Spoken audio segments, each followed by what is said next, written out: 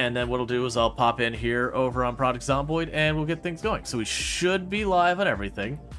And to catch up where we left off in Project Zomboid, we had another helicopter. And so of the 4 helicopters I've taken in that field that were like, this is the killing ground, that we're going to keep drawing the zombies here and killing them. The 4th helicopter we took was worse than the first 2, but not as bad as the 3rd. And with that, I was like, hey, I think those zombies came from the resort, which is where I want to make my actual base. Let's go check the resort. And we burnt about 2-3 days trying to clear the resort and went, oh, there's still a lot of zombies here. I don't have the weapons for this. And so we've turned around to start trying to clear our way back home where the helicopter dumped the zombies, because it did the thing where it dropped all the zombies in the field and then left to the south, and then all the zombies got pulled across our house. It's that whole thing. And all that. When do you start this run? Has it been a week yet? Oh. Oh yeah, no, we haven't gotten back to our house. Right, this is where we've been staying in the interim. Has it been a week yet? It's I don't think it's quite a week, but it's pretty close to a week ago. And then we move down here. Let's top of the water, and let's grab you and put you back over here since you reset your position every time. We did add a couple of mods recently. Nothing to change gameplay or that. We added this one so that, you know, I don't need to have the paper doll up all the time to be like, how long you've been alive, how many kills you have, all that stuff. That it's all right there. We can also watch as like the average kills slowly climbs as we kill more and more zombies. So we've got the machete, we've got like the salvage machete. Looks like food we're out of. We just ate the last of that we've got. Weight-wise, we are losing weight. How's our carry weight? Yeah, we'll leave that on the ground then. So we've got all that kind of stuff. I do need to go over to where the cows are pretty soon to get ourselves... No, so this is a weird statistic. So, I wish I could hide this one. So, daily is how many zombies we've killed today. This is the average number of kills per minute, which is a really weird statistic to keep. And I don't know if this carries day to day or it's like a sliding window or what it is. But it really feels just like a weird statistic. Not sure if it's the same mod, but a lamprey was able to hide what he didn't like. I'm willing to look again. Because I'm really hoping it's not a thing right at the beginning. Yeah, so that's all search mode, overlay, user interface, target, clock, language, audio, key bindings, accessibility. So it's not here. Not seeing any little icons over here to deal with anything. That's for this. Ah, here we go. If I click on the actual time, I can do it. There we go. Hide that one.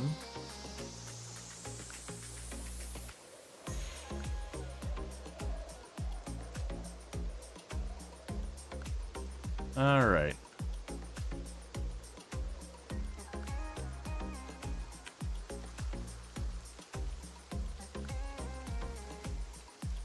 Yeah, because I kept trying to click on that. Well, now it's working. Okay, whatever.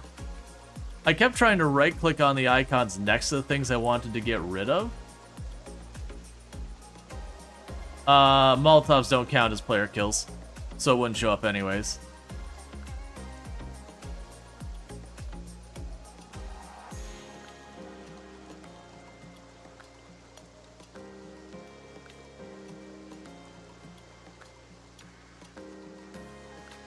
There we go.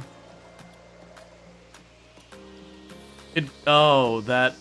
Alright, I'm gonna have to change that back, because that bothers me that those don't line up at all. Does ramming stuff with a car count as a kill? No. The only thing that counts as a kill is if I point a weapon, whether it's melee or whatever, at a zombie, and then I hit them with it. Otherwise, it doesn't count.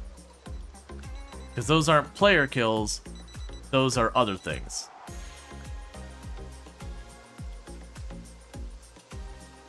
Stuff like, you know, the fire is considered like an environmental kill. Hitting stuff with a car is not considered a player kill as well. There are mods that change that, But in base product Zomboid, the only kills that count involve you holding the right mouse button and then hitting the left mouse button. I mean, technically stomping, you can hit spacebar and all that, but you get the idea. The only ones that you as the player have manually been like, I am doing the thing where I directly harm the zombie myself as a human being with my hands.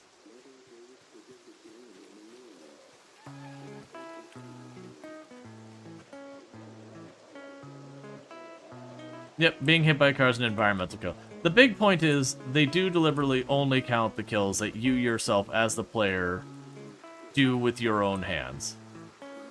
That there isn't like, the car or whatever as the intermediary there. And we are in the range that the helicopter can happen again.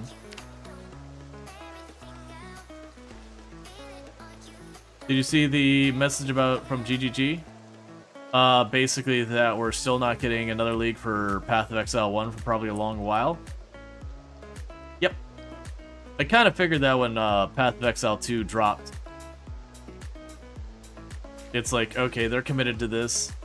And as much as GGG is amazing at just doing a lot of things, that is going to be a pain point of, if they don't have a dedicated team, that this team may only do Path of Exile 1 and Path of Exile 2 for a different team.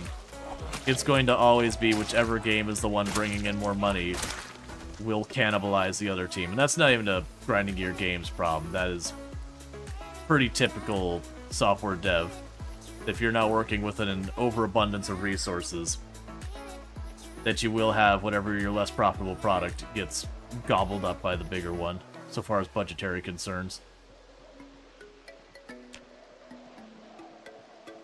I don't know. We'll see what happens with Path of Exile. I didn't end up enjoying Path of Exile 2 nearly as much as Path of Exile 1. It's fine, like, it's not a bad game or anything. But I gave it a couple of goes, and like, for me it was more just like unbalanced, and like the slowness of it felt very forced.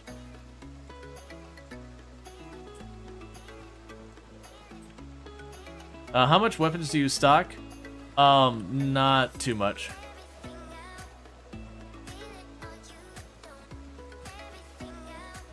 And for the record, I do think Path of Exile 2 will get a whole lot better.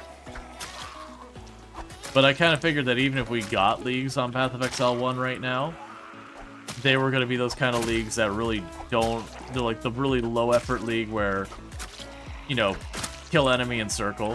What else? Look, man. Kill enemy and circle. We paid a voice actor to say a couple lines. But this is the league. Which honestly is fine for like a league or two. But I tend to like the leagues that have a lot more depth to them. So I have to sit there and be like, okay, I can use this strategy or that strategy. Here's how I can, you know, potentially come up with ways to manipulate the statistics of this league mechanic to my favor. That kind of stuff. Versus the leagues that are fight monster here tend to be the leagues I don't stick with as long.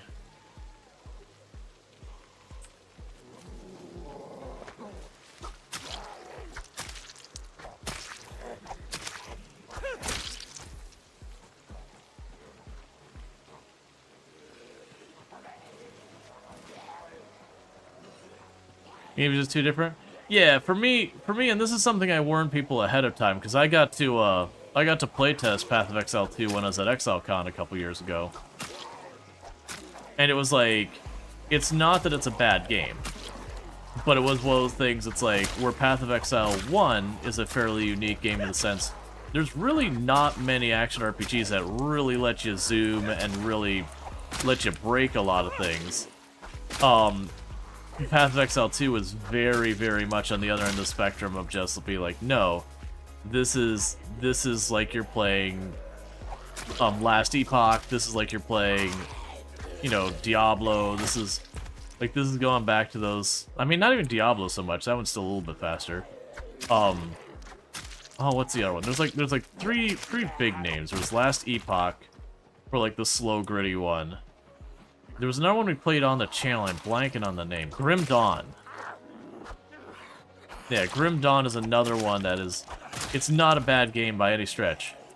But it is the slow, gritty, you know, not fast-paced action RPG. And there's nothing wrong with that. But it was always one of those things I sat there that the devs behind Path of Exile always wanted Path of Exile to be the slow-paced, gritty game. Because that's where it started with. And just power creep and all that kept speeding up the game more and more, and then try and put rails on it. Just kept going faster and faster and faster and all that kind of stuff. And it's just one of those things that they kept trying to put the genie back in the bottle. It's like, but you don't understand. This is your competitive advantage. Like, there is a whole plethora of slow, gritty action RPGs. But, like, the really, really fast-paced ones, like, you know, Path of Exile can be, are actually pretty rare. Yeah, but the vision, exactly. Let's see. TLI? I don't know TLI off the top of my head. The whole acronyms thing. You just you're gonna have to type it out, so don't bother with the acronym. Let's see, the only fast one right now. Torchlight Infinite. Oh yeah, no, I bounced off Torchlight after Torchlight 2. Like, I really liked Torchlight 1, and Torchlight 2 is pretty good. And then they tried to do the thing where they tried to make an MMO and then back down from it being an MMO kind of thing. And when that happened, like, it really, really was kind of a mess. And I haven't kept up with the series since then, so I have no idea what's going on with Torchlight. I liked the old ones. How does the game work when your max pop is set higher than starting pop? Does the respawn mechanic for the first bit of the game until it hits right number? So there is spawn and respawn, and these are two separate independent mechanics. So you can turn off respawn entirely, but if your peak pop is higher than your starting pop, you will still get new zombies spawning into your world. They have very, very similar rules behind them in regards to both of them will try to not spawn zombies in nearby the player where you've been recently and all that, and stuff like that, but they do have nuanced differences. But at the end of the day, both of them effectively act like respawn in the sense that startled the crap out of me. So we apparently cut our left arm walking through a bush. Why was that so loud?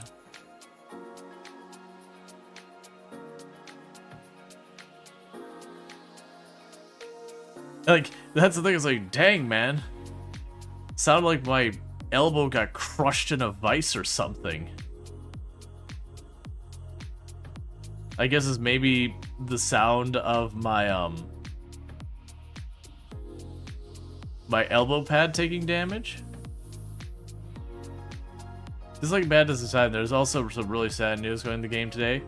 Yeah, no, I had heard that there was a voice actor that passed away that had been, you know, involved in a lot of parts. I didn't catch a lot of that.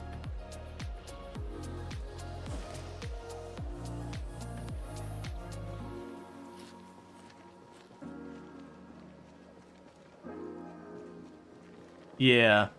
Yeah, as the voice actor, when it's like, you know, confidence is a slow and insidious killer. Because the voice actor did those lines, if I'm not mistaken.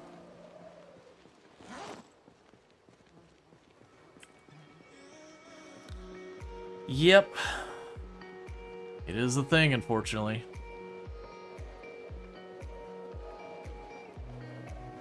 He's also, my understanding, did a lot of other parts. You start with normal pops with the highest max pops. Trying to get a little easier for practice. Oh yeah, no, in a lot of ways, if you start with like normal pops and then you put like a really high peak pop, it can in a lot of ways be harder than if you just started at the peak pop. Because at least if you start at the peak pop, like once you've killed the zombies in an area, you can have a certain level of confidence that they are gone.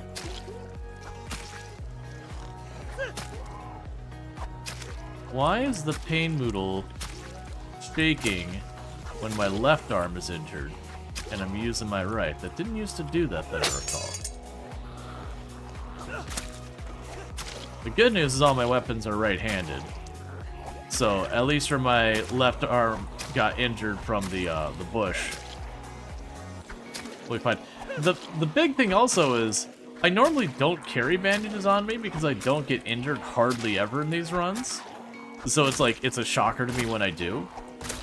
But with how much they made it the trees and bushes able to scratch you up compared to what they used to now, it's kind of one of those things you're just like, no, I gotta carry stuff with me.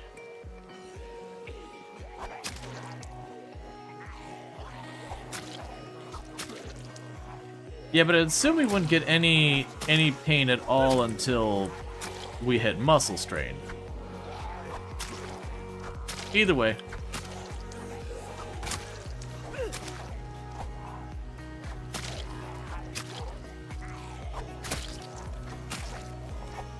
Honestly, pain is not that big of a penalty compared to a lot of the other ones. It's not nothing. It does add up to a decent amount.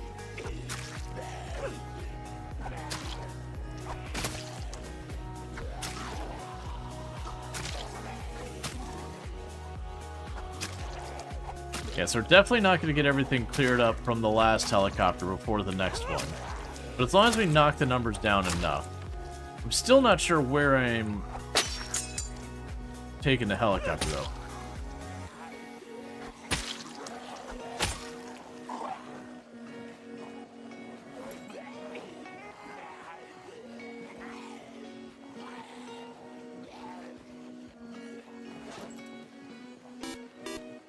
Thank you, Harry Paulzak, for subscribing for 13 months. That's almost 1 full year. Hiya, Rual. Chat.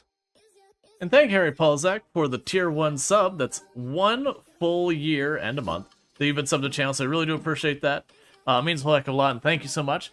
Throwing another plus point on the docket, getting ourselves that much closer to having the plus program thing.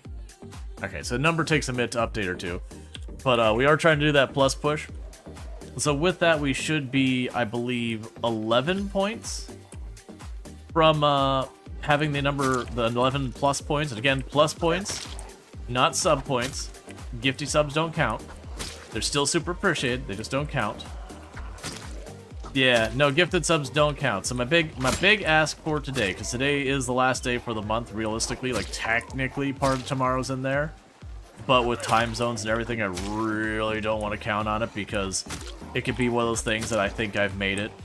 But then, you know, because the sub was at the wrong time of day or whatever, it counts towards February instead of January or whatever. But yeah, so gifty subs don't count, prime subs don't count, bits don't count. And for the record, all that support I really do appreciate still. Like, it's not like, oh, like, oh, don't do that or anything like that. But right now, upgrading your subs does a heck of a lot. Thank you, Harry Paulzak, for subscribing for 13 months. Thank you, Harry Paulzak, for immediately upgrading that sub to a tier 3.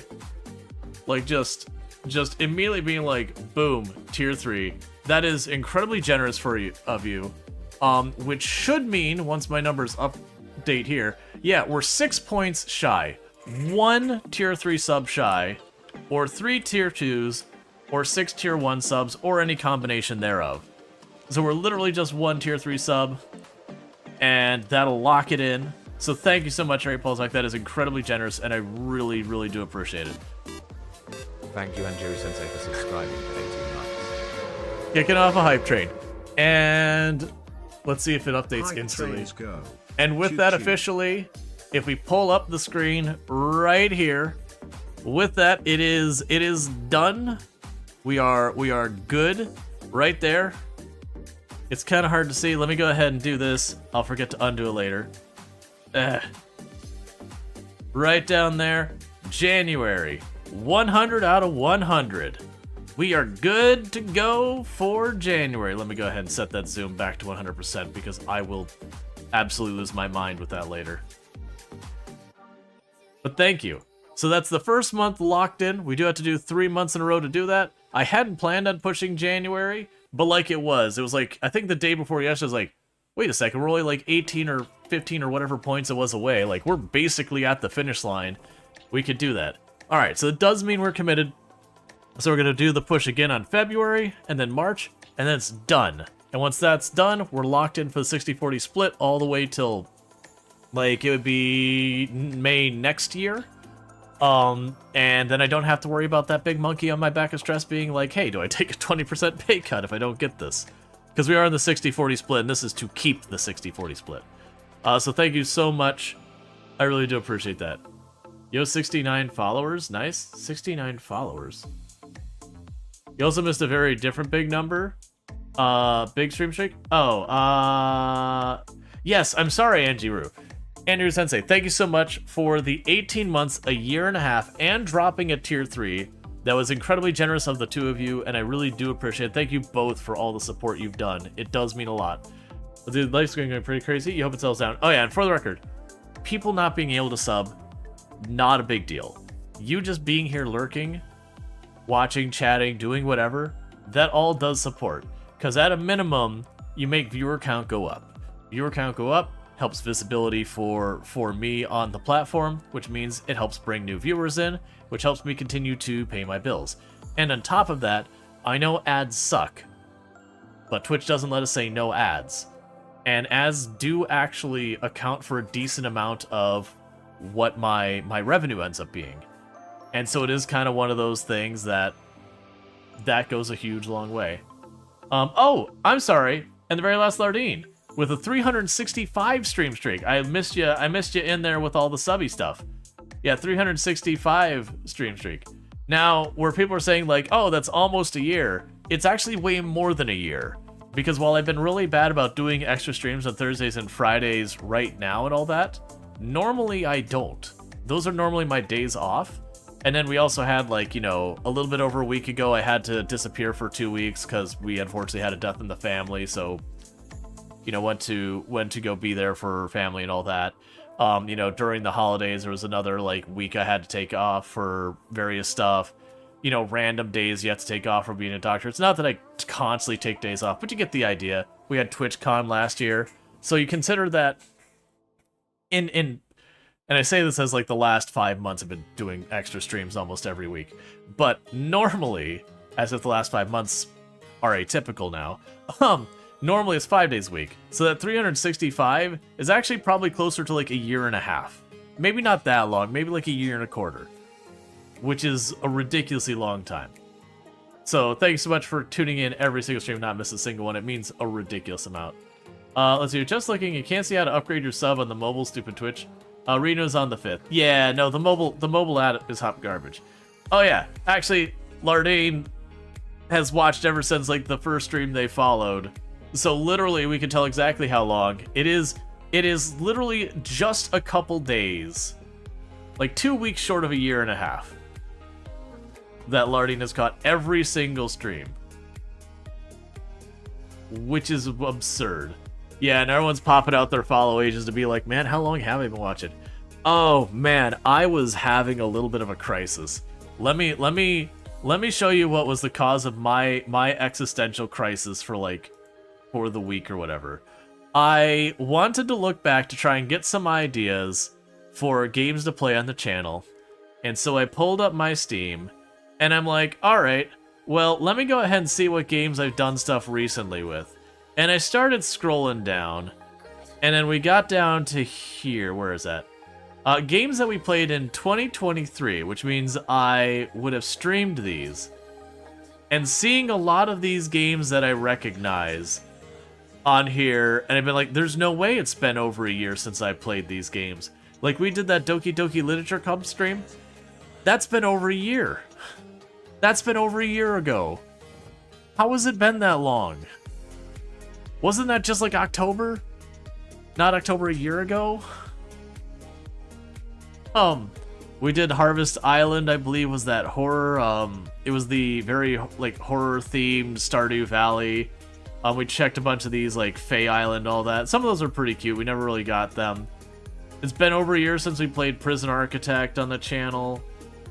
It's been over a year since we did State of Decay 2 or Lens Island on the channel. Medieval Dynasty has been over a year as well.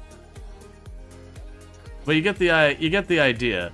Is I was just popping in there looking for game ideas for other stuff to do on the channel, like, you know, because it's one of those things that I'm thinking about doing. Probably not as like a big part of the schedule, but like maybe one day a week for a little while. We had all these games that came out in early access that we tried in the channel, like, this is pretty good. It's a shame there's not much game here yet. Like that kind of thing. And we had a whole bunch of them. And then we never went back. And you never hear anything about those games anymore. And you're like, you know what? I wonder if those games did, like, what happened to them? Did they eventually, like, really flesh out the content to get to be really good? Did they, you know, have that, like, initial, what's the injury? Snagged my arm on a bush. Was just walking through a bush. The weird thing was, it was like a real loud crack sound when I did it. I was like, dang. But yeah, we walked through a bush, and it just made this really loud crack noise on our character, and then we had scratched our arm.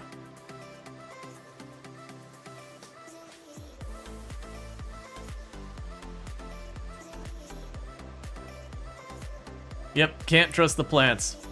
Nature will always get you. But yeah, so it was like, what was it? It's like, Beyond Contact or something. When did you first play Product Zomboid? That's a tricky one. It would have been pretty early in streaming, if I am correct. It had been pretty early in streaming. So if you look in my About section where it's like, here's the first day I streamed kind of thing, it probably would have been within like a couple weeks of that. I couldn't tell you the exact day though, unfortunately. Build 42 is going pretty good. I've been enjoying it. They've been doing lots to improve different things and all that. What after that game day sounds fun? Well, that's the idea. Is I think what would happen is it'd probably have to be like one day a week for a little while. That what I would do is we'd play 1 or 2 games each day. Because there'll probably be some of them we'll boot them up and go, man, this is trash. Or like, literally we go in and realize that development got dropped or something like that. That's certainly going to happen. I'm going to try to look ahead on them. But like, we played a game like, it was called Beyond Contact. And it was a survival crafter. And I remember it being pretty good, that it did a really good job of like the base building aspect of it. And so as well as one, you kind of like wander world. How are bows? Bows aren't in the game yet, unfortunately. So Build 42 as we have it now is not everything we will be getting in Build 42. This is the Build 42 sampler. You nearly died from a scratch you didn't notice, nearly bled to death. Yeah, so that was one of the changes they made in Build 42.2, is now when you get scratches and lacerations from bushes and all that, and I don't think you can get lacerations anymore, but they won't bleed anymore. So you'll still lose health, but you probably won't die from a ignored scratch by itself. Versus like if it's a bleeding scratch in the neck, that can be kind of dangerous.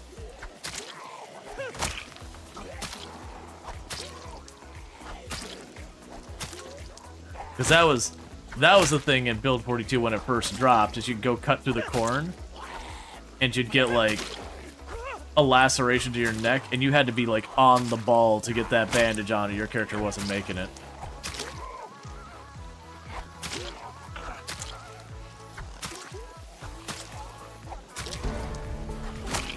I think that's Short Blade 4.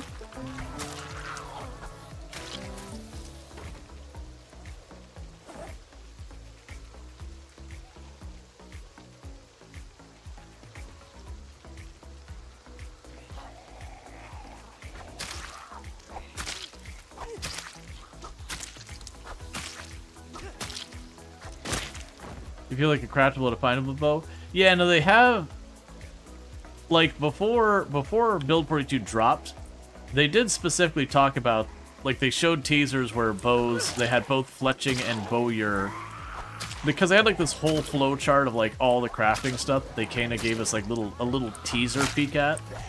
But that was before they announced that they were going to kind of like give us the not as finished build 42 versus holding out and waiting for it. And at the time, they were like, yeah, Bowyer and Fletcher were going to be two skills, which, for those who don't know the difference, Bowyer is the one who actually makes the bow, and a Fletcher is someone who makes arrows.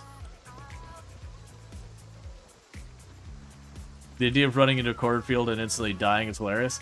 Yeah, but as you can imagine, it's one of those things you don't expect to be dangerous in the game. Oh yeah, no, it's probably... I would say the bows are coming. The question is, like, what will they look like when we get them, kind of thing.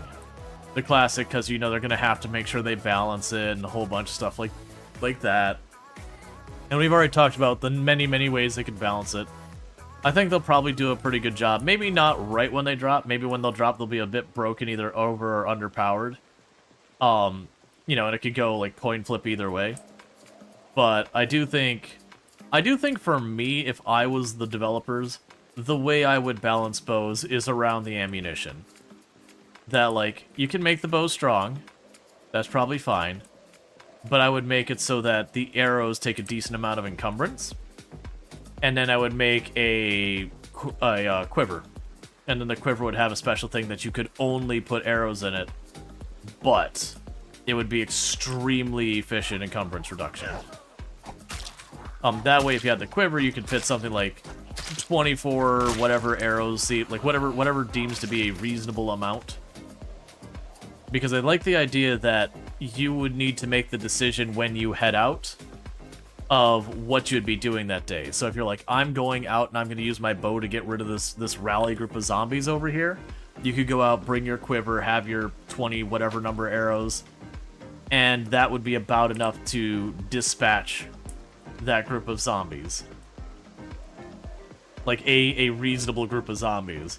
But as far as like long-term combat, you wouldn't be able to carry enough arrows to make it worthwhile. So you can go out, get your objective done, or deer hunting or rabbit hunt, go out, get your objective done, go back.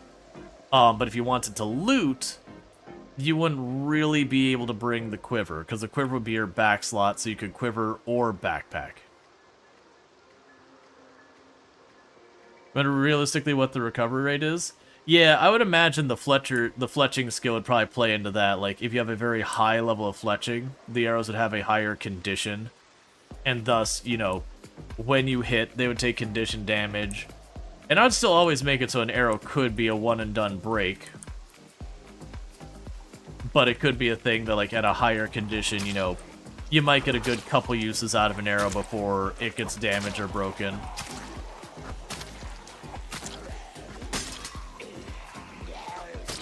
Because I think it'd be fair for the arrows to have a little bit of difficulty to make them, but I wouldn't want them to be one of these things that's like a whole big project, because that would be the other way you balance it, is if you don't restrict how many arrows you can carry, you would need it to be burdensome to make the arrows as a ammo limitation. So I definitely wouldn't want to be a thing that you'd have to go through this like whole chore to make an arrow, you miss your target, and then you gotta make this like whole chore to make another arrow, because then that'd be very laborious. And I think it's fine that we'd have to get feathers. So, you know, you'd want to be like a chicken or a turkey farmer or whatever.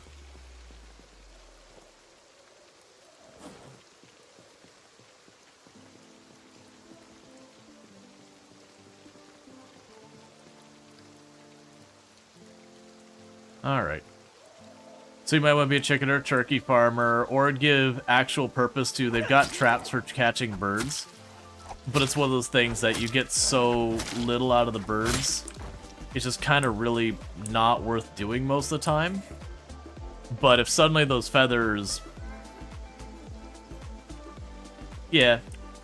I mean, I think I'm okay now with how the flint works. I'm actually okay with being one piece of flint per arrow. Like, I think you could have a wood arrow and it'd just be terrible, so far as, like, it's just a sharpened, you know, sharpened wood stick kind of thing with, you know, some guide to it. But, like, an actual proper arrow, you'd want a flint tip. I think 1-to-1 is fine because nowadays you can go and mine a flint node and pull up like 8 flint all in one go. So it's not too bad. Especially if you can get a couple uses out of an arrow. Because I also think for the people who are super into realism, I think it is fair to say, hey, you know what? On the realism side of it too, making arrows is a lot of work in real life. If you don't have like modern equipment like wood lathes and, you know, modern materials and all that. But if we're working with what we've got in Project Zomboid, like I said, I don't want to be too laborious. I don't want it to be this whole big process. Like, I'd probably say you get a stick or whatever, and it could even be not even just like a branch kind of stick. It could be anything of a decent size. Anything that would be like medium handle or bigger accepting, I would say it'd be good. That you can make a shaft from it. And that all you do from there is you need like, what? Probably a sharp flint piece. So like a sharp flint piece, the medium piece, like the arrow shaft or whatever. And I'd probably just say like 1 or 2 feathers. Make the feathers pretty plentiful if you are doing the stuff to get them. And that makes an arrow. So it'd be a bit of labor in the fact that you have to carve all of the things and then nap all the flint. But considering you get more than 1 flint out of napping, and that the medium, like the arrow shafts, would not be hard to make.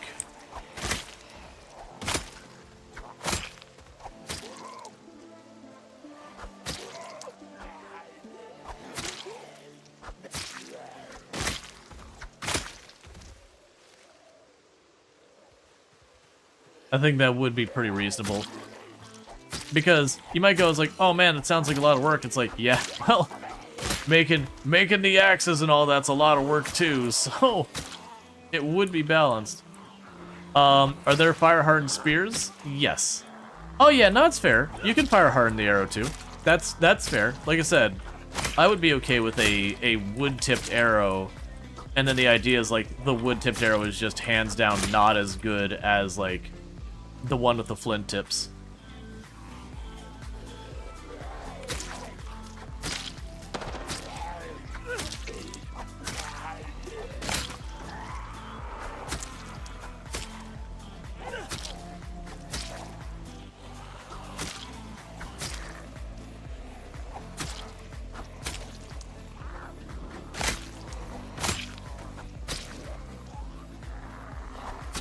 Don't know what you got stuck in your back. I'm assuming it's not good. Because we are right about to run out of our short blades. And then I've got a scrap machete, and then I've got an actual machete.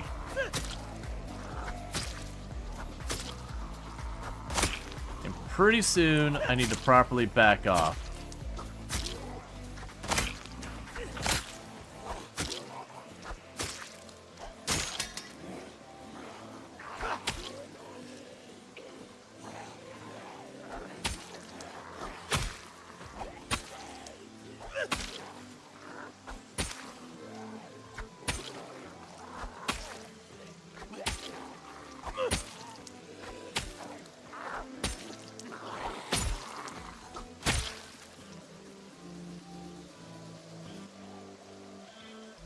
Okay. But see, in reality, making an arrow that flies straight is pretty hard, but making one, you have to have max fletch before you say you can actually make it. It wouldn't feel bad. Yeah, but we wouldn't want to make it too over the top. How do you get rid of a cold? Is it just being warm and stuff? Basically. Being well fed does help. But it's primarily stop doing stuff that'll get you sick, which in Project Zomboid is mostly don't be out in the cold.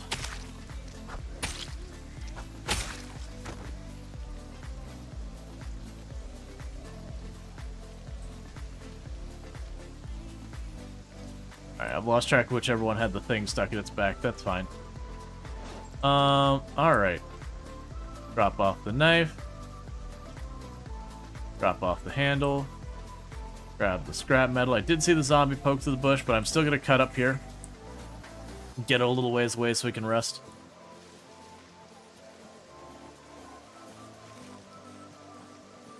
Yeah, that'd be the idea, is you would, like I said, you didn't need, like, specifically need to farm chickens. You could also trap birds or whatever. You'd have a couple different sources of feathers.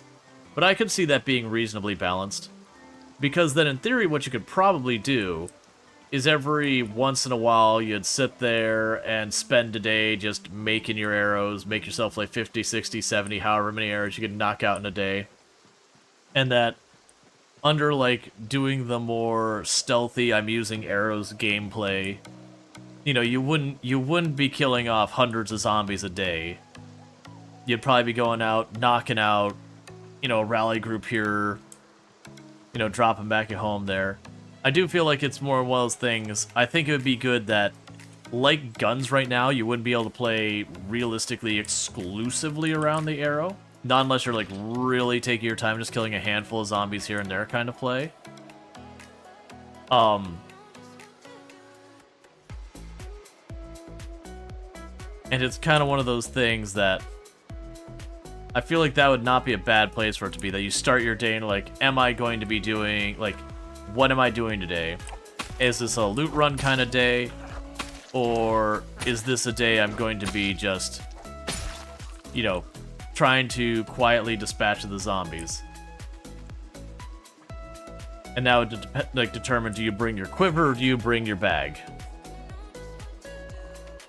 Because I'm genuinely thinking the arrow should have a pretty high amount of encumbrance. Because for those who don't know, when you're playing Project Zomboid, this weight they put on these, this encumbrance, that is not weight like pounds or kilograms or anything else. It's more of how much a pain in the butt is this to carry. So it does take into consideration, like, is this thing just a really weird size or whatever? So that's one of the reasons why when you grab something, you're like, why is this too encumbrance? The real thing in real life only weighs about a quarter of a pound. Yeah, but it's got a pointy end, it's really long and all that stuff. It should be slow too? Yeah, no, I'd say for the most part. I also like the idea that, unlike a lot of other weapons, it would cause muscle strain for starting to aim. Because the idea is to aim, you'd have to draw back. And once you do that, you've got it under tension. It is going to be a drain on your endurance. Because it's taut, it's fighting back on you. Because it's unlikely we will have, like, really fancy compound bows, that kind of thing. Most likely the bows we're going to end up having is you're going to have a glorified stick with a really high tension line between it that you can pull back to put a bunch of force behind the arrow.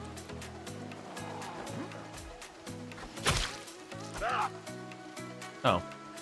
The machete kill sounds, a lot of them are not as obvious that they're kill sounds.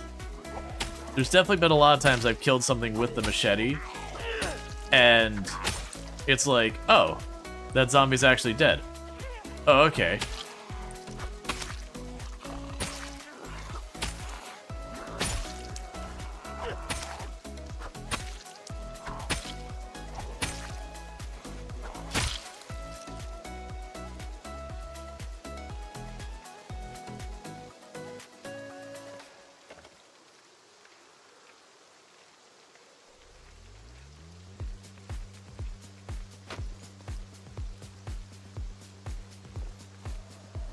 Hey Darth, how's it going?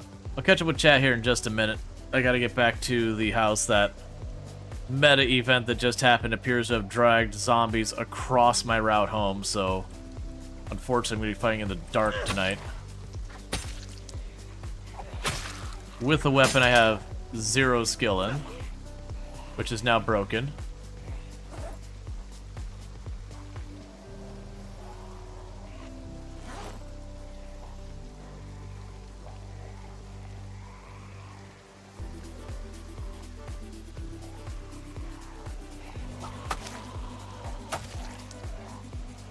We do not have the spoons to fight this. It is getting dark, and I cannot see, and I just want to get back to the house. Let's see. You remember, you could be wrong. A real Greta sword is actually pretty flexible. Oh, you mean great sword? I have no idea off the top of my head. You're shaking your head at how your generation is not bright. Alright, I mean, I honestly don't think anyone's generation right now is exempt from saying dumb things on the internet. I feel like pretty close to every demographic is pretty well represented in saying dumb things on the internet at the moment. I found the scrap one.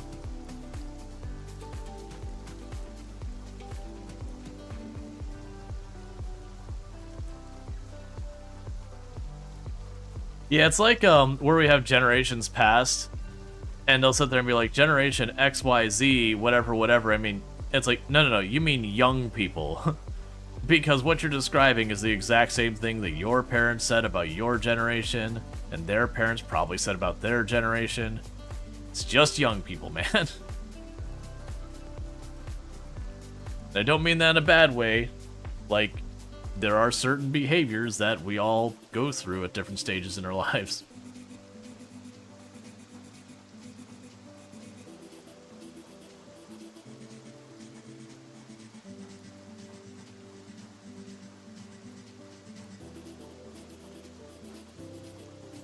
Yeah, that happens.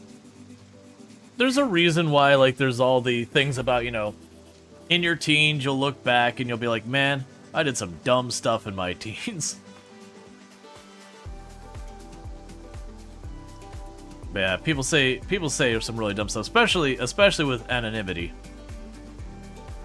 When you feel like you won't face consequences, people are far more willing to say things they would otherwise not say if people knew who and or where they were. And I'm not saying that anonymity bad necessarily or anything like that. It's just kind of one of those things, the pro and the con.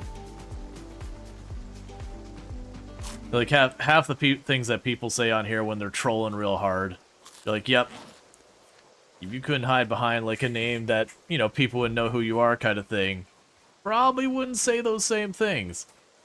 Because a lot of that stuff's the kind of stuff that, you know, if your employer found out, you'd be out of a job, or, what's the worst? You know, it would not reflect well with your, you know, friends and all that.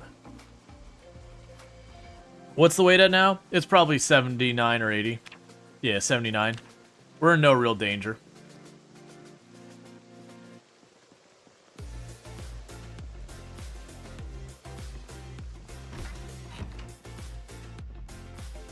Like, considering we can drop all the way down to 35 before it's actually dangerous, I'm not worried about it. The big problem we're going to run into is I haven't been over where our cows are in a while. Just because of this, like, mess we've been left with. And so they might have gotten scattered, and that'd be a problem.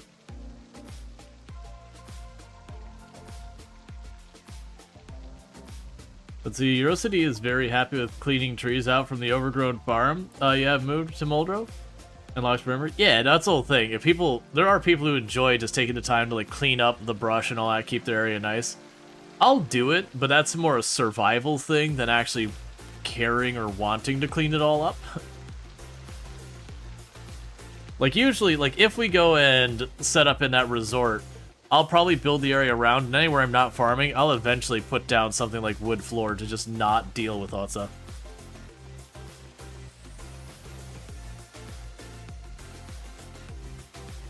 Because there's funny stories like people saying and doing dumb stuff online with obvious connection to their Facebook account and people telling their mom. Yep.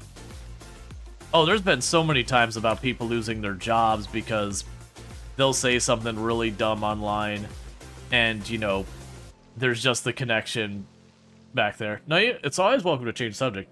Because you love boarding up windows, so impractical, but you'll do it. Oh no, boarding up windows is fine. Like when I get my long-term base, any windows that get smashed out if I don't have a crowbar and the ability to like find a window to swap in there, I will board it up. At least one board. I don't think I'm gonna go for like the full 3 to block line of sight anymore. But we'll see. We haven't done much actual, like, proper base building since build 42, so... Don't know exactly what we'll do with some of it. Now, the one big problem I have, chat, is... What am I missing for the axes? Alright, so if I rip up some clothes and get some axes, because we're down to our last weapon, and I don't think we're in position with 0 long blade skill to take 1 machete and clear our whole way home. But the good news is I got a couple of tree branches, I got plenty of flint, and we got plenty of zombies killed that I could probably rip up a couple pieces of clothes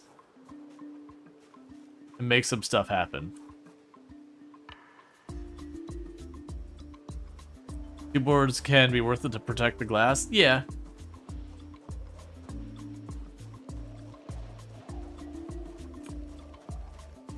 Board up half a rosewood just because you can. Good enough reason as any. I mean, with that, there'd be 0 question about which places you've been in. All the buildings you've completely boarded up, it's like, yeah, I've been in that building. Little X on the map or otherwise, I very clearly have been in that building. I took the time to do it.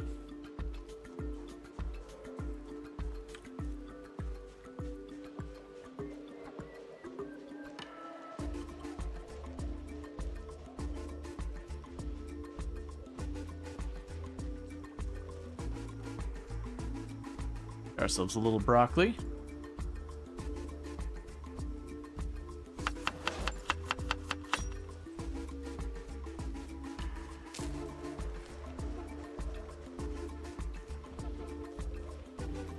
Cool. That'll be 2 more axes I can make.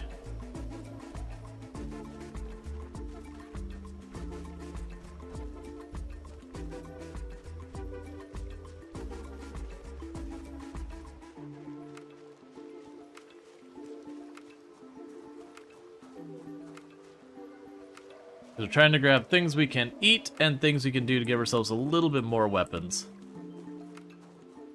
I want to say one of the big magazines we found in our last run, I can't remember if it was the Outdoors magazine or the Generator. I want to say it was the Outdoors magazine I think we forged up.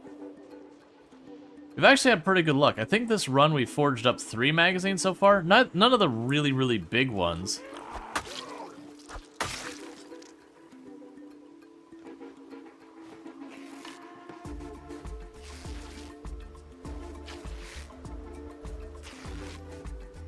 Still decent. Alright, so we'll try and get ourselves some axes. Let's see, can you mention a weird location you found to have no idea what's inside and you likely will never see for a very long time? Yeah, that's probably fine. I think I've gotten to the point with the with build 42 that I've seen or am already aware of a lot of the really interesting and exotic locations. Because, like, some of the locations we found in Build 41 that they had before they already had, like, we saw the ferry boat and all that in Build 41. You know, it didn't have anything at it yet. But when, you know, what I'm assuming was an accident, expanded the map. Oh, for the axis, do I need a flat surface? I do. Well, that's not part of the plan. We'll probably find a big rock around here somewhere, but that's whatever. The point is I've got the material, so in a pinch I can just walk back to the house.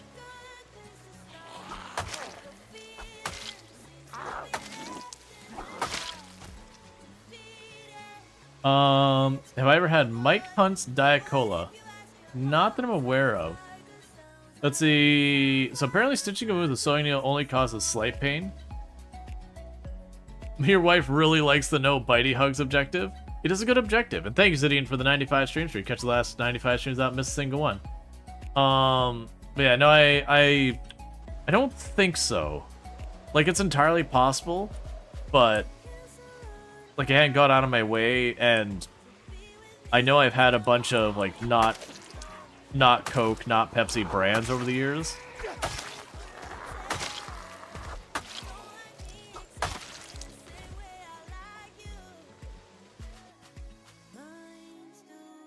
Wait.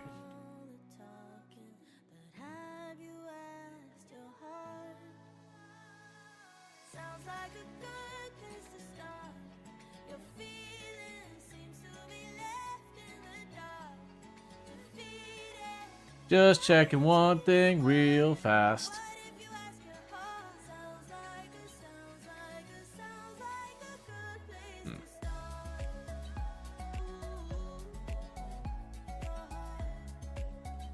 Yeah, I was just checking one thing. Unfortunately, I can't get this window to resize on me, which is causing me grief.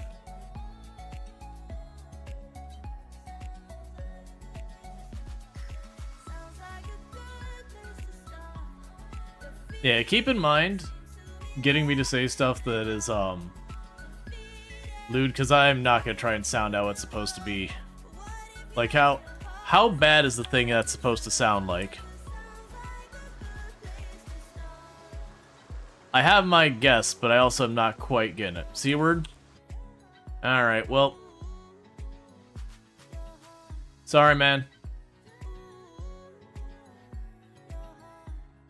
You're gone.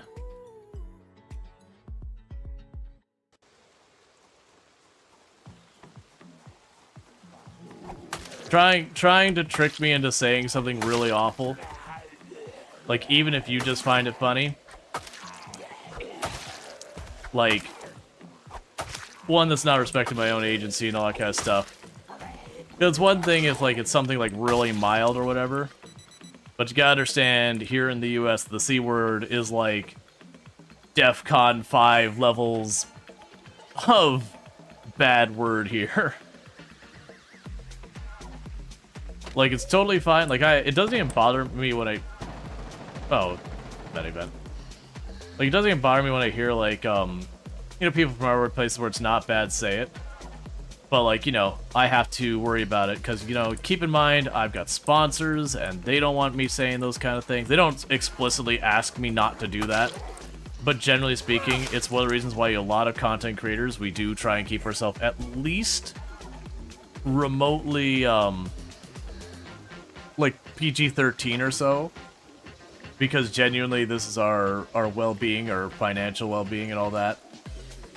And it is just kind of one of those things that if you're saying all sorts of, like, awful stuff or whatever, you just won't get, like, you won't get sponsors, you won't get game keys, you won't get any of that kind of stuff. And that's no fun for anyone.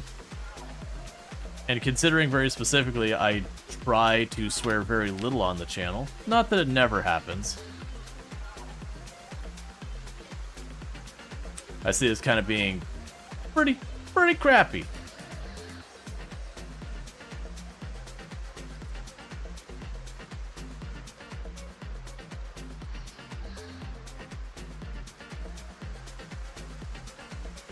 Actually, DEFCON 5, I don't know.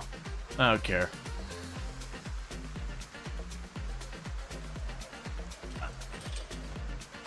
Yeah. Well, it's different places have different words that are, you know, of different severities.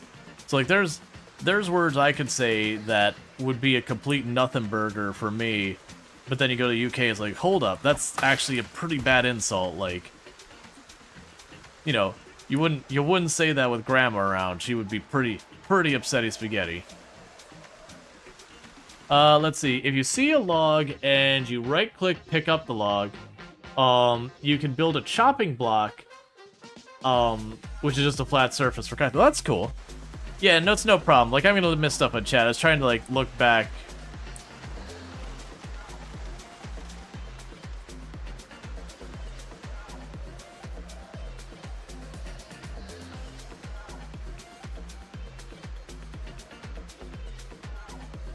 You know what I'm gonna do also? As, like, an extra thing? I'll deal with it later. I figure I will take the fictional brand there, or whatever it is, and I'll probably just make that a series of 2 words that instantly time someone out. Because I think the likelihood...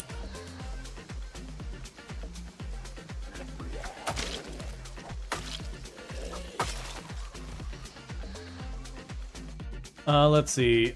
How far are you from your base? Not super far. My base is right there.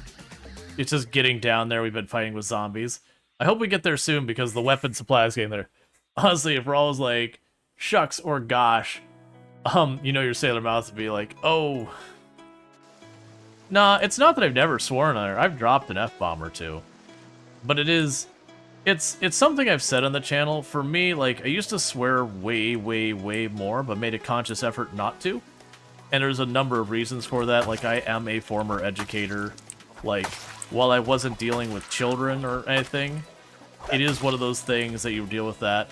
It is also a thing when you're doing, like, conference talks and all that, that very genuinely people will approach those who swear a lot as if they're of lower intelligence. There's no basis for it in actual science of any kind, but it is a thing that you will be judged based on your language, not the substance of your talk. And, like, the whole thing.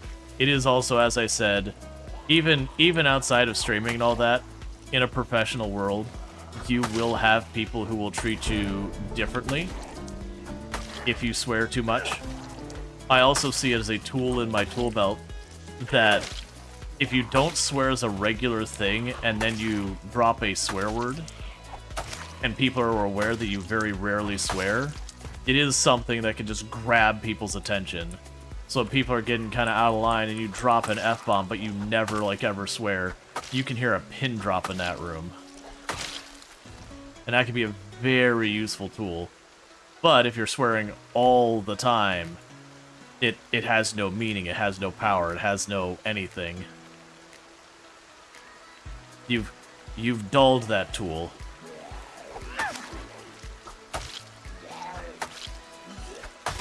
And it's no judgment of anyone swearing. Like I said, there's the perception of that. So living in a no-swear house gave you the ability to code switch? The house I grew up wasn't a no-swear house. Like, you know, if we swore as kids, my parents would be like, hey, you don't say that or whatever. But it's definitely, like, a whole thing. Yeah, you could use it for emphasis. Yeah, and that was the reason it wasn't a timeout. That was the reason it was straight to ban. You swear all the time, you have no problem, but you don't trick someone. Said, yeah, that's the whole reason it's straight to ban. Because, like, to me, that's like, nah, that's just not an okay one. Like, it's one thing if you tricked me into saying something, like, silly. Like, that's, you know, fine, whatever. But trying to trick me into saying, like, you know, what's where I'm at, a really bad swear word is pretty disrespectful.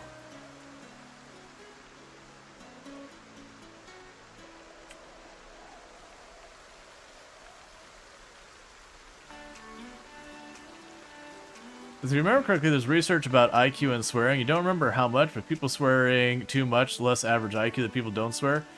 Yeah, I don't know like any like actual substantial thing, but there is definitely the perception of that. And the unfortunate reality is when it comes to your ability to find jobs and all that kind of stuff, the perception is more important than the reality and how it actually plays out. Like, if someone is perceived as being less capable of a job, it almost doesn't matter if they are more capable of a job, because they won't get the job.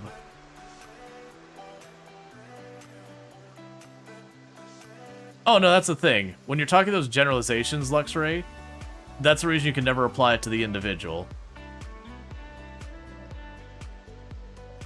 Because you're going to have nothing but exceptions.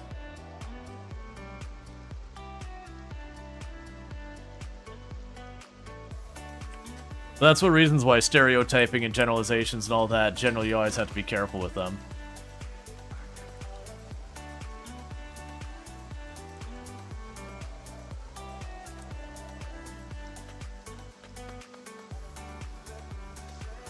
But yeah, like it would be wrong to assume someone is less capable, less intelligent because they swear.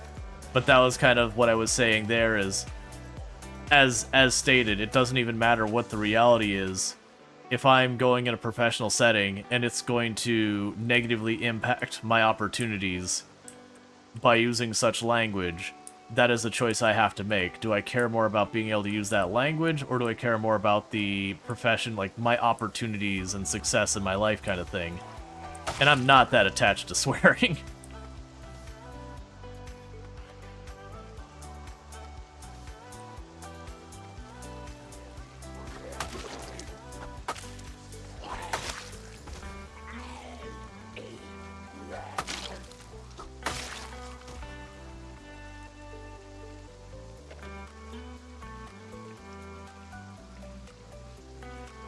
So it's the other way around, people who swear more are of a higher intelligence. Yeah, it's one of those ones I feel like you'd have to be very, very careful with those studies.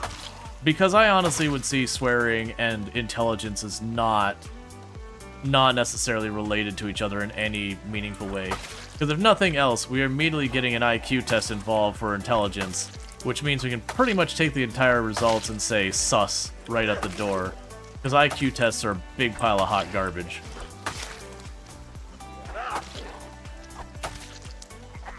IQ tests tend to be a better measure of did you get a traditional education or not.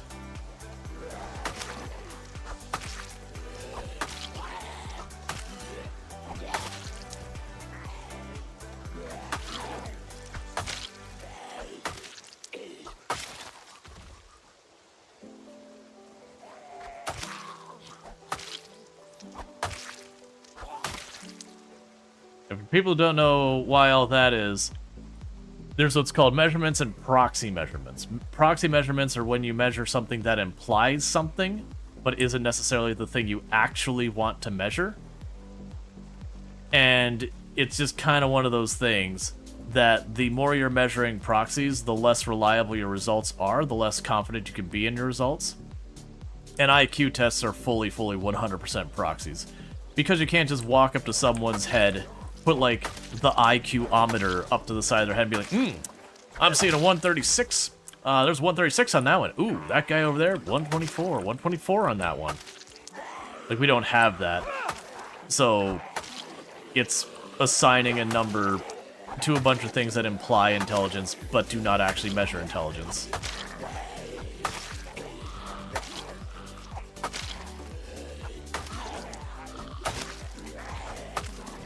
Because if you happen to be, for example, smart in something that is not included in the IQ test, you wouldn't get measured on that. Or just the same as if something in the IQ test is a specific area you're not as good at, or even if you're just a bad test taker. So it's nothing to do with your own intelligence, you're just bad at tests. That ends up being a whole thing.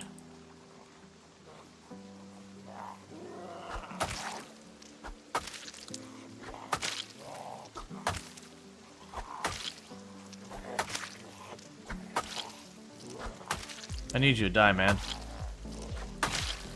Alright.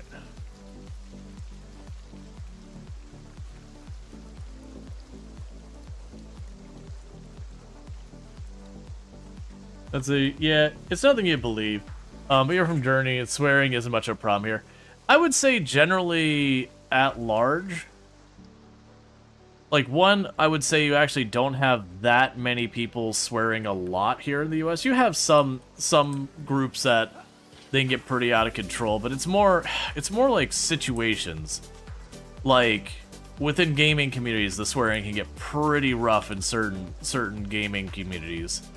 Where you get to that point where it's not the person swearing, that's not that big a deal, but it's more along the lines of like the sheer volume of swearing is kind of the problem. You're like, oh my god, please. There are more alert words in this language. I'm begging you. Use them. Alright. So we're a bit overburdened. We're getting hungry. And I've got a bunch of stuff for making axes and a machete that's getting a little dodgy. It's not dodgy yet, but I need to find a place to craft, and unfortunately I do think it is going to be going back to the house real quick.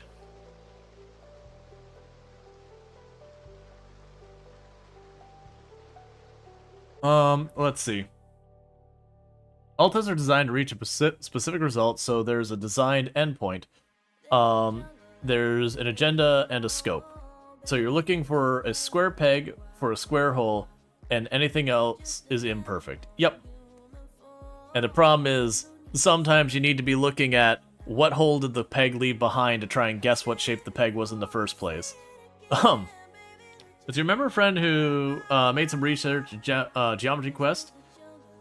He cannot solve. Like 50% of the questions he could not answer was C. After that, his geometry points went up. Life is strange. Yeah.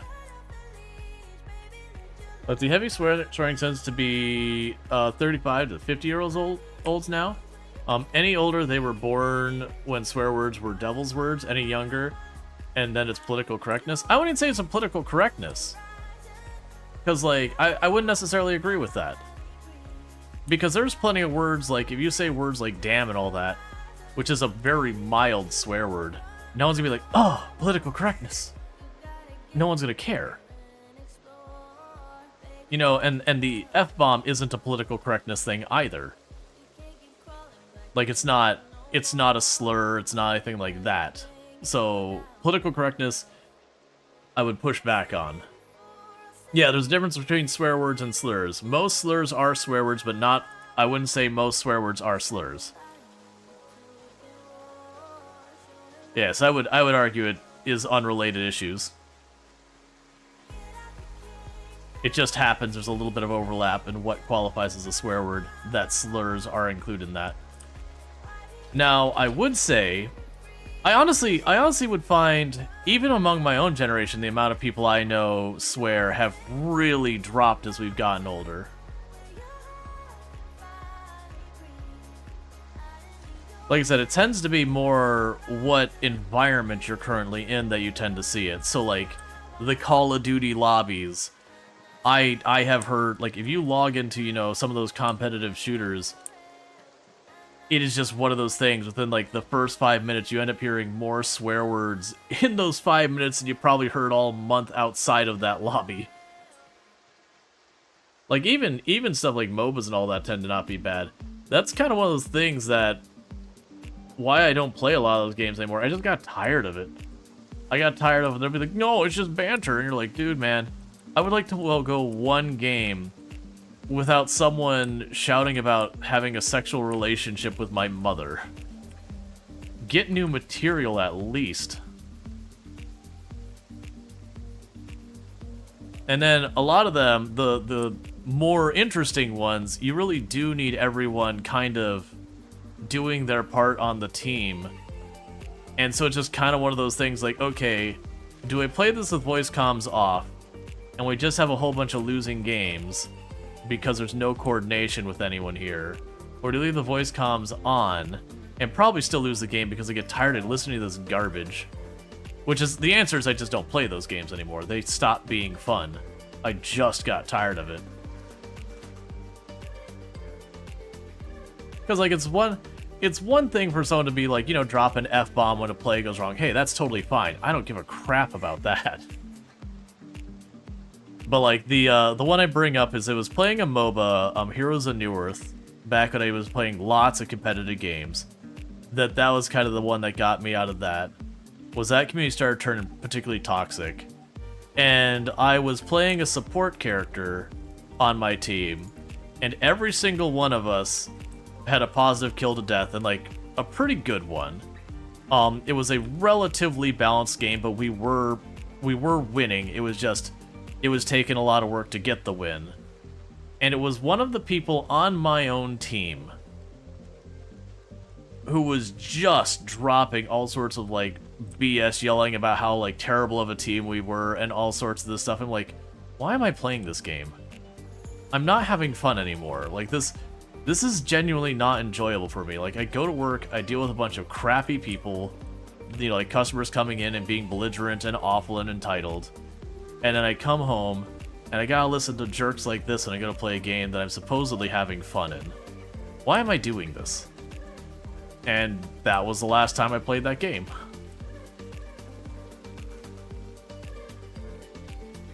And now that game is a ghost of what it once was. Alright, so this is probably the safest spot for me to do this here. Let's turn off this. And I was around the same time, like, I kind of ducked out of a whole lot of different, in that same general time frame. I ducked out a whole lot of different competitive games, because I was also playing PUBG at the time. That was more about cheaters, though. Because that was, like, right when it was at its absolute worst.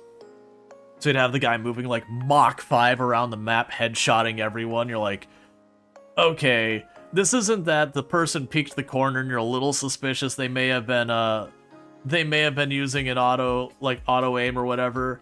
This is where you get to that point where, like, No. This person is very, very openly and aggressively cheating.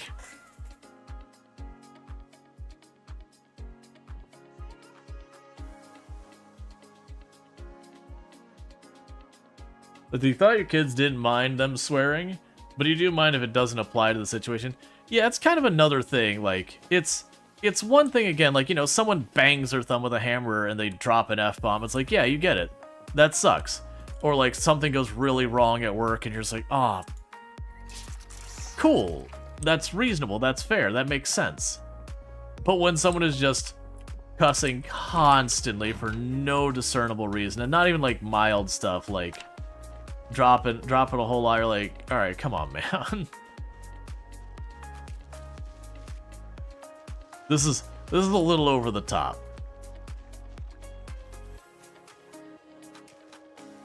Hey, Bass, how's it going? But yeah, but generally, even aside from that, it is a thing. Like the way I've kind of phrased this channel is, it's not. I wouldn't go as far as to say it's safe for work. We are still bludgeoning zombies to death. I do sometimes talk about topics that, you know, the workplace might be like, not really excited that they're talking about that and that kind of stuff. And so it's not quite that far, but it's also not safe for work. So usually the way I would put it is, I am okay if the boss gives you a little side eye. If you know they saw that you were watching this, they give you a little side eye.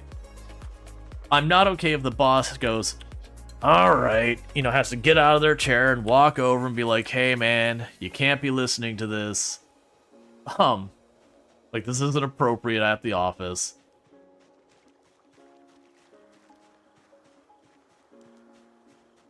You're the only one person working the floor while your fiscal year end is closed tonight? Gotcha. But you get what I'm trying to convey. You know, somewhere in like the PG-13 kind of range.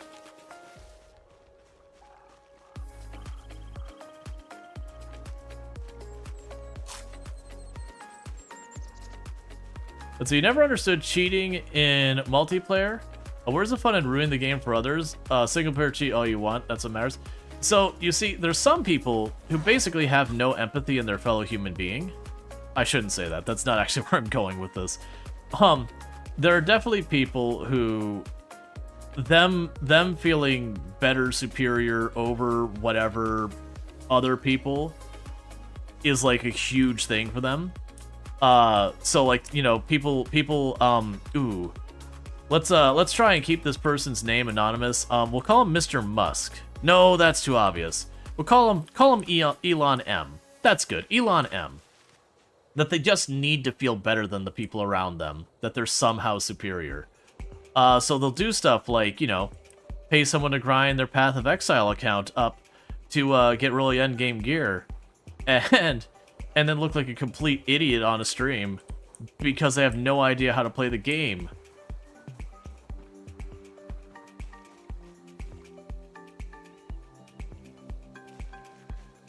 So yeah, there are people like that. That they just feeling superior to others is its own reward to them. And a lot of that does come from individuals who look down on others that say like, hey, these people shouldn't be allowed to whatever XYZ. Hey, this person who their life has zero impact on you whatsoever. Oh, those are the bad people. They shouldn't be allowed to exist and all that, because you get a superiority feeling over that. Would that be antisocial? Yes. It's just a specific slice flavor of antisocial. Let's see. Yeah, but if you have to cheat to win, how are you better in any way? Well, see, that's the thing. To a lot of them, they don't even look at it as like cheating. They look at it as using their resources. Or honestly, the fact that it upsets you, gets you angry, whatever you want to fill in. Basically, that they have a certain level of control over your situation. Thank you for the follow. Welcome to the stream. Does give them that feeling of superiority. So even with them doing that, that perception that they're better than you is enough to make them feel like they are, in fact, actually better than you. These are typically, a lot of times, not individuals who are particularly rational when it comes to a lot of the approaches on that.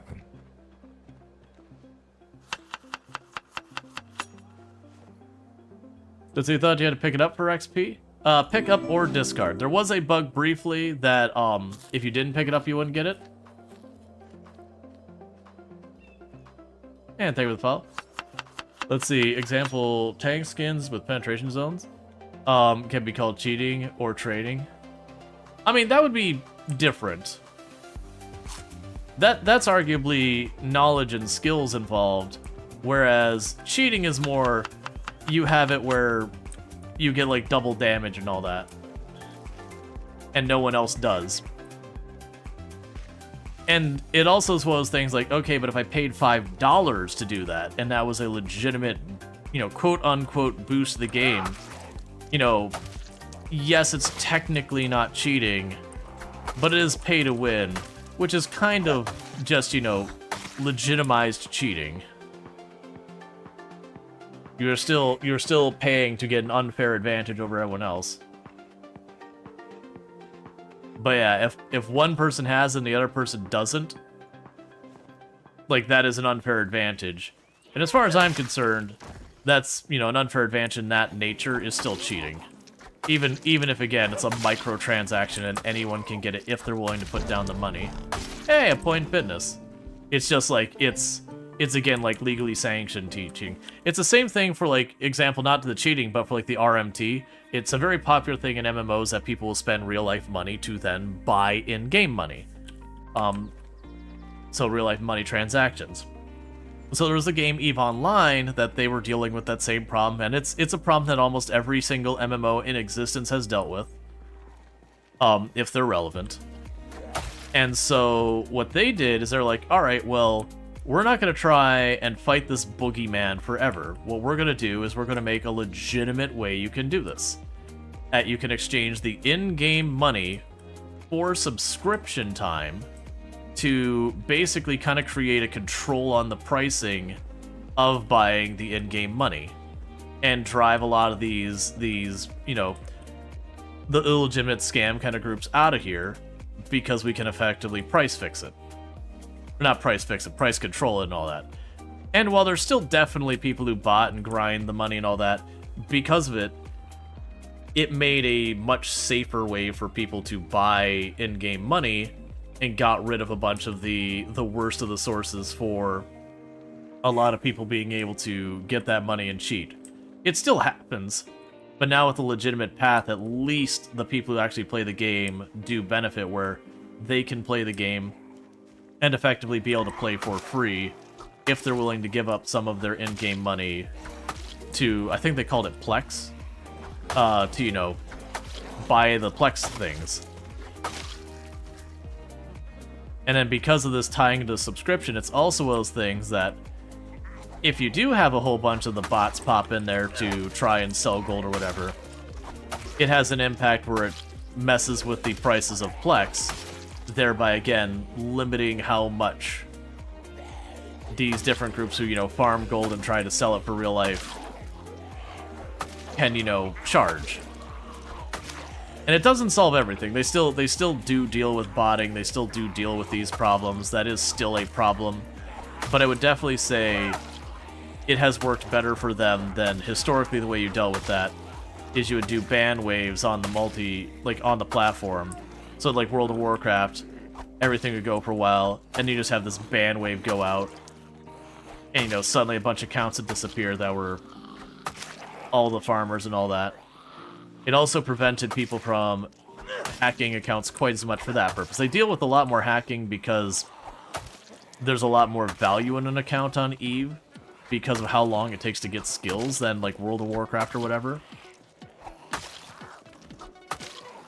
But it is a whole thing about, like, taking what was a illegitimate thing to do in the game and having a legitimate path to do it, to mess with it. Yeah, now a lot of days, like, paying to cheat is just pay to win.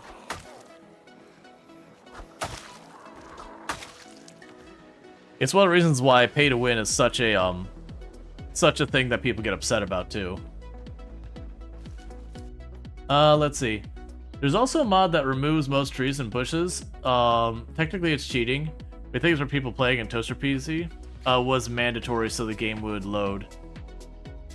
Oh, I missed context.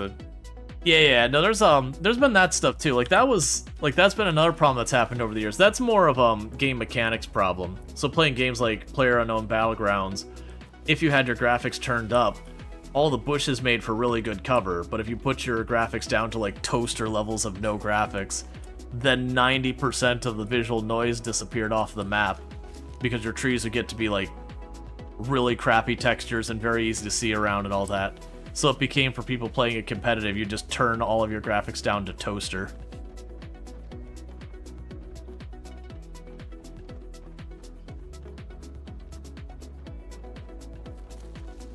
And thank you, Big Orion Master, for the 15 stream streak. I really do appreciate that. I do hope you have been enjoying the stream and all that good stuff.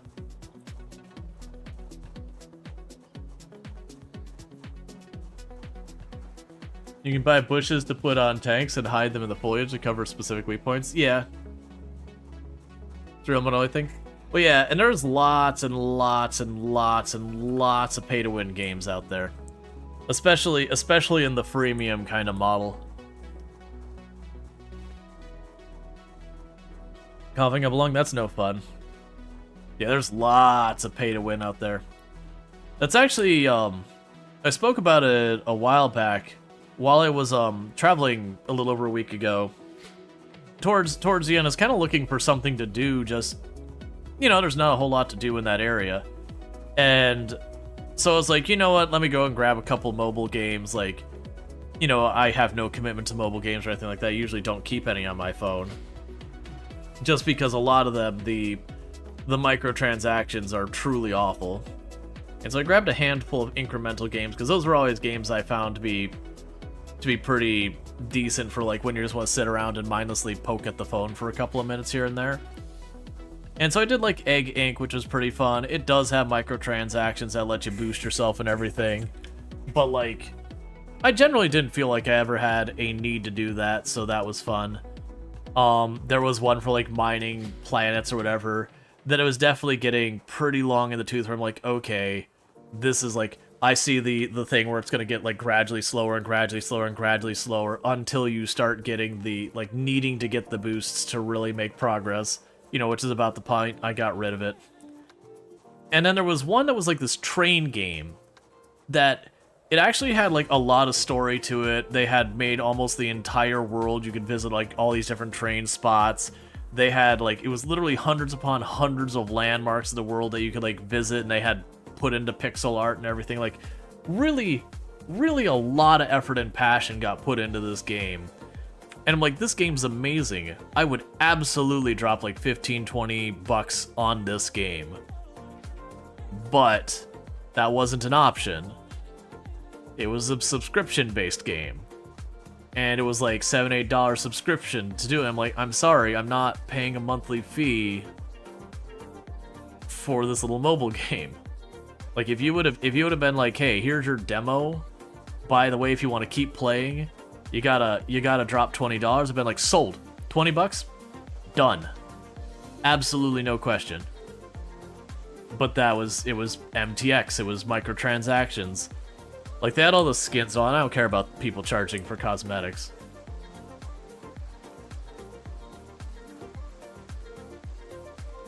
Let me catch up with chat. Let's see, then the game makes you buy premium equipment just to play? Yep. You actually bought Monster Train on your phone, and now you have problems. You already have like 340 hours. Monster Train, I'm not familiar with that one. Let's see, not really related, but you hate when your sons find cool-looking free game on his tablet, sells it to you. Oh, come on. Sells it to you to allow him to download, and immediately says it's subscription only, and you cannot play free. Yeah, or if you can play free, it's like so limited that you basically have to pay. And like, that's the thing. Like, this is one of the things I think was a really bad development that happened with mobile games. was mobile games got into a situation where it's extremely difficult for a mobile game to have a base price and sell. Because there's the expectation of free. And I think that's been like one of the biggest like kind of failures in that whole area was just the fact that like they didn't get pushback on that. That was just people like free, yay. So as a result of that, you know, a game wanting to charge you $10 and that being a totally fair price for everything they put into it still can't get any sales because they're up against free. Even though that free is gonna immediately hit you with microtransactions. And they'll use like all the psychological manipulation and everything that goes into that about, you know, giving you that first free booster, don't worry, giving you that starting time where everything's fast and slowly taking that away.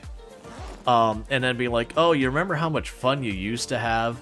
Well, you could still have that fun. It's just gonna cost you $3. Don't worry. A mobile game and Steam game together to avoid, experiences. Infinite Lagrange, because you cannot progress in any way without driving by. Oh, there's a lot of them. There is a lot of them. Like the incremental the incremental game style is another one that's pretty commonly guilty of that one. Is they do a really good job at early game. You can get through, get some really fast progress. It feels good, it feels great, and all that kind of good stuff. And you get like a little farther, and it's okay. You know what? It's a good pacing. Like I'm not having to hover over the game now to keep it moving forward. But they just get a little bit slower and a little bit slower and a little bit slower each step. And they have a lot of research they end up doing where they just eventually get to that point that they know if they kind of give you that one little taste of a booster, that one time for free, that they'll get you to like get that habit of being like, oh, the game is really slowed down. This is the time I do the thing. And if you're someone who's not going to engage with that, that's the point where you bail. Like that's where you recognize it for what it is, and you go, oh, this is just how this is gonna. Oh wait, there's a ledge out there. Huh. I didn't realize there was a ledge we could walk in out there. I'm not going out there because it's a good way to fall off the roof.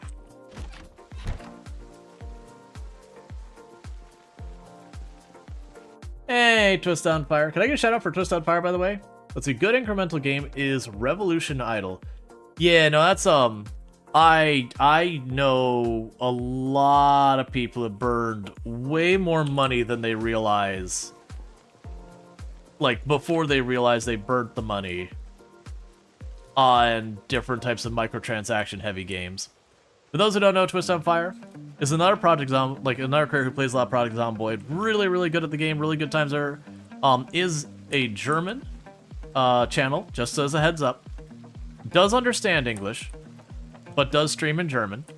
So there is the language thing, but I do know I actually have, it's something like 12% of my audience is, give or take, because it varies month to month, is German. So, you know, some of you might find that over there a lot of fun and be able to, you know, speak German. So, FYI, if you have Netflix, Netflix, you can download free games from them, as long as you have Netflix. No subscription microtransaction. Yeah. Man, there's a whole lot of them. So it is one of those things to recognize when you're getting baited into the whole mobile game thing. So you dropped 43,000 and stupid mobile game and never realized how. Well, it happened over the years, but still a lot of money. Oh yeah, no, that's a thing. Because you look at it, it's like, oh, it's like $5 here. And you know, maybe $6 or $7 there. And it doesn't sound like much. But then you realize you're doing it, and for the record, I've managed to not be bitten by this simply because I was on the development side seeing people brag about these kinds of things, like that they were getting people to do this. And it was just one of those things you're kind of like, doing what now? Alright, we'll eat the stale berry. What is taking up all this weight? Probably the axes, honestly.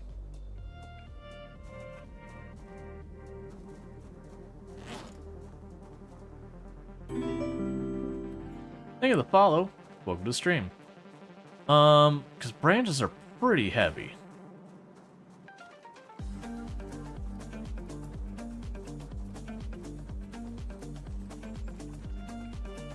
What they actually recommend love is Bonfire 2. Literally has no microtransactions. Yeah, that's anything that has like a loot box that you pay, like that there is any way to put money towards the loot box, that should scream into like every orifice of your body that you are being scammed. Because a lot of the loot boxes, they'll play all the music, the jingles and all that, and it is just feeding that dopamine button. It's just slamming that dopamine button as hard as it possibly can. And just with the way human psychology works, you will get the reward mechanism of the prize that you are perceiving you might be able to get, regardless of what you actually get. Like the action of pushing that button and waiting for that animation to roll, you are getting fed the happy juice into your brain the entire time those wheels are rolling. And so even at the other side, you get absolute hot garbage out of it. Your brain will, like, literally, you'll end up getting kind of addicted to it over time, where your brain will be like, that, do more of it. Do more of that. Do more of it. Absolutely do more of that.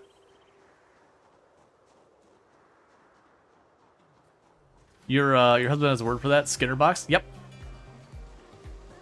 Oh yeah, I forgot I could carve these into handles now to level up my carving. But I also don't have anything to carve that I don't want to stab a zombie with. Box are just glorified slot machine? Oh yeah. Only they're a very, very lightly regulated slot machine. Hey, Alistair! Thank you so much for the raid! Were you playing more Factorio today? I didn't get a chance to poke my nose in over there before stream. But Alistair's been playing a lot of Factorio recently. Another fantastic content creator. Someone definitely to check out and all good stuff. But how goes the factory must grow? Is the factory doing the growing?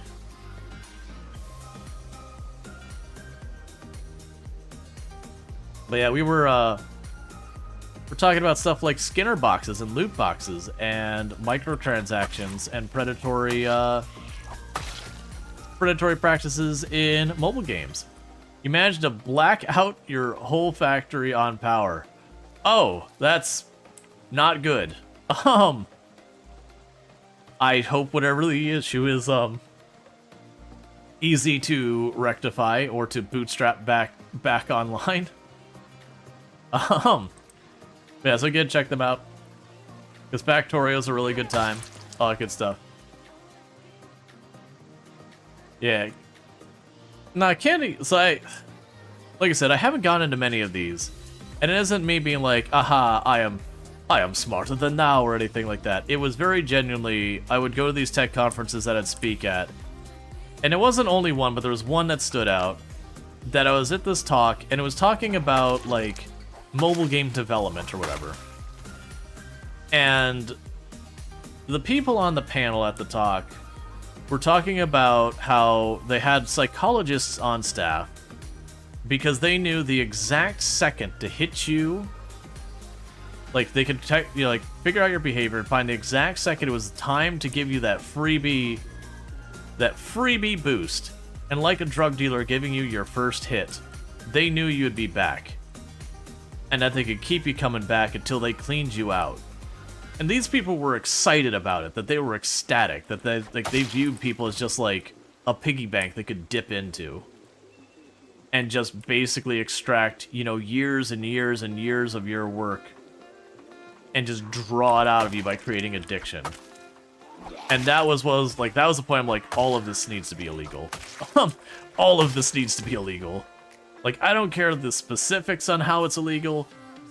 This is like, you know, this is get up in your volcano lair, sit on the mountain, look down upon the people, and cackle as you scritch the back of your cat kind of cartoonish evilness that you are not only going, I'm doing something that is causing harm, but you are proud of the harm you're doing because it benefits you. As like, oh, these are awful. And worse predatory measures have often been patented. Yep. Alright, Bast, you have a good one. Have a good sleep and all that good stuff. Yeah, and that was, ooh. Was it Destiny? I don't remember. It was one of the companies, they had patented that they were going to change the matchmaking so that what would happen is they had like their MMR. For those who don't know what that has to do with, MMR kind of tries to balance like that you are getting put against players of similar skill, play level, whatever you want to call it. But basically players around your same level of skill that, you know, you can have a very fun fight where you're just not getting stomped to the ground, but you're also not just stomping everyone to the ground kind of thing. You know, nice, balanced, relatively fair fight. And a lot of games have their equivalents of MMR. So what they were going to do is they're going to make it so that over time, you would gradually start being put in matches with people with a much higher MMR than you.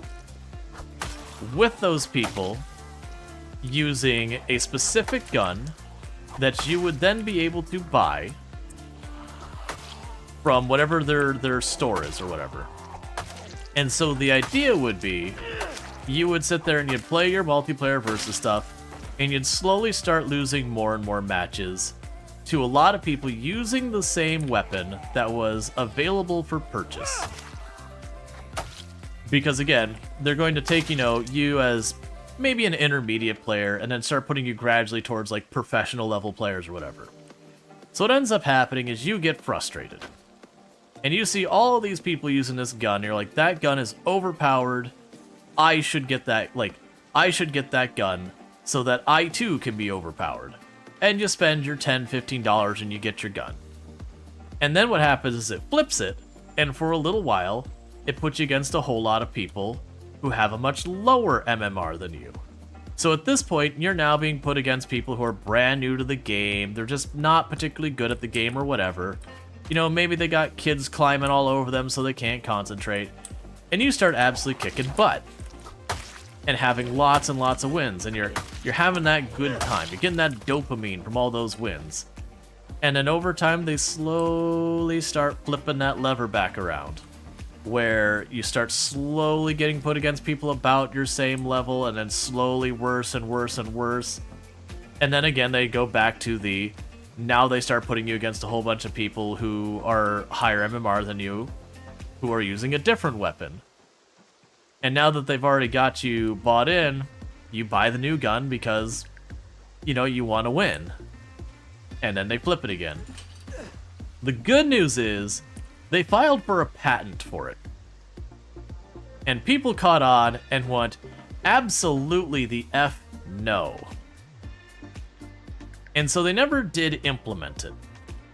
They got the patent, and they realized now that the cat was out of the bag, if they actually did implement it, it would basically be the death of their game. And so it never actually did become a thing in the game, but it was patented as a mechanic they were trying to add.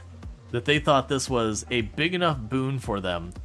It wasn't only worth implementing, but they were going to patent it so they would have the competitive advantage of having it. And that's just ones we know about, and it's like, that stuff does happen. You really don't love that? Oh no, it is like truly diabolical. But there's a reason why when you look at a lot of these companies that do a lot of the microtransactions, that they actually have psychologists on their staff. Like they really do want to figure out like, when's the right exact moment to hit you with those freebies? When's the right exact moment to, you know, knock you down a peg? Just to try and convert you into someone who's not playing their game but paying for their game. And then once they get you there, what can I do to extract the most amount of money out of you before you inevitably churn? And it is wild how effective some of their stuff can be.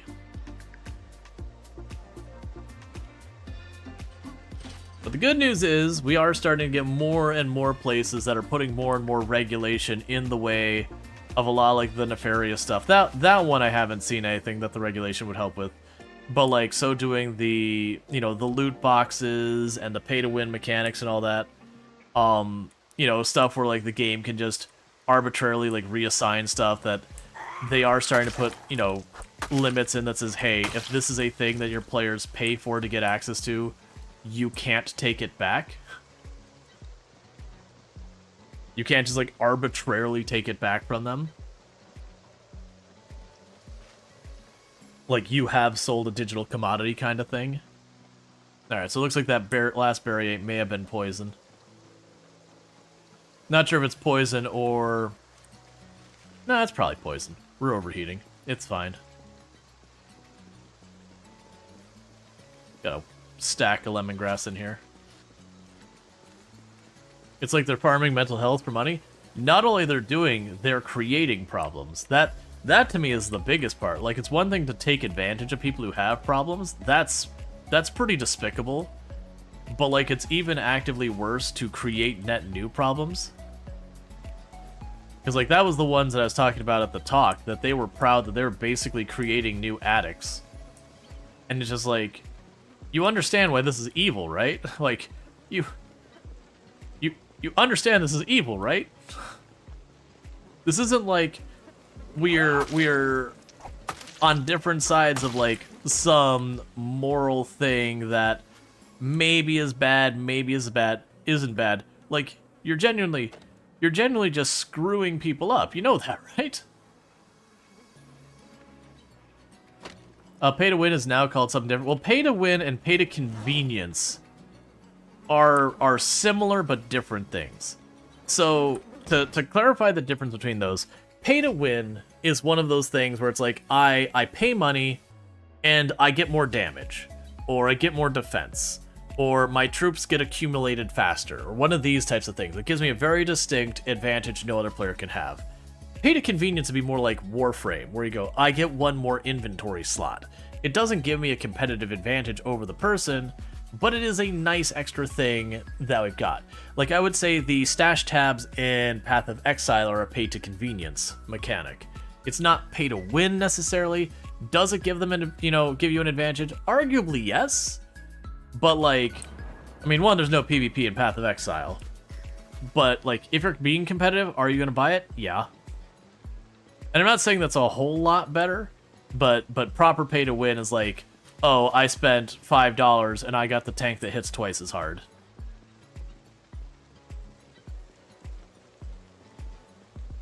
Well, stash tabs and currency tabs is pay to win. You can trade more easily. Yeah, that's what I was gonna say. Is it definitely is in that, like, on that fence. But, like, for the Warframe example, like, there's no competition between you and our players, so it's the convenience side of it. A thing they probably don't understand it is. I think they don't care. Like, very, very genuinely, like I said, those people is, like, here to talk and like, man, you are... Like, I don't want to call them sociopaths. It's unfair to sociopaths. Because you can have antisocial behavior and not be a terrible person at the same time. Like, these do not necessarily go together. But it takes a whole lot of not caring about other people to be that excited about, like, literally being able to say, like, oh yeah, we're gonna put people out of their homes and line our pockets and being like, oh, you seriously messed up.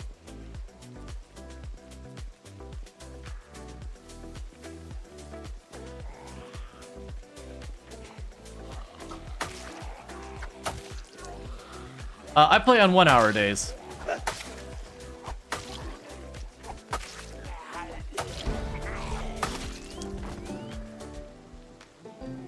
Oh, it's just a sapling.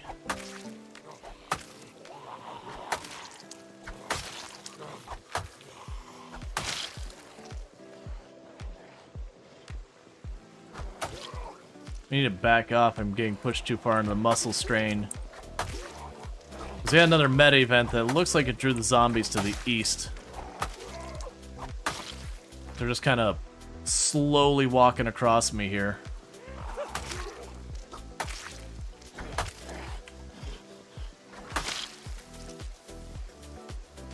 Like, that's the thing. People have antisocial behavior, which, for the record, that's the actual condition. When people say, like, psychopath, sociopath, those kind of things, those are not the medical terms.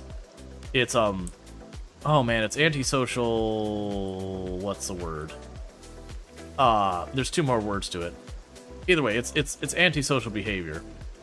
But the thing about that is, it's just, you know, that's generally speaking, it's recognized you have a more difficult time, you know, showing empathy, forming relationships, not an incapability of doing so, and yada yada. And then, like, antisocial personality disorder. Thank you. And so it is one of those things that it doesn't mean a person who deals with that ends up being, like, a monster, a terrible person, or anything like that. Quite the opposite. Even among people with antisocial personality disorder, it's pretty rare you have people who go to those kind of, like, that they become that kind of an awful person. Because most of them will end up recognizing that, saying, hey, I have this difficulty, I acknowledge that this is something I am the exception here, and that my actions do hurt other people. And even if I have difficulty making the connection to the harm that I'm causing, I can recognize if that happened to me, like, that would be a negative. Or even if it doesn't go that far, I recognize if I do this awful thing, I can go to jail. And there's, you know, don't want to do that. That sounds terrible. Now, granted, with antisocial personality disorder, one of the symptoms is impulsive behavior, so that is a thing also there. But it is something with that it gets depicted that, like, oh, this person has that, clearly they're a monster or whatever. No, most people like that just try and keep their head down and live their lives. And a lot of them will ultimately form loving relationships later on. It's just, most of the time with the condition, it's more difficult, not impossible. But those are the reasons why I would sometimes, when I hear, like, psychopath, sociopath, sometimes I'll push back on it. Context matters. It's just a layman's term for antisocial personality disorder.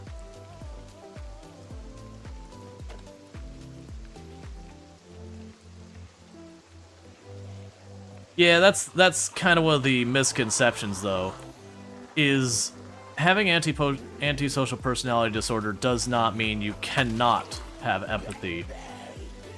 It's rather you tend to have empathy for a very few number of people, and it takes a lot more difficulty to do that.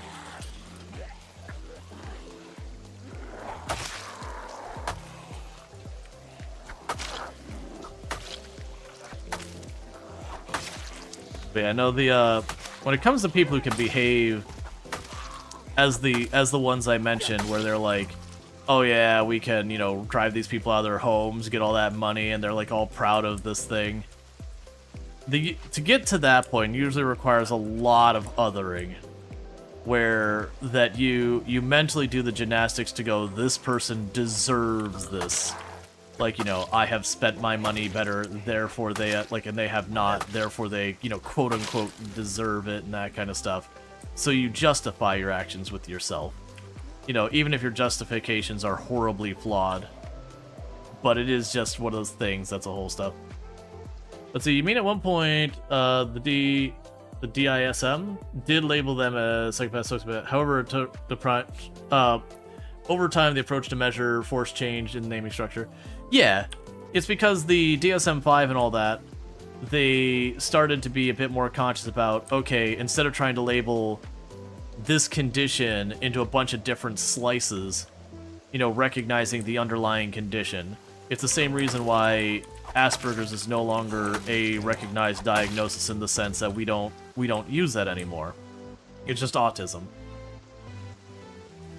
Because it was a whole thing that it was seen as like, oh, but this is a high-functioning person or whatever. That's fine that you still want to use electroid. We don't have to have the talk every single time. The point is, as far as medically recognized, it is no longer a diagnosis by itself. If you want to identify with it, that's totally fine and up to you. But this day and age, a doctor will not recognize it.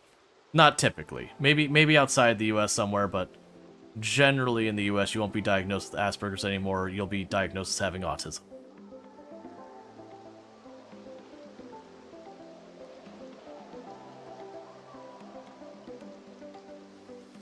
Yeah, we can Yeah, I mean...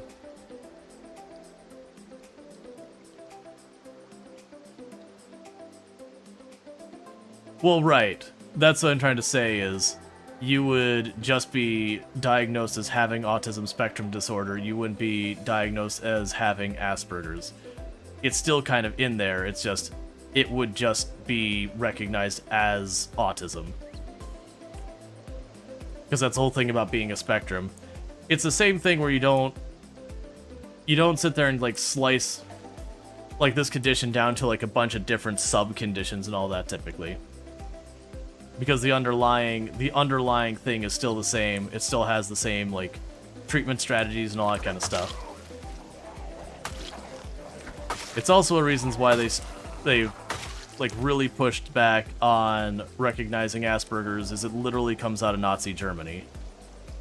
Like not even no, it's sort of Nazi. It's like no, literally goose stepping, swastikas, Third Reich, Nazi Germany is where it comes from. So they're like, let's not do that anymore.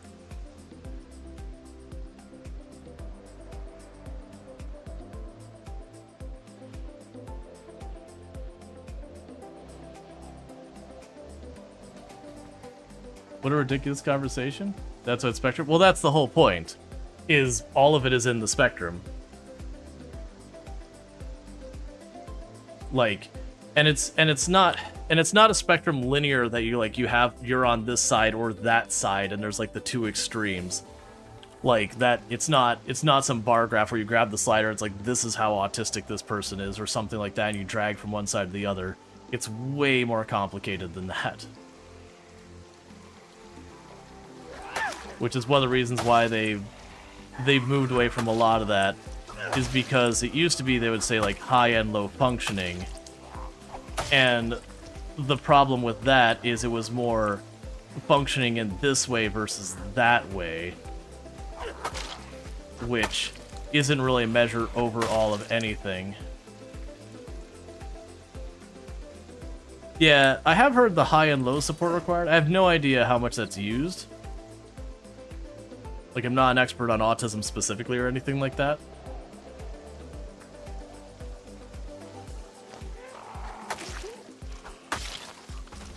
But yeah, it's a whole mess.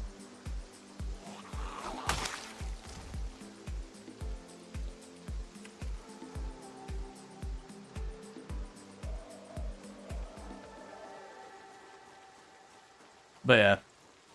No, and it's not like, well, this is just for people's fifis. It's nothing even along that either. It is more just trying to positively identify stuff. It's the same thing like we used to have ADD, ADHD, and that kind of stuff, and now right now it's just kind of all put under the ADHD umbrella. Because we've recognized over the years that there's not really a distinction between the two. They're just whether you got your experience more of symptom A than B with this particular condition. And so, like, for one, the distinction doesn't really matter. Like, it's just you don't go up to a cold and be like, but they have, or like flu, they have influenza, chest, you know, blanking on the word, congestion, like chest congestion version influenza. No, we just go, it's influenza this strain. You know, the person may have symptoms XYZ. But like we don't give a unique distinction between the person and what they're dealing with in like regards to the subsets. But the treatment instead of different types of autism isn't the same. Well, no, but even with people with the exact same type of autism, we'll also have different treatments that work for them. That's what I was talking about, where the distinction doesn't really matter.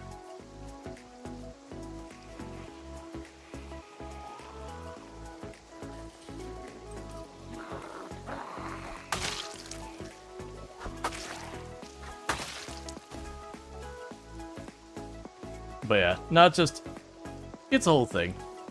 Let's see, what's the best way to get napping at early levels of the current build?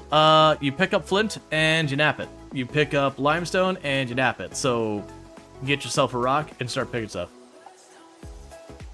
Yeah, now you're all good, Dev. But like I said, it is a deliberate choice that they've been not identifying as its own separate component. No problem. Like, that was a deliberate and conscious decision. Or component's the wrong word. Component imply part.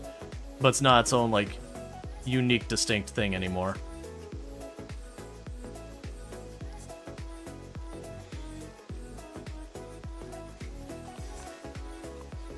What does napping mean? Napping is where you take, like, a piece of flint and you get, or like flint or rocks or whatever, and you use, like, stones or whatever to, like, break it up to, like, make sharp edges, that kind of thing. Crush limestone into lime, like the limestone powder, that kind of thing. It's basically working with rocks. Crafting with rocks.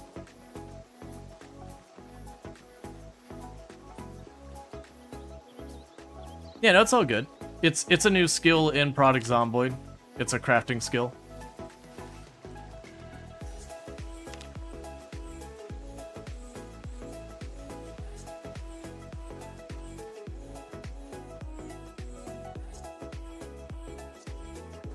Alright. And this machete's right about to break.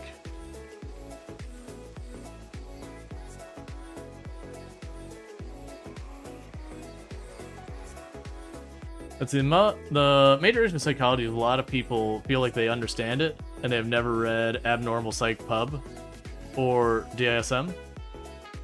But you digress. Yeah, no, I've read a lot in the DSM-5 and all that.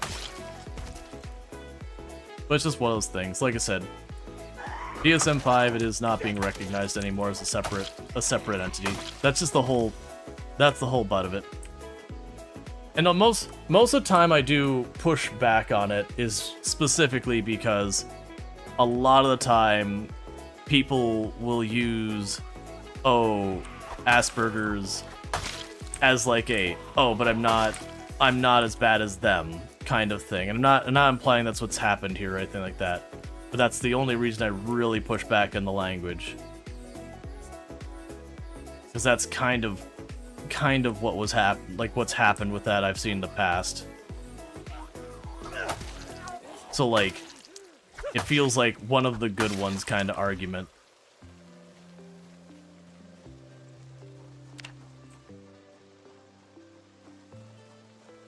Yep, no, I gotcha.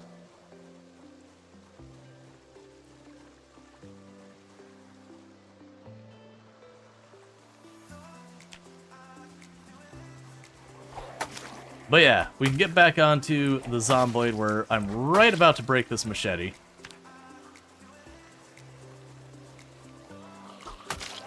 Oh yeah, no, even so, the classes I took in psychology, that would have been, for me as well, pretty close to 20 years old. But over the years, I've also been very heavily involved in advocacy for people with disabilities and neurodivergent conditions and all that kind of stuff. And with part of that, you know, I would have to go through and go back and like familiarize myself with stuff that's changed and all that. And those are kind of things that, you know, I would say something and it'd be like, hey, just so you know, like, that's changed. I'm like, oh, has it? It's like, okay. And, you know, they'd share resources with me and all that. I don't have those handy right now. I used to, for a little while I was running, what was it, Employee Resource Group, ERG. I was running one of those in a company I was working for, not running, I shouldn't imply that. I was involved in organizing and managing. I didn't run it, like I wasn't in charge. For people with disability, neurodivergent conditions, and all that kind of stuff. And so it was stuff that, you know, I would use the position I was in because I was in a pretty strong position that I could like push on the company when they were doing stuff that wasn't great, whereas a lot of people were far more scared to do so, with good reason. And so I'd try and leverage the opportunities have been afforded me to be like, hey, you know, this isn't cool, or hey, this is something we should probably think about, whatever. Oh yeah, no, it's, like, honestly, when it comes to, like, sociology, psychology, all these, they very much, I agree, are a thing that is a thing in motion. That, as environment changes, as all these changes, we will see shifts, we will see changes, we will have to learn, adapt, and adjust. Like, that is going to be a thing that'll forever be a thing. That's a lot of moodles. Yeah, we're getting pretty spent, and unfortunately, it looks like the zombies on that last meta event got pushed where the house I've been staying, which doesn't make me super thrilled.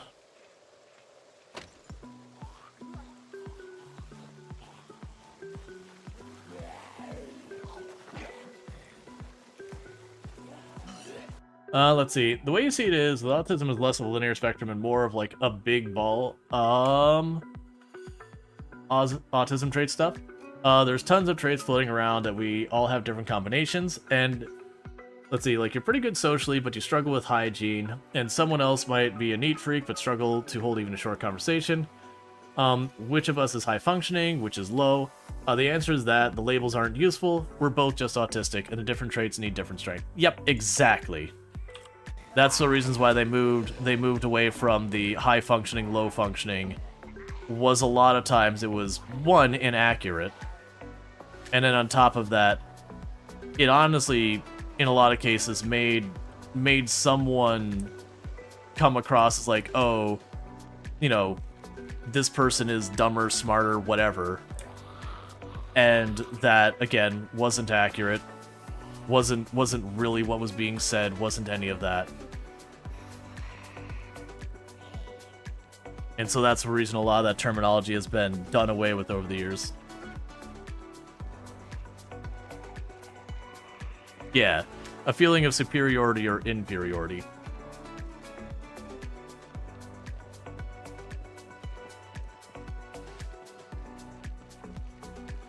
Yeah, functionally is a dehumanizing descriptor and ultimately not that useful. Exactly.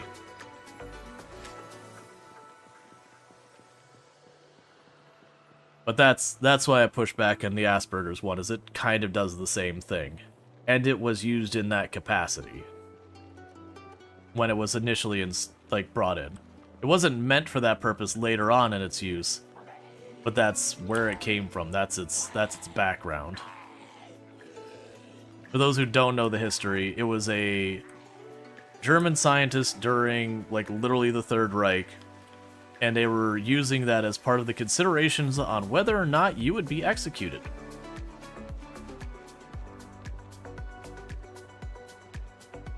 So, you know, that's wholesome and feel good. Yeah. So that's another reason why they want to distance themselves from it. Because even regardless of it, it's like, oh, that is, there's a whole basket of nope right there.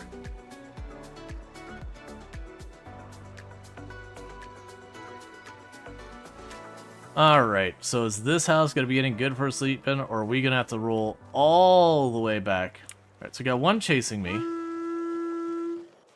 Hey, Lollipop G, thanks so much for the raid. I saw you're playing some Product Zomboid earlier. I was lurking for a little bit. How was it going and all that stuff? I do hope you did not die. I do also understand if you got to do the raid and run and get like your sleep or whatever you got to do. Don't let me stop you, but you're obviously welcome and all that. Bear with me for just a moment. I just want to get into a room where I will not die myself. And then I'll get you a proper shout, all good stuff. Windows, their doors missing. Oh goody, all their doors are missing. You know what? We can live with this. Who wants a cursed sleep? Anyways, for those that don't know, Lollipop, absolutely fantastic content creator on the platform. Plays a variety of games, been playing some Product Zomboid recently. Definitely good times. Had the pleasure to meet Lolly at TwitchCon this one. Been a good time. Just spent the entire stream clearing out the entirety of Lake Fallis. Because you're upset, you were always dying. Yep, it happens. Trying to save them by being look. Oh, I'm gonna block that particular one, Jumpy Cat. I do understand. Yeah, we were actually having a, not heated. That's the wrong answer. A pretty big conversation and stuff, but we'll move on probably from that. But for those popping in, again, I mean, not for those popping in, you came from Lollipop, so you know who that is, but you should be following Lolly. For those here who have not checked out Lollipop, definitely go check out Lollipop G. Absolutely fantastic. Fun times, chaos times over there sometimes as well. Really, really good banter and fun times over there, 100% would recommend. For everyone popping in, I am Rual Storge. I do play a variety of games here on Twitch.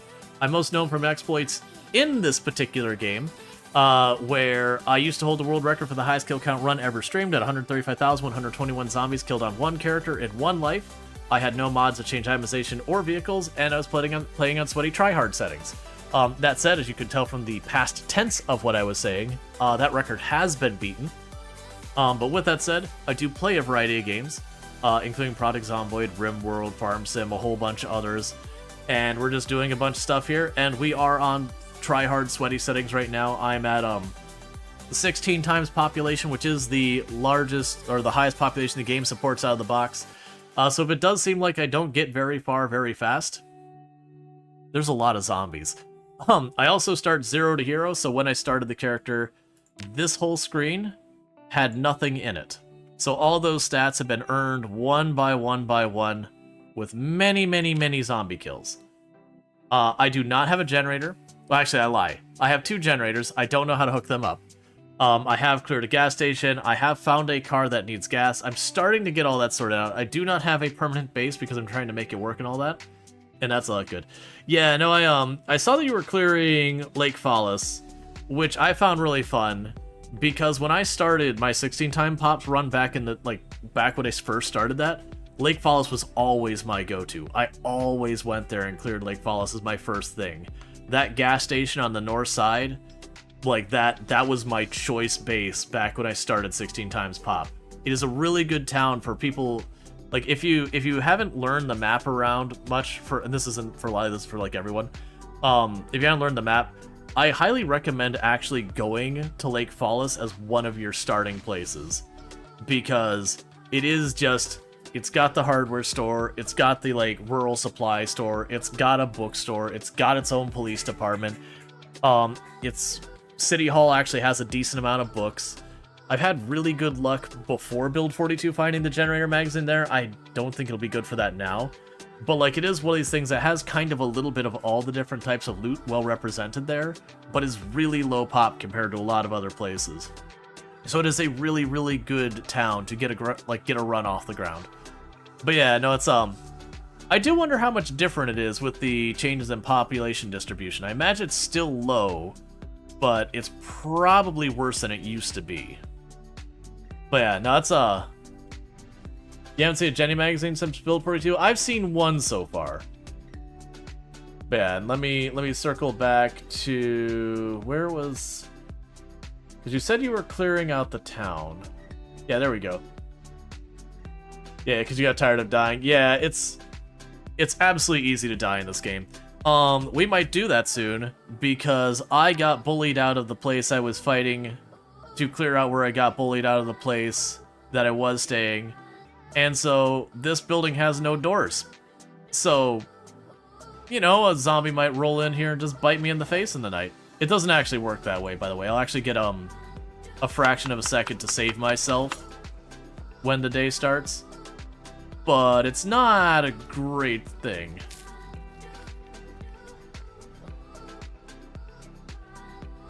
Oh, if it was, if you haven't found one, and I have found one, it would be infinity % higher. Because there's no way to do the math. You'd have to have, for 100%, you'd have to have 1 run you got it, and 99 runs you didn't get it. Because then that, well, actually, no, it wouldn't be a 100% increase. We'd have to figure out how many runs we've both done, and then do the measurements. But the point is, if it's none, and it's something, and you're trying to measure the difference, it's infinity.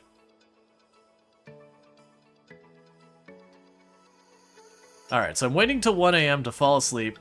That way when I wake up, it's not dark. So what I'm gonna do when I do fall asleep is, just in the off chance I get spotted through that window by a zombie and they come in here to tear me apart, again, because there's no door here, I am gonna be holding shift and down, and the reason I'm gonna be doing that is in the event a zombie does wake us up in the middle of the sleep, I will shove my way through the zombie, and it'll be fine. Now, what can go wrong is if there was a whole group of zombies, then I'd probably trip, and then you'd probably hear horrible screaming and crunching noises, and, you know, you get that implies. Alright, so let's go grab some water in here real quick. Oh, I'm just full up.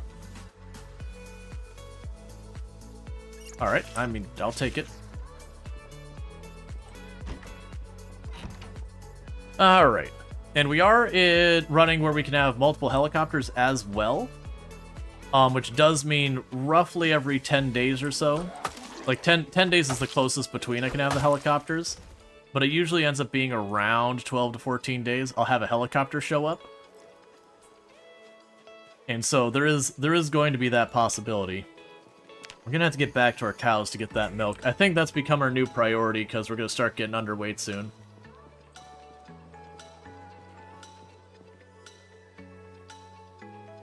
Pick it up and chuck it on the ground so we can just find those easier later. Alright. Why does it feel like I'm perpetually overburdened? I mean, because it's Project Zomboid and that's just the way it goes. But what specifically is making me perpetually overburdened?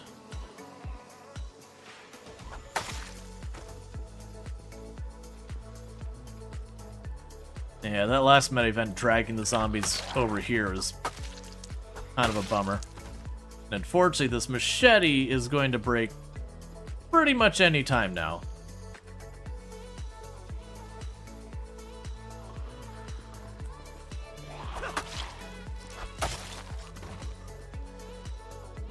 Alright, no problem, Devso Dusty. You have a good one. Thank you for tuning in. There it goes.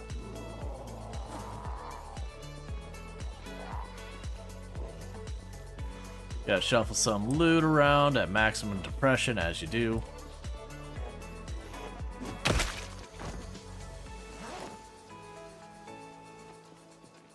Okay.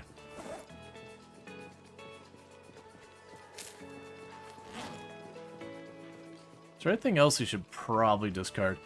I mean, some of it is I'm just slowly building up a bunch of, like, seeds and junk from how long you've been stuck away from her base. All, like, we can probably chuck the circuits. I got tons of those. Yeah, so I get a little bit lower. We'll eat the spicy berry. Thank you, Devso Dusty, for gifting 1 subscriptions to the channel.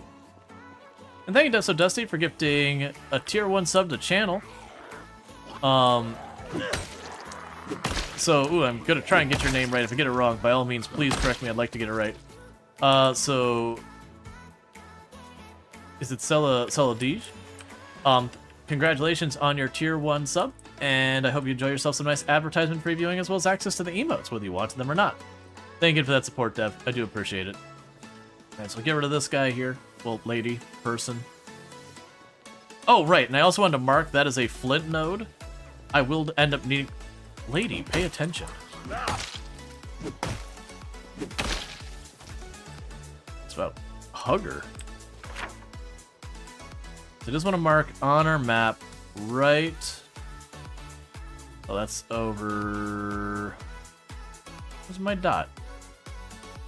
Oh, there it is. Right here. I'm putting these little triangles to mark where flint is, because we're using that to make our weapons. And so right now I don't have the carry weight to deal with it, nor do I have the pickaxe.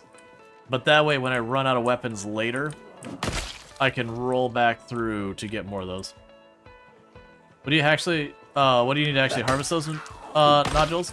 The pickaxe will work, the ball peen hammer will work, the maul will work. There's a couple other things you can use to do it. Club hammer will work.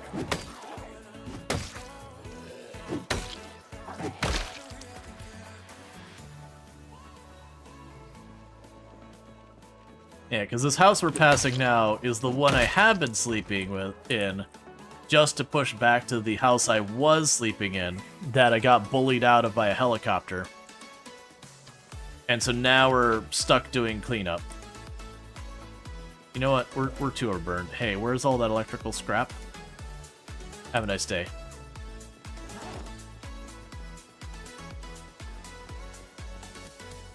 Alright. So 1 or 2 axes broken, and that should put us back there. Alright, so let's get this zombie out of this house.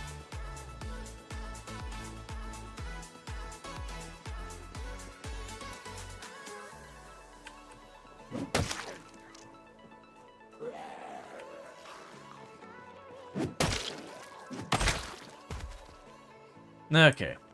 So hopefully, if we still have to push here, I can drop back here for sleep.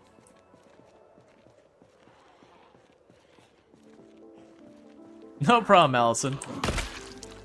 Oh, right. The question on Discord. That's like, I don't know what I did. Yeah, the question on Discord. No problem. I'm always happy to help. I was gonna give you more on it, but then just things came up that I had to deal with in real life. But yeah, for those who don't know Allison and Adventures, another fantastic content creator, also plays a lot of Project Zomboid, has absolutely adorable Froggo emotes. Definitely recommend. So probably go check them out and all that. Let's see. Grab a radio, because we are in the range that the helicopter can happen. We get that turned on. Switch to our knife so we can keep fighting.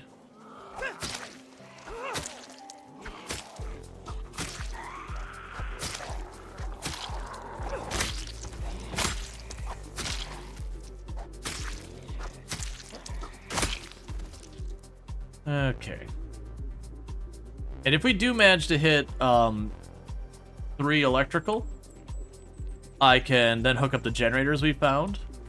We're pretty close. We're probably about 2 2/3. I was fortunate that I had a book at the beginning. Okay, so no helicopter again. I'm really appreciating the game cutting me a little slack in the helicopter department. Because all of this is from our last helicopter. I made a gamble of a play, and I did not pay off. Which is the place I actually want to make my base, is the resort building down here. That's concerning. You actually turned that off, right? Okay, good. I want to make the main building at the resort my main base. And so when they rolled in deep in regards to just how many people they threw at me, I was like, you know what? I think all those people came from the resort. Let's go look at the resort and see how quiet it is. And I got over there, I was like, you know what? This is looking pretty quiet. Let's do a little swapperoo where their little helicopter rolled in and took my base, and I'm just gonna go take the resort. And I fought there for 3 days and realized I was very wrong in the fact that they actually cleared out a bunch of zombies from there. And I had to switch my strategy to get back over here. I was just gonna run out of weapons. And now we're in this weird equilibrium right now where I'm not making a whole lot of progress on actually getting into my base despite killing like 100-something zombies a day. And all that. Yeah, no, it's definitely one of those things when I got close enough to get a proper peek, it's like, no, I think at the time I was like, I've got 1 axe and a hatchet left or whatever it was. And there's like 300, 400, 500 zombies down there. I'm doing the math and it's just not working. Alright, time to eat a spicy berry.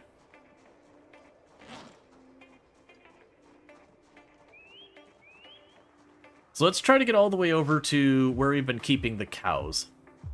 Are you using axes and forging mats? Yes.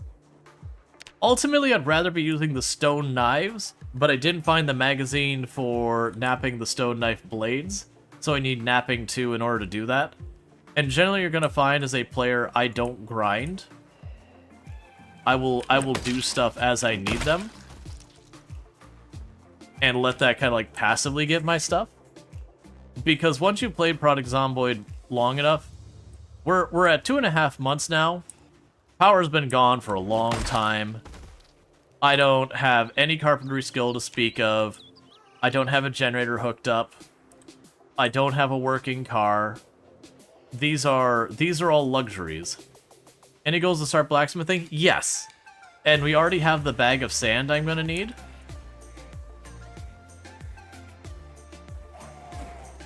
Which is pretty good. We got the bucket this time because unfortunately, I don't know if it's still an issue. That's way slower than I want it to be. I don't know if it's still an issue, but it was an issue that you could only use a normal bucket. And on my last playthrough, I was trying to get the blacksmithy up, but I was just not able to get a bucket because, like I said, you can't really... Ooh, is that a hatchet, it looks like. But, you know, I can't really get around the map very fast at all because everywhere I go, there's a billion zombies. And I just gotta chip away at it. And so, the last time I didn't get to get blacksmithing off the ground. This time, I've got buckets for days. And I've got just about everything else I need. You think it's been fixed? Yeah, that'd be good. Because, like, I made the carved bucket, made the clay cement in the carved bucket, and all those kind of things. And it just didn't work to actually make the anvil. Or not, like, not the anvil, but, like, the forge. So, I kind of got stalled out on my blacksmithing at the front door. That said, we were able to make, like, the really big axe and the maul and all that, which is kind of fun. Shame they're actually terrible weapons. Like, they're weapons you will get yourself killed with because their attack speed is just so incredibly slow.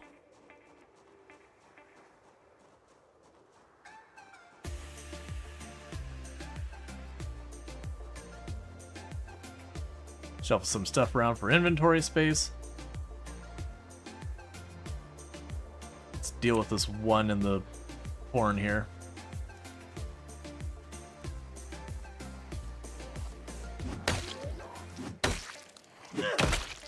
Oh, fun pro tip. Normally when you walk through, you see our character goes really slow and kind of wades through there. That kind of sucks. If you go into combat stance, you have your weapon up, you'll go at whatever speed you're able to go nimble-wise. So once you get to like nimble 3 and all that, you'll just move faster. Let's see, the burnt out military houses by Louisville are like half and half. In and out of the fence, right? I believe so, yeah. That sounds right.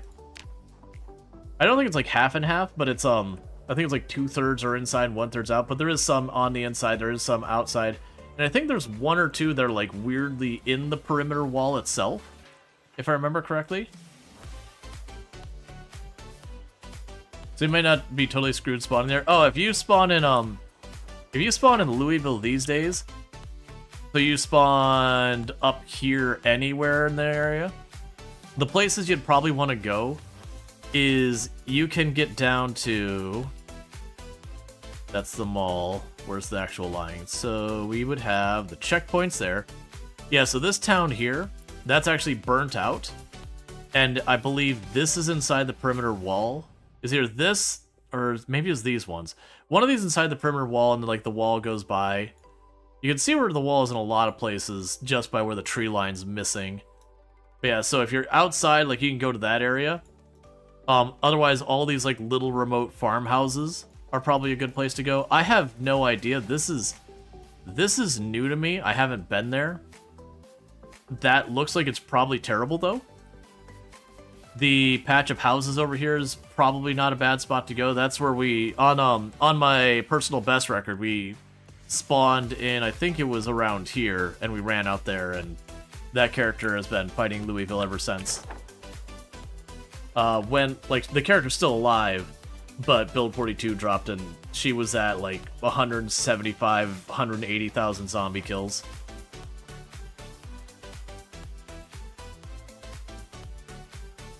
Alright.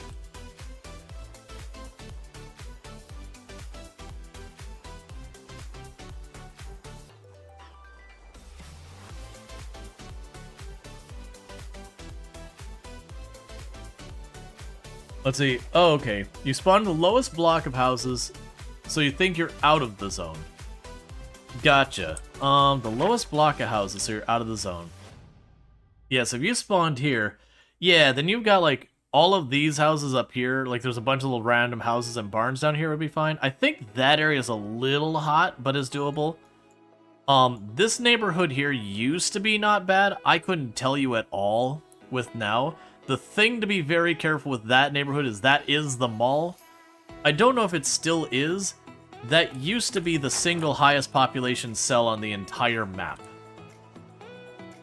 So you would be right next to it, so you're like one bad meta event away from not having a home there anymore. But for popping in to grab some loot, probably not a bad place to go. You just don't stick around.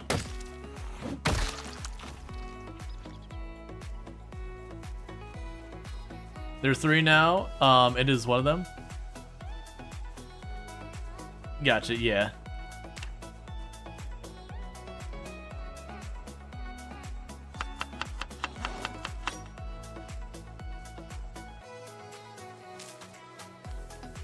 But yeah.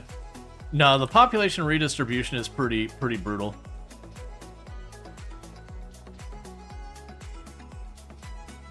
And never forget that mall push. It lives rent-free in your brain. When I was doing a mall push, or your own mall push? Because I think on single player, I think I've done only 1 or 2 mall pushes. And one was successful, the other one I don't remember what happened. I think we just ditched or whatever. There's something else came up, like the helicopter, and we dealt with it or whatever. I don't remember. That's been a long time since I've been back to that mall. I have been to the mall multiple times in multiplayer stuff, because, you know, when someone's new to the game, and one of the things I'll typically do when I'm playing the game with someone, and you're like, okay, they're like, okay, like, let's go do something. It's like, all right. And I usually go, it's like, okay, how risky do you want to get? 1 to 10. You know, 10 being the worst. You know, like 1 being, you know, the easiest.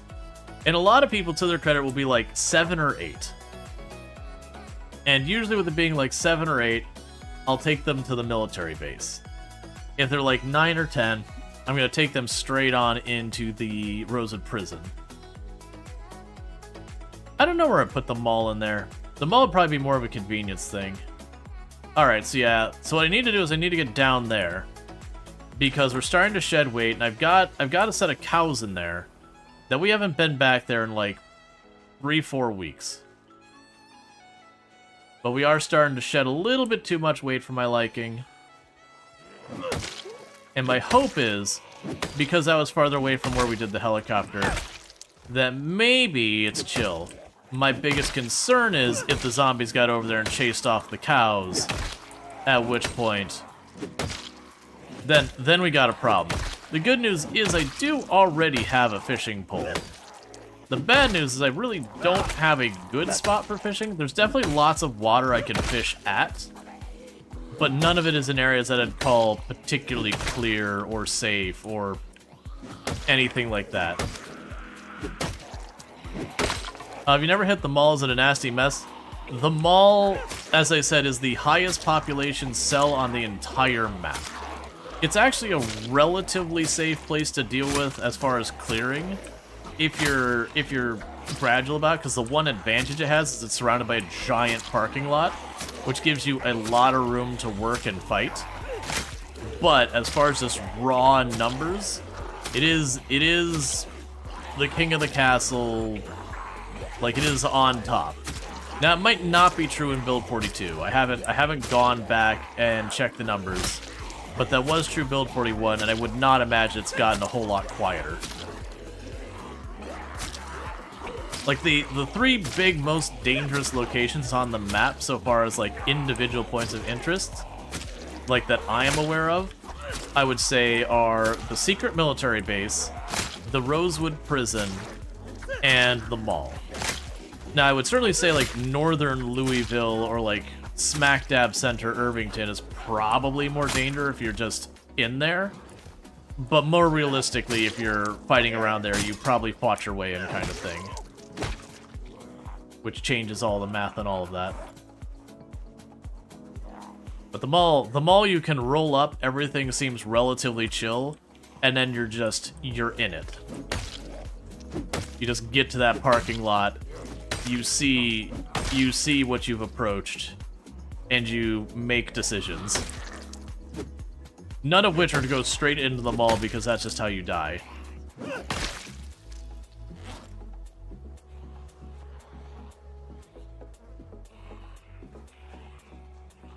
Alright.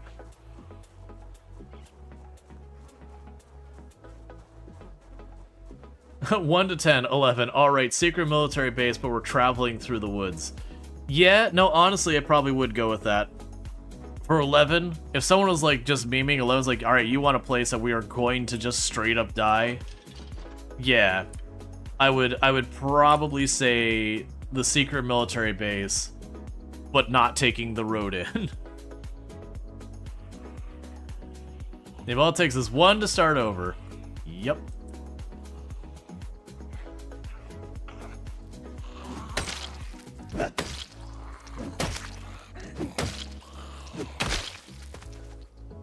So it's just a boring backpack? Yep.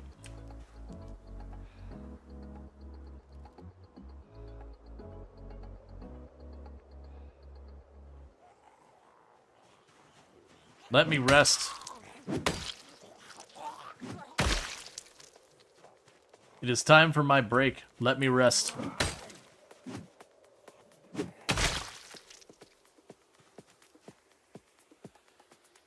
Looking moodily? Oh, I mean, that's pretty standard here.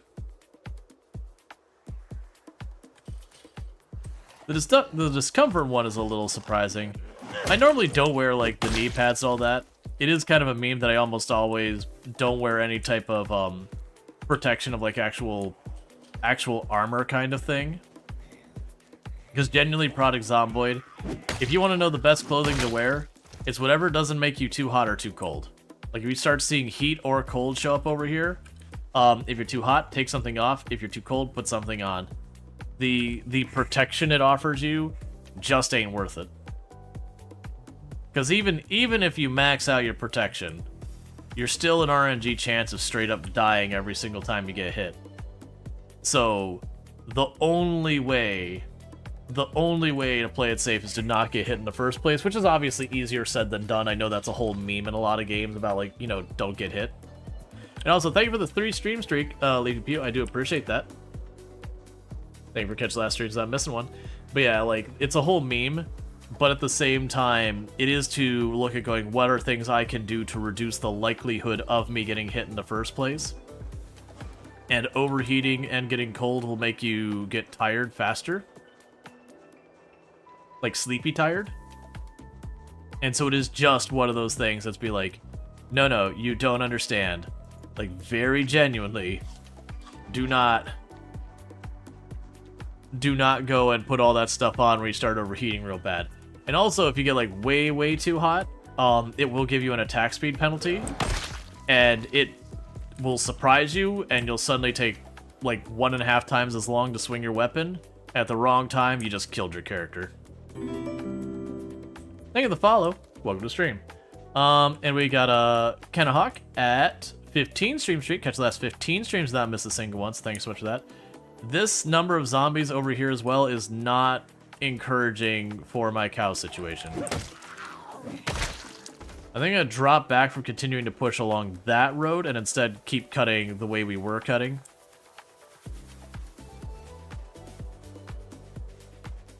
Yeah. There's also definitely that. If you're all bundled up in armor, you might get, like, a false sense of security.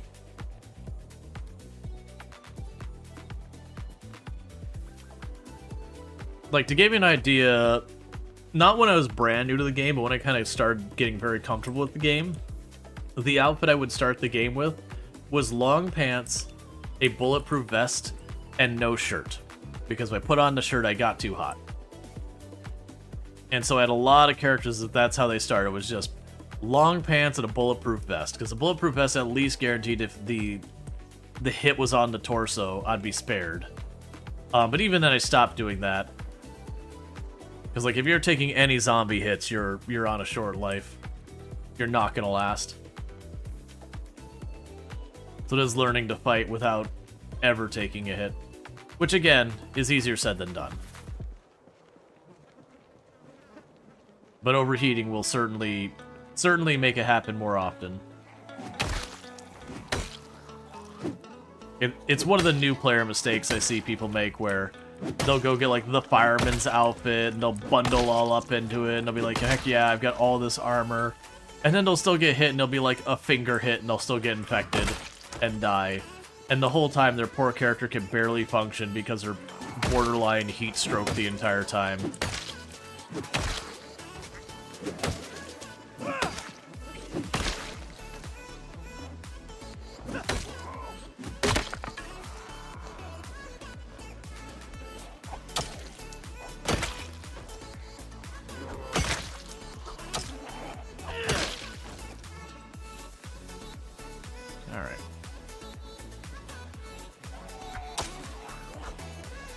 These zombies gotta run out soon.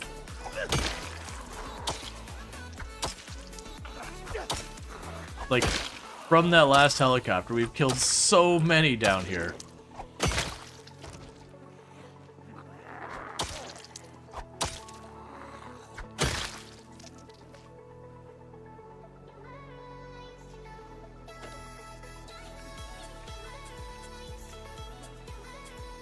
Don't do this to me. Alright, because we've been doing a little bit of trying to get our guns up. I usually don't put any effort into the guns at all. Okay, so let's... Right, holster. We're very overburdened, which is a problem. Alright, so... I had to make some decisions here, because we're just carrying too much crap.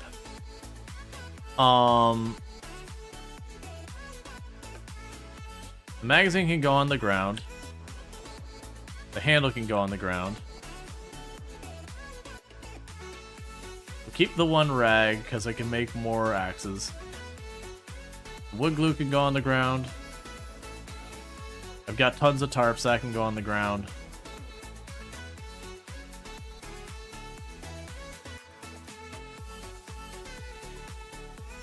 Honestly, we're gonna just dump the seeds on the ground. Don't really want to drop the flint or those. I have found a lot of seeds. Right, and we're still overburdened that much, really?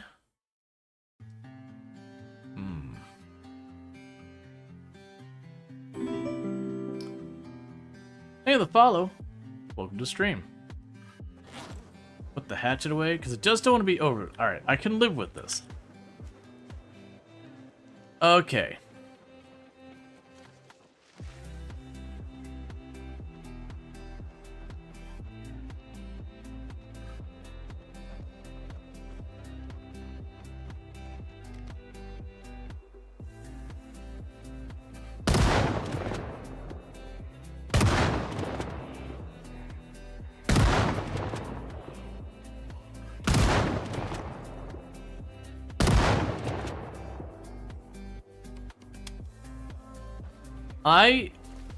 The aim of the shotgun is one of those things I'm finding. I always feel like I'm shooting one tile off of where I actually want to be shooting. Versus the pistols I've actually felt pretty good about.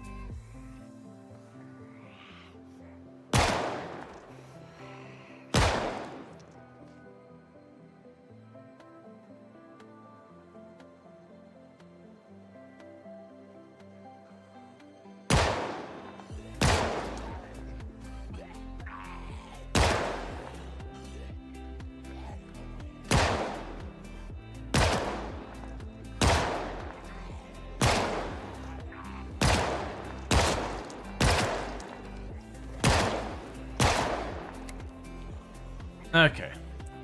Because I'm trying to not put off aiming forever with the guns. Monster Train Mobile was a mistake.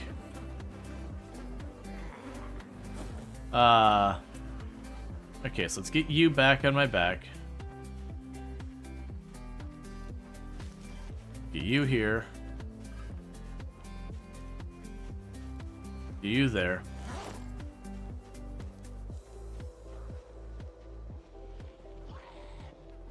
So it was a little bit of a deliberate decision to just make a bunch of noise so that maybe I could circle around and check on the cows.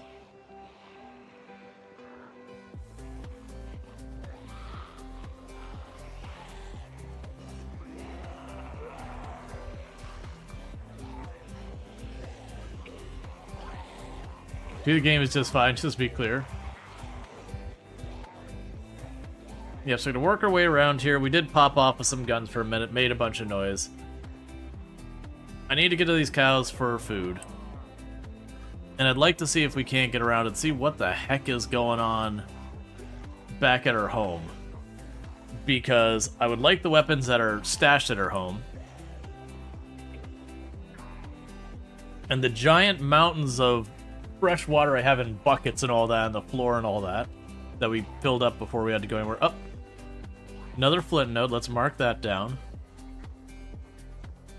Looks like 2 actually. 3 actually. Okay. Alright, so we're right here. There's boom, boom, and boom.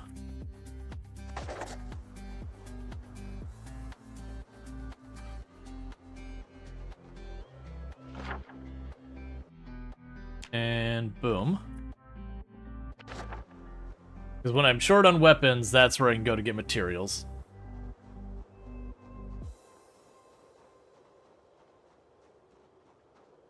Yeah, so my hope here is just down this road is where my cows are. So I want to make sure they're okay. And if we're lucky, I can churn some butter and get ahead of our weight before we start seeing that drop off in a big way. Yeah, this whole area still has a bunch of zombies in it. Which surprises me, because like I said, we had that last helicopter, and it really didn't seem that bad. Like, we've done 4 helicopters in the area, and the first 2 were snoozers. We cleaned them up in no time. And there's more flint over there.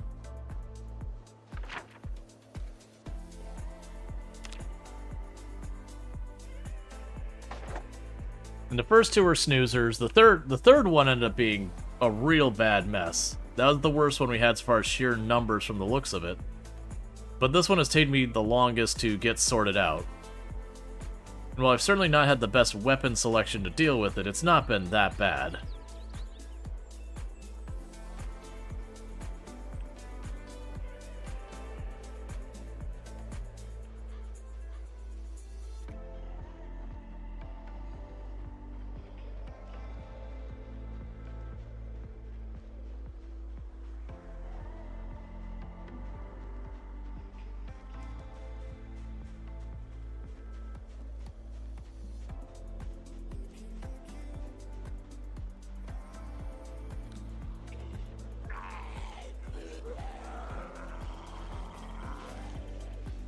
We're almost there.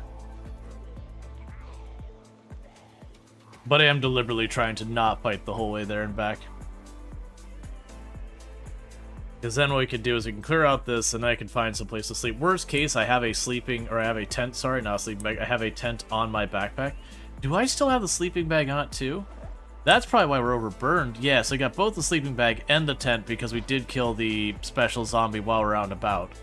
I only need one of those. Yeah, so this can work, as we can go down here, kill the zombies in this area, which probably shouldn't take me too long to clean up. Make sure our cows are all that are happy. You know, get our milk and all that. I'm not seeing the cows, which does not give me a lot of good feelings. Okay, I was gonna say, there was a zombie over there.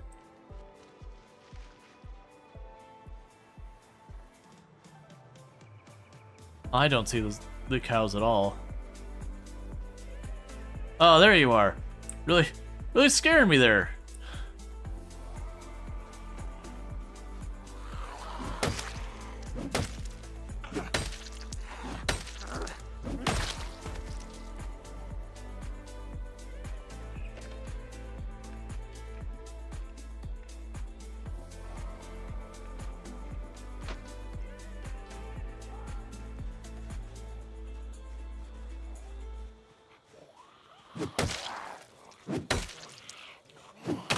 You like how the game desaturates as you play?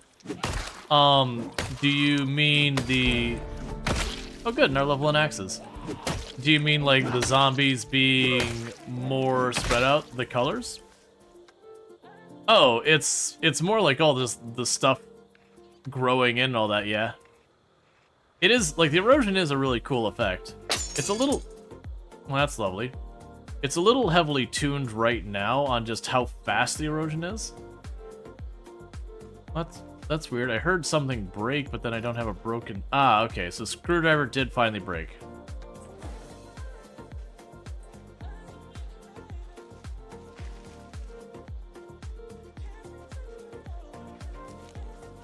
Foggy days?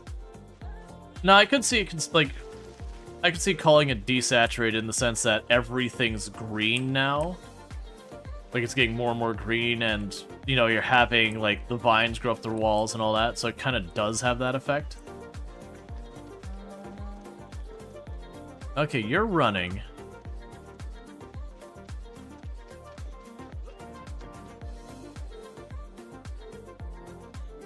Okay, you seem fine. Alright, let's try and go over here and see if I can't get that milk.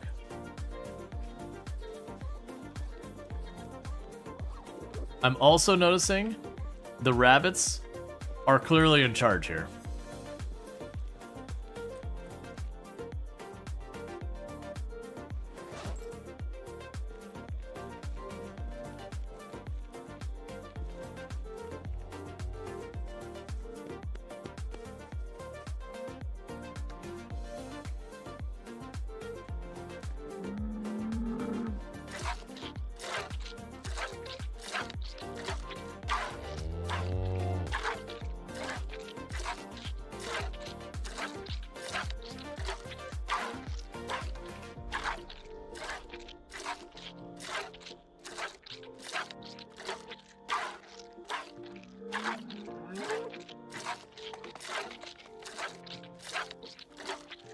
To be pretty close to full.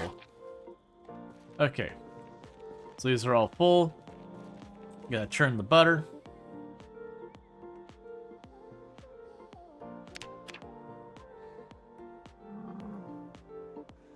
Okay.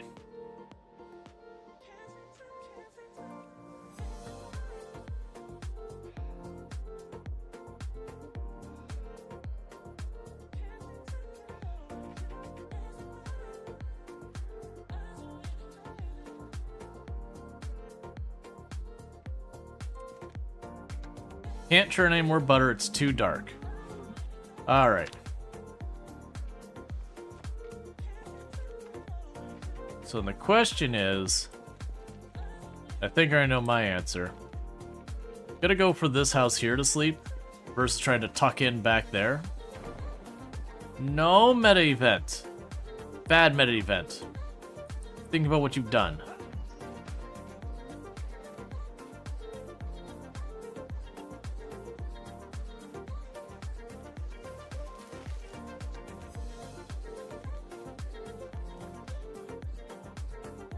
Well, I don't have a weapon in my hand. Let's fix that.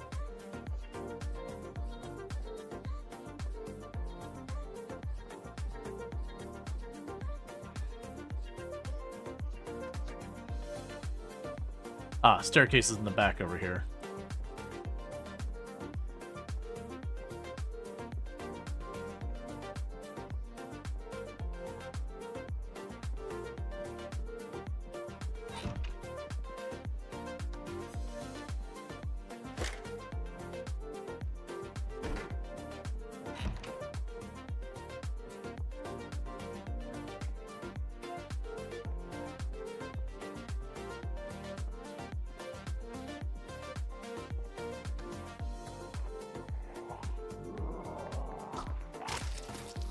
Okay, we might get lucky and that may have been quiet enough for that to not escalate.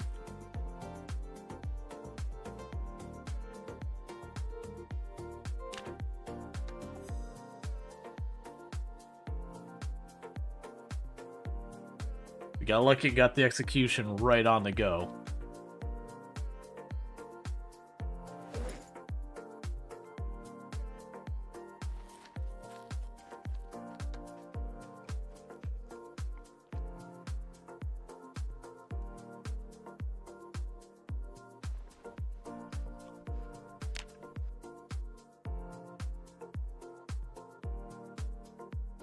Just eating all this stuff before we go into the butter. There's probably gonna go hard in the butter here in a minute.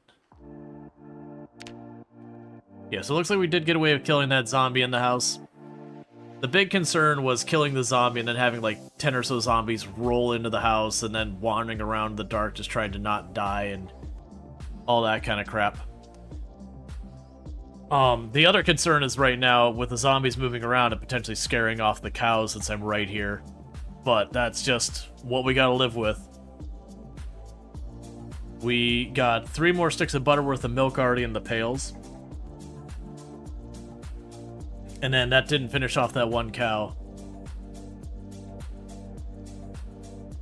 Let's see, you think should use lawn furniture to block off the entrance to the cows?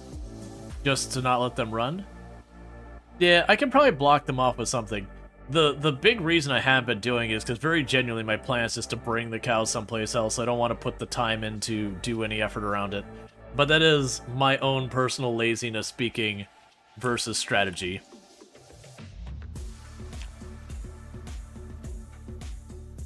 "95 zombies killed, lots of skills gone. We did lose about half a kilogram of weight.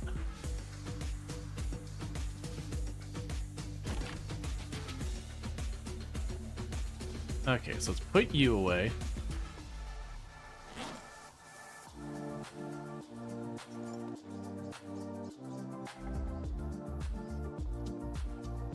Gotcha, so it's still the primitive first that doesn't work.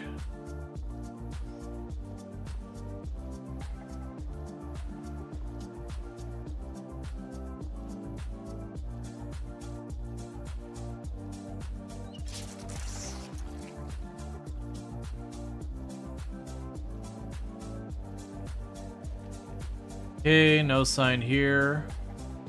The cows do not appear to be scattered. We do have zombies over there. I'm just being amused by the sheer number of rabbits I'm starting to see show up. That'll probably be pretty good for us later. Oh, calm down, Rab. The Rab's getting all upset.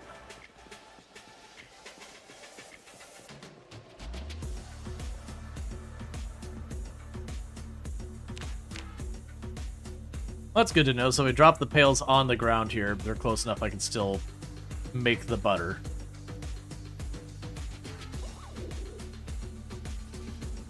Let's turn off our alarm so it doesn't attract the zombies at all.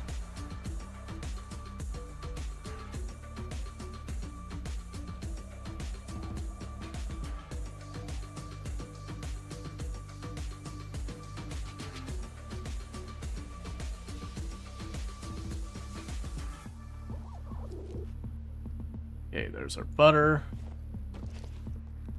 Get our radio.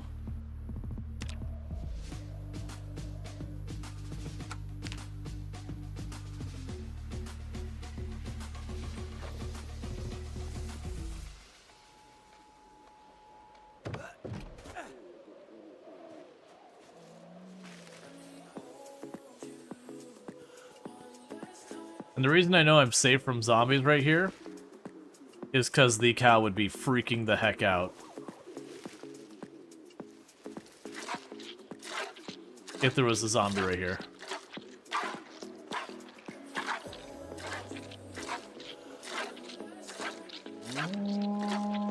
Alright, so we got rain tomorrow. No helicopter, alright? Today is a bad day for a helicopter. You stupid game.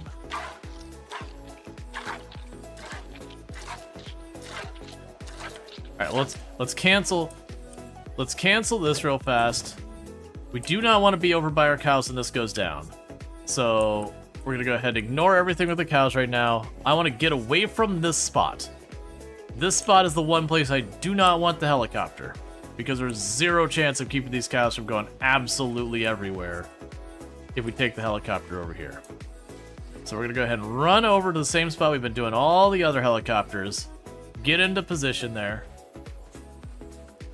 But so you guys only feeling a little sad, Moodle, before they're going to sleep.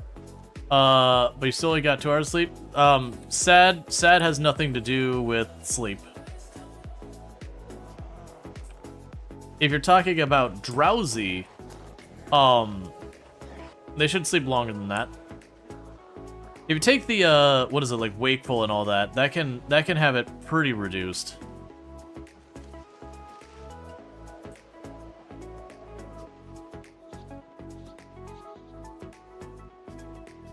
Alright, so I'm expecting this helicopter to probably be a hot mess. Because this area's still got a bunch of zombies in it from the last one. That we never did quite get to the point of clearing out. Let's put the stone axe. Actually, that's warned. We might kill a zombie or two before the helicopter arrives. Break it, not have to worry.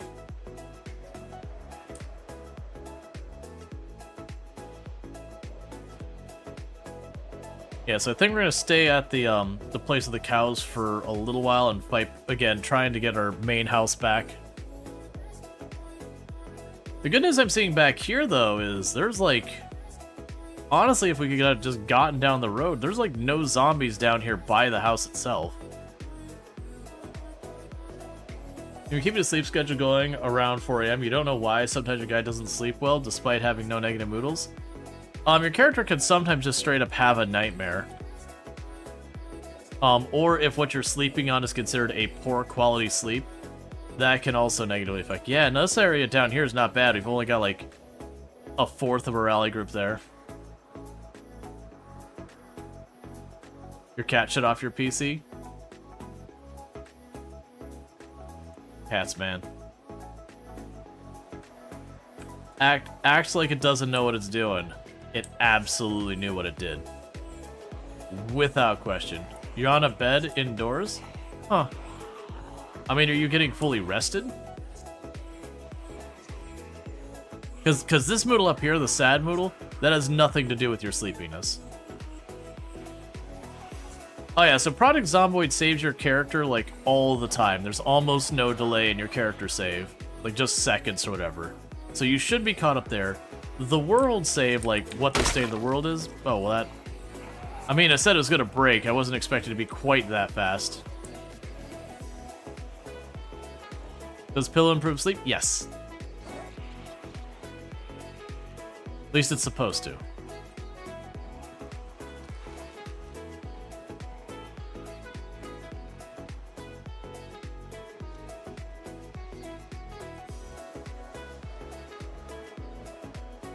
Well, weirdly, it's like y'all moved back out here.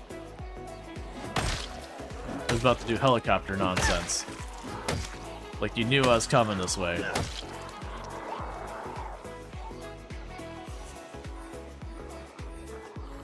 Yeah, so my thought is this field down here is probably the better field for it, which is where I've been taking them. We are starting to get some bushes in here, which is a little dicey. But I don't really think I got a better spot for it. Oh, weirdly, it's just a couple... There's like just two big rally groups there, because this is just a group of 3. I really don't understand what's happening with the zombie. Are you expecting the helicopter? Yeah, we got the alert that the helicopter's showing up today. That was the reason, was like, you know... I was in the middle of milking the cow, I got the alert and was like, you know, pretty annoyed by it. Because it kind of made me drop what it was doing.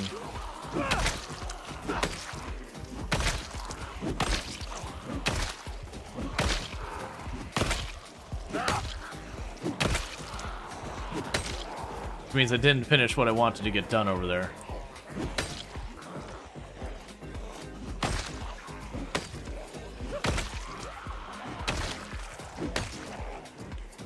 I mean, heck, if you want to keep up that pace of, like, one-tapping every other zombie, I can absolutely get on board with this train.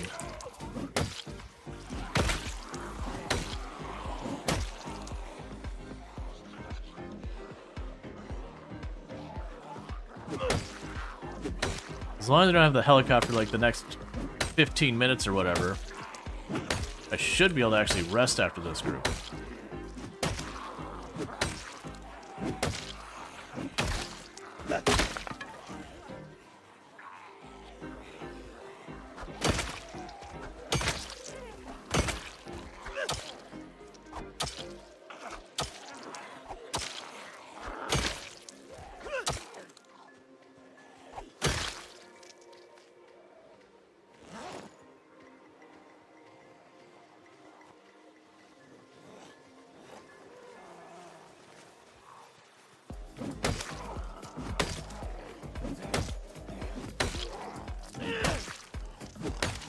I need you to die. I've overcommitted to this.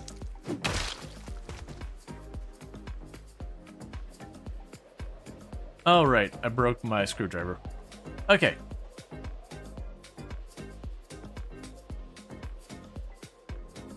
So yeah, we just pulled like a rally group and a half and just knocked him down. Because... Alright, well I barely got a full rest out of there. So there's the helicopter. So it is 9:21.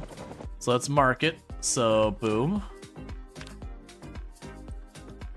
Sick. Helicopter 09-21-93. Yeah, so you can see the strategy of where we're doing the helicopters. In case anyone was wondering, the helicopters happen right here.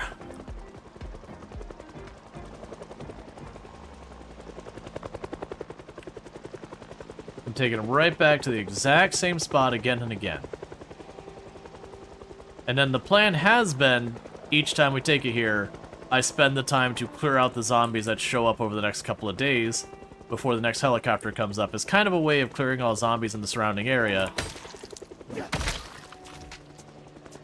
by just the process of the fact that they are getting killed, you know, gradually more and more.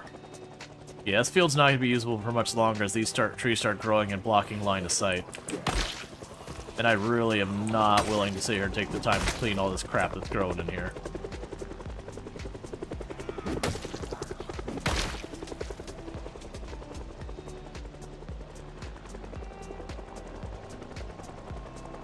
I think the helicopter would get bored of watching the same guy run circles in a field. Counter argument, if I'm literally the only guy to watch running around circles in the field, you know, when your entertainment options are limited, you take what you get. Do you have respawns enabled? No.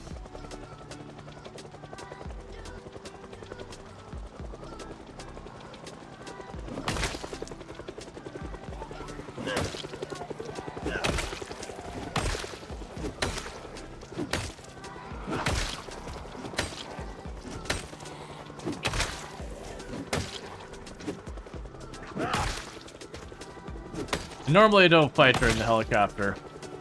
We're starting to get stats high enough I can actually get a decent number of kills before going exerted. So plan here is basically just kill a couple handfuls. And then we'll get on to our kiting.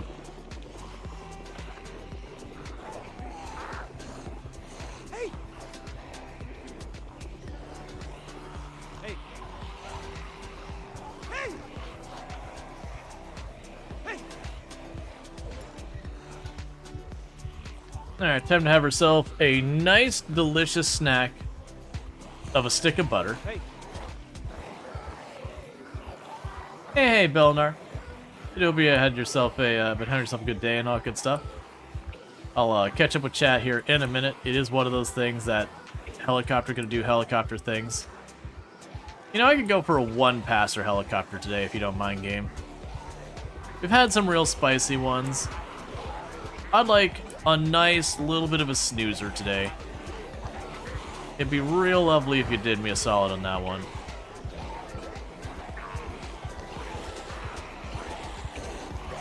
Nope. It's either past 2 or 3. Probably 2.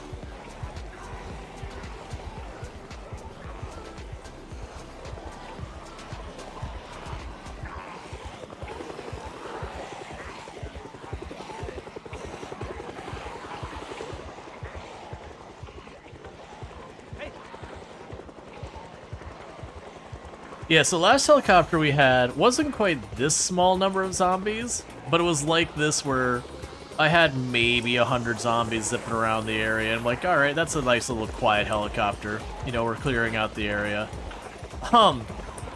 And then I went to go south towards the house, and it was just zombie central. Like, there's just a wave of zombies moving west across the house. I'm like, oh, I can't do anything about that right now.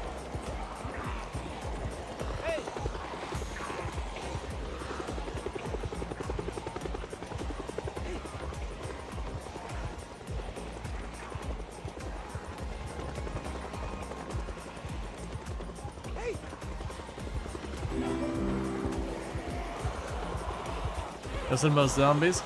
But yeah, the big mode of zombies is mostly on the south end, though. Like, there's scattered ones around, but... Alright, so let's cut over here.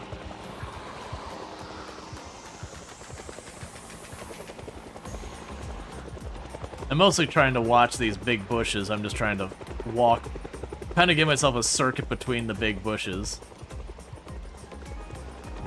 As I snag in that one, because the wrong timing of getting snagged in a bush and you die. Hey, the follow. Welcome to the stream.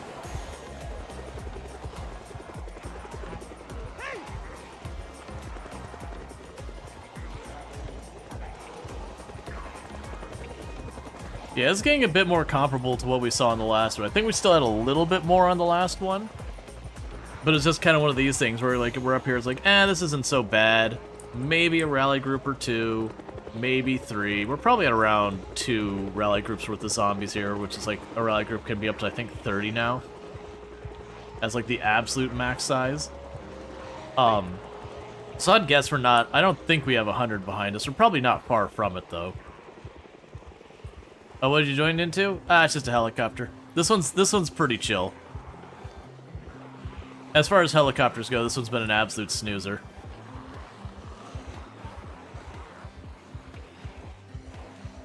So we're just taking out our zombies for a walk while we wait.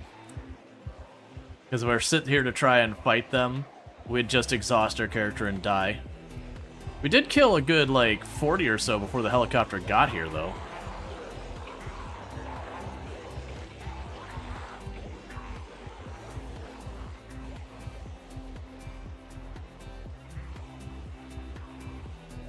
What do you mean, rally group? Oh, so when the zombies are in the world, depending on where they're at, they'll either stand off as individuals, separated out, or they'll form what's known as a rally group. And it's like where you get that little bunch of zombies that are kind of grouped together as like one little pack of zombies. And that's a rally group. And so rally groups, the base amount they can be is 20, but I believe it's like plus or minus 10.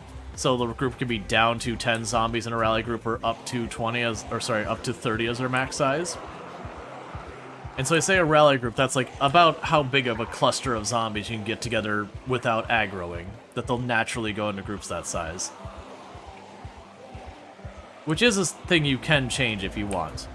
I will say, it may sound like a good thing to drop them down to rally group of 1 or just not to have it. I very heavily would recommend against it. It actually can make the game ridiculously hard. Because on the plus side, they're way easier to pick off one by one on normal circumstances. On the downside, when you have a meta event in a high pop area, it basically has like this big wide net of zombies that all start moving as one big like wave. And it can like literally make it so you have to go like, there's just nowhere I can, like, the net's closing, there's nowhere I can pass through this. Versus rally groups in a lot of ways can make things easier, because while you have that ball of zombies that's a little scary, you can maneuver between them way easier. Alright, sounds like the helicopter might be done.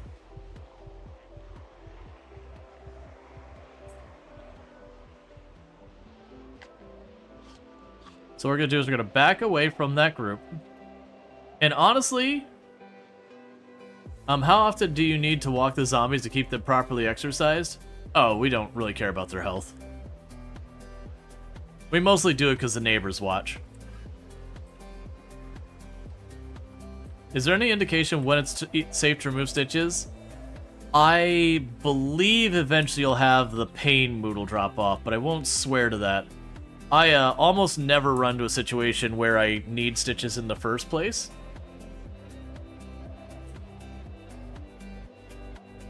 Sorry, smaller clumps mean more clumps. Let's see. Smaller clumps means more clumps, which makes hard to avoid. Yeah, exactly. If I have like one big group here and one big group here, it's easy for me to maneuver between them. But if we then split those up into like 6 groups, so I got group here, group here, group here, group here, group here, it's much narrower areas to like try and squeeze in between those groups.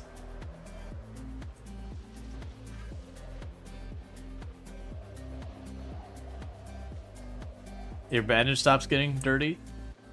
Who takes off their bandages?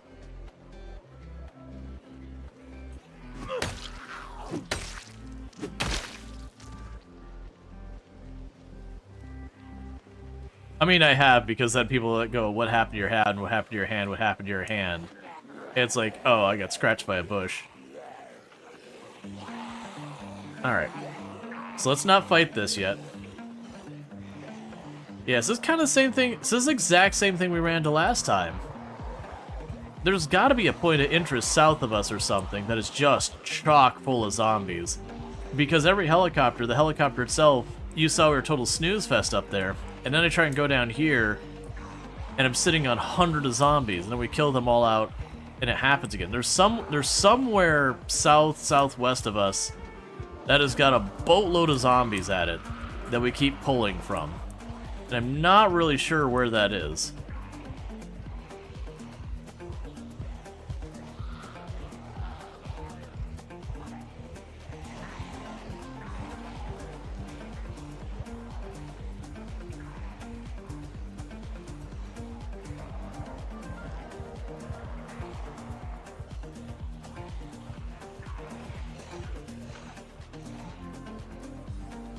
So I'm gonna work my way over to the cows, and then we'll see what we gotta do to tidy up the zombies in that area.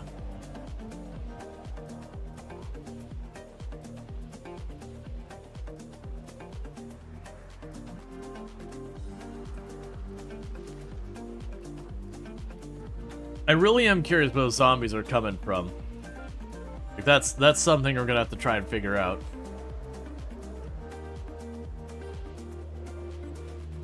I get deep wounds. There's only 2 real ways to get deep wounds normally. You can walk on broken glass or climb through broken glass. So basically broken glass. Or a car accident. Those are the only 2 usual ways you'll get deep wounds. Both which are fairly avoidable, though honestly, like, the deep wounds on the feet does happen. Your shoes can break, you don't realize, and then you step in glass and you get it. I don't like that we got this many zombies over here.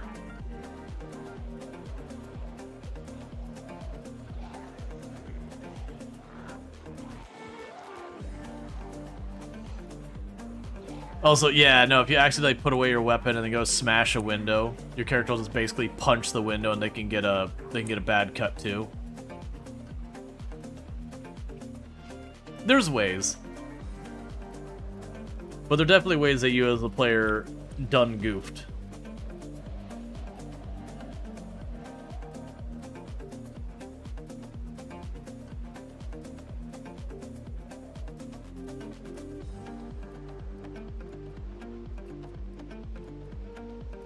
Alright. And the mistakes you get are from mistakes controlling the mouse? Gotcha. That's fair. Alright, so this is where I want to start actually clearing. Because the idea being, if we do this over here, I could start from where the cows are. I can use them as my means of keeping our weight up and our food up for a little bit.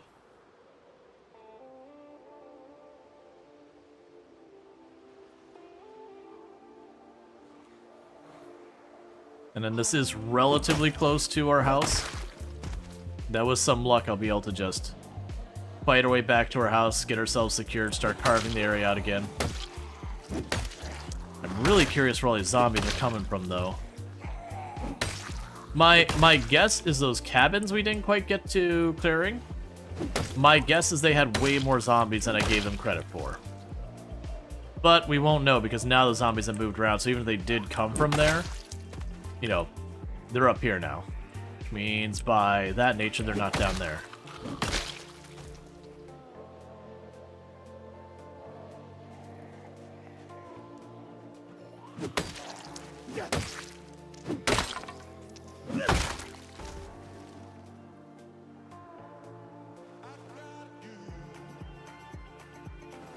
Okay, we could drop you off on the body. I also no longer need this holster, so you can drop you off on the body.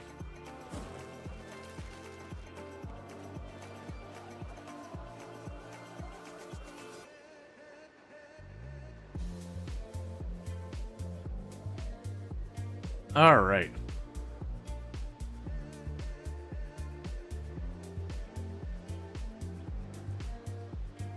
So let's go take a quick peek to see how the situation is by the cows themselves.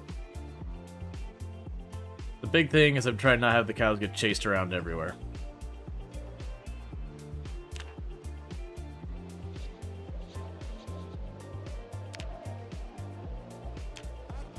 I can either erase the whole thing. Yeah, I don't want to do that.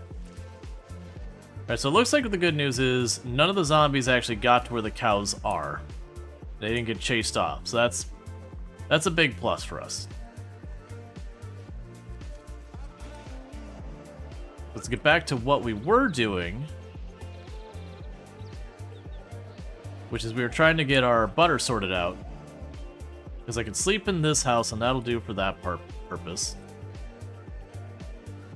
I only got the one zombie over there, so let's deal with our butter first, and we'll go clean things up.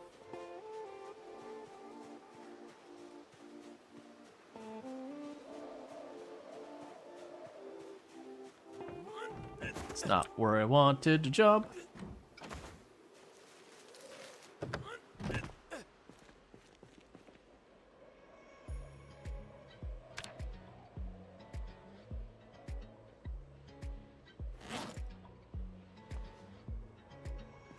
Right, it's in the middle of milking the cow when it all went down.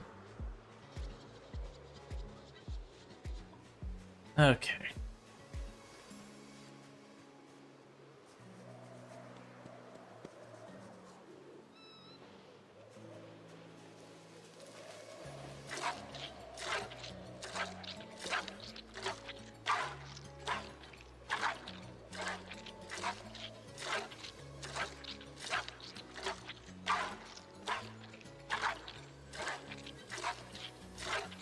Cows have a lot of milk in them. I know, I'm literally milking you for hours. Deal with it. Alright.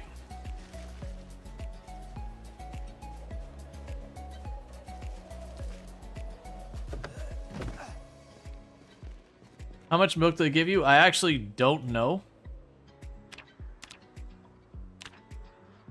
Oh, I keep forgetting with the butter churn, I cannot close the window. I really don't like that. It's just so much of my screen covered by that.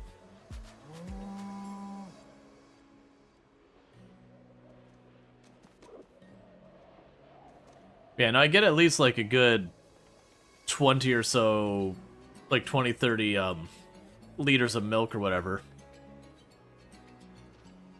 Considering we already ate one stick of butter today. And I'm gonna have, I think, 7 more here, and we haven't finished milking either of the cows.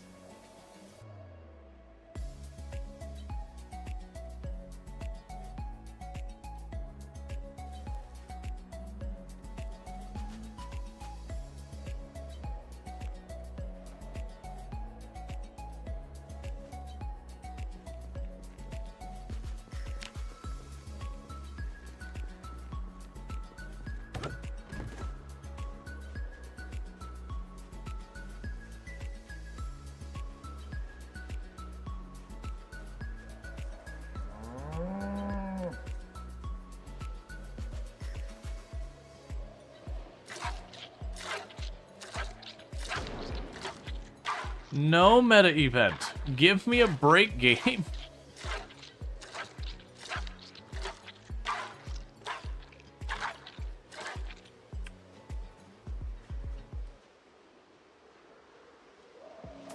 Alright, so north to south. That's probably going to scare the cows around. Can I get this other cow finished milking real quick?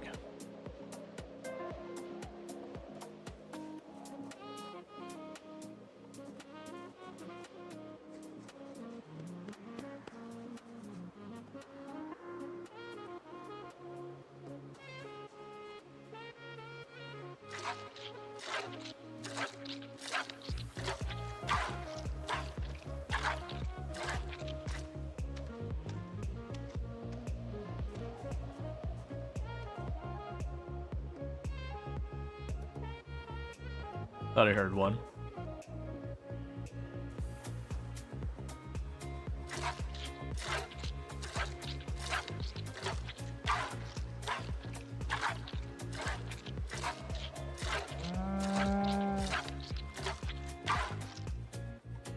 I need you to have less milk.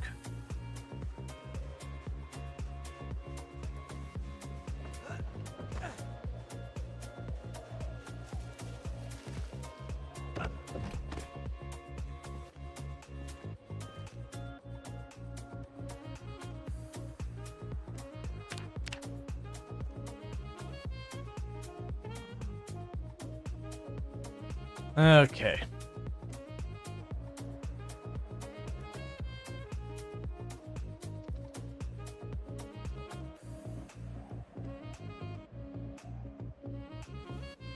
Churning butter by... Oh, you scared the crap out of me, cow. You're the worst.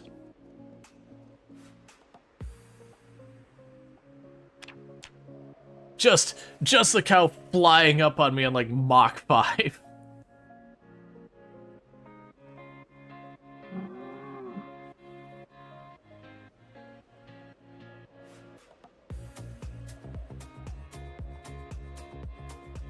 Take a sip.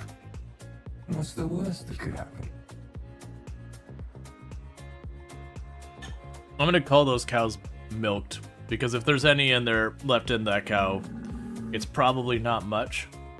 And I think we've got 12 sticks of butter. So we should be good for a pretty good while. Yeah, 11 sticks, because we ate one. Hey, Sue, can I get a shout out? Actually, can I get a... We got a couple shout outs. Can I get a shout out for Belinar if we haven't already got one? And then when we get that off cooldown, if I can get a shout out for Sui as well. Both members of the Halcyon Frequency stream team, both fantastic content creators. Definitely people I recommend checking out. Good times all over there. Sui's also been doing some 16 times pop shenanigans and all that. Belinar does a whole lot of indie games and all that good stuff as well. So, you know, both channels you cannot go wrong with. Thank you again so much for popping in here and all that stuff. In the meantime, we have no idea if our house is still safe. This isn't our house. This is someplace I'm staying.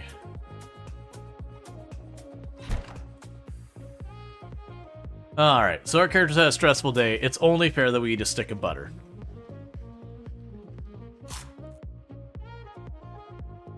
Go and eat the unknown berry before it rots.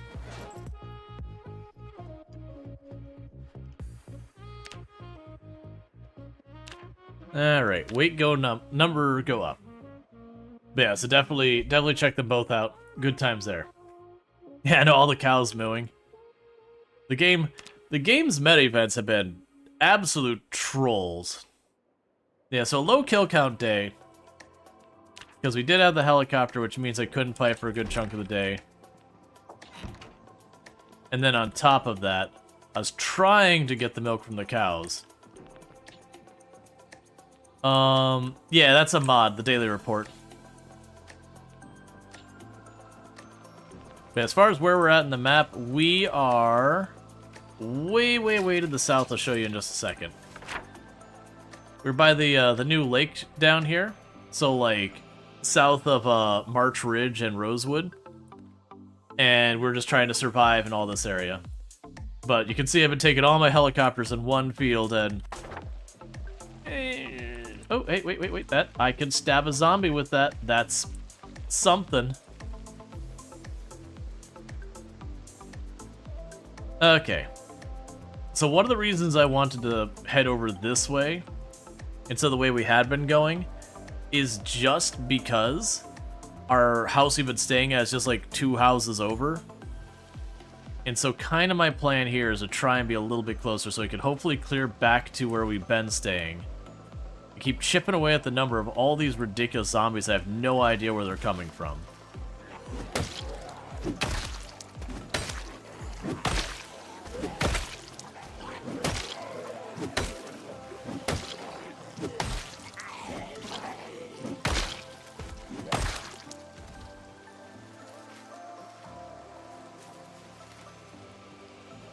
Okay.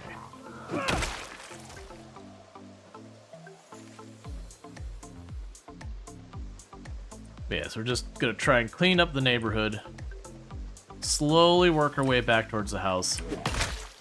And same as we've been doing, there's a zombie, it's gotta die. Because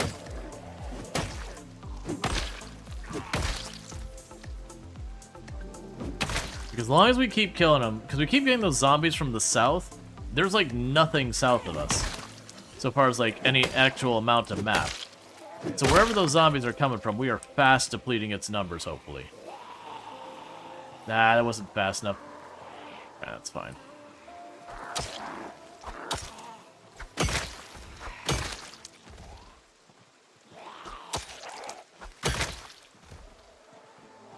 Trying to clean up my litter. There you go. There you go. Oh. That's on me. Put in the wrong spot. There you go. And go ahead and get... Oh, I don't have another axe ready for my back.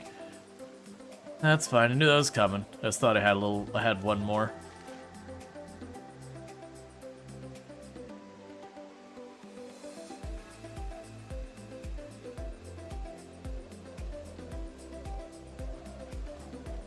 All right.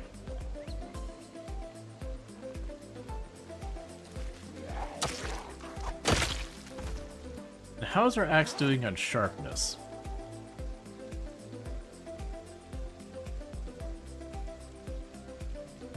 It's basically maxed. Okay. Thank you, Plordog, for subscribing for 1 month. And thank you, Plawdog, for the Prime Gaming sub. You'll get one of those a month and used it here. And I really do appreciate that. It means a heck of a lot, so thank you. Hope you've been enjoying the stream, and I hope you enjoy your advertising-free viewing as well as access to the emotes. And as a reminder again, check out Sui, another fantastic content creator, fellow member of the Halcyon Frequency stream team, also been doing 16 times pop project Zomboid nonsense stuff. Let's see, once heard you mentioned a wall of dense zombies in the forest perimeter of the overall map, but the total population fixed and respawn is off, right? Yes. I don't know about any more. It used to be a thing in Build 41. Because in Build 41, like, you didn't have this whole area, like, the map ended around here, so far as, like, actual area, and all of this is just full of chock tons of zombies. And you didn't have this area down here, so this area is chock full of zombies. And you didn't have this area over here, so this area was chock full of zombies. I don't think they just moved that wall of zombies farther out, but I could be wrong. But it was a thing that they did in Build 41 as a way of kind of, you know, dissuading you from going to the incomplete area, because I think they accidentally gave us some of the map ahead of time in Build 41. It's kind of one of those things that, like, it already been leaked, so no point in bringing it back. Hey, Blind, thanks so much for the raid. Just getting everyone from Halcyon in here tonight. So if I can, if it's not on cooldown, if I can get, let me also snooze the ad before it happens. If I can also get a shout out for Blind IRL as soon as it comes off cooldown. It might still be on cooldown because it has been just one Halcyon person after another. But Blind IRL is another fantastic content creator, another member of the Halcyon Frequency stream team. If you are looking to learn anything about Dwarf Fortress, anything about Dwarf Fortress at all, that is your source. Is not that is a source, that is the source.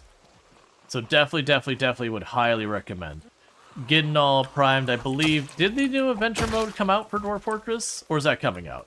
I know that was like right about to. I just don't know which side we're on in that, because I have been juggling a bunch of things. But yeah, but welcome in, Raiders, and all that good stuff. And again, it has released. Gotcha. It is out. Cool. I knew it was coming. I just didn't know if we had got to the it's arrived yet. But yeah, so definitely, again, check out Blind. Doesn't play exclusively Dwarf Fortress. Does play a couple, like, different games here and there. But Dwarf Fortress is kind of one of those things you're going to find a lot, and similar games and all that. But thank you again for that raid. It really means a lot. It's been out for 1 week. Gotcha. And thank you for those follows. Welcome to the stream. For everyone popping in here who doesn't know who I am Rual Storge. I do play a variety of games here on Twitch. I'm most known for my exploits in this game, Project Zomboid, where I used to hold a world record for the highest kill count run ever streamed. At 135,121 zombies killed on one character on one life. I was not running any mods that changed itemization or vehicles, and it was on sweaty tryhard settings. That said, as you could probably caught from the past tenseness of it, that record has been beaten. But we just got build 42 not too long back, and been going hard in that. Tryhard settings? Yeah, so we are currently running on 16 times population, which is the absolute max of population that Product Zomboid supports. And you may not see very many zombies on my screen right now. That's because we're in the middle of absolutely nowhere. And thank you, ODSO, for the Prime Gaming sub. Go. Choo choo. I really do appreciate that, and I hope you enjoy your emotes as well as your advertisement previewing. And how long did that take? I believe Jeremiah Wiener, who was the character who survived that long, I want to say it was like 1 year, 4 months and some days, somewhere around there. There's, if someone could use the !record command, that should give the clip, and I believe that has that information on it. Because going off memory, that's been a while. Yeah, 1 year, 4 months, 12 hours. Okay, so it's like 1 year, 4 months, almost on the money. Oh, but about real world time investment? I couldn't tell you the exact hours. Generally speaking, if people are playing on normal day length, which is I usually do, take however many days the character survived, and it's going to be somewhere in between multiplying that by 30 minutes and 45 minutes. Because a 1 hour day in practice, you end up playing between 30 and 45 minutes between, like, the amount of time your character sleeps, you fast forward a little bit, you get the idea. It doesn't... The 1 hour doesn't usually take the actual real world 1 hour just because there are things you do to speed up the game here and there. Like I'm about to do now. Because my character's getting all tired of whacking zombies in the face with an axe. So I'm fast forwarding and I am spinning in place, making sure a zombie doesn't come up to me because I don't feel like taking time to rest normally. Got places to be, like reclaiming where we've been living from the the zombies dumped on us by the helicopter. Again. Let's see, if you're like me, grinding fitness, your days are very fast. Yeah, no, you'll find I never grind a skill. Generally speaking, I didn't wait for my muscle strain. Generally speaking, when I play Product Zomboid, I will work on whatever, is my path forward. But as far as, like, actually grinding a skill, like going, I am working on skill X, and then, just doing that for a while, it's not that it never happens, but it is exceedingly rare. I tend to gain my skills gradually as I play the game. Because I've just found from games past, like Warframe and that, is that if I get into the headspace of, I am grinding X, I stop enjoying the game. Have you gotten more butter? Or got cut off? So, I got some of the butter from the cows. Before the helicopter arrived, it interrupted us, but I did circle back and finish getting it last night after the helicopter.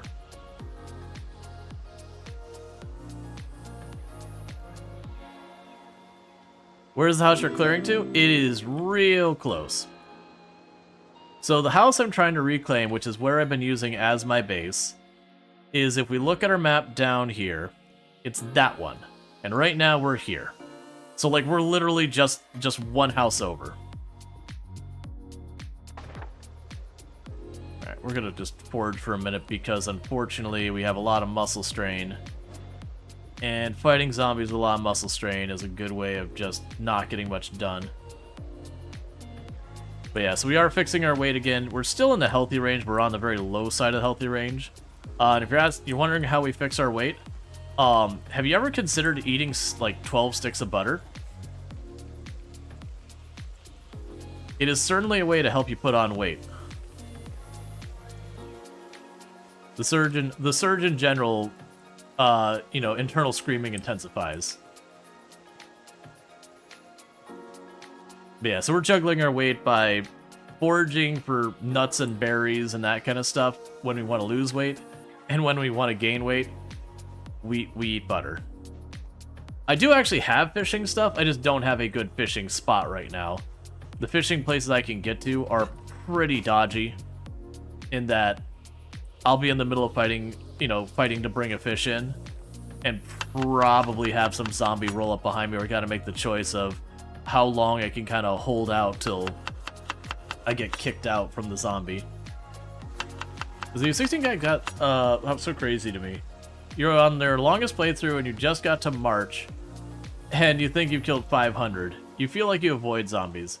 Yeah, it is one of those things that kind of happens over time as you play the game. That like early on you end up avoiding a lot of the zombies just as a practice, because you know zombie scary, they're the things that kill you most of the time. And thank you for the hype train. Hitting level 1 hype train at 63% with 2 subbed gift, so I do appreciate that, so thank you so much for that. But it is one of those things that you learn later on, the zombie you missed is a zombie that will kill you. And it kind of changes your approach to a lot of the game of just, okay, kill all the zombies. If it's dead, it can't sneak up on you. That said, it can be fun to be elusive. Unfortunately, with the really high pops, it just becomes non-doable. There's just too many zombies. You've been focusing on your base, you have some nice cards, lots of food, tons of water barrels. You've been sandboxing hard your compound. Don't get me wrong, you see them when you kill them, but you avoid combat sometimes. Yeah, that's totally valid. That's one of the beauties of Project Zomboid. This is a game that you can play it however you really kind of want to.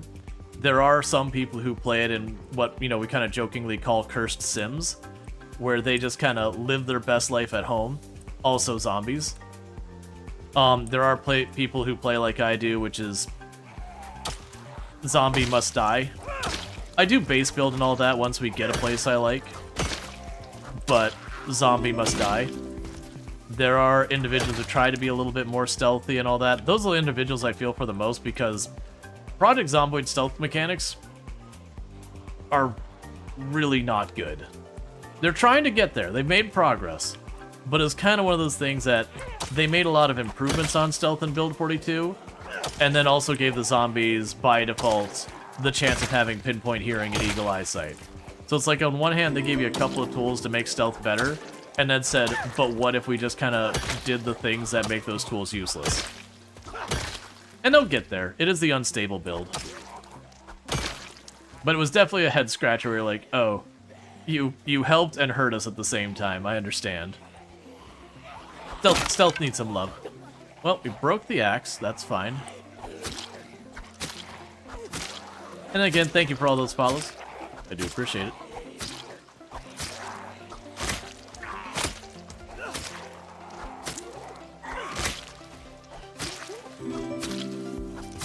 You loved Cursed Sims, you're claiming it? Yeah. Well, very much graphically, the game is inspired by The Sims. Well, stop having friends, zombie. Because our arm is getting all ouchies, and we're getting a wee bit tired. So I'd like to sit down and have myself a nice little break, if you don't mind.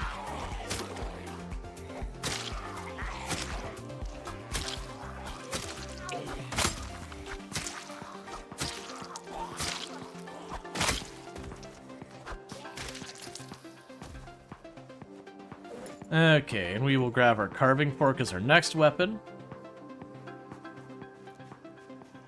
Stop. I just want to go and sit on a bed or a chair.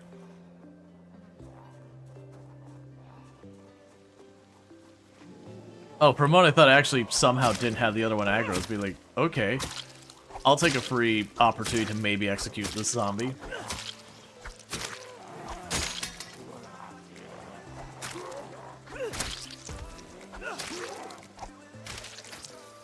Alright, do I have more weapons? Okay, we got the large knife. We are getting real low on weapons, though. And I do have a bunch of spare stone axes in my house, which is where we're trying to get to. But we're not there yet. What I'm going to try to do is sneak in here, get to the second floor. We have cleared this house once a long time ago, but that's been a long time, so this is not a safe house. Okay, you got a door? Cool. So fill up our water in the bathtub. because product Zomboid, every single person before the apocalypse just kind of must have just got the little rubber stopper and put in their tub, filled it up. Very convenient that they were kind enough to leave me 100 liters of water just in their bathtub for me. It'd make the life way harder if they actually had, you know, not filled everything up. It's just a thing that everything that could have water, they give you just like a little bit of water stored in it by default. But with the water being off, because it's been off for like a month now and some change, when it's gone, it's gone.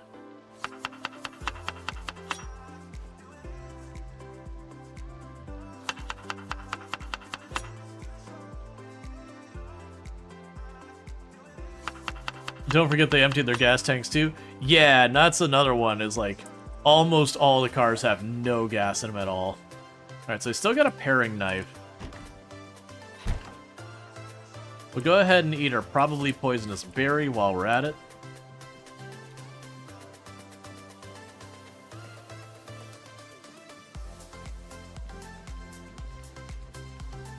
Because a little poison, you know, never hurt anybody except for those that did.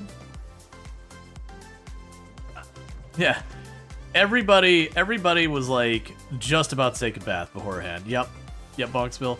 This is like 1993.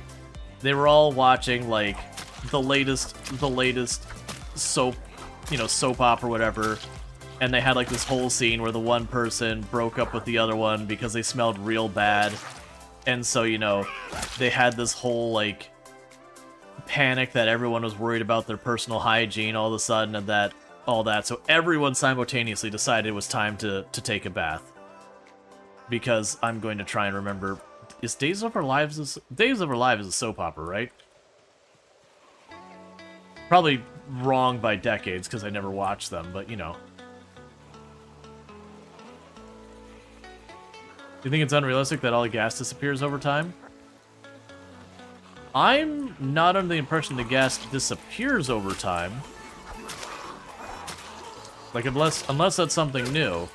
It's just a thing in Product Zomboid that weirdly a ton of the cars just straight up don't have gas to begin with.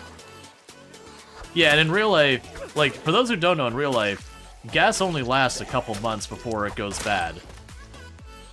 Like, it'll start to separate out into... I know part of it's like a kerosene-like substance. I used to work on, maintaining, like, gas vehicles and all... Not gas vehicles, like lawnmowers and all that kind of stuff. And man, that was pretty much 90% of my repairs, was people bringing stuff in, being like, it won't start, and then you opening it up, and there's just that gross cream-colored paste in the bottom, and what looks like thin alcohol, and it was just the gas separating, and I was no good. Which is super easy to fix. I just cleaned the gas line, and then it's good to go. But it was like, almost all of them, that's what would happen. Thank you for the follow. Welcome to the stream. Every once in a while you get something like the wire to the spark plug got detached or something like that. Or the air filter was all clogged up to a point the thing couldn't run. But the vast majority of the time, it was just, you know, gas gone bad. Because it is a thing that the larger the volume of gas you got in storage, the more, like, the longer it typically takes to go. So, weed whackers and that, which have, like, the tiny little tank, those tend to go right away. They, like, very genuinely, if you're gonna have a weed whacker sitting there for like 2-3 months, drain the gas. If you got like one of those like little half-gallon gas containers, and it's gonna sit there for, you know, a couple of months, you're best off, you know, putting in your car or whatever, using it, getting rid of it. Is it ready to move freezers and fridges? Yeah. So if you go over here to that little box there, you'll see a pick up, drop, rotate and all that. So you go pick up, and you put that little square under it. Let's see, there's some I can move around here. I probably chose, yeah, the glass. So I could go over here and I could actually pick up the glass and all that.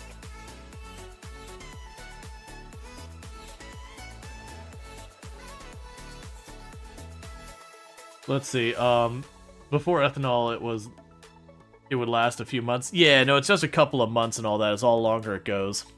Like, don't get me wrong, a really big gas tank like you've got under a gas station, the gas would actually probably last a good maybe half year or so. It would last a good chunk of time, because while it would start turning, it would just take a while to actually get all of that gone. But that still depends on you being... That was weird. I'm not sure if you noticed that. I did the execution animation. I wasn't holding a button. My character just decided that they just wanted to do a little sidestep afterwards.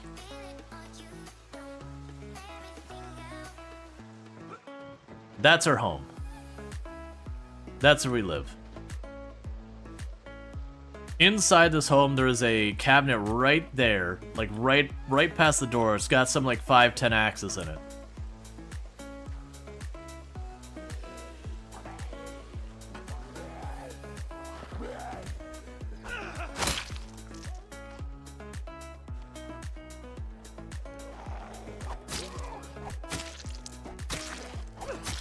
So a year maybe for a gas station? I don't think it'd go that long. I don't know. I obviously, like, I'm not a chemist. I think once you start getting like past 6 months, you'd start being like more likely, if you were managed able to get the pump on and start emptying it, you'd be just as likely to get stuff your car can't run on it, you know, versus what it can, kind of thing. Because usually what happens, a lot of them, is they'll get that sludge in the bottom end, and that's when the whole thing chokes up. Because whatever the thin stuff is just burns off real fast, but that sludge, the moment it tries to pull that in, you know, it just can't run on it.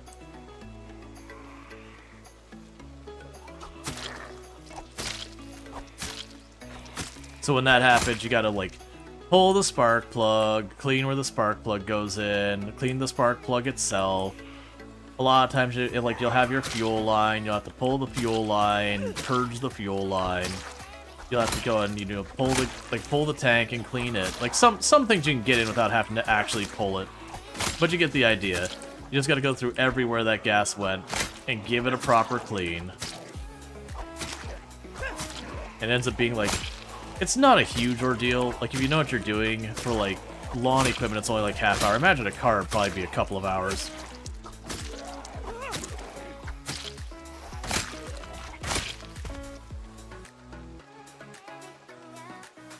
But the big point being, it wouldn't take super long.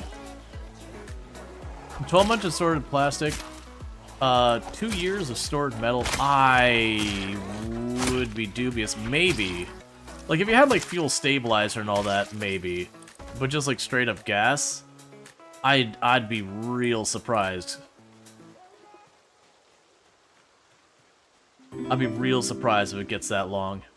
Thank you for the follow. Welcome to the stream. Like, we're talking like the giant gas tank underneath the gas station, maybe? If you mean that, that might be believable.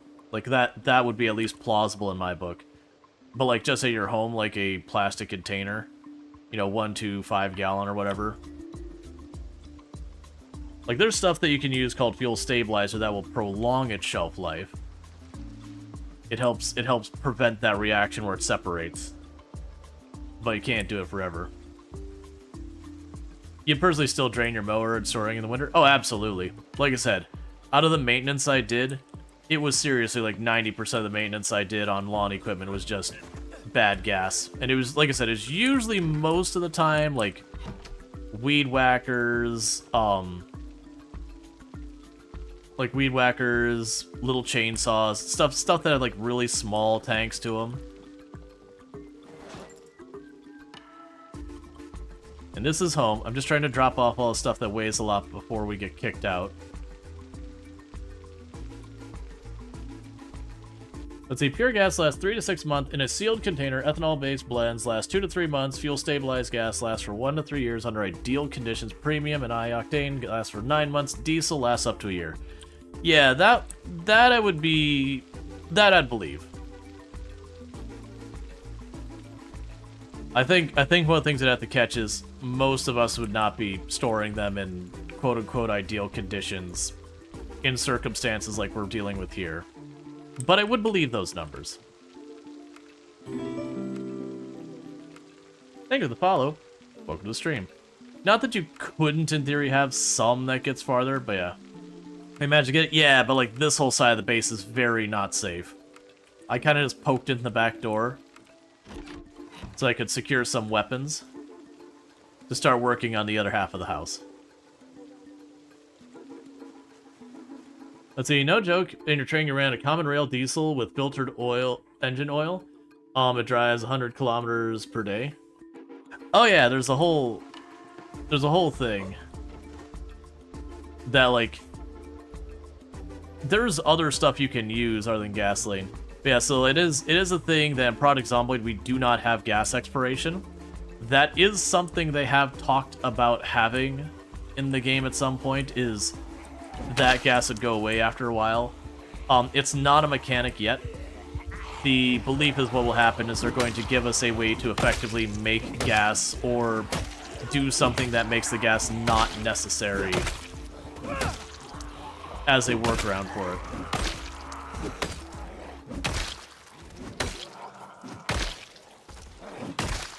Then add a chemistry skill? Probably. Did you join Burke's event Saturday? No, I haven't had the chance to. Like, I saw that you posted it. I just never had a chance to really, like, dig into it. Been dealing with a bunch of behind-the-scenes stuff on, like, stream-related and supporting the stream, but not stream-related as in, like, actually on the stream. Gotta apply tonight if you want. Yeah, I'll have to look. We'll see. There's a good chance I'm just gonna end up missing it. I'm sure it's gonna be a great event. He usually does put on pretty solid events.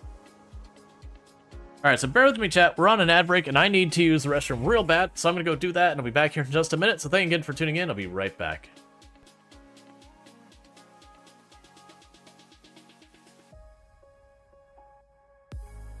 She was in a fit of rage. She was really bored. She wanted something to do, and she had a knife. You know, we've all been there, right? Just you get a little bored, and you would just attempt to murder.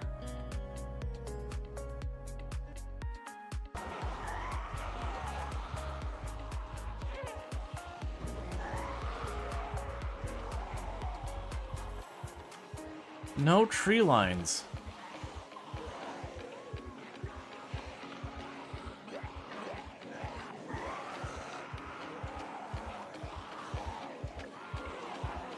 I'm getting boxed in real hard here.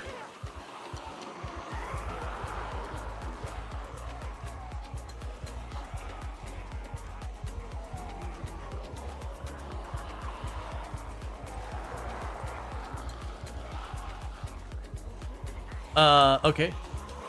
Let me over. Okay, cool. I don't like jumping over fences because there's always an RNG chance we trip, but that was one of those ones. It was jump over or die. Hoo, hoo, hoo, hoo.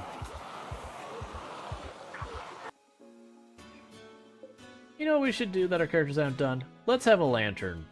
A sky lantern thing.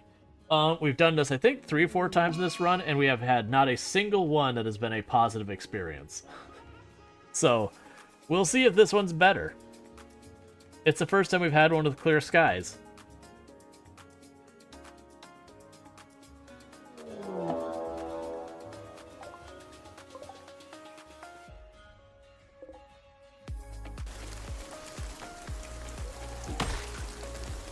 Okay.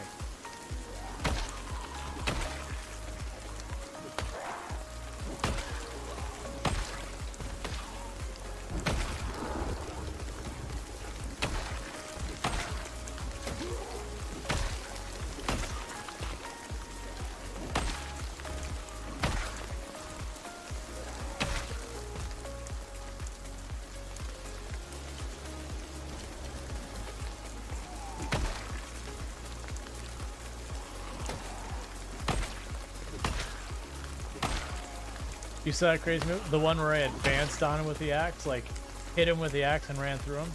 I did not feel good about that move, but I'm like, man, I'm getting cornered here. Alright, and we are back.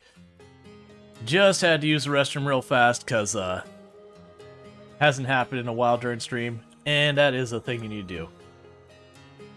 Alright. Thank for the welcome back. Okay. So, we've had ourselves a little rest. Let's go murder some more zombies. and see if we can't clear the area immediately around our house, because I see we got this big bunch right here in the cornfield.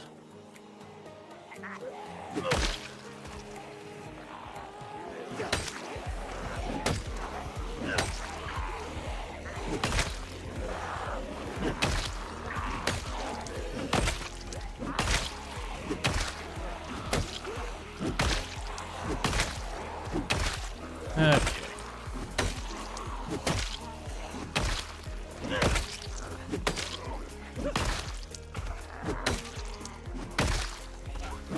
On the plus side, well, I've really wanted to be making the knives, and we just haven't been able to get our napping skill up high enough.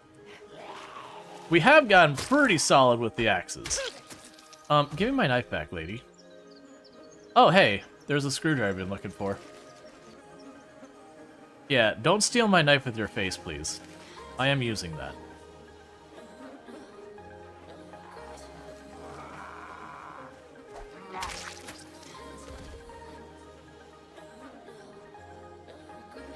Anyone got a watch you can take apart? Nope. All of you with your analog watches. Don't you know this is 93? It's time to get your Casios out, man. Get with the times. Gotta go get your $12 Casio watch.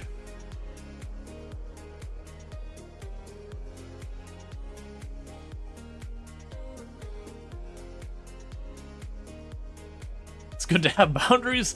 Yes. Yeah. I am glad they adjusted the corn. For those who didn't know, the corn can hurt you, like when you go through it. And apparently, like, I was told that's actually a thing in real life, that corn is actually... It can cut you up pretty bad if you're just, like, running through it or whatever. But, they added the cornfield so they could hurt you in Build 42. And when they first added it, they could, like, lacerate you and everything. And people were dying because they're getting their neck lacerated running through the corn. I was like, stay away from the corn, man. Like razor wire in there. You don't know the fear that is the corn. It can still scratch you now, but it's pretty tame. One thing they made is they made it so like the injuries you take from that won't be bleeding injuries. Hey, sir and or madam, no loitering.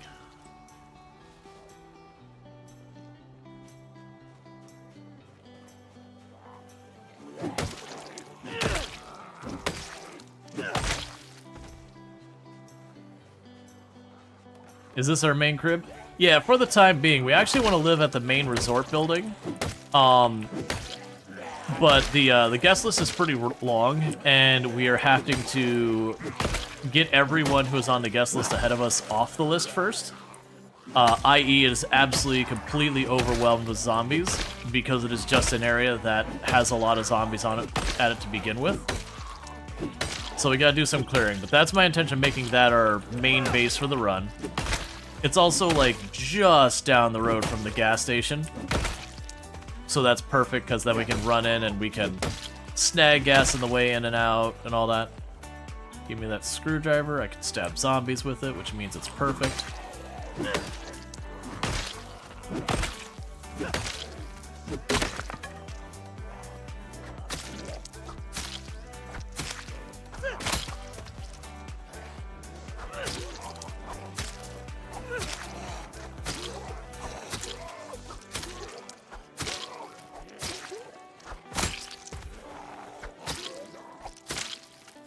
That muscle straightening exertion combination is always a bad thing. Yeah, the resort is an ant hive right now of zombies. Well, alright, so get aggro on our zombie down there by the fence.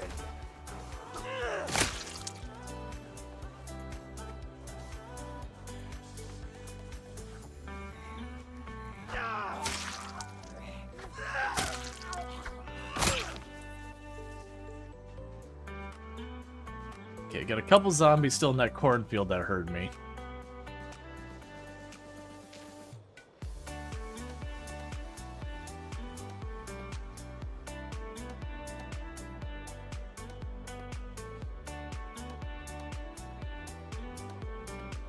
I'll deal with this guy. We got our axe. Get back to work.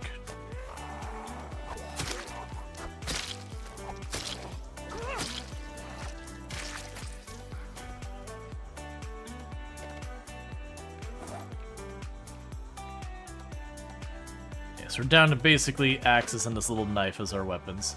Oh wait, I should have another screwdriver. There we go.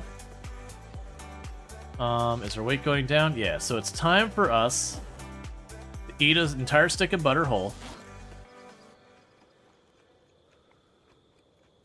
So you're rather far down the guest list. Give me a bit. I'll see what I can do. Pretty much.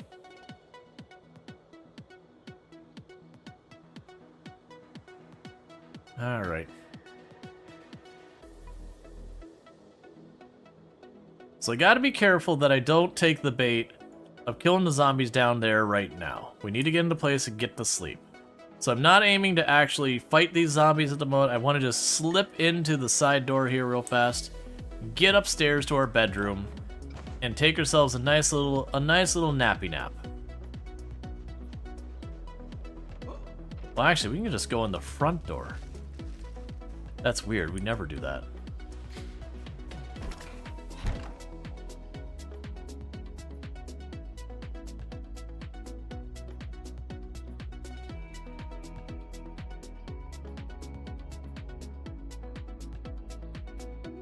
So good news is there's really not many windows on the second floor here. So I can top off our water here.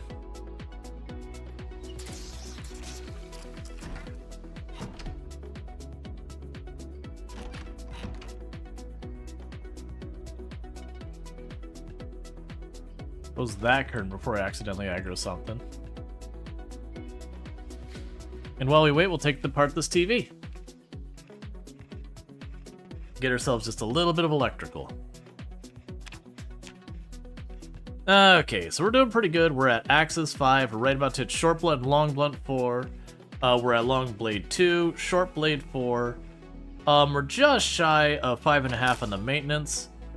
We're at Carving 1. Cooking is about to be 2. Electrical is looking at about 2 2/3. When we hit 3, I'll be able to hook up a generator. Napping is a little bit over 1.5. When we hit 2, I'll be able to make the stone knives. Everything else has nothing there. Animal care is at about 4.5. Fitness is at 4. Strength is really close to hitting 5. Nimble just hit 3. And then foraging is about to hit level 6.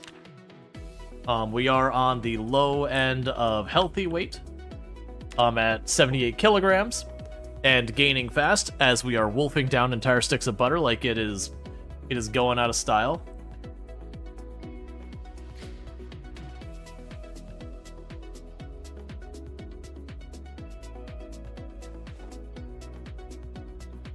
Oh, that's equipped for a weapon.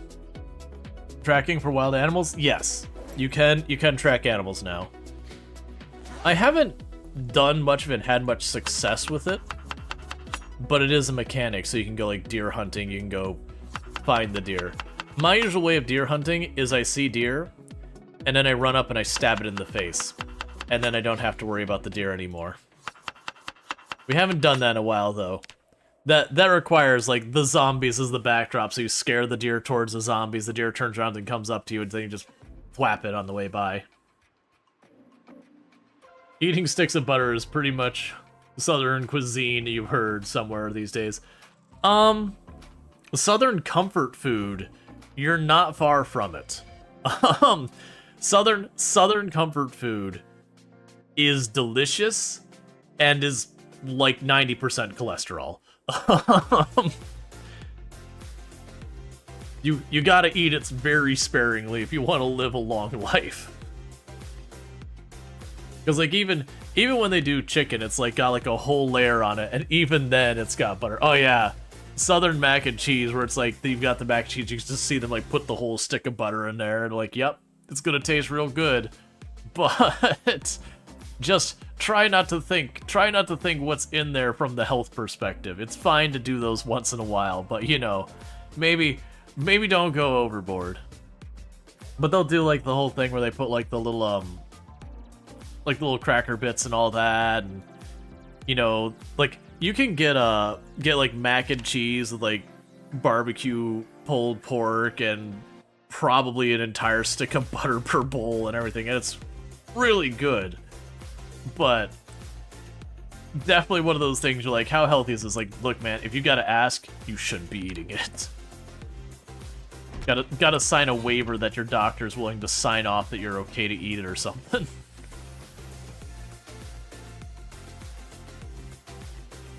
Like I said, I don't end up eating any of that very often because it is one of those things that it's like, you know, how do you eat this and be healthy? It's like, look, man, that's not a question that has an answer. It's an or situation.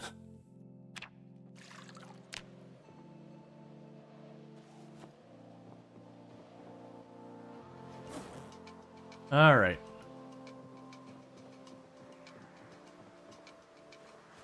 Drop you off. The good news is I don't need to worry about another helicopter, because we just did it.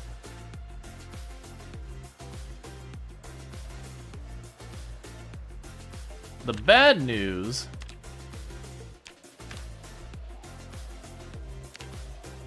is we're running low on weapons, and we haven't solved our problems yet. So I'm going to try and knock out a couple more axes being made. But yeah, no, that's, I'm kind of happy that, like, I can only do that kind of food once in a long while because it ends up being so rich that I'm just like, alright, I can't. Because if that wasn't the case, as you just can't live healthy like that. Alright, so we don't have tree branches, what I'm guessing, yeah, because we got the rags, we got the flint, so I don't have tree branches. The good news is I've got tiny stabby bits that we can use, and that's something.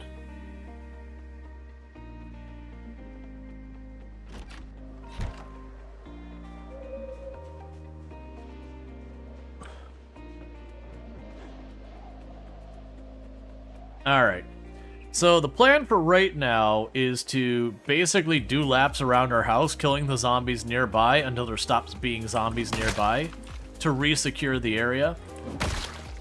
And then hopefully they kind of hold out long enough that what I'll be able to get away with is potentially getting things secured enough that I'll be able to go down here, cut down some more trees for more branches, replace our axes, that kind of thing. We'll need to see as we get muscle strain. That field used to be open. That field is death trapped if I try and run through there and fight in it. So we can drop you off for right now.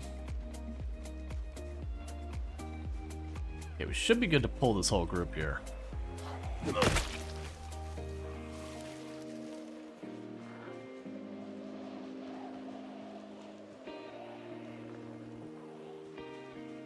Drop that in a body to get rid of it.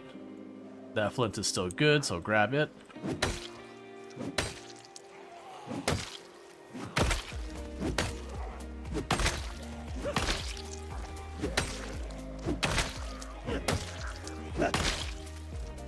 Okay.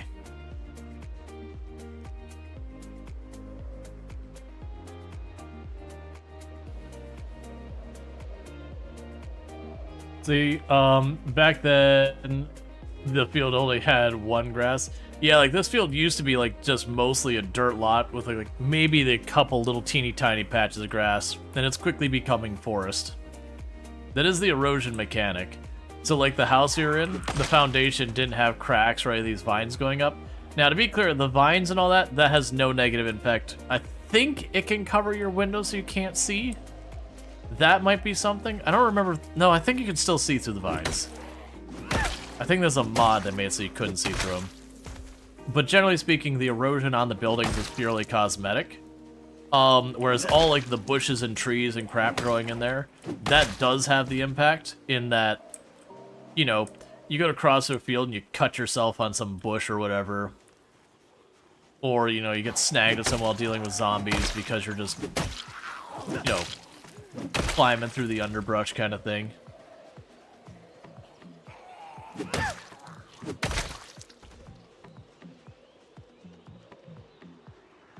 Actually looking pretty promising already. A couple over here. I'm thinking the fenced-in area is the first goal. Then we go a little bit wider out. But it is good to have our home back. It's been a long time coming.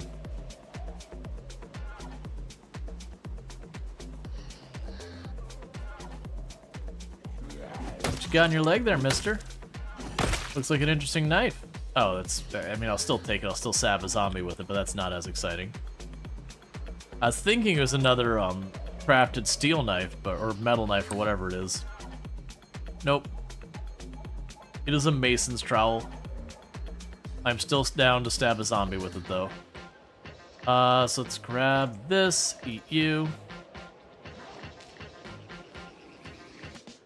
And then we'll make ourselves another salad.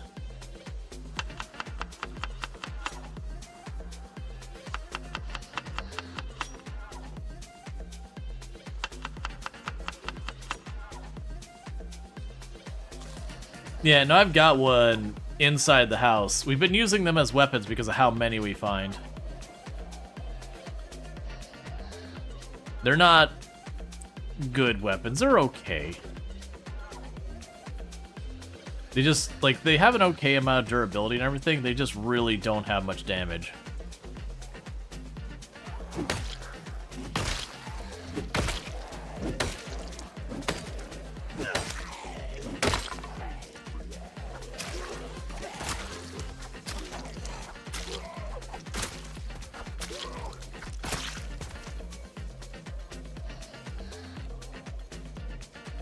And then we start practicing carving.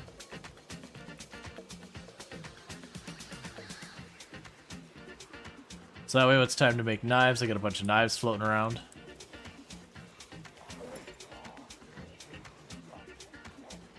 Or a bunch of handles, rather, to float around.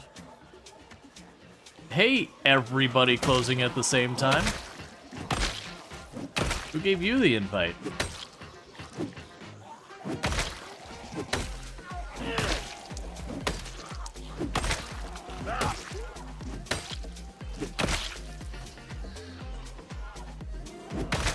Only looks like it might be just over one rally group's worth.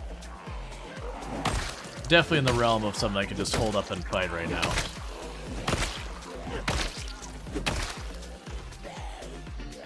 That's probably a fillet knife.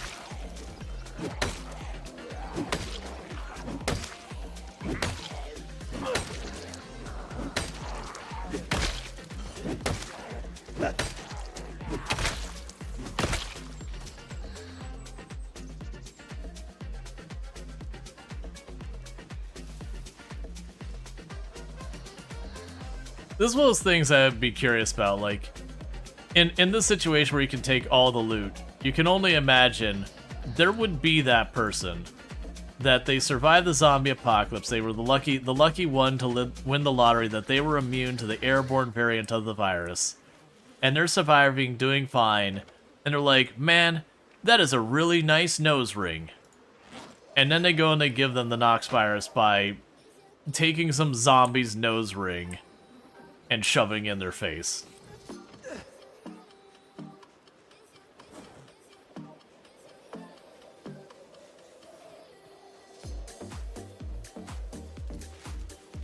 Yeah, piercing a thought that grossed you out so much. Yeah, you just be like, nope. Not worth. This is why we sterilize things. Yeah, but that assumes our character knows anything about sterilizing anything. So let's see. So carving we can't read yet. Fishing we can't read yet. Ooh, maintenance 3. Can we read the maintenance 3 book?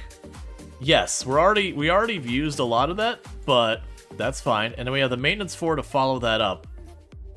So let's actually grab both of those books to keep in our inventory. Because we got those off a loot pinata zombie. So I can rest here for a minute and read a little bit about maintenance.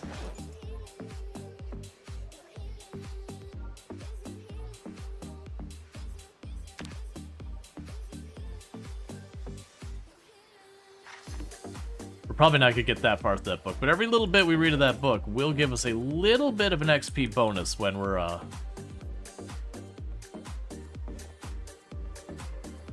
dealing with stuff. Yeah, so there's my spare one. So I've got like a bunch of tools all in here. We're in really good shape with a lot of this. Is there anything I need to be worrying about here?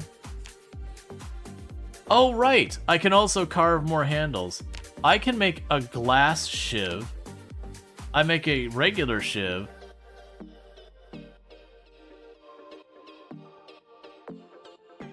That's interesting. I didn't realize you could make a glass shiv.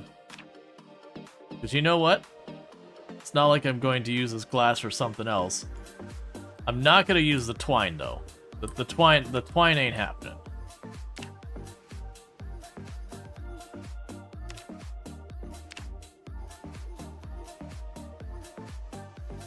That's actually a really interesting recipe, just a piece of broken glass and a rag.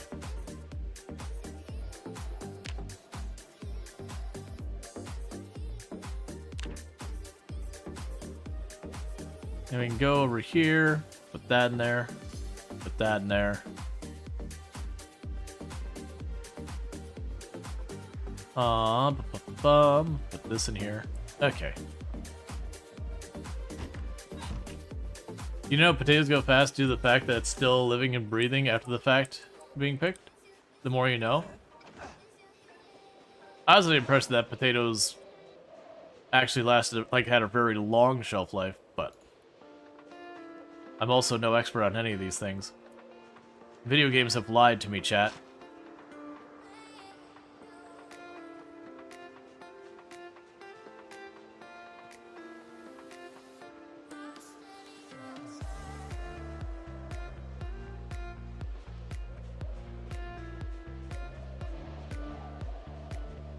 Yeah, no, I know you can store them for a long time. It's probably one of those things like you gotta keep in, like, you know, a dark location, yada yada. They'll start to sprout. No shooty. Yeah, no, I know that one. I've run into that situation before. Where we got, like, a bag of potatoes, and we didn't get them right away. Not right away, but we didn't get them into a timely manner, and I was like, alright, these are starting to sprout, so we actually took them into the yard and planted them, and I grew my own potatoes one year.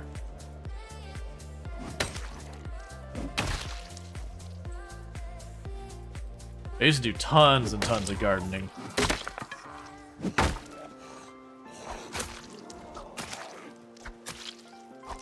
Still think my proudest plant was the habanero plant. That sucker got to be like 2.5, 3 feet tall, 2.5, 3 feet wide, and more habaneros than any person could consume without having serious health problems. Like, I had to come up with creative things to use the habaneros for because there's just so many.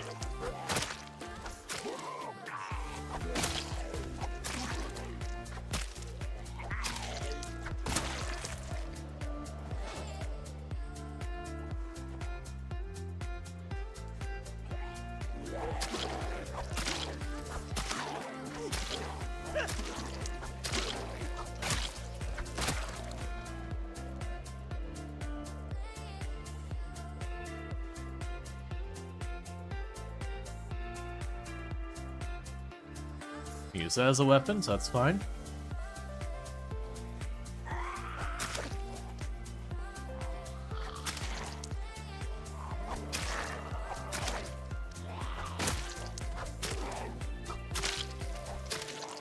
Do diaries trigger map events? No. Unfortunately, when you open the diaries, there's literally nothing in them.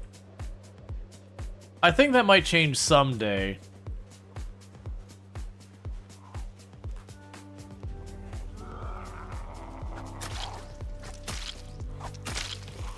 Oh yeah, no, I'm aware that, actually, I haven't seen anything with Blind's garden since he moved. But yeah, no, I'm aware that Blind does a lot of gardening. Like I said, I used to do tons of it. The big thing that got me is there's lots of wildlife where I'm at. And it kept escalating. I'd be like, alright, we got leaf miners, no problem, we can get that taken care of. Alright, cool, we got caterpillars, no problem, we can take care of that. Not a big deal. Alright, well, you know, we've got like raccoons and birds, no problem, we can deal with that. And then started going, it's like, we got deer. I'm like, okay, I'm noticing a pattern here that every time I get rid of one of these pests, I get a bigger one. And we're up to deer now, and I'm kind of terrified of what comes next. The deer were the worst, because, like, the raccoons just went through and ate, like, a bunch of the different fruit and everything. That sucked. But, you know, it's like, okay, whatever. I mean, if we have a moose where I'm at, that is its own case study. But, like, the deer, you go out there, and you had, like, this big bush one day, and then you come back out there, and there's a nub. Like, literally ate the whole thing. And it was blackberries and raspberries. Ate the thorns and everything. Like, nature is hardcore, man. It's like, no, am I gonna eat the berries? Nah, man, I'm gonna eat the berries, I'm gonna eat the flowers, I'm gonna eat the vines, I'm gonna eat the thorns. Like, I'm gonna eat it all.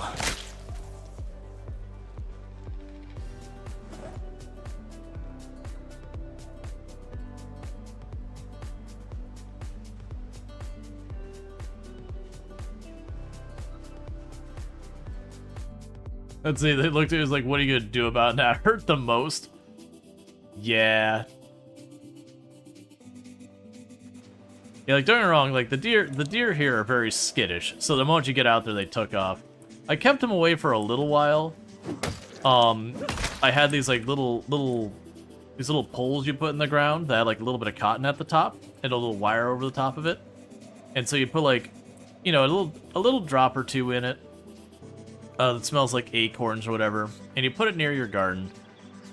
And, you know, the deer would go up, and when I say it gives them a zap, it's not like an electric fence or something. It's like a little tingle, like if you touched a 9-volt to your tongue or whatever. But it's enough that the deers have sensitive nose that they'd go sniffing around, smelling that, and they'd poke it with their nose, and they found it quite upsetting. They were not fans of that. But it's just very hard to keep up since it rains here all the time, and every time it rains, you'd have to re-up it, and it's like, you know what? I just don't got the spoons.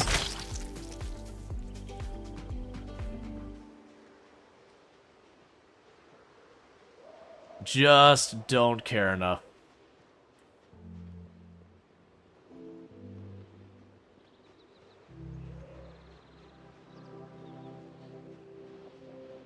I also had at one point, it was a motion censored sprinkler. So the idea was, you know, the deer would walk up, the sprinkler would kick on, and it would spray them, and, you know, that would startle them so they'd take off.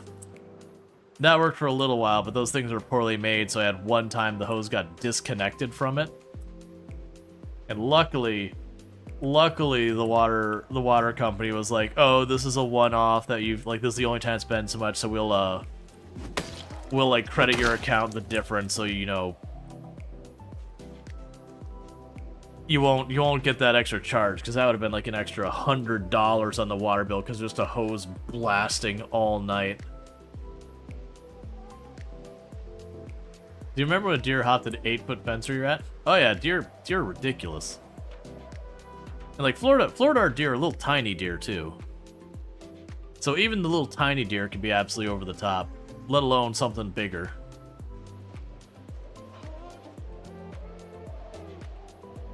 But yeah, so it's just one of those things, like, the effort and cost is going to try and keep all the critters away was just getting to be too much.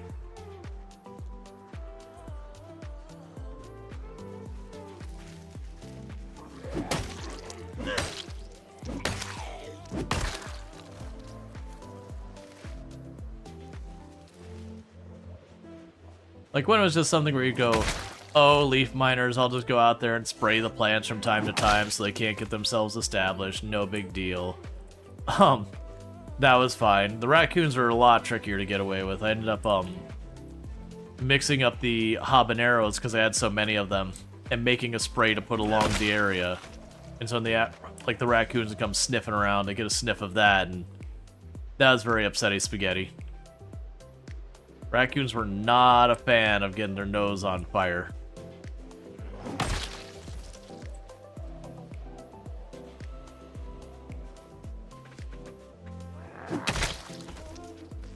And every one of those raccoons in our area are so fat. they are eating real well.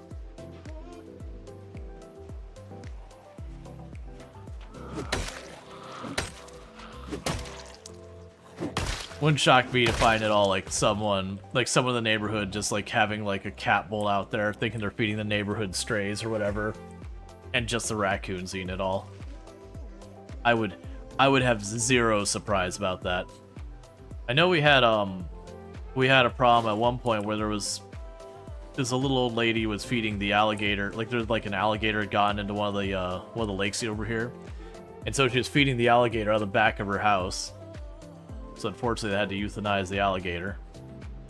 Because you do not want an alligator chilling in the area who think people equal food. That is how people's dogs go missing. Did you happen to live near Lake Placid? No. This would be like a big retention pond kind of thing. It doesn't get the privilege of having a real name. I'm willing to bet if we look at the map, it'll be like retention pond 84 dash, AC dash whatever. Yeah, no, I'm familiar that there's a movie Lake Placid. But yeah, it was like the exact kind of thing. You just don't feed wildlife.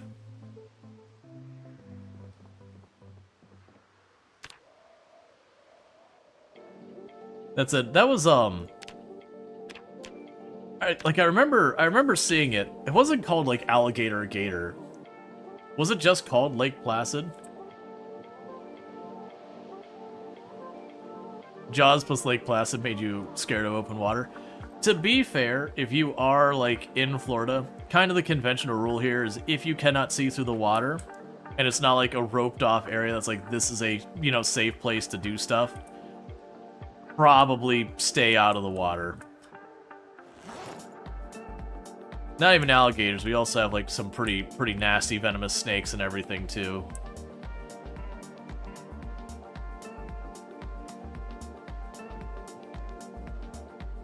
Cows kill more people than sharks do? Yep. And more than alligators do too. That said, there's a difference when you throw yourself into the situation. Like you create the danger.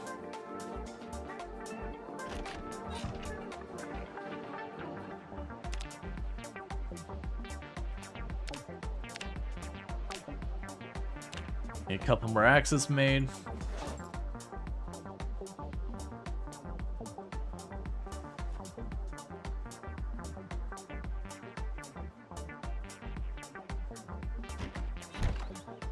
Yeah, no, it's a pretty big thing here in Florida. Like every year when it gets around the mating season, you'll hear reports of, people having alligators show up in their swimming pools and all that kind of stuff.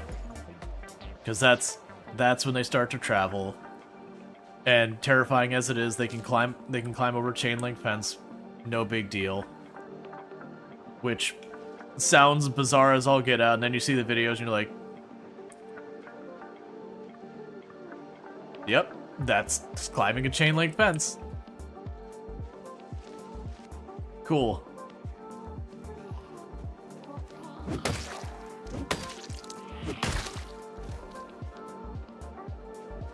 Because you found an entire blacksmith anvil laying in a barn. It's really annoying to make the thing. You don't have to craft your advanced forge. Yeah.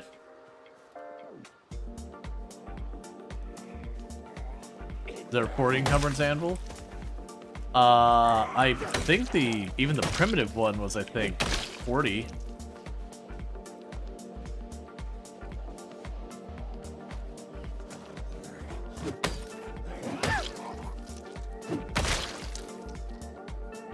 Alright. Got another wave going over here. Just working at the zombies around the property.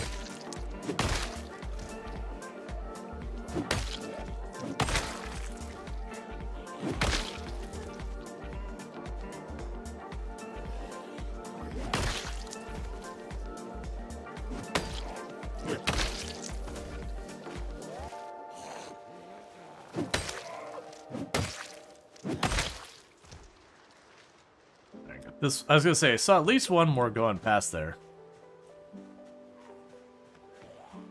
But yeah, so this is basically all those zombies we drew in with the helicopter. They're gonna slowly spread out, especially as we make noise and meta events and all that happen.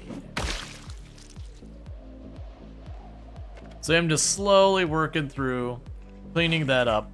It'll take us a while. But the big thing, as long as we keep killing the zombies, there's no respawns. And they gotta come from somewhere. Which means we are thinning out the zombie population little by little.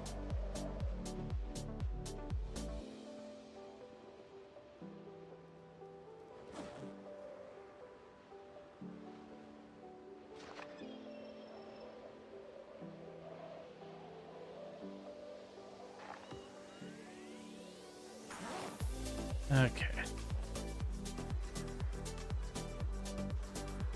But yeah, we should be able to pretty consistently knock out like 100 zombies a day, if not more. Just carve ourselves a wider and wider path.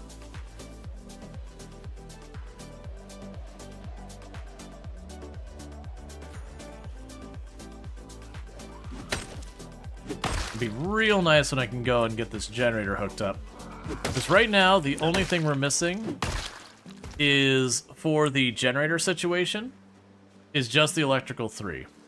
I've got the generators, I've got a car, I've got all that. The car's worthless without the generator because I can't get the gas I need.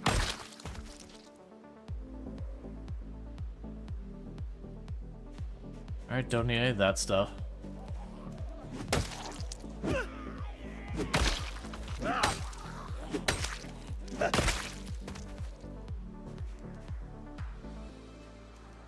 Okay.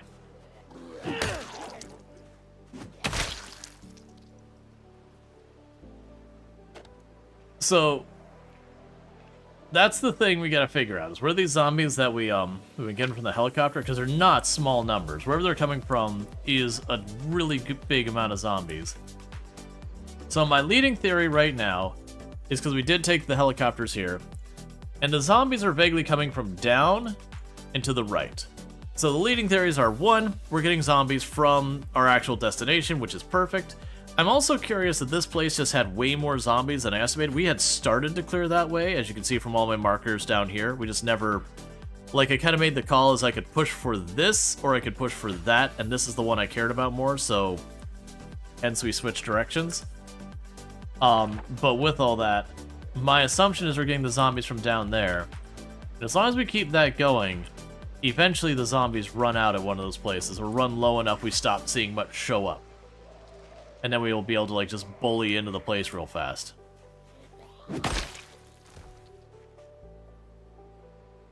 Because I doubt we're going to see that many zombies just chilling out in the middle of nowhere in the woods. Especially in Build 42. That is one thing that's changed a lot in Build 42. In Build 41, there were places, like, for example, the woods just northeast of Rosewood, or just west by the prison, were always something that caught new players by surprise. Even advanced players, if you hadn't been there. That you go to this area and it seems like it should be all quiet, and then you get into those trees and it's just chock full of zombies. And it was because the whole area was, you know, had a decent pop with the way it was spread out. That I imagine now it's probably way less cursed.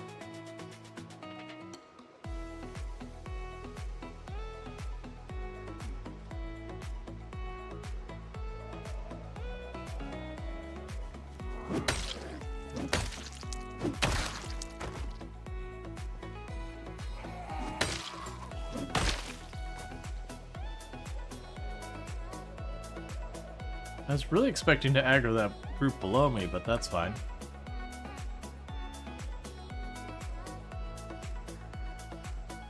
I'm gonna aggro them now, though.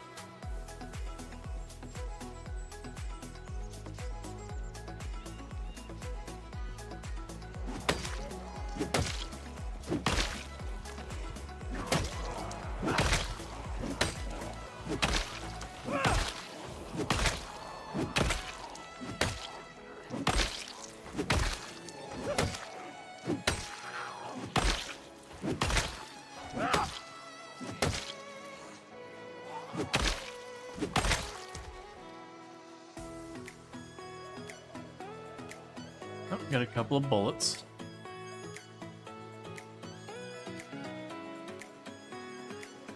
Oh, back up.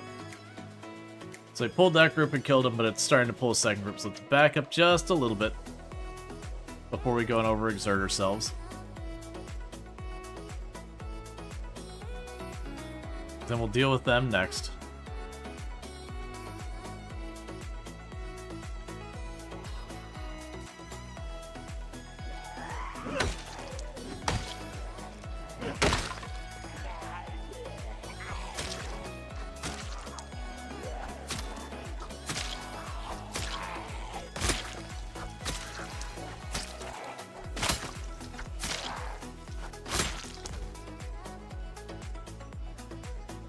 Get the next axe ready.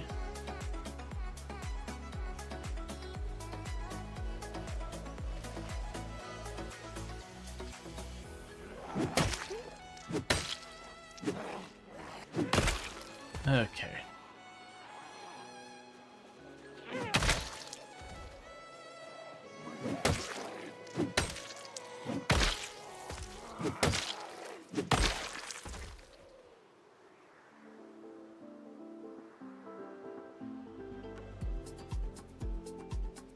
And as we've been doing, when we break these things, if I remember, make it into a handle just to do that.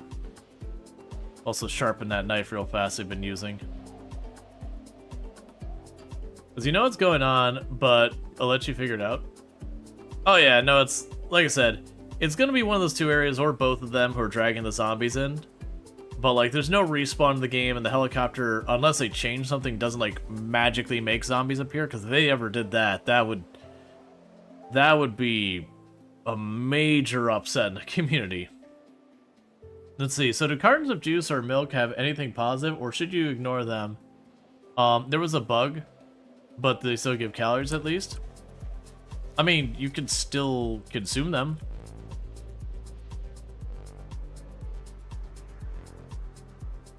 Like, they should still be beneficial to you.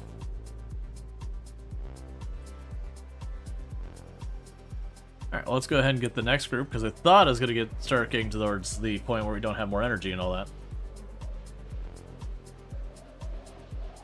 It's also a possibility that around some of these lakes or stuff, there could also be something hidden I'm unaware of down there. But all things considered, it doesn't really matter. We're killing the zombies in the area. Every zombie we kill with no respawns is one less zombie in our world to show up and cause us grief.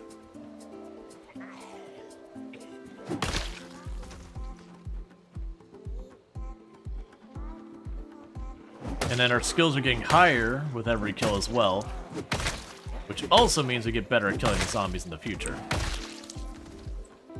But you probably already noticed at the beginning I'd struggle a little bit for like 1 or 2 zombies before we got tired. Versus now, it's kind of getting to that point where we can get about through a rally group before we gotta start backing off. With a little bit more, I'll be able to take on more in the rally group, which is when things get really, really much faster, because then I don't have to, like, stop and back off nearly as much.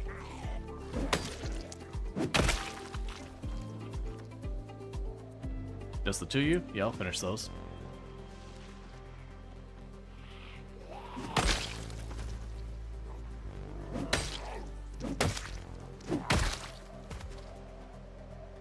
Our weapons also last through more zombies as our maintenance skill goes up and our weapon skill goes up.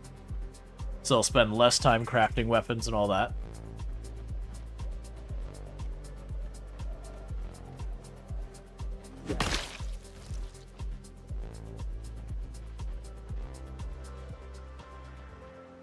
Alright, let's go get back into our house. And go up to the 2nd floor, and if we still got some daylight, we will go ahead and read our book a little bit. How's the power doing on our little hand flashlight, by the way? Oh, it's doing really good. That pen light is amazing. Its light range is very small, but it's just the fact that we can kind of, you know, sit there and have light all the time and just about not have to sweat it.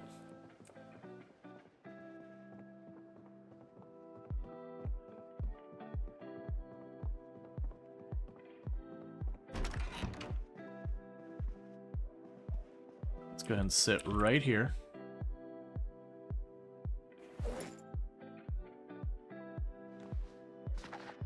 And have ourselves a little read while we wait for it to be late enough for us to sleep.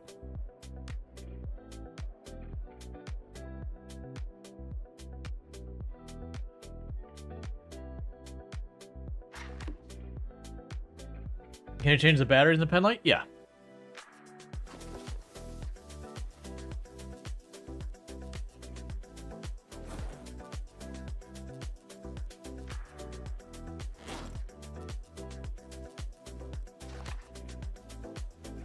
Like, and in real life, there are those like little tiny like bottle cap battery style things for the pen lights, if I remember correctly. But it's just one of those things like in Project Zomboid, they were thankfully not like, oh, that's an A or like double A, triple A, B, C, D. The I remember, what is it, like MR1513 or whatever is like the bottle cap battery. I don't remember the letters. It's like SR, MR, or whatever. This is like the little bottle cap battery. It's like 1513, 1517, 1317. You know, whatever stats it's got to it. So I couldn't even tell you what the ones for that. Because I remember having one of those like little pen lights. You just click on the back and you just little teeny tiny light. I never used it for much. Because like in real life, they were just not bright enough to do anything other than like maybe read a book.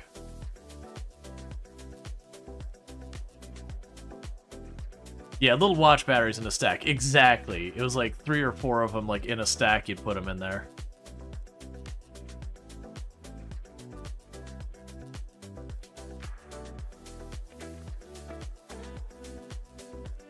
Yeah, so we go to sleep at about 1 a.m. each day. Because I found that to be pretty good to get us to wake up right around 5, depending on how much we tired our character out during the day.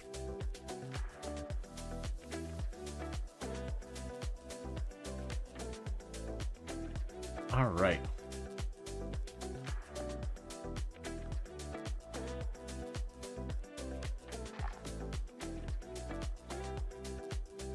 And it's bedtime. Yep, so 131 zombies killed. And another 500 strength XP and all that. Yeah, so finished about a third of that book. I think we're at the point of slamming in our stick of butter. Keep that weight gain slowly happening.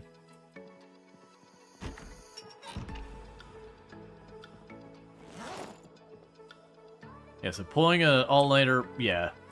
So putting a couple hours into sleep only drained that thing like maybe 2 or 3%.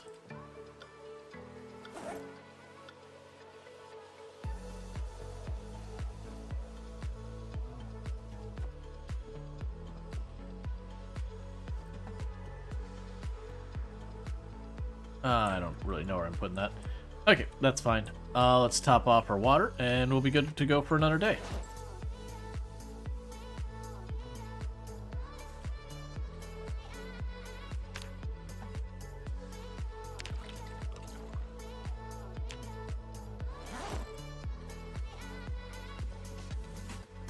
Hey, Resorty, how's it going? Can I get a shout out for Resorty? Another fantastic creator on the platform. I do hope things have been going well for you lately. Alright, so I do got a group of zombies I'm seeing over here. Let's get rid of them. But I do hope you have a good one. Been playing some Project Zomboid, I assume? Yeah, so it says Project Zomboid, Space Engineers, and just chatting. How is Space Engineers 2, if you don't mind me asking? I requested a key, but I didn't get one. And I've heard that it's a little... It's, you know, it's early. Oh, well, thank you so much for that raid. I really do appreciate it. I do hope you had yourself a good stream. And hey, Snoot, it's good to see you again. Good to have you in here. But yeah, so check out Resorty. What were we playing tonight? How did it go? And all that good stuff. But welcome in, Raiders. So were you playing Project Zomboid or you're Resortian? But yeah, so what are you playing tonight? How did it go? All that stuff. And if you got a raid and run, no problem. You know, I understand, but obviously you're welcome. Let's see. It's very basic right now, but it's also a ton of fun. Lots of possibilities. Fun to run giant ships into one another. Gotcha. So it's probably like going back to the very, very, very early access days of Space Engineers 1, where they had a handful of ships and all that, and you could kind of, you know, do the very basic making materials and all that, and then just smash stuff into each other because there wasn't a whole lot else. Today with Project Zomboid, finally have a nice home and a hammer. All right, hang on. You have a nice home and a hammer? Look. Big money over here. But yeah, so definitely check them out. If you're looking for Project Zomboid, looking for some Space Engineers, good times over there. Can I also, when the cooldown comes up, get a shout out for Snoot TV, who's another fantastic content creator I was hanging out with before stream. Having a good time over there. Playing Valheim, I had to stop and think about that. My brain was like, playing Project Zomboid, like, that is not what was happening. That is very distinctly not what was occurring. But yeah, so playing some Valheim over there. And all that stuff. Good stuff. I know I don't have to. But unless it bothers you, I'm going to. I mean, they're very similar games. They're basically the same game. Three-dimensional, isometric. You know, one has zombies, one has Viking lore, one has boats, the other one's Project Zomboid.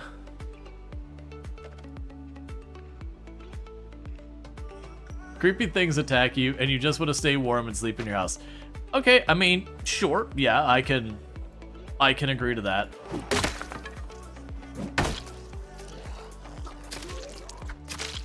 I wonder how much, like, how actually good that glass is. Their boots in one. Hey, cause Zomboid has a casino boat thingy. True, but it is static. You can't go sailing in it, unfortunately. Using more than one weapon about, you're here to learn? Oh yeah, I should probably... Yeah, so I'm playing on 16 times pop, so this is like sweaty tryhard settings. Yes, it can actually be more challenging than what I've got, but it is pretty ridiculous. So you are going to see me do things that are very atypical in my run, because, you know, you might be like, hey, why aren't you going and getting better weapons? Let me give you an idea of what we're talking. So, let's say I was like, you know what? I would like to go and get better weapons. So, you know, honestly, right here in Rosewood, I could find some better weapons. Me pushing into this location is probably a 3 to 4 in-game month campaign. There are so many zombies. There is no sneaking. There are just too many eyeballs. That is just not even, like, even in my wildest dreams, that's not a possibility. Is there a Gantt chart? Do we need to do change alerts?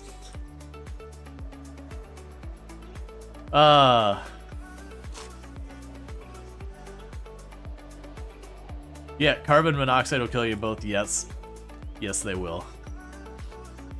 No, you're all good.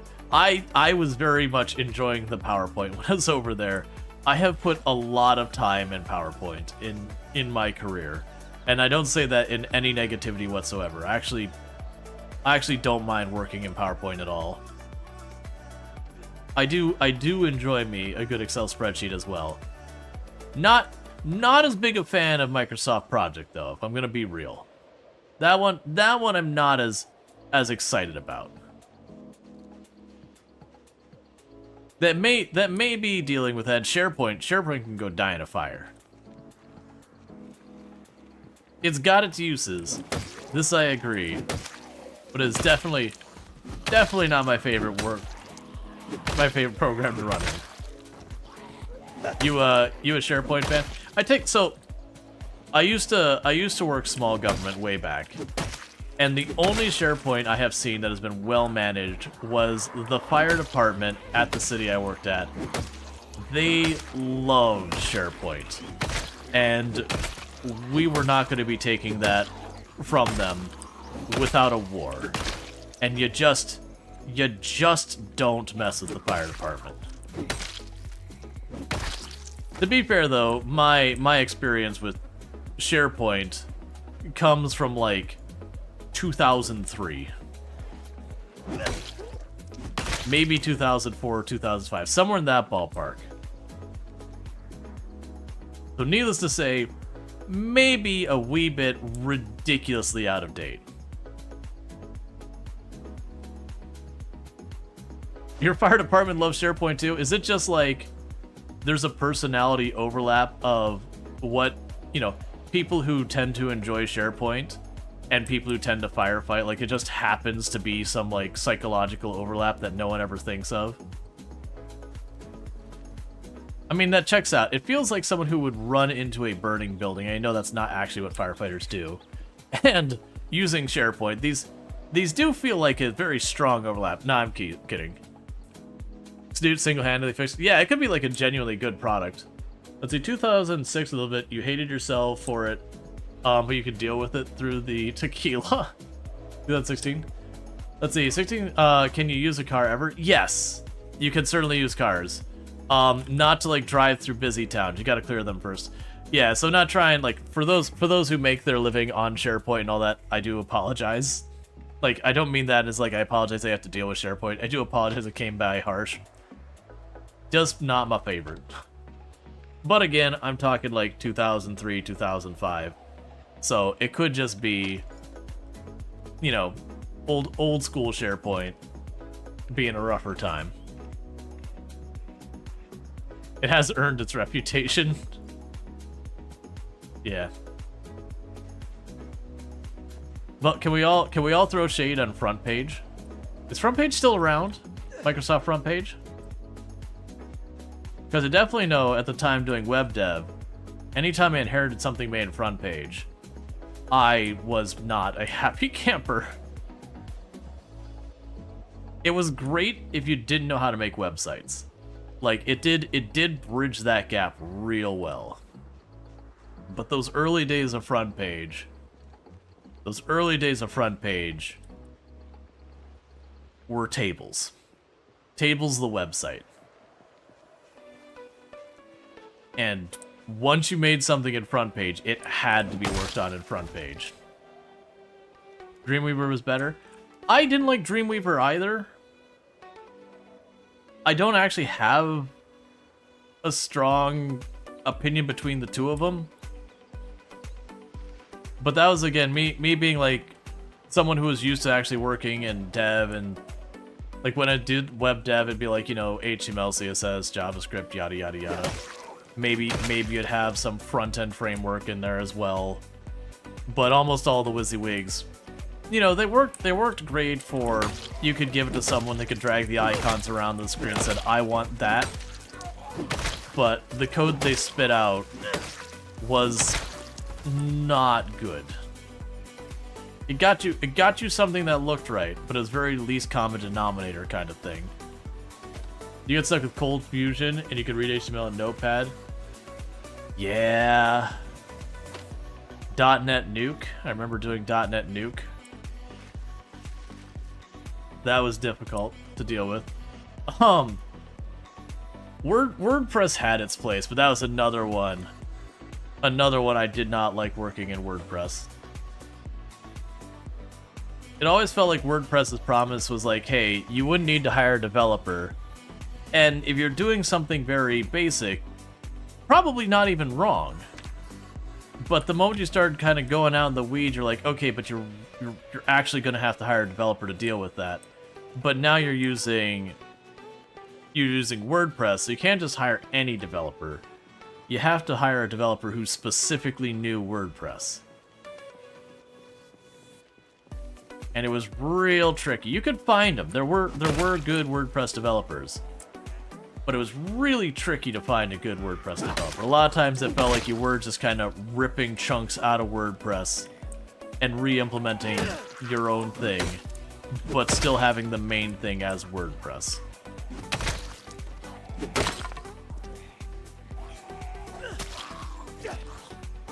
Honestly, I'm actually surprised this piece of glass wrapped in Oh, hi, trees. I see you were hiding a lot of friends. I was about to say, I was expecting the glass shiv to be way worse. Like, its damage isn't amazing. Macromedia Flash. Aw, man. Here's a painful memory from Macromedia Flash. Who here remembers going to, like, whatever your local pizza place was? Whether it's, you know, Pizza Hut, Domino's, you know, I'm sure abroad it'd be different brands or whatever. And you'd go to your pizza website, and the whole thing would be Flash. The entire thing. So, like, you'd have the entry page that'd be like, you know, get your 2 large pizzas for whatever dollars, deal, delivery, yada yada. And the whole thing would be Flash. And a lot of times, big chunks of the page would be a static image in Flash. And the worst thing is you'd boot up your computer, you go like, I'm gonna go on the website and order a pizza or whatever.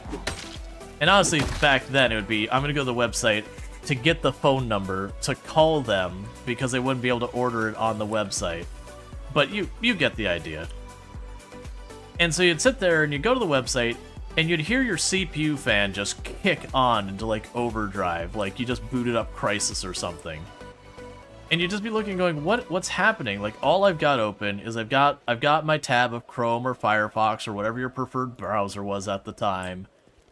And the pizza place is open. It's literally the only tab I've got going.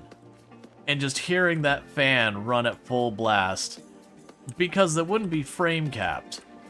So you'd have this website rendering at literally over 100 frames per second, a still image telling you that the pizza was like $10 for 2 large pizzas or whatever the deal was.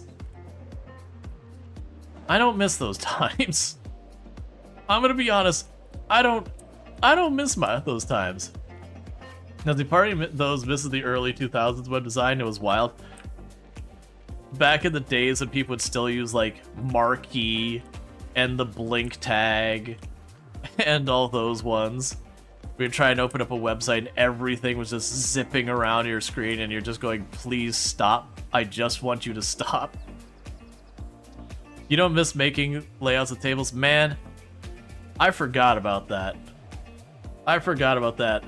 The old open bracket, TR, whatever, like width equals whatever.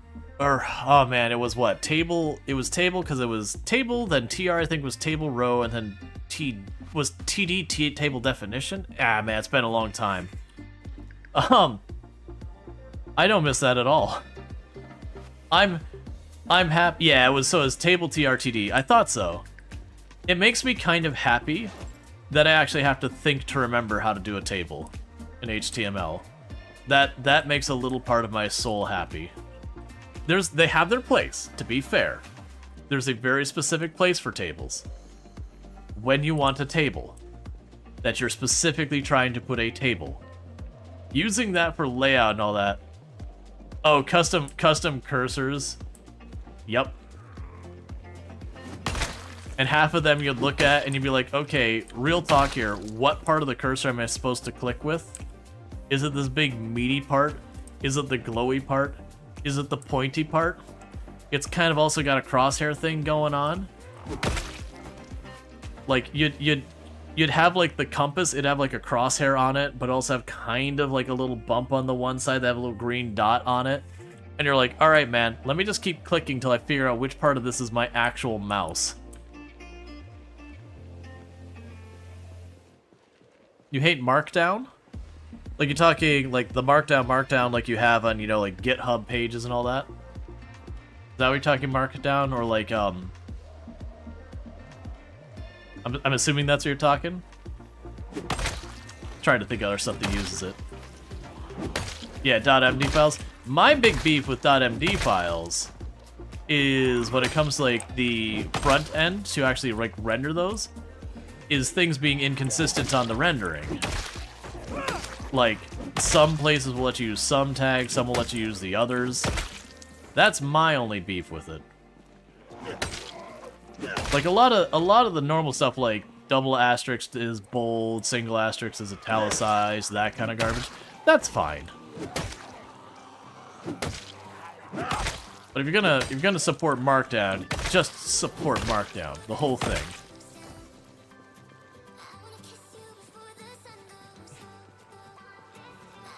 GitHub has its own flavor.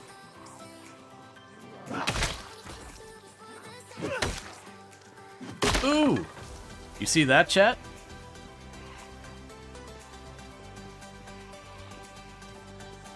I should rest. But I really do want to pull out our axe and smack you. Do a little walk around in a circle. Get the zombie to one side. Of course, she's being the slower one.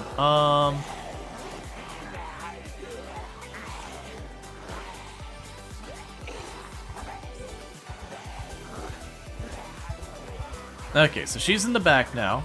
That's good. Because she has a sword.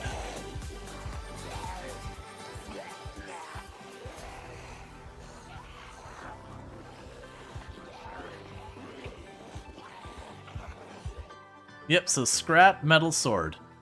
In relatively okay condition, too. So you could tell them to put that in your bag immediately. Alright, and we circle back here. Now, I am going to ditch these zombies because we're right about to go exert. You know what? We're only about to go exert here. We don't have muscle strain. That's probably actually okay.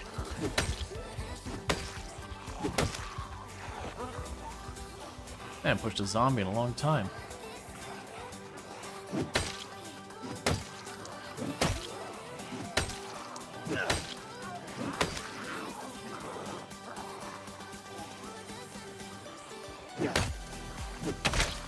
They should die soon. Because it's just one level of exertion, which is bad. It's like 50% damage reduction. Ah, there. Now exertion and muscle strain. That's actually pretty bad.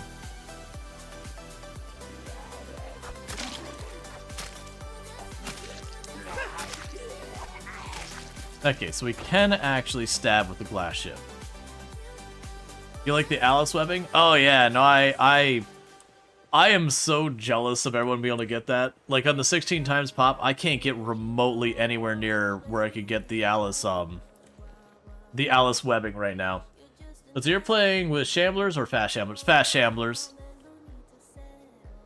I did turn off random and made them Fast Shamblers because I could not handle the regular Shamblers. I just don't have that level of patience of waiting on them all day.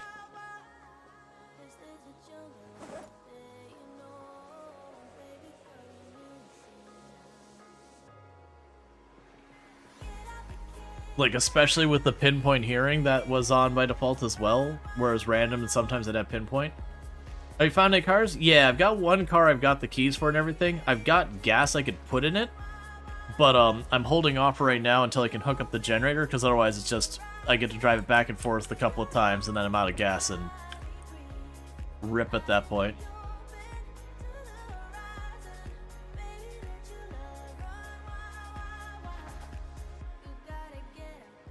But yeah, so it's like the slow Shamblers plus pinpoint hearing, it's like, no, I'm sorry. That's not okay. That is not an okay thing.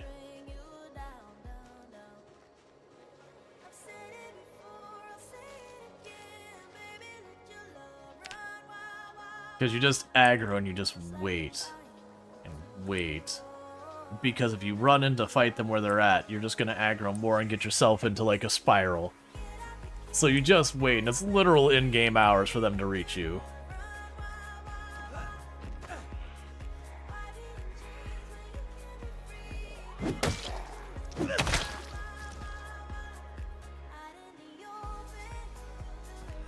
Got a couple over here.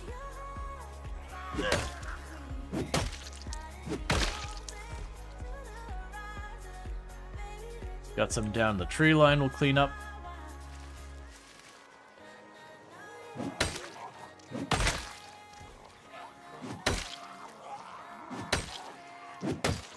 I also found when I was doing the random speed I found the helicopters to be really easy like that. Because the slow zombies were so slow, I could more or less ignore them and just worry about the fast ones. And then the slow ones that they did run into the area, you just walked between them. They were just so slow, as long as you didn't, like, run face first into them, you would get past before they had a chance to do anything about it. Alright. Where? Are you inside my house? How dare you? Sir, ma'am, do you not see that I am wearing a police uniform and you're going to break and enter my home? Now, we don't know if we're actually a law enforcement officer. That has been one of those things that we've pretty much kind of gone and said, we might literally be just pretending. We might be legit. We don't really know. We spawned because we're using the Spawn Anywhere mod. It did randomly chuck us inside the police department. But we don't know if we were there because that was our place of employment. We don't know if we were there because, you know, maybe we had other reasons we needed to be in the police department. It doesn't matter because we're the only one around to say why we were there, and no one can actually challenge that assertion.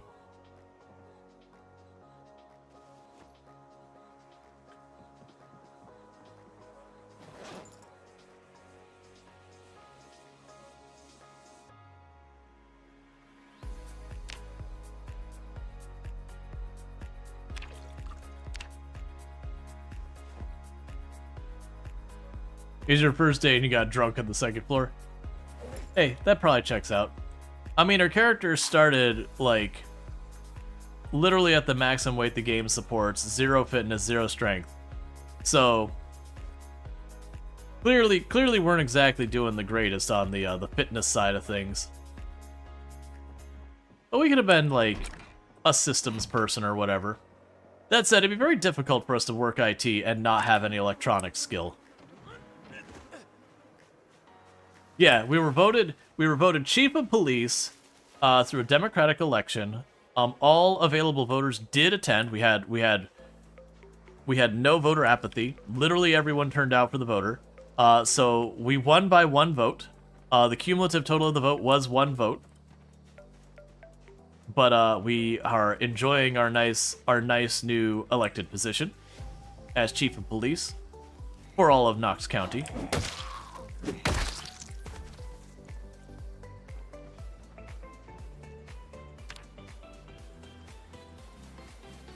We did achieve the 50% quorum. You demand a recount. I have recounted my vote, and it is the same as it was previously. Count Doobie Sheriff, you assume this character knows that. I feel like the person claiming they're the chief of police of the county, and that just not being an actual thing, is even more suited for what's going on here.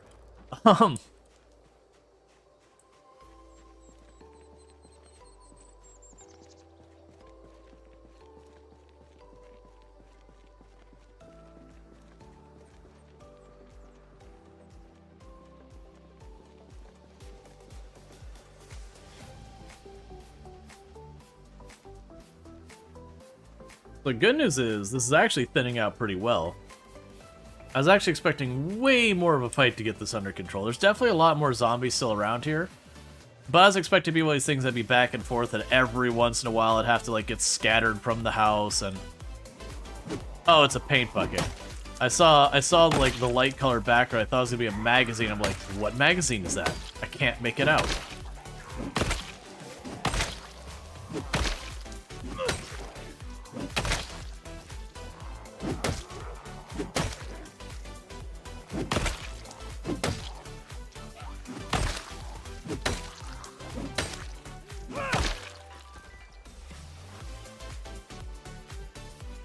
We got a 5, 6, 7 more. That's fine.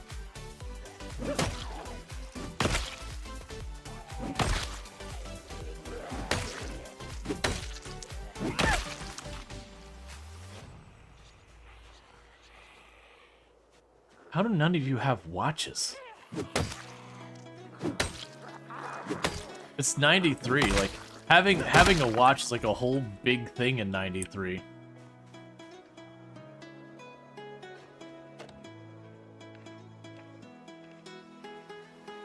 Like, even a lot of children had watches.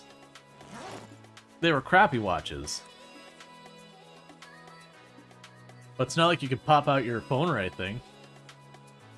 Yeah, that's the whole thing, is you didn't have the phone at the time, so the only ways to tell time was the wall clock or your watch. And so a lot of parents got their kids watches and wore them those watches as well.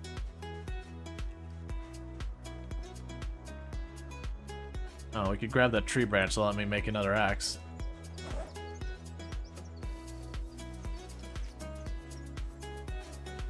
Remember swatches? I feel like the term sounds familiar, but I'm drawing a blank on what it was. Another tree branch over here. So these tree branches definitely reappear. Or not, I shouldn't say reappear. They definitely spawn. Or like appear or whatever.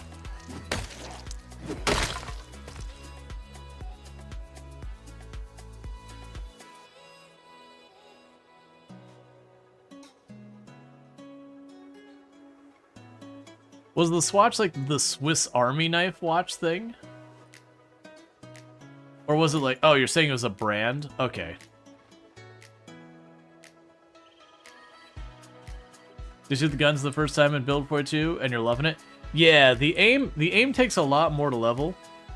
Generally speaking, when you use the guns, you'll actually get almost the exact same kill count between Build 42 and Build 41 for the same amount of ammo and everything. The big difference is, in Build 42, you actually hit the things. It's just, basically your misses still hit the zombies most of the time. It's just, it does negligible damage. But at least you still, like, consistently and reliably stun with it, all that. But yeah, no, it does feel just way, way, way better with that. Versus, you know, like when you're using the 9mm at zero aim before, and you'd pop off like 12 rounds and only one would hit the zombie, and it just did not feel good.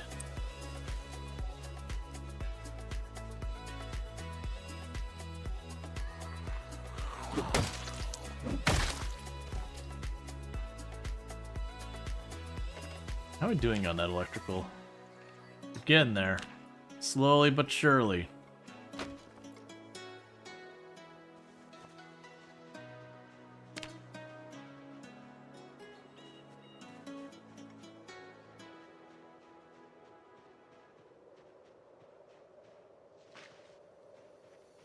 But yeah, it's also interesting because when we, because you remember with the helicopter, we went up there, we had almost no zombies up where the helicopter actually happened. The place we had all the helicopters was way down here.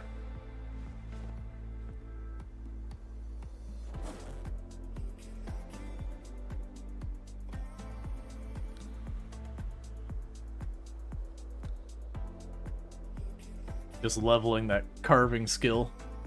Little by little, because once we get that a bit higher too, we'll be able to start making medium handles and all that.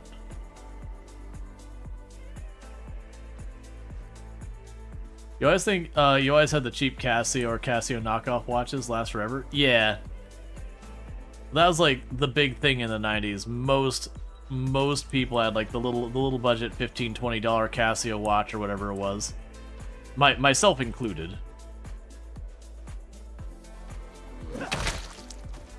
Granted, you know, like that point I was a kid. And so I definitely destroyed at least one of those watches. Just scratched the living hell out of it on one of the walls. It was those things that, like, I did it because, you know, I was just bored and didn't think about it, and then when my watch is all scratched up, is like, oh. Like, you know, I realized what I'd done, it's just kind of one of those things where like, oh, well, now it's like you kind of felt bad, but you're also more just kind of upset you didn't have your watch anymore. Because, like, it was just too hard to read. I was very upset with myself at that point and just kind of, like, frustrated. It's like, why did I do that?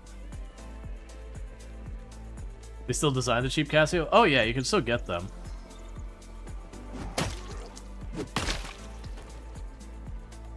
These days I find watches to be they're not exclusively a fashion statement. You can have a watch and it be a pragmatic reason.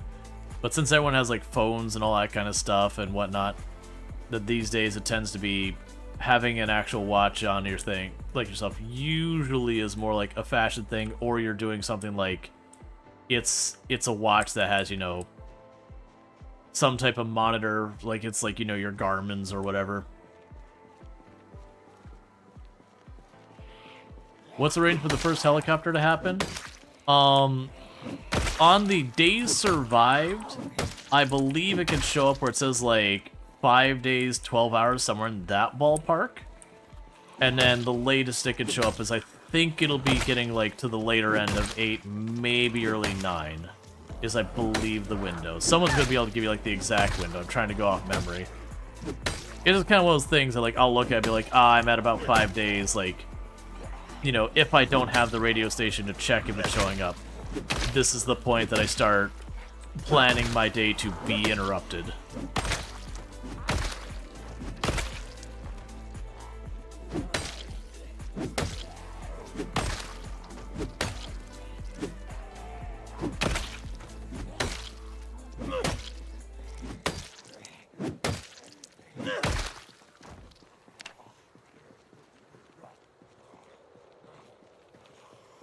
Getting pretty strained and all, which is going to be a problem soon.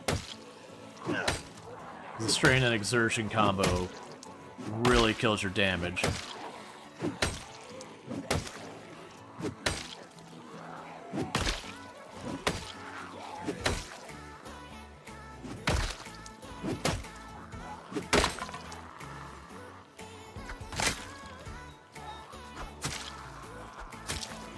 Oh. It appears my knife is about to break too. It's worn and dull already.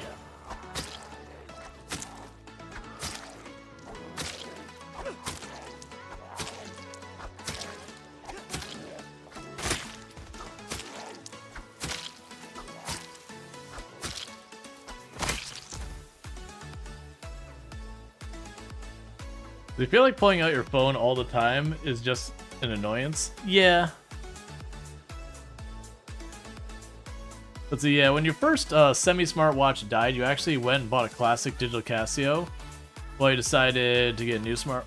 Decided, if you want to get a new smartwatch. Yeah, I had, I don't have a smartwatch anymore as well. I actually just don't wear a watch anymore. I have a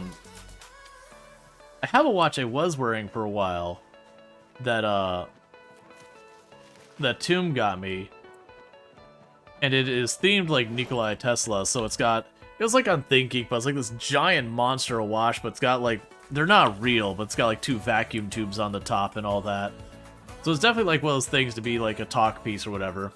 They were just LED on the inside, but they look like big vacuum tubes. It's a pretty fun watch. I still have it, it just needs new batteries. But like I had a smartwatch for a while, it was like one of the Fitbits.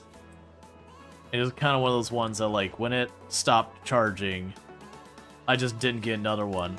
It's like now this is like a smart ring kind of thing for the health monitoring stuff. But part of the reason I went that way is ADHD things. When I had the smartwatch, like, it was just having a constant distraction. Be like, you hit your whatever goal, and then you'd start fussing around with your watch, and it'd be like, oh, you need to get up and move. And you'd be like, what did you see that I didn't see?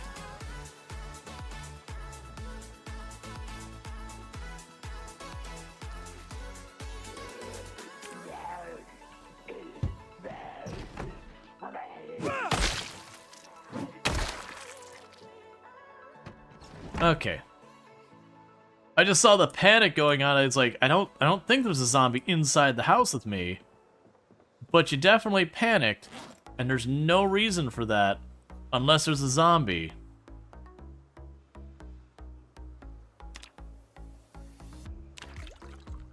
But yeah, I just didn't end up going back to watches, because like I don't need to check the time super often. All my important times I need to watch out for, I just set an alarm on my phone and not have to think about it.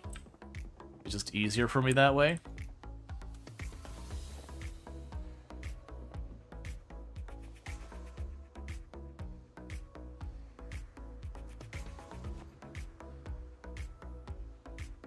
Alright, we probably aren't going to get many weapons.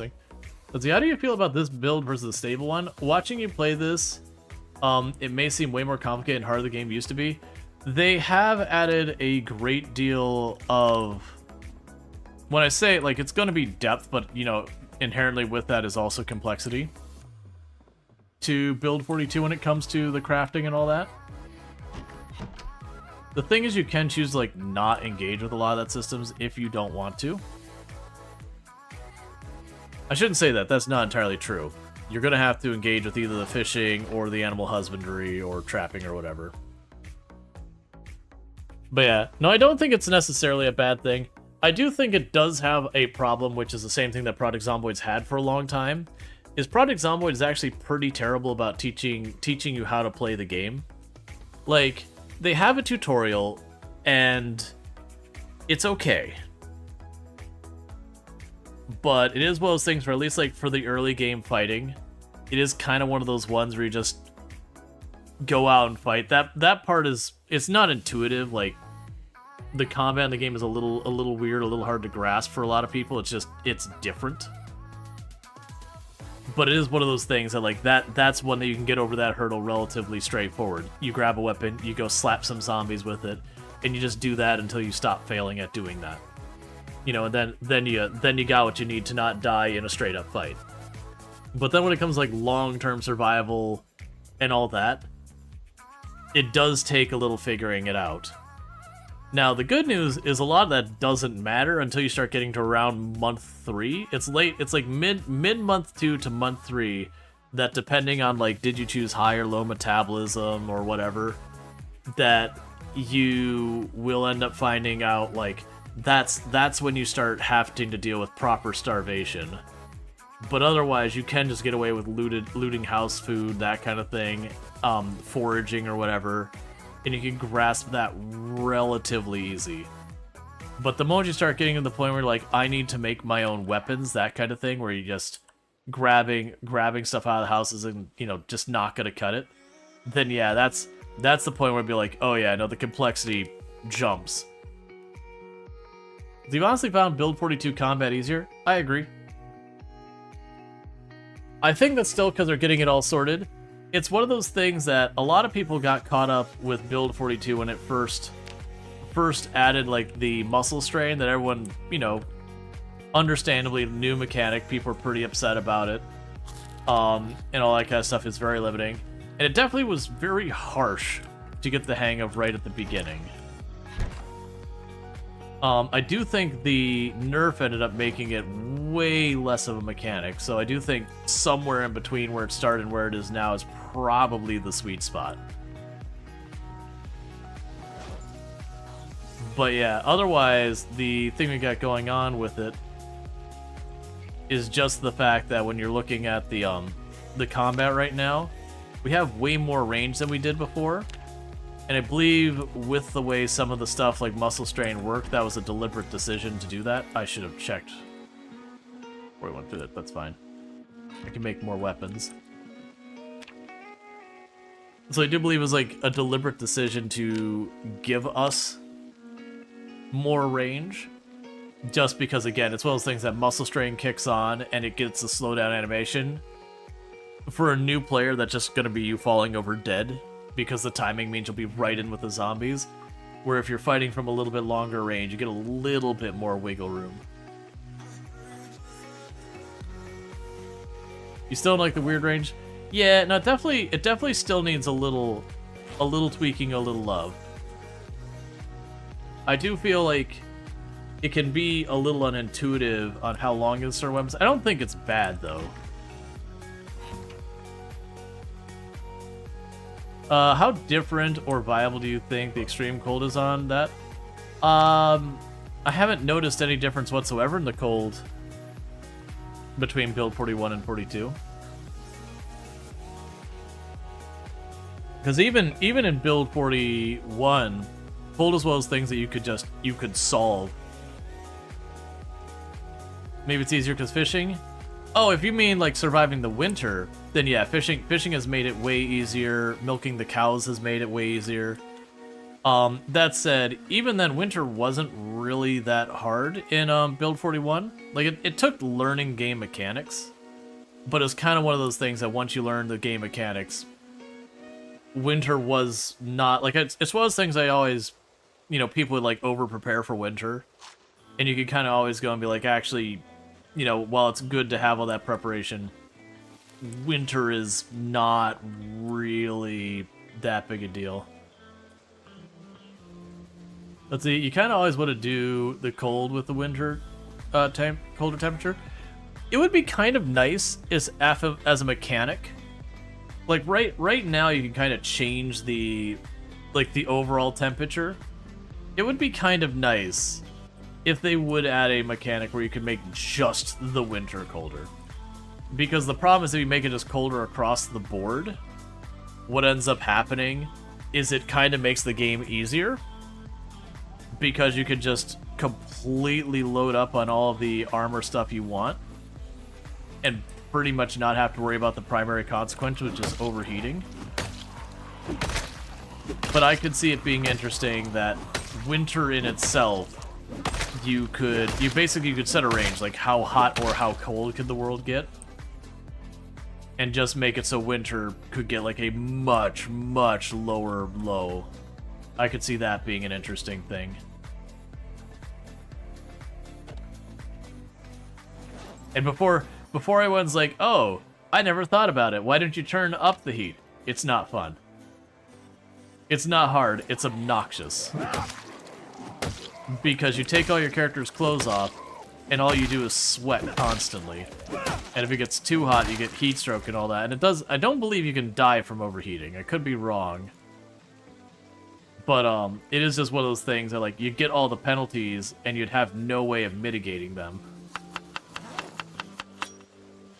Because there's no going outside and, like, splashing water on yourself or, you know, whatever.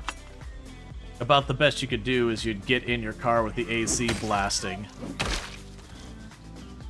as, like, the only mitigation. And all that happens is you'd walk outside and you just start cooking the moment you fought a zombie or whatever. Last you did, you tried the coldest temperature, you start in December. Let's see, in Build 41, you played with a mod that you could raise or lower the max cold and heat. And you played 35C to minus 40C. Yeah. That'd be rough. The 35C on the hot would be honestly the one to be the more annoying, because your poor character would be overheating the whole time. You'd be basically getting into side of houses with power hooked up or cars. That's the only way to not get all the penalties.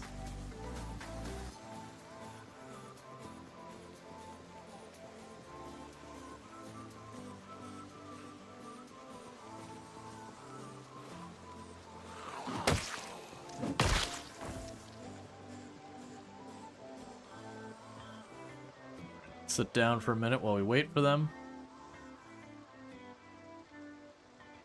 I could see if they added stuff to cool off, but I wouldn't even know how I'd handle that. Like, get one of those sweatbands that like the little bead-filled sweatbands that they used to be really popular. That was more like early 2000s. I think they existed before that. Where you'd soak them in water and put them in the fridge or whatever. And then they'd hold their temperature for a long time.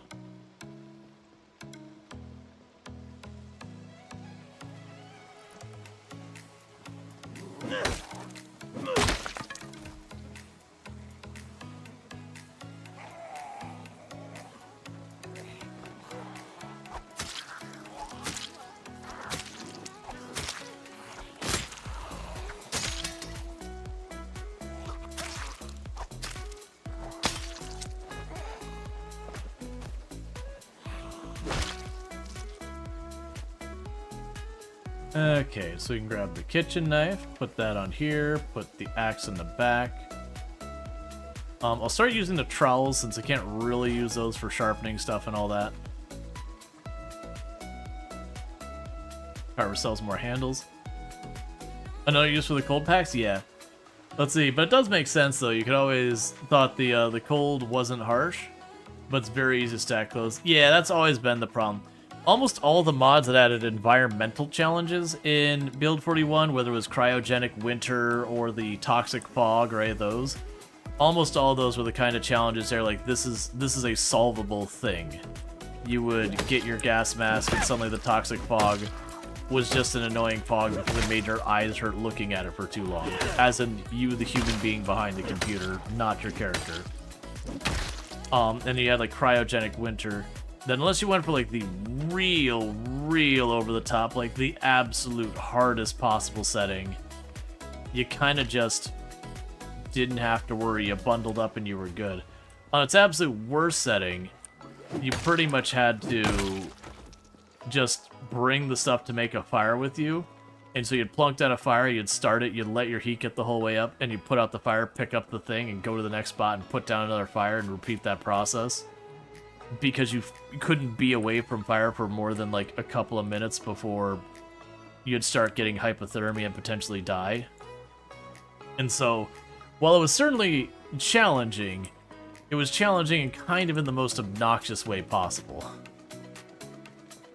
The blizzard real cool? Oh yeah. But it's like handling heat, about the only difference you'll see me do in this entire playthrough is I grabbed, I think this is the character we grabbed the long johns. Yeah, we have a set of long johns. More than likely all you'll see, the only change between me during the summer and the winter is I'll probably, like, we tossed on their jacket as it started to get cold. And when it starts to get, like, properly winter, I'll probably toss on the long johns as well. After that, barring something like maybe a blizzard, I probably don't have to do anything in addition.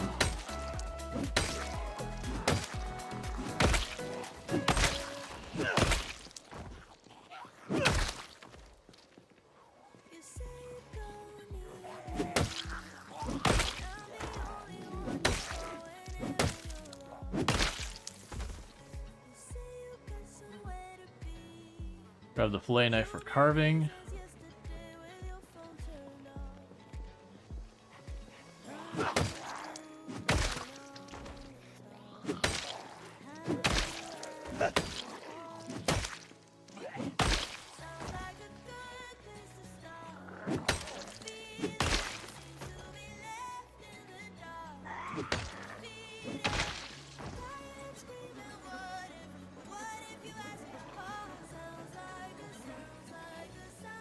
Alright, so pretty satisfied we cleared this area down here by the house. So what we'll do from here is I'm going to change directions. And I'm going to go up to the field that we would put the helicopter in itself.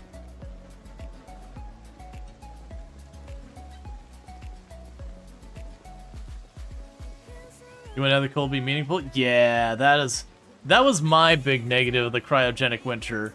Is I really liked the fact that, like, winter was properly cold and all that. But the big problem is you basically spent the entire year in snow. And the snow looks really good in the game and all that. But it is kind of one of those things that your eyes will just start getting sore after a while looking at white all the time. And so it's just kind of nice having that variance.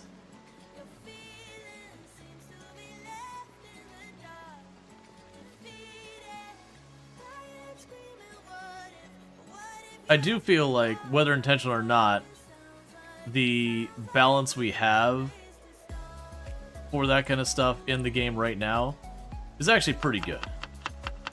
As far as, like, you have a couple of days, it's pretty bright with the snow and all that. Or, like, you'll have, like, a week or whatever, and then the snow will kind of melt again, and then maybe get another round of snow for, like, another week or whatever.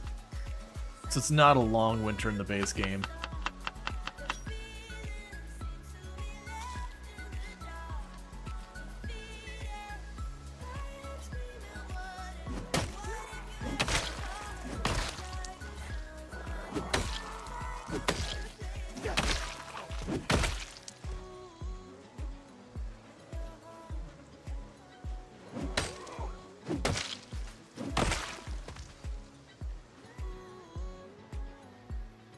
Okay, so we got more down here. Because this is the field we actually took the helicopter in. We just took the helicopter a bit farther to the north.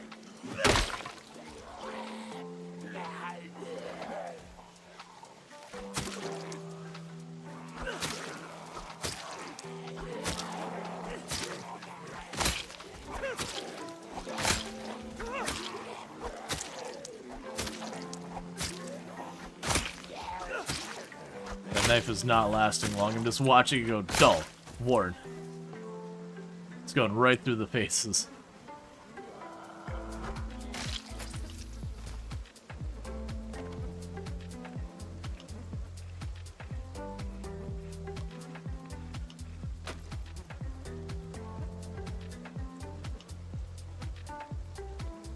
And we can carve this up. Make sure to carry a trowel, and leave the carry a towel and leave the ACs on. Yeah.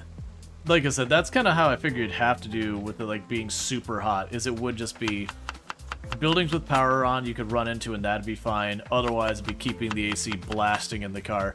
Because you can actually get your character hypothermic in the game. For those who don't know, the ACs in the car and the heaters in the car are unreasonably good at their job.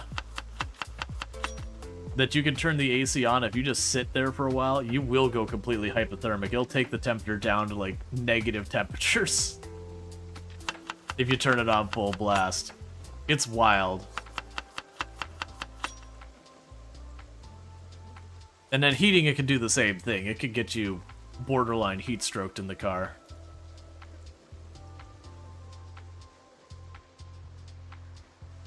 Yeah, it's like, that's a really good AC. Not only for the 90s, just period. An AC having that kind of power. Because I can assure you, there is no AC you're gonna find like on like a regular residential house. It's gonna be, while it's 90 degrees Fahrenheit outside, getting you into the negatives. Commercial, there's some that get that far. Commercial ACs who are doing like industrial strength stuff, they can do that. It's gonna cost you a mint because that AC is gonna be blasting. But, you know, it'll get there.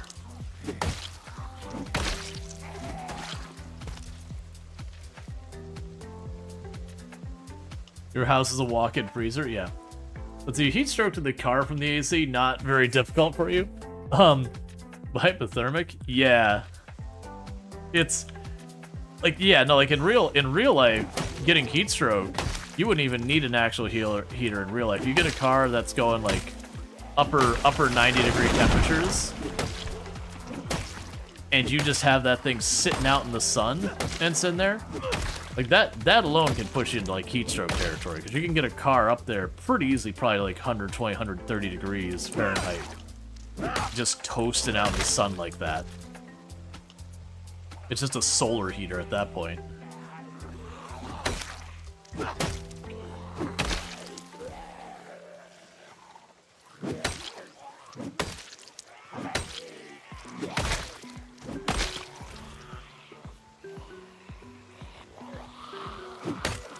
A rolling walk-in freezer. I'm getting that thing where we suddenly have our movement speed gets severely penalized.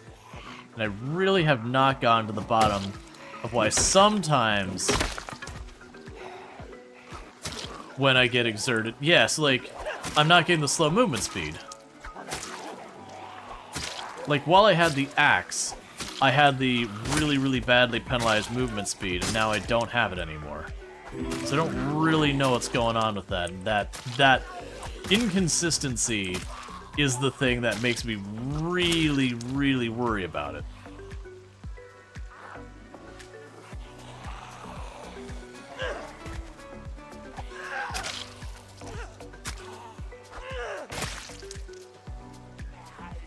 And thank you for the follow. Welcome to the stream. Just gonna go ahead and finish this one off. And then we need to rest for a minute because we're pretty badly exerted and everything. So give you this. Go here. Drop that in the garbage. Carve that into a handle. You playing games with your girlfriend for the last 3 hours? No bitey hugs, right? Yep.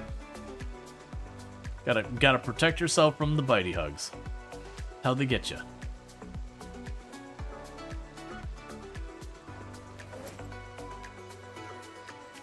Alright, let's get a little ways away from here, because I don't feel super confident I can know what side the zombies are gonna come from. Alright. So sit for a minute. Start reading our book.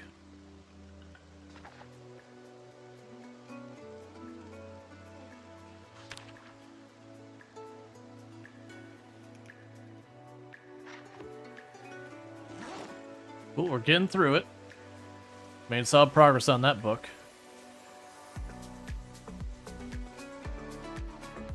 Alright, so let's kill the ones by the road. I'm just curious where all the zombies went. I felt like we had way more here to clear.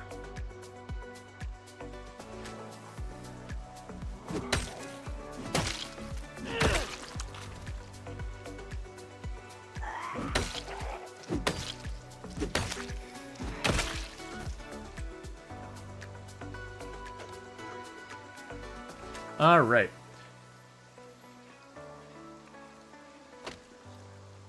Let's see, like 40C puts you at the brink of collapse even when you're not doing anything. Oh yeah, no, that's like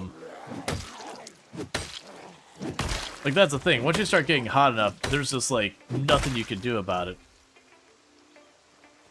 That was always when you get like the discussion about like, oh, what temperature should you set a room to with like roommates, whatever. And it was kind of one of those things that I always lean towards the favor of I'd rather it be colder than hotter. Because at least when it's colder you can bundle up.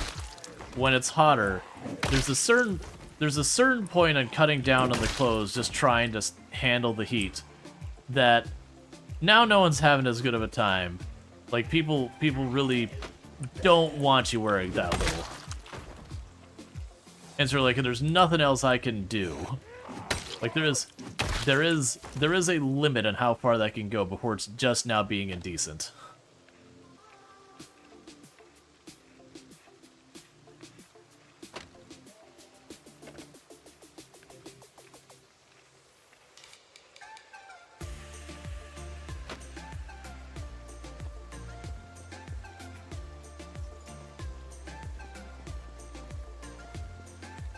Yeah, you could always put more clothes on, but there's only so many clothes you can take off before that starts being a problem.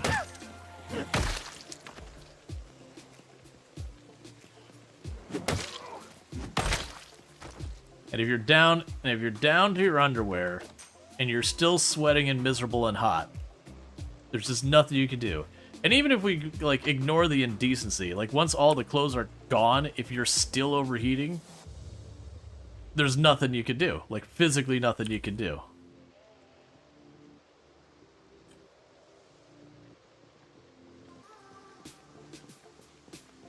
You'll never go back to California. Doing physical labor in 115 degrees Fahrenheit is the most miserable.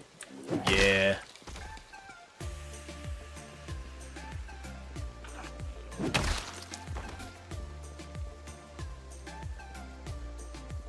Like room about 5C. When I still lived with my parents, so you're talking like, you know, teenager, that whole thing. It was the thing I would do that a lot of times during the winter I would just crack open my windows. So it'd be, you know, like a really, really cold day for Florida's like upper 40s and all that, and I would just let my room be like the 30s and 40s. There were times I would shove like towels under the doors to like, you know, let me keep that going, because I got in trouble once or twice where I was doing that. You know, there may have been a thermostat just a little ways outside my bedroom door, and may have caused the temperature in the rest of the house to be perhaps not what it ought to have been. But yeah, there was definitely once or twice that like, you know, I put towels under the door to kind of keep some of the heat from getting around. But I would definitely do that. That's usually the time of year, though, that I'd kind of wait till they turned off the AC and, like, the heat wasn't on and all that. But I always thought that was a great time of year, that I could just sit in my room. You know, I'd have, like, my computer running. It wouldn't get all stuffy or hot or anything like that. But just because I had a fairly small bedroom. So, you know, running my computer in there would get pretty uncomfortable after a while. Because my father was always someone who preferred things to be much warmer than cooler. So I just kind of had to deal with it. Which is one reason the first thing I did when I moved out, got my own apartment, was like AC and down. Like down to a normal room temperature. It's like there's some things worth paying for, and not being miserable in your own home makes my list.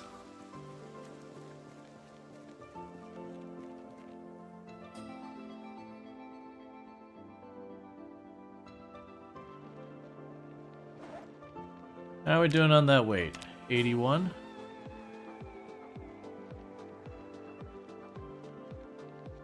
Yeah, pay more than being uncomfortable? Yeah. Like, the only time it's tricky was there's definitely a period when I was in college that, like, money was not going well. I never ended up going to, like, proper debt or anything like that. But there was definitely, even working multiple jobs to just barely try and make it, there was definitely times where you're sitting there staring at your bills going, I'm not entirely sure how I'm going to magic my money around to make these all happen. And I never did get to the point that I actually couldn't make a bill get paid. But there was definitely times that it was like right on that fence going, I don't know how I'm making this work. Like, you know, I just startled myself. It was the axe going away, but my eyes were over here, and I saw the axe come down. I thought it was a zombie coming through the tree. Ah, yeah, jumping at literally nothing. Product Zomboid never change. As you're stressing about animals, you know only a little bit about Ternagus. And you only found sheep. I wouldn't worry too much. If you're a cheap person, you lived in Florida when your wife was at work with the kids at school, you turned the AC only to trigger at like 82. Oh no, couldn't do it. Couldn't do it. I would just be a non-functional human being in the house because I would just be sweating. I grew up in Michigan, and it doesn't matter if I've lived here like more than 75% of my life or whatever at this point. Never did adjust to the heat. Can't do it. Well, those didn't last long.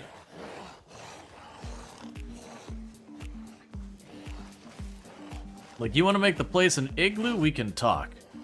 But hot? Can't do it. To be fair, that's actually... later on in life, there might be something medical going on there that we've been trying to diagnose for a while where from what we're finding, my body is in a response as if I'm overheated, even when it's definitely not appropriate. And I don't mean, like, not appropriate like, oh, I shouldn't be overheated in general at this temperature. I mean... like, I'm not sweating. My body is shunting the blood out to my limbs, which is your body strategy for dumping heat when you start getting, like, too hot. But the problem is when your body does that in advance, it makes it garbage at it. So it just makes me overheat way easier. And that may be part of why I definitely enjoy it way colder than hotter. Ooh! A long stone knife. We haven't had the chance to do that. Give me that.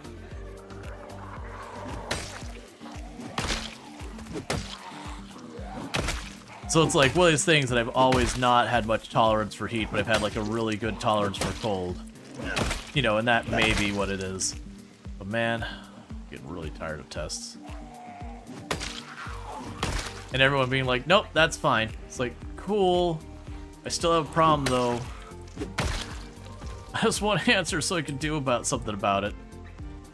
Overheating when it's, you know, 50-something degrees Fahrenheit outside, and you're not doing anything particularly physically exhausting or anything. Not exactly how things are supposed to work.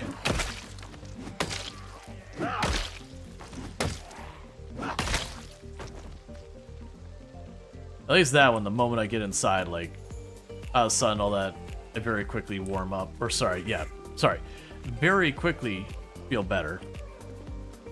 Just kind of the sun hitting all of that just cooks me. Does anything over 68 townhouse feel like dying for me? I'm not that bad. I'm not nearly that bad when it comes to like being inside the house. Like, I can be perfectly content in the mid-70s. Upper 70s, I'm getting to the point of a little uncomfortably warm. But you start pushing to 80s, it's like, nah, man. That is an absolute no-go.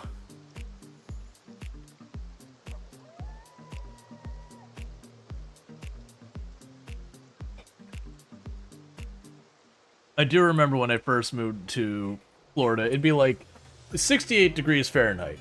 So for those who do Celsius, I don't know the math off the top of my head, but basically on the cooler side of what you'd consider normal room temperature. So like something that someone could call normal room temperature, but you're getting a little on the brisk side before you're, you know, below what people would reasonably call room temperature. And you'd go and you'd walk to school, and I would be like in a t-shirt and shorts, if it wasn't a school day, tank top and shorts, out there feeling absolutely wonderful. And I'd see people like dressed up in like the snow pants and like parkas and all that, like all bundled up, and you're going, dude, it's a temperature inside your home. What's wrong with you?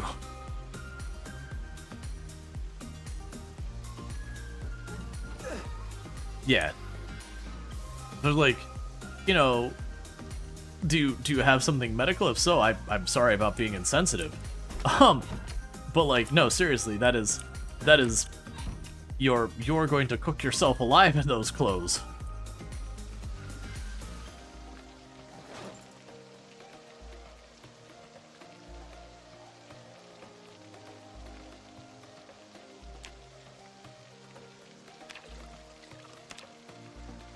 Man, these buckets carry so much water.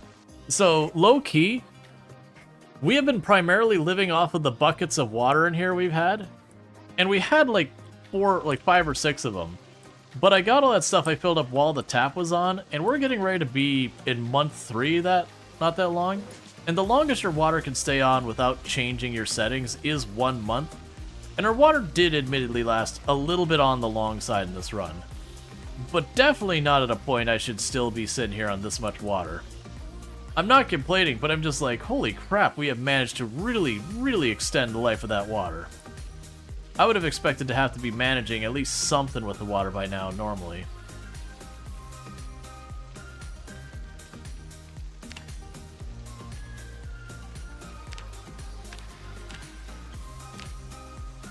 Make yourself another 4 axes. Yeah, not the same way. Cannot do heat. Cold I can do all day. Cannot heat. Straight out. Definitely become big old baby when it becomes heat. Wait, that was gonna let me make me one more? No, it's putting stuff away.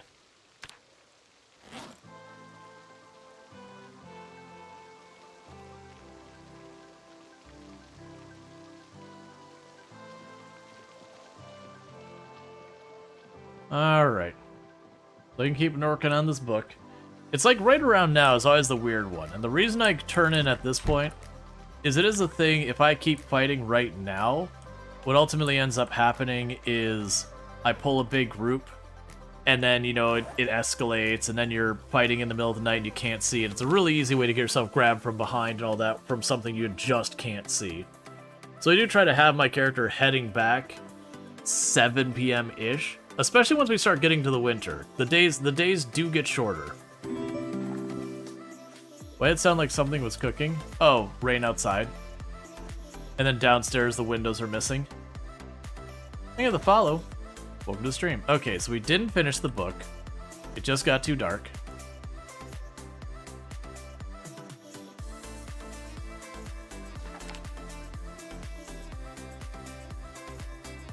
So finish up this book real fast, and now make it so you can level to this faster. And you're probably wondering, it's like, why are you prioritizing this book so much?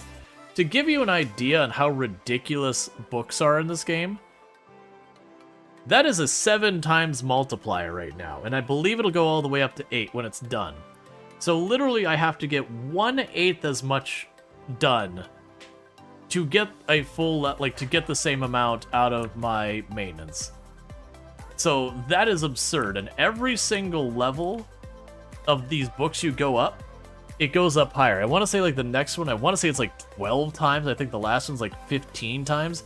It's really, really ridiculously high. Books in this game are absurdly powerful.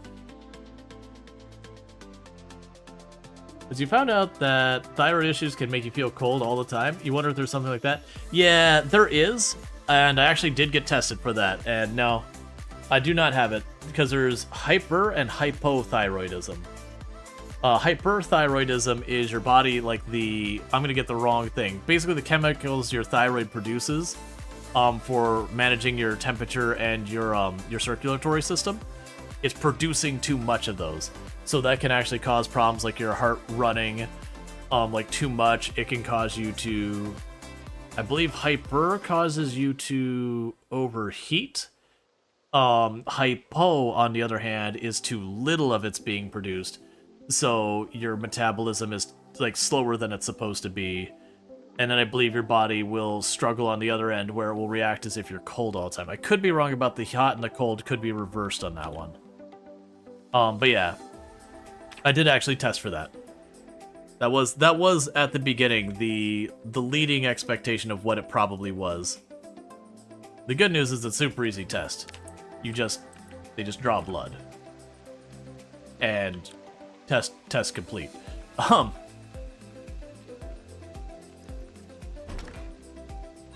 But yeah. Unfortunately not that easy. We've been testing a lot of stuff. We still have more on the plate. I'm just kind of slowing down the test because medical's expensive, yo.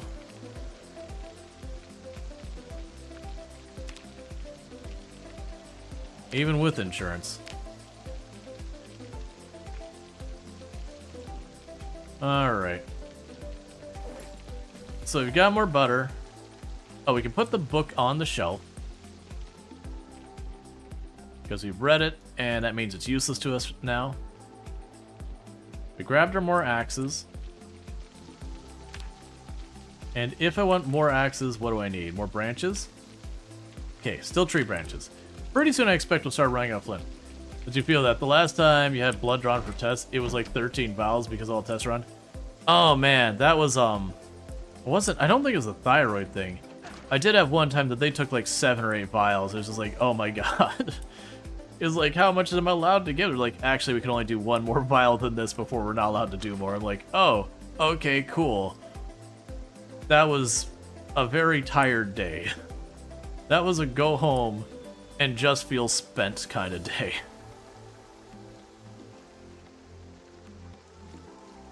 I think it was 8 vials. That's the number that's sticking in my brain. But then you get a biscuit? No! You only get the biscuit if you donate blood. There was no biscuit. There was a, thanks, we'll see if there's anything wrong with you or whatever. It's probably testing this. It may have been for, like, the thyroid test as well. Like, because it was the same time I went in for the physical. Like, just your regular physical where they check your cholesterol and blah, blah, blah. And so I think it was they did that and the thyroid tests and, like, everything else.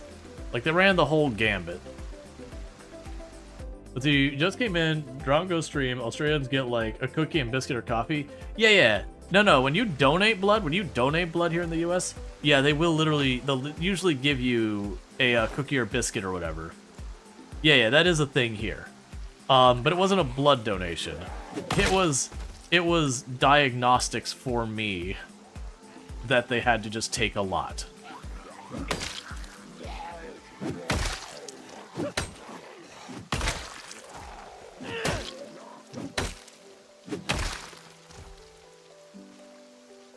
Oh, you thought they got blood testing? Nope.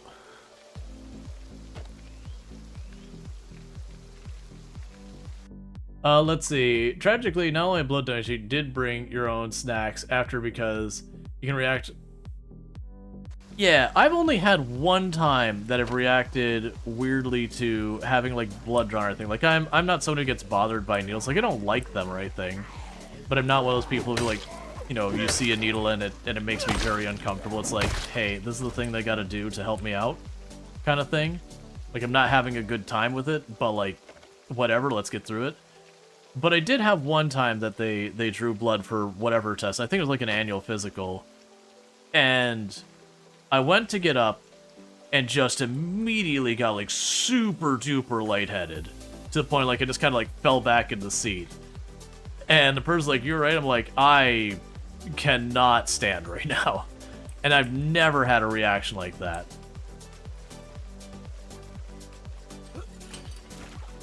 Like, and it wasn't a big deal. Like, they made me stay for like a 15, 20, 30 minutes or whatever it was. Just be like, all right, we just want to make sure, you know, you're okay. Here's some juice. Here's some, like, cookie or whatever. I don't remember what they... I think someone actually gave me part of their lunch. I remember that being a thing, because, like, I was definitely not all with it. I think someone gave me part of their lunch because they were worried about me. Because I vaguely remember picking them something up because I felt bad about that. Because, you know, I always ask you, it's like, oh, have you ever had a reaction? It's like, no, I've never had a reaction. It's fine. And just whatever was different that time, you know, whether, like, I just hadn't eaten beforehand or whatever, just went to stand up, and it's like, oh, I am not good. It's like, oh, something is very not right here. But, like, I don't think I had eaten anything yet that day or whatever, so whatever it was is a one-off. Hasn't happened since.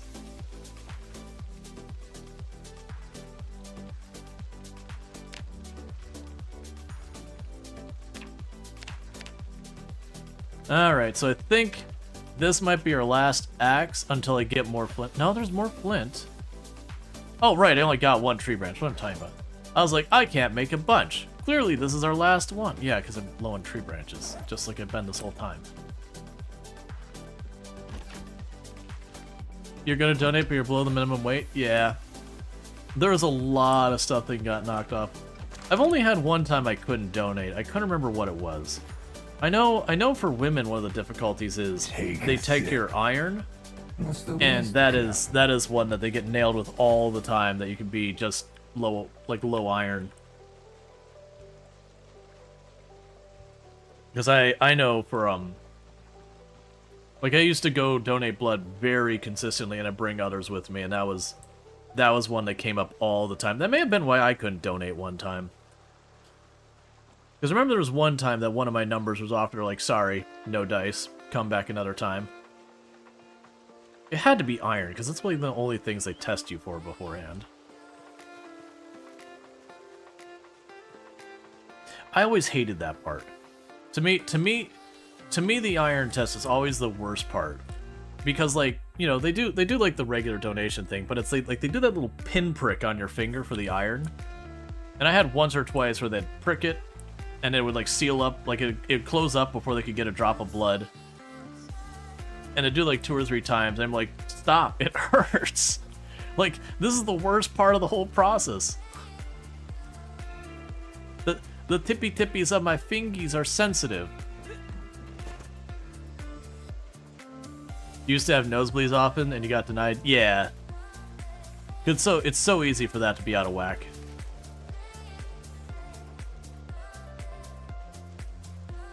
I think the worst I ever had, I think they did that to me like 3 times before they got their drop, and I was like, this sucks. I hate this.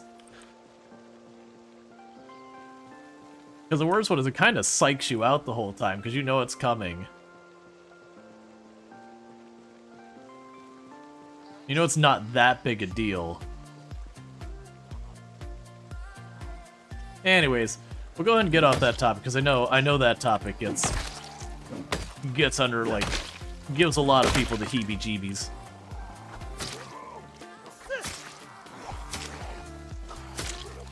I also need to check when this next helicopter is. I think we got a good 5 days to the next helicopter, 5, 6. I don't think we're anywhere near it.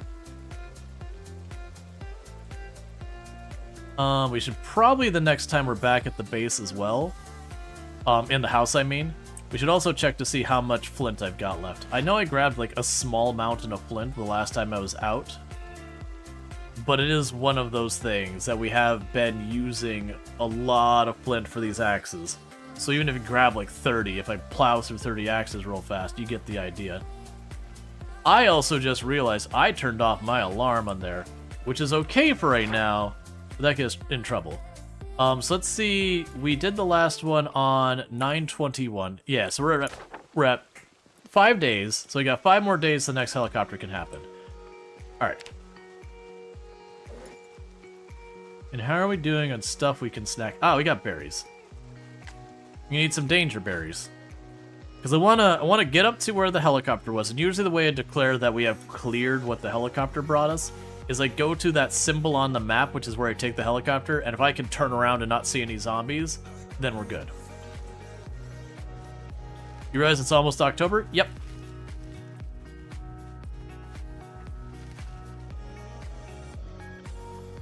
And honestly, I feel like we're on a really good track right now. Like, the weapons...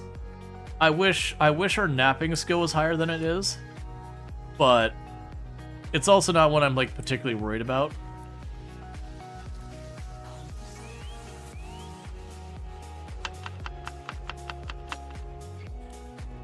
I'm a little weirded out by the zombie situation right now. Oh, is that cabbage? Yes.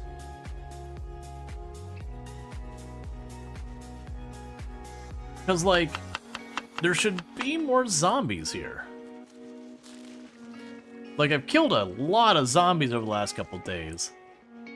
Don't get me wrong. Knocking down 100 or so a day.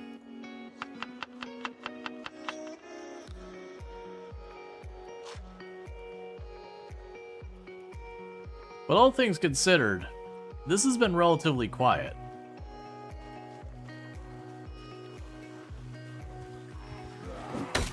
Is that another sword? Aw, you shouldn't have.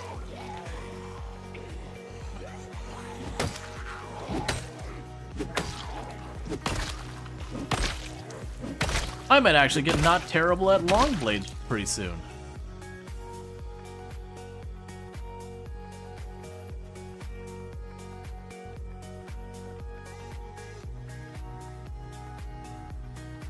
Those scrap swords actually seem relatively good, too.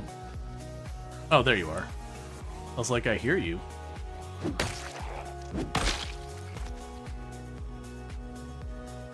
I know! I'm sitting here going, man, I'm getting low on weapons. The zombie's like, dude, I got you, fam. How would you like a sword? Yes. The answer is yes. In case you're wondering, very, very yes.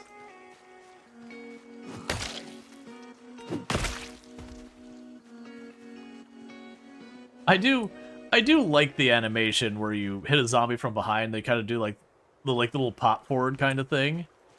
It's like, woohoo! The downside is actually a dangerous animation. That'll pop forward will get you in trouble, because you'll pop them forward and you'll go to hit them again, and sometimes they'll just turn around where they're standing and come like straight at you, which is perfect. And sometimes they'll do like this weird thing. Yeah, you're a perfect volunteer. It's like, let's say the zombie's facing the other way from me. Sometimes it'll just turn around that spot and move straight down. Other times it'll do like this little turn like that. And if you're right on top of it when it does one of these things, and you start your swing, you can miss it because it steps out of your swing.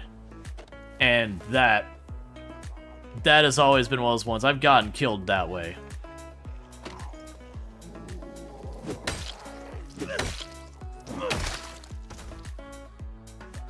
So you'll notice when I do hit them from behind, a lot of times they'll kind of keep back a little bit, because I have gotten caught. I don't think I've died. Actually, I take that back. I don't think I've died to it. I have gotten injured from a zombie to it. I don't think I got zombie infected though, because it's only happened to me like once or twice in all of my time playing Project Zomboid.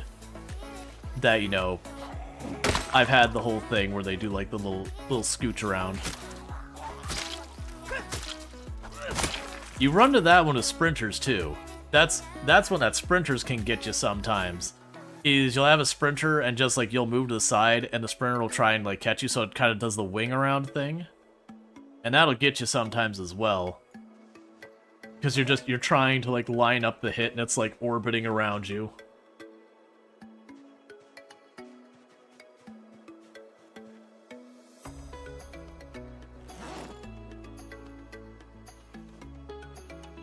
That's usually the thing when you have like that. You don't even worry about hitting. You just keep backpedaling until the sprinter or whatever zombie sorts itself out.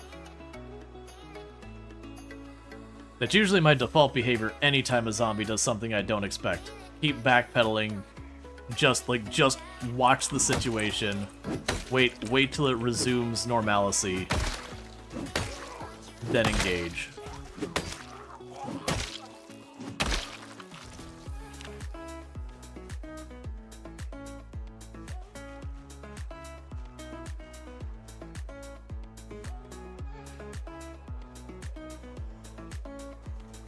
Okay.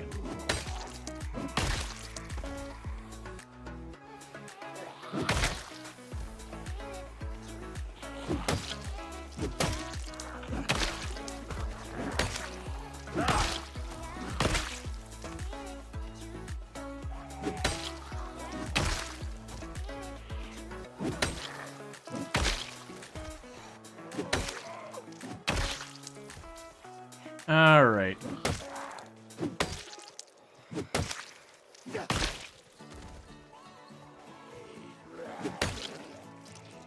This is literally the spot we take the helicopter at. Like, I'm dropping bodies on the spot. So like I said, once I can get to the point where I can stand here and not see a zombie, that's usually when I'm like, okay, we've cleared the zombies out, we pick a destination, and we start fighting that way.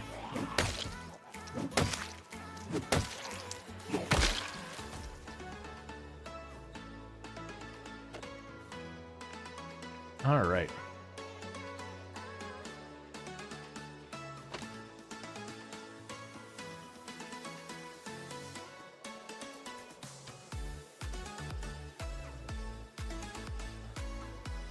Yeah, so it looks like I've got one group over there on the right, a loner kind of off to the right as well.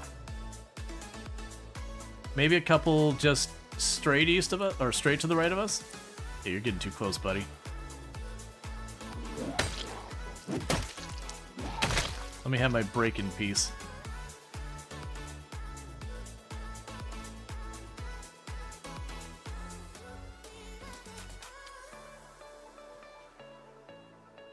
Put you away.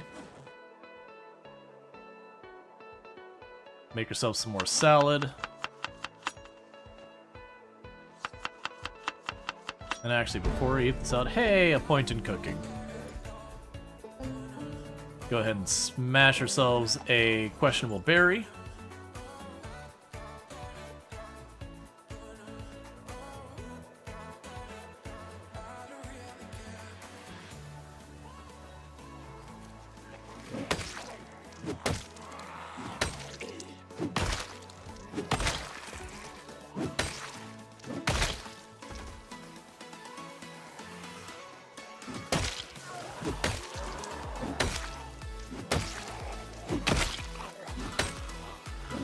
Alright, one thing we'll also do is I've got the 2 gas cans in the house. When we do start pushing towards the resort again, I am going to bring both those gas cans over to the gas station. About how long's the next helicopter? 5 days is the earliest.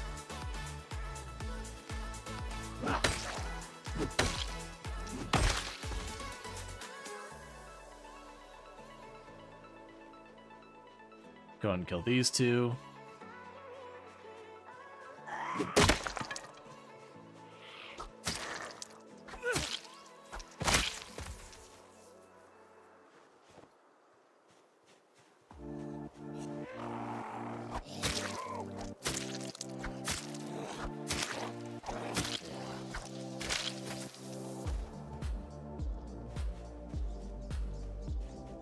All right. And eventually we'll get this carving up so we can start making all sorts of fancy stuff. But it's little by little. And that's what I mean by I don't grind. I just keep doing my stuff.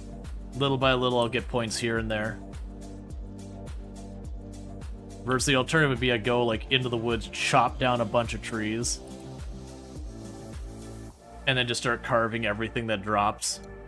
Which certainly is a doable thing, and that if that's how you enjoy playing, don't let me stop you or whatever. Hey. Hey. Don't ignore me. Hey. Hey. Hey. Seriously, dude. Rude.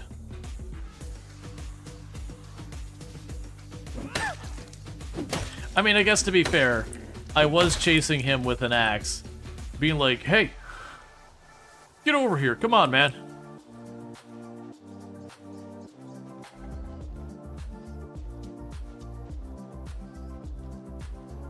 Yeah, so just got these 4. Hey.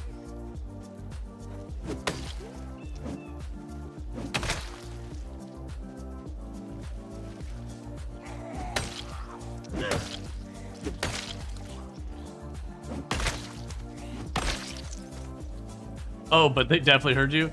Yeah, it's definitely one of those things though, it's like, to be fair, if someone's following behind me, and they're drenched head to toe in blood, and they're like, hey, well, they're holding an axe over their shoulder, I am going to, at first, just try to continue moving away and not raise any additional attention, to not escalate. If it does seem like they pick up the pace or anything like that, I am running. I am not slowing down for that one. Let's see, Nick question, do you know if a tree garbage, twigs, wood splinters, and branches can be used in compost? Ooh. I would guess no. In real life you can. Like, as long as it's not too big. Like, if it gets too big, you'd probably want to, like, mulch it or whatever. But in game, I actually don't know that.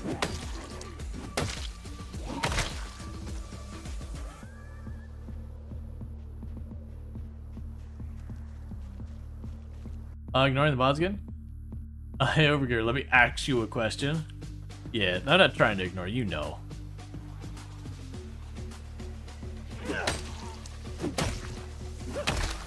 Just be products on it. That question stumped Rual. Yeah, it's one of those things, like, I haven't messed with the new farming that much. It's just kind of one of those things that the numbers as I'm seeing them just don't make sense to me. Like, for a reason. Like, I'm gonna put down stuff in the ground, and I'm gonna be lazy trying to grow stuff. You hate how bad that pun was, you applauded. Nah, you're all good.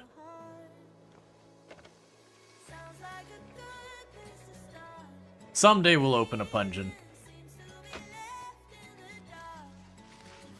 In the meantime, we just have the waiting list.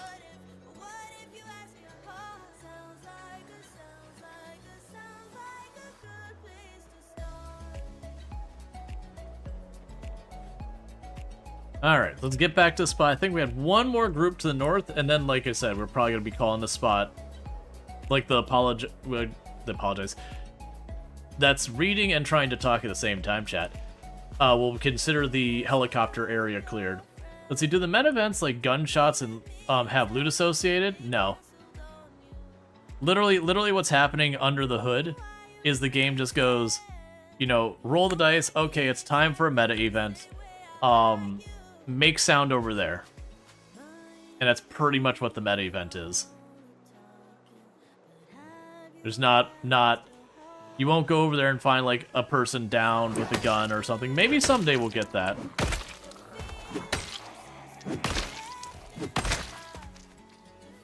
There's a random zombie. Well, it doesn't spawn zombies. To be clear, it doesn't make new zombies in your world.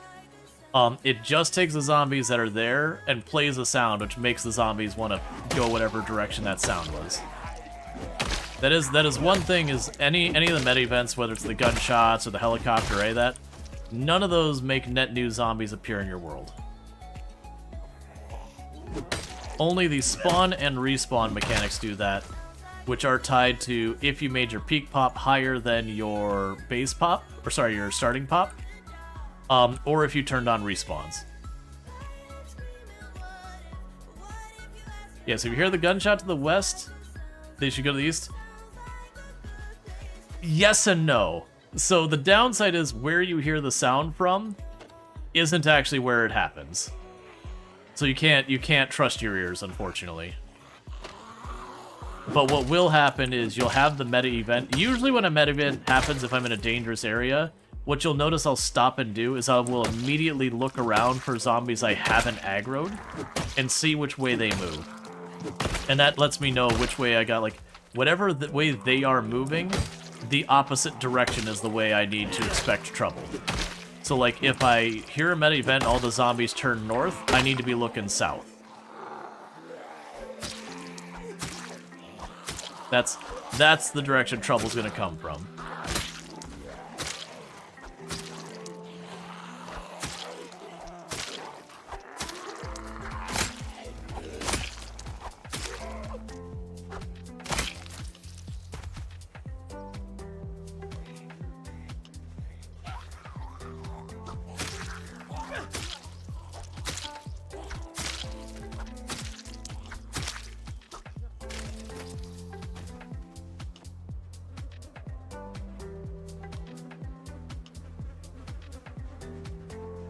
All right.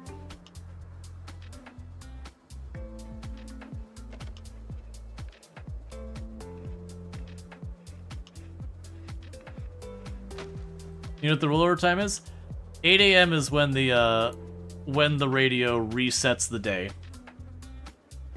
So like 8 a.m. when you hop on the radio, that's the earliest you can know if you're gonna have a helicopter that day or what.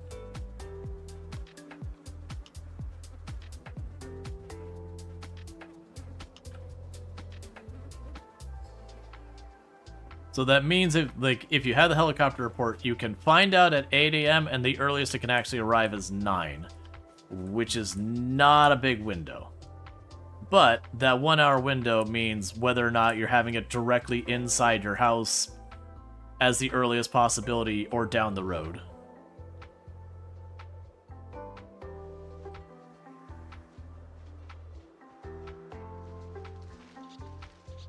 Says, likely is in stock at Best Buy. Oh, new Xbox controller? Just packed up a chip. Yeah. Alright, chat, so...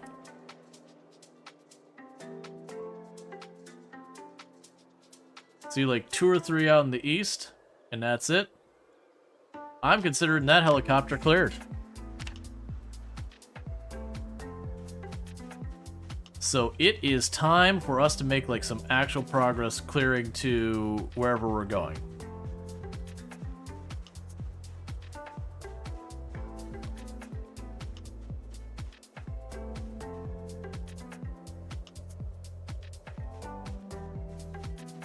We're gonna work our way back home because it is 5 p.m., which isn't that late. But we kind of cleared out the zombies up here. I'm gonna try and do a little bit of crafting, get a couple other things done on the way home. Make sure we don't have any zombies moving the area. And then the next in-game day, we're taking the road to the... like, we're basically following this road I'm gonna be approaching now. We're taking that to the south and then the east, towards where we have that gas station, as well as the, as well as that car and all that. So we'll grab the 2 gas containers we have. We're going to bring those with us. I'm going to drop the big gas container that's got 10 liters of gas. Sorry, I'm lying. I'm going to drop the little one, the 2 liters of gas, at the gas station. And the reason I want to do that is that way when we bring the generator there, I can toss the 2 liters gas in a generator to power the pumps and yada yada. We'll grab the 10-liter can, and we'll take that down to the taxi we got the keys for, because that will give me an actual functional car.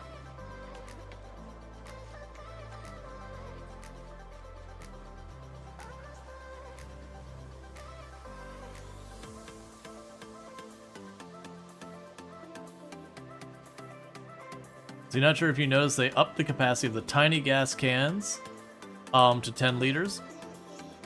Yeah, no, I noticed we had those because I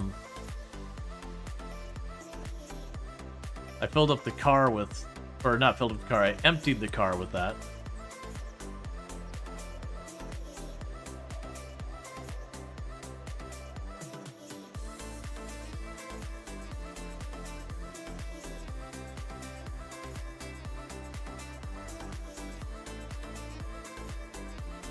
Yeah, looks like we're all good down here.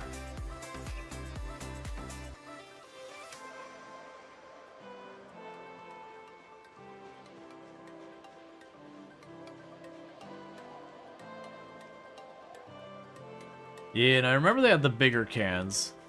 Those are super rare. All the logs laying around everywhere.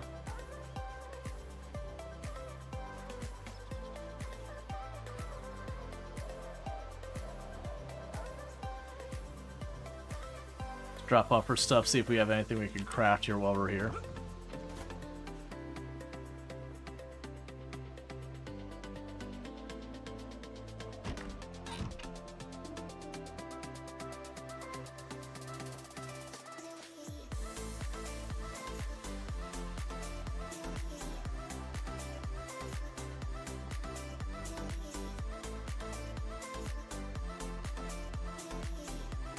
You can make a couple more axes.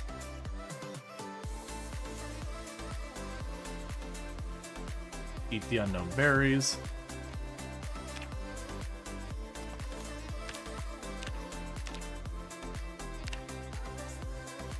All right.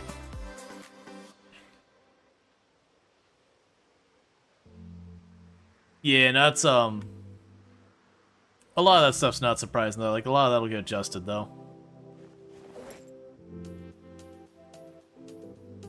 We can drop off the seeds here. Fine with all this.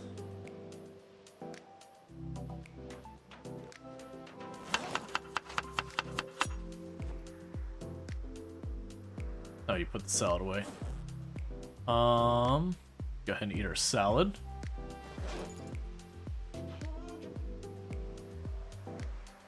See, Micro Center's pretty high in the market when it comes to the competition. I haven't kept up with the retail stores like that. When I end up buying PC parts, it's honestly been a while, but I used to go to almost always to the to Newegg. That was always my preference.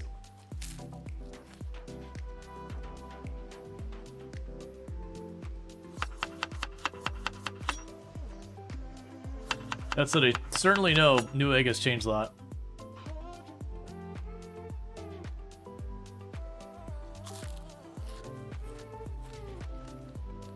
Yeah, Newegg's what you use for half of them? Yeah. For me, for this computer, I think I got the video card from Best Buy. But that was kind of one of those things that it was right when there was like a big shortage on video cards. And the computer I had, the video card was failing and all that. It's like, I've got to get a replacement video card. Like, this is my livelihood. And I wasn't really looking to spend the money I had to spend on it, but it is what it is. That said, I did get about what like the video cards were supposed to be going for, not the price gouging rates we had at the time. It was still more than I wanted to spend. But still.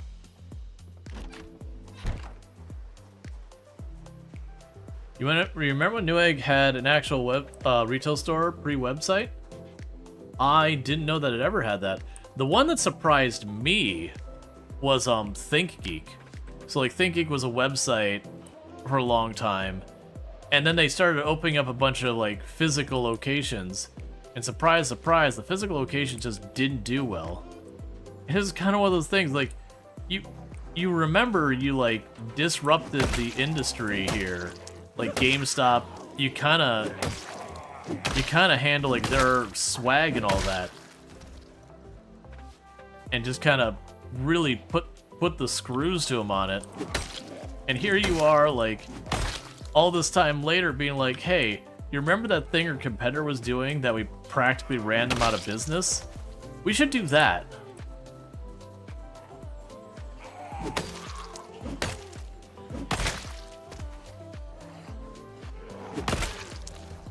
It was such a weird choice.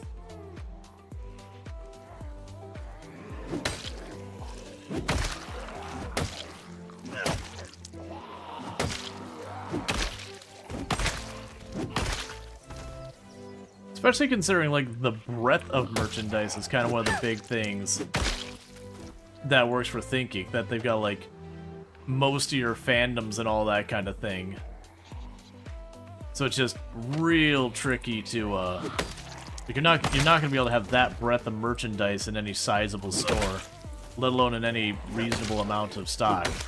So it kind of is like, okay, you've got the physical store there, but you're probably still gonna have to go to the website to get the particular one you want. Because you don't think that's all that bad thing? They can establish ship item to your house, instead bringing it from the store to your truck to your house? Oh, like having a physical location? Yeah, I don't think it's a bad to have a location. But like, for ThinkGeek with that, they were building in a bunch of the malls, and the big problem is you don't really get that much warehouse space in a lot of those. Usually you have to have warehouse space somewhere else and then bring it to the mall kind of thing. So using it as a distribution center type situation doesn't really work all that well.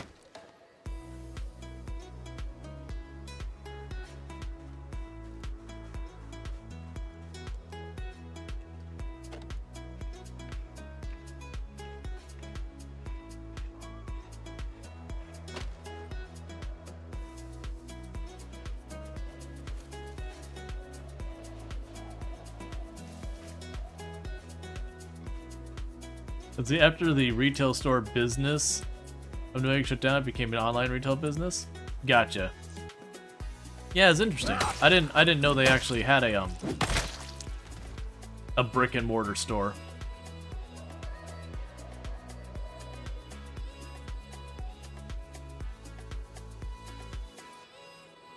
But yeah, that's an interesting one. Like I said though, it's just the surprise to me with like ThinkGeek was it was very much one of those, you had like an established competitor that they didn't put them out of business, but the two big things GameStop had going for it was GameStop had the games, which is certainly one thing, but it got harder and harder for them to compete as more and more stuff moved to digital download or Steam or whatever. Like even a lot of Nintendo games just didn't have a physical version anymore. You'd go and be like, I want the game, and it'd be available at midnight the day it launched. And this isn't again like the whole physical versus digital. That people have some very strong feelings about that. I'm pretty indifferent, honestly. I understand you're buying a license, and if they, you know, in theory they can pull the license, and that has happened with games and yada yada. I acknowledge this, and that is a concern, certainly. But I also know stuff like CDs don't last forever. And so it is kind of things like, alright, but unless you're making copy after copy after copy, you kind of are still on square one. Now again, I get with like Steam with the, you know, DRM and all that, they can just arbitrarily be like, your game is off. And that Sony specifically has done that. But like the whole thing about like that, for people who don't care about the physical media side of it, you know, GameStop used to be the place you'd go to get your game. Like the new Call of Duty, the new World of Warcraft expansion, whatever was coming out, you'd go to your local GameStop. And there's other ones, but GameStop was usually the one that was like the big one known for it. But you go like the local GameStop, midnight you get your game, and all that. And with all digital stuff, you know, as there's like part of it, like I enjoyed the experience of like going to like those launch things where everyone was hanging out, you know, everyone was geeking out over whatever like the latest game was. But at the same time also, like, you know what's also pretty awesome? I don't have to go outside and stand outside of a store all night to then get my game at midnight and all that stuff. That we can like preload the game, midnight hits, and I can just start playing, because that's the part I really care about. But there was definitely an experience, a vibe, whatever you want to go with. I think we walked to the closet.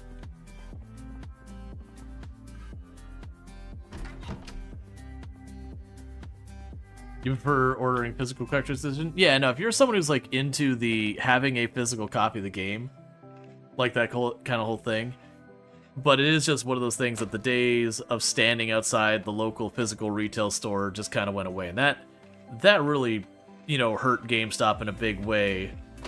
That it kind of lost a lot of the impulse sales because you just go online and buy it. It kind of lost a lot of the pre-order benefits. That really, for a little while, about the only thing it could do strong on was console releases. That, you know, the console release, that was a physical media thing that they could, you know, get a little bit there, but they lost pretty much all their PC game opportunities and all that. And then with like a lot of the peripherals between like Amazon, Newegg, and all that having a much better selection that they could just send on really fast is a whole big thing. So what also hurt GameStop was the game companies to start doing their off their own websites instead of their other stores. Yep, that too. That a lot of the game companies, you know, wanted to get rid of the middleman. That was GameStop. So they started selling directly. And that certainly didn't help GameStop. But then the other thing they had in addition to that was like fan swag. That you'd go in there and you'd have like your little figurines of Sephiroth and Cloud, and you'd have your Pokemon cards and all that kind of stuff there as well.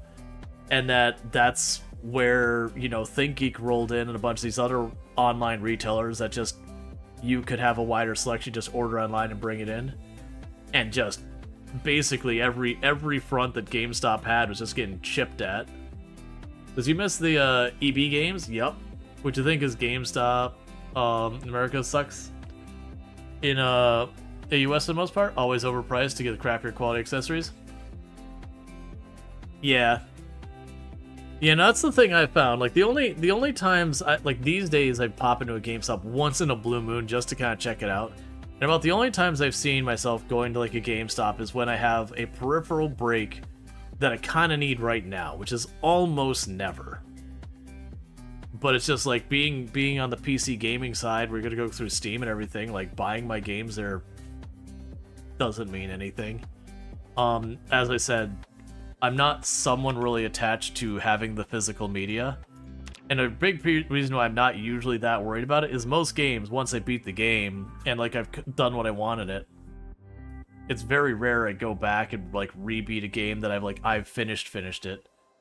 So being able to retain that copy of the game doesn't mean much to me. It just collects dust on a shelf and it's just another thing in my house. I get people collecting it, and I get people who really who like to go back to those old games. All that makes sense, I understand. It's just not my use case. So I'm just as happy to get it on like Steam or whatever and just have it, play it. When it's done, it's gonna get kind of chucked aside.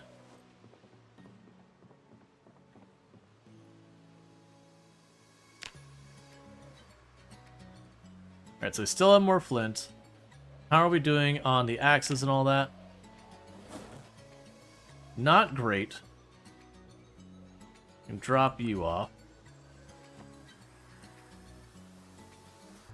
Drop off the handle.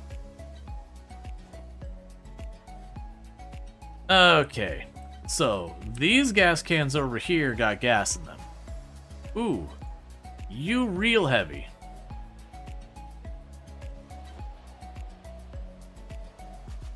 We can make it work though. How about mining for flint? Oh, I've got the flint. It's branches. I don't have enough branches. I can go cutting down trees. But my hope is, we've cleared a bunch of the zombies out of here. My hope is we could drag the 2 gas cans over to the gas station now. And I could drop off the 1 gas can to just leave it there. For when we get the generator there. And the other gas can, we've got the keys for the taxi just down the road. So I'm kind of hoping I can go pop down there, chuck the 10 liters of gas into the taxi. And for the time being, I'll probably drive it over to where we got our generators and go load up both generators. Are we up to gas now? So I've got the gas station. I've got 12 liters of gas there. The big thing is I don't have the ability to run the generators. That's the big holdup from just having wheels and being able to drive around now. As soon as I get electrical 3, we're at the point of generator.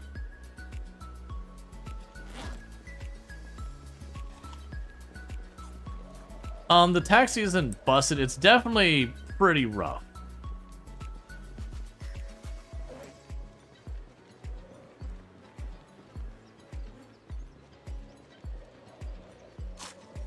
Like, it's a pretty beat up taxi, but it's not a wreck.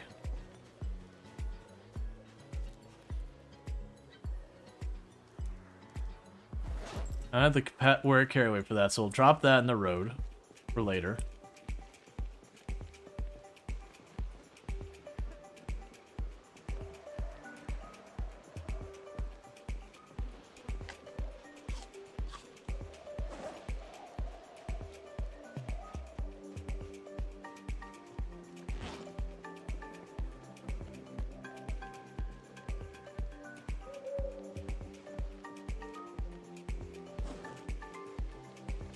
Okay.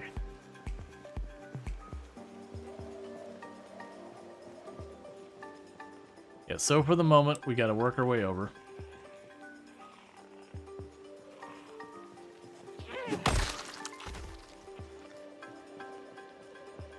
They're trying not to get in a fight with everything.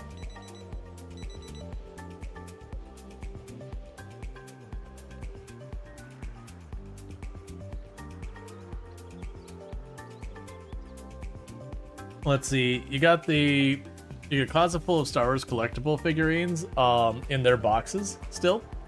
The big doll-like ones, like 12 inches.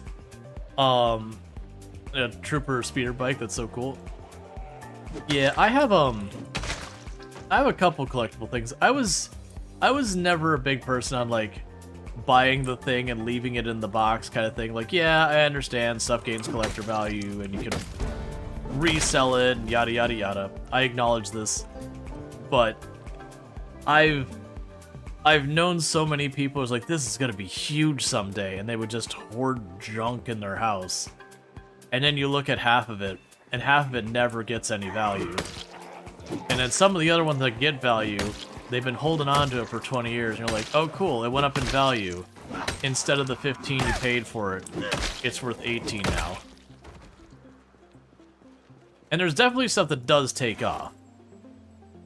I just known way too many people who aren't kinda hoarders. They're like full-blown, get the TV channel in here, walk between the aisles of boxes kinda hoarders. And it's just kind of a thing that I've just avoided. If I'm gonna buy something, I'm gonna use it. Yeah, I could see holding on to something because it's memorable and all. And like for the record, I don't think it's bad for people to have collectibles. It was just not a thing I did. Yeah, no, to display them, to be like, I'm proud of these. Like, I got Lego stuff that, you know, I built and it doesn't serve any functional purpose other than like, I can look at it now. So it's no different.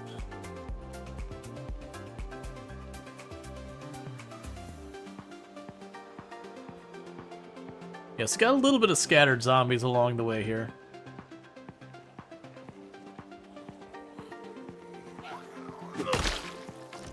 Let's see, your mom used to collect egg cups and teapots. You loathe their teapot collection because they all look the same, aside from the plastic crappy handle. Yeah. Hey, if it makes them happy. That's the big point. As long as it makes them happy and it isn't something that is becoming its own problem. I.e., spending money you don't have, because don't worry, it'll be worth something someday.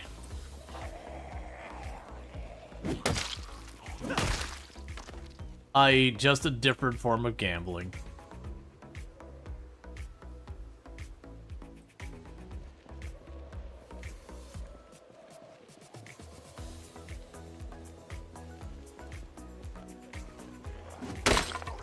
Oh yeah, Beanie Babies.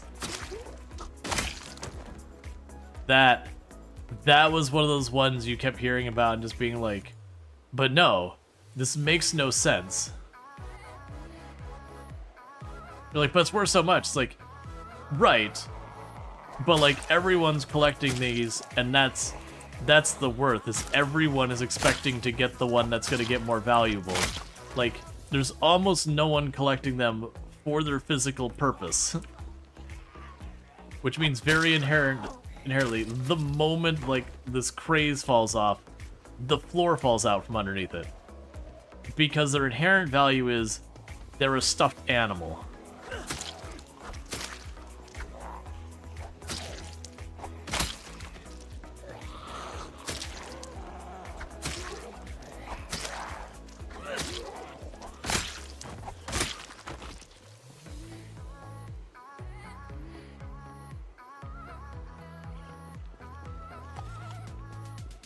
Remember when the Black Lotus is like $100 at your, I don't know, at LGS is here, and you're like, who would buy that? Granted, you're like 10. Oh yeah, Funko Pops of the Beanie Babies today. Yeah,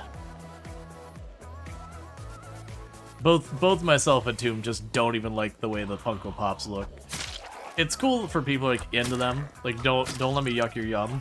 Like that is a really weird looking thing that I don't particularly want. I will say, digging the Longstone knife, I definitely want to get to the point where we're making these. It seems like the damage is good, it seems like the durability is good.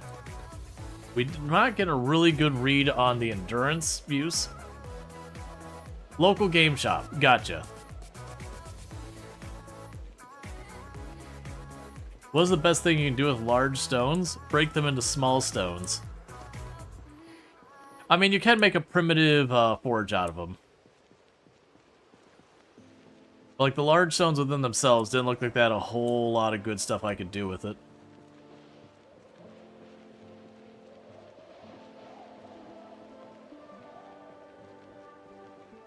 Alright. And I saw another spot of flint on both sides of the road, so there's a spot of flint up here and down there.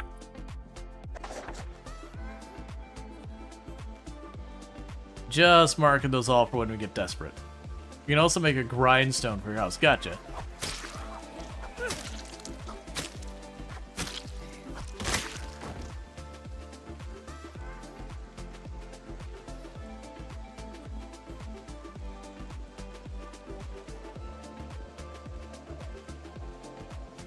It'd also be nice with all this if we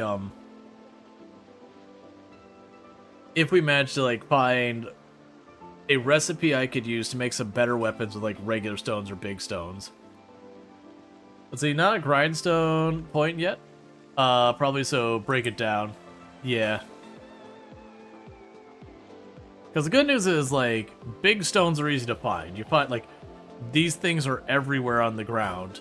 And on top of that, you also find them foraging a lot. And I am deliberately not foraging because we're already exerted. I probably should just leave it on so, like, we get the trickle of XP. And you never know when it's going to be, like, Generator Magazine and be like, alright, yep, okay. It is on the loot table. It can happen.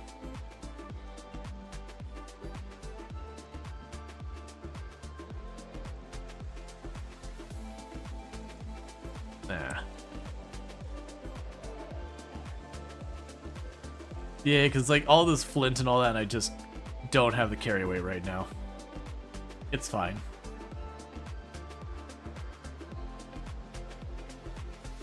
No, to pick them up, you don't need anything. If you look at like these rock clusters on it, I can click on that and say loot, remove large flat stone.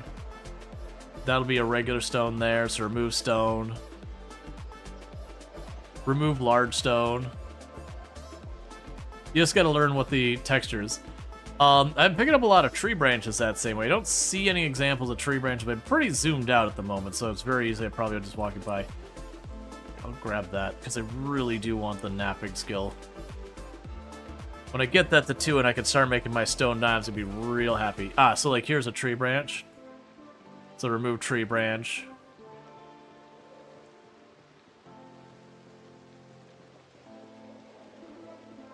Does the large rocks are not uncommon? You like the large stone knife? What do you think of it? You missed it just barely. Oh, I still have it. I'm very happy with the large stone knife so far. I haven't gotten to get a feel for its endurance efficiency, though. Because I'm just killing 1Z, 2Z zombies, but it does seem like I'm hitting the zombies for a decent amount of damage compared to what I expect from the stone knife.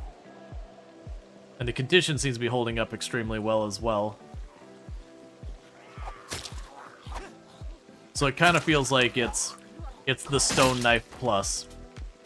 I say as it immediately breaks. Oh, that's a long metal knife. Ah, that's a different thing. Okay, no wonder its durability was a bit better. I missed it. I thought it was a long stone knife.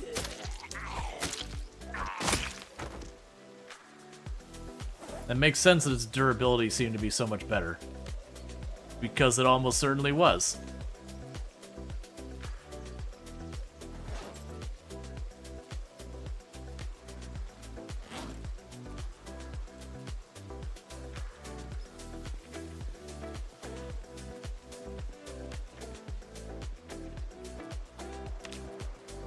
Okay, so breaking that should give us a little bit more weight to work with.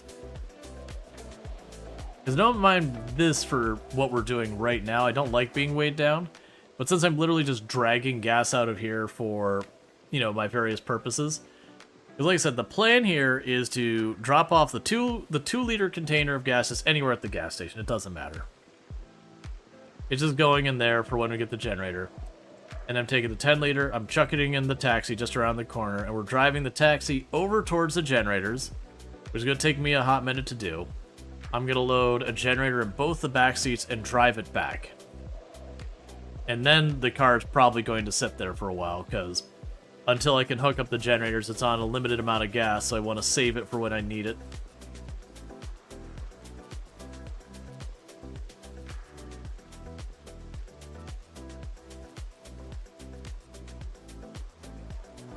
So for right now... Yeah, there's the one that doesn't have much in it. I'm thinking... You go right here. There we go. I can probably, for the moment, also drop a bunch of the flint nodules and all that. Could probably drop that in here for right now. Because once I pull the car over here, I'll have stuff to load up and all that.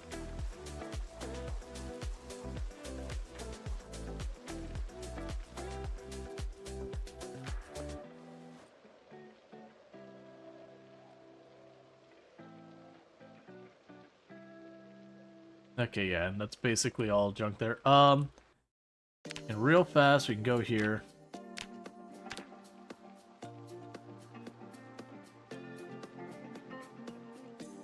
And I've got a ton of fishing hooks here.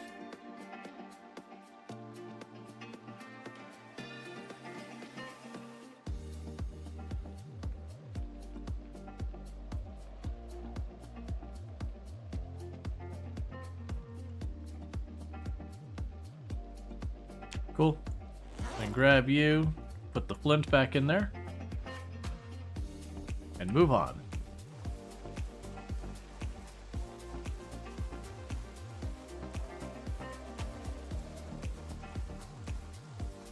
The Darkest Dungeon is really brutal too.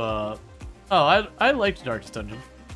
Darkest Dungeon 2, I definitely know a lot of people had mixed feelings with it, because it kind of was a departure of the previous title.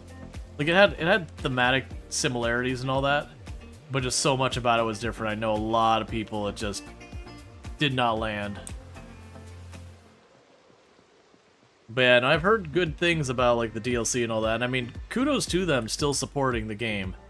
Because when it didn't get received well, and this has been, like, a recurring thing we've talked about on the channel, it's usually a shocker when a company does continue to maintain a game after it's kind of a bad reception.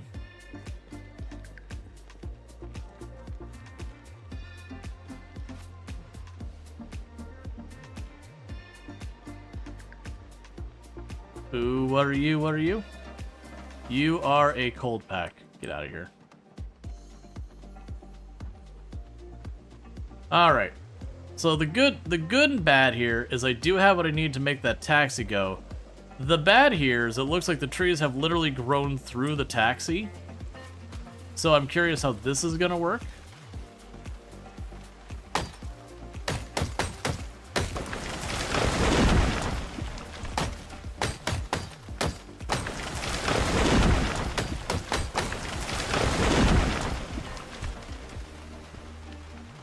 I think you get stuck on this one.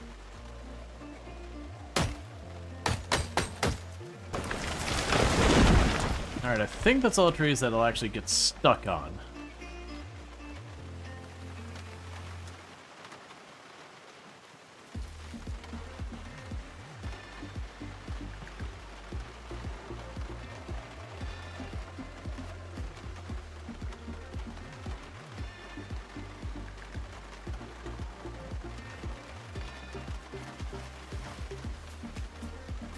There's the gas can here. Put the branch in there. Put the saplings in there for carving. And the rest I don't care about. Alright, it's that time. We get to drive a car. It's been so long, chat. It's actually not. We drove the ambulance here earlier.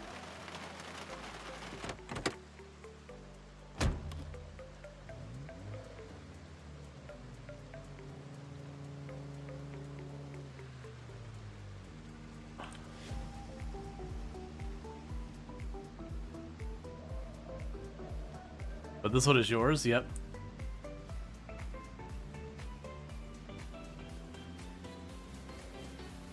Okay, before we get too far, let's double check our situation, make sure we're not about to lose a tire or something.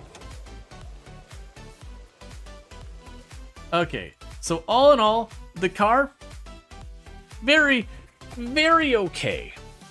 It's very okay. It's not a good car. It's very, it's very okay. The tire pressures all look fine for right now. We'll want to fix them, but nothing there looks like it's about to just explode in my face.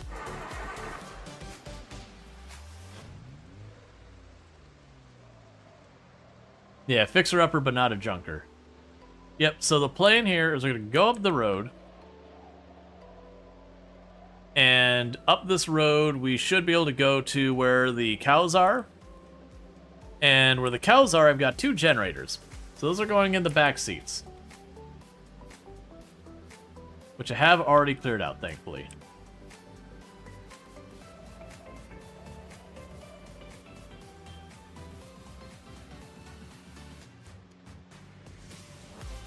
Okay.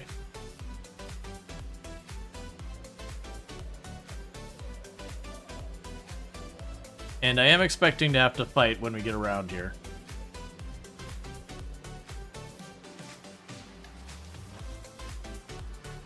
Yes. For those who don't know, you can put items in the seats that take up more cargo capacity than the seats, so long as it is just the one item. So you can fill up like a military backpack to its absolute brim and then put just the backpack in the seat, and it will let you do that. It'll do the same with furniture and all that as well.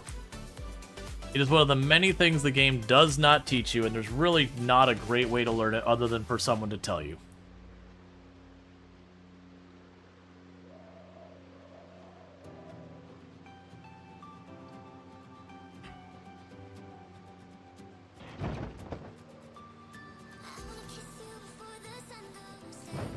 Yes, if you do have something big in a seat, you cannot switch seats to it.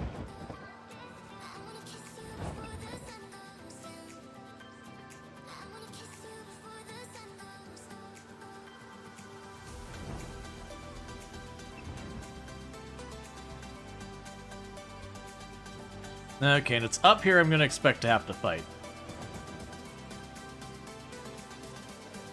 Thanks for the backseating lesson. Yep.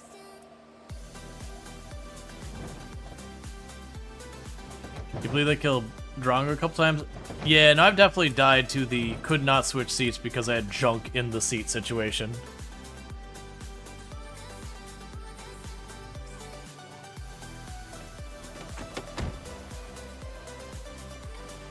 Alright, like I said. I was fully expecting to have to fight up here, and fight we shall.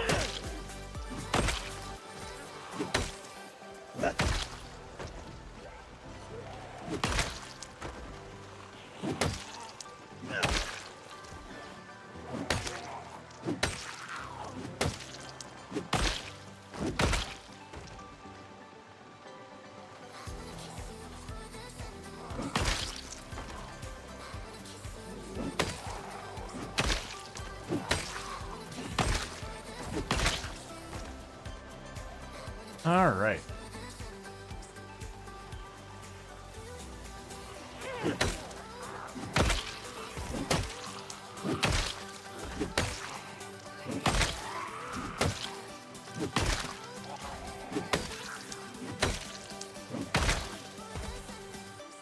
Okay.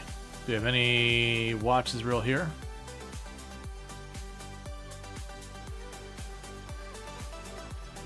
As you can see, driving around here with the car is pretty loud, which is a good thing.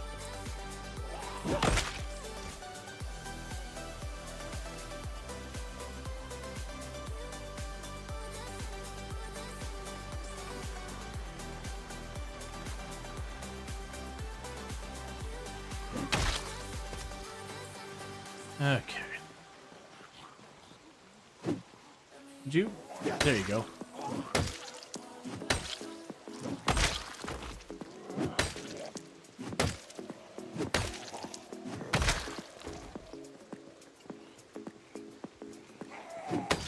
All right.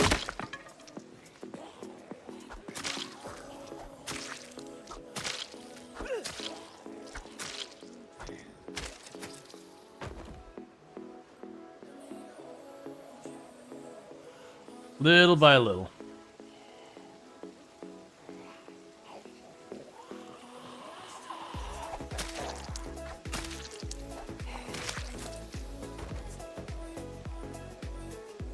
Because then we can go and hop in, rest again, get that all sorted out. Alright, clearing all the zombies everywhere. So this is the area we're living in right now. So any zombies in this vague area do need to die.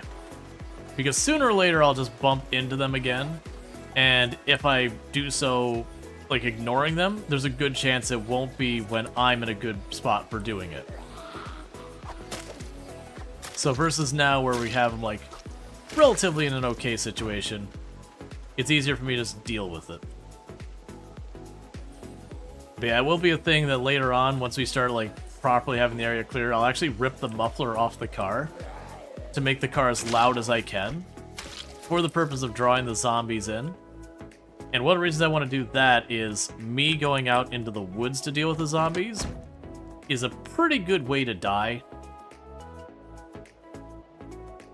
Whereas if I just kind of chill out here in the boonies and all, like, sorry, if I chill out here on the road and I make the car as loud as I can, then I don't have to worry about it.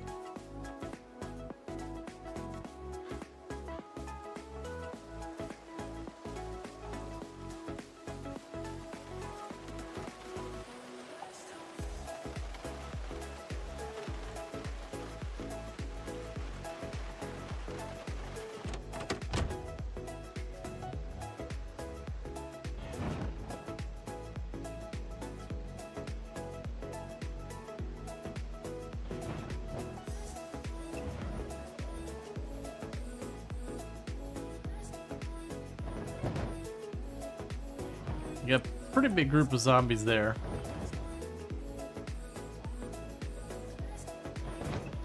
We'll definitely want to clear all these zombies eventually. Right now, that's not my main priority. So my hope is that we can take this way up, it'll draw the zombies onto the road there, and I can take this road back. We'll see. If we do get a situation where it looks like I'm going to have to either run over the zombies or fight, we just get out and fight. We don't want to kill zombies with the car, we'll just wreck our car.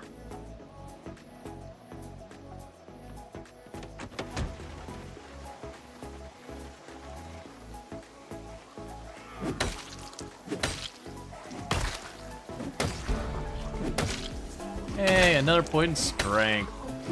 Love to see it.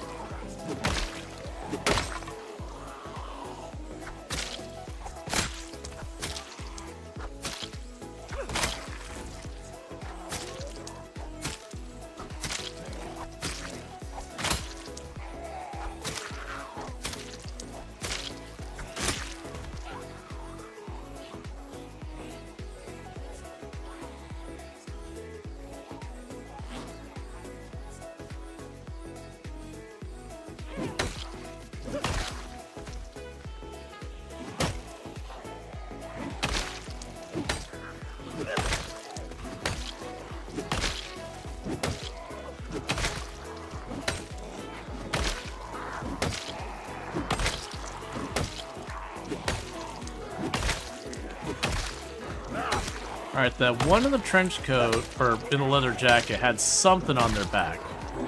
This one right here. Machete. Hey, the follow. Welcome to the stream. So we do actually want to grab that machete, probably. But right now I got more important issues to deal with.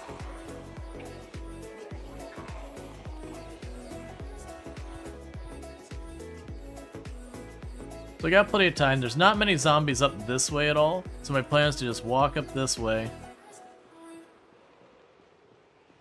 Alright, never mind, I'm wrong.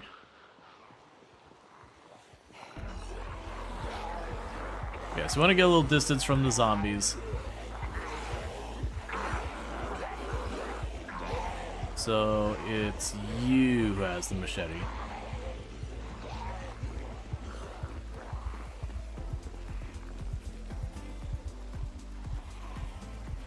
Cool. Alright, so let's go back over to where the car was. We can walk down towards where the cows are. Once we get a moment where we're not caught up in this mess, we can start killing them to make space. I'm not going to try and hop in and drive off. This car is not a good car. It could very well stall, and then my car gets beaten the crap out of while I can't get in and out of it or whatever. Or sorry, while I can't do anything with the windows and all that. It wouldn't be dangerous of like dying danger, but it would be one of those things of getting your car really damaged for no apparent reason.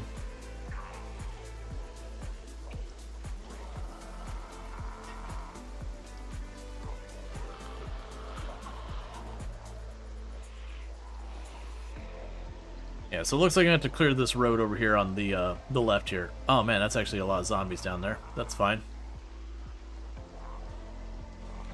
Let's switch back over to the road to the east. Because I'm not going to be able to split away from these zombies by just running into more and more of them. Versus we know we cleared down by the house.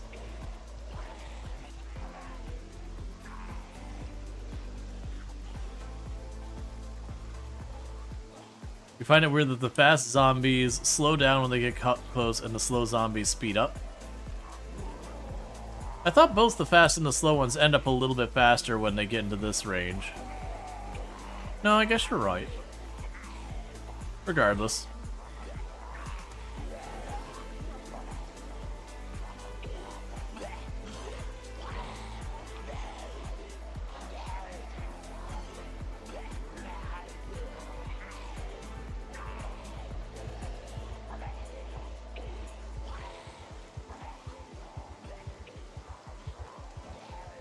Their terminal guidance speed seems to be identical. Yeah, no, when the zombies get close, fast or slow, they hit the same pacing or whatever you want there.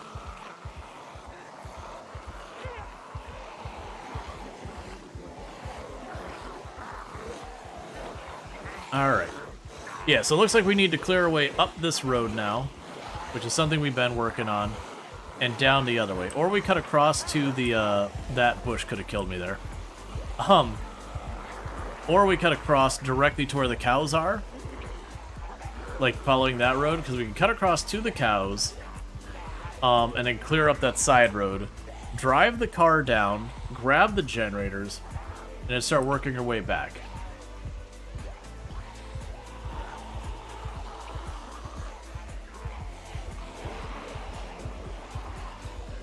Generators, too.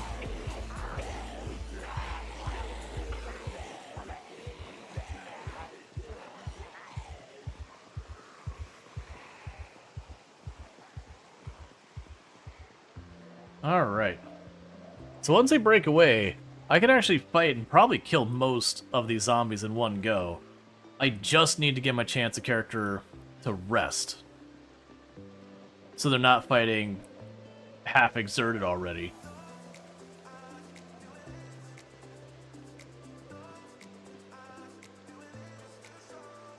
Oh, I did not give you as much space as I thought I did.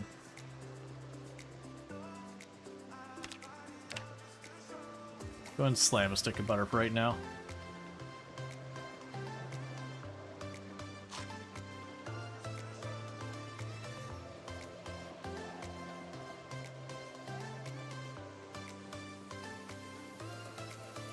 So you're not able to move dead bodies? It seems like everyone who's seen never does that. You can. It's just slow and tedious. And the bodies will disappear after 9 days. So you could take the time to try and drag each individual body one by one by one by one, very slowly from one area to the other to drop them off.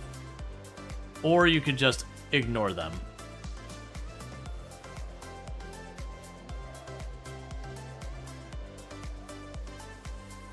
And yeah, and it's no surprise that moving bodies is real tiring.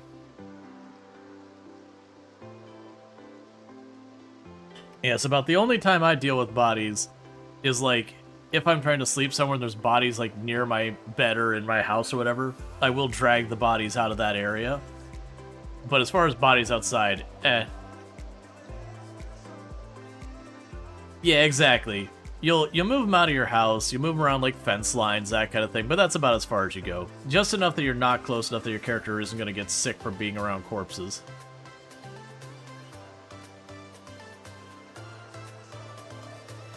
As you build 41, you make sure to have a trash can in your home so you can toss bodies in there and click delete.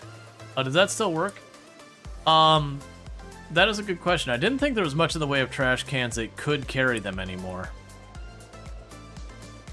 So no, I haven't seen anyone using the trash cans to delete them. And you can still do the thing where you put them on top of a campfire and burn them, but that was always super dangerous.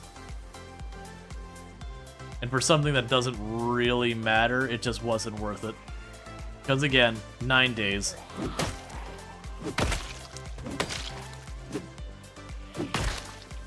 You just gotta ignore it for 9 days and it's all fine.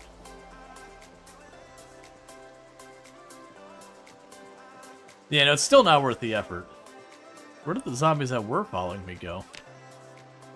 Guess they're scattered here.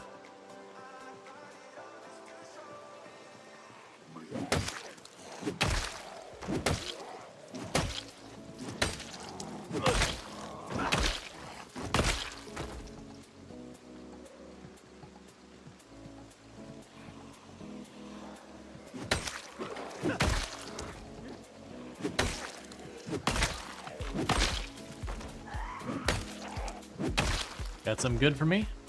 No. The answer is no, you do not. Yeah, so you can drag the corpses, it's just... Genuinely, it's just not worth it. It's like, you can even make graves and bury the corpses. It's just kind of that same thing where it's like, you could do that, but you're probably just wasting all your time.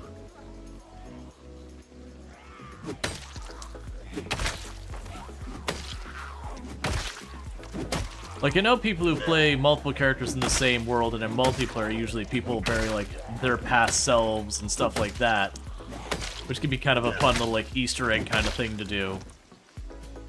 Not Easter egg, but kind of like a fun little, like, memento kind of thing. But not really a concern. Even then, even in multiplayer situations, most of the time, people just let the bodies rot.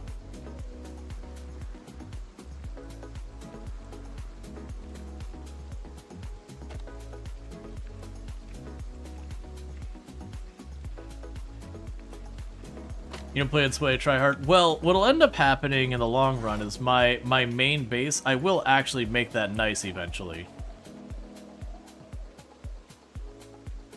But, like, it's just the random a random house I'm kind of staying at because I haven't reached where I want to make my home. Eh. Don't care enough. Alright, so let's get home. Like I said, I think my plan is going to be to cut over past the cows and then up to meet the car, and then drive the car down, grab the generators, and then we'll just see which way I decide to drive the car out of there. And like I said, we'll probably have to stop here and there to clear zombies and all that because the car is loud, making noise, and the zombies have moved around a bunch. I was surprised to see that many zombies way up over there, though. It's fine. It's really not that many. There's just like 3, 4, 5 rally groups in the whole area. They're just spread out.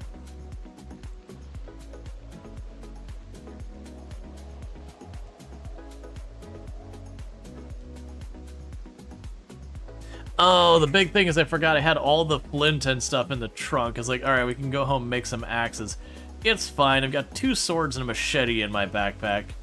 We're not very good with long blades on this character yet, but I mean, we can make that work.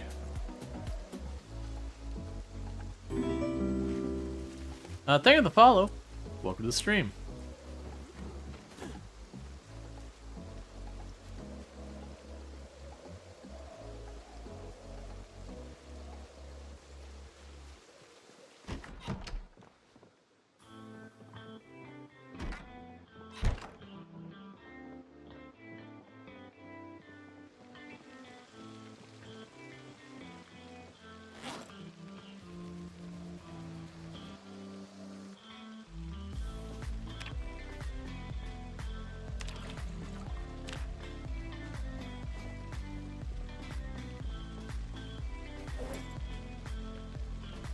You can go ahead and put the fillet knife here for carving.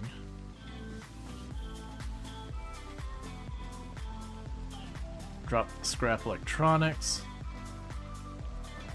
The handle up here. Also, let's ditch the carving fork right now. Got a bunch of knives and all that, so that's all good.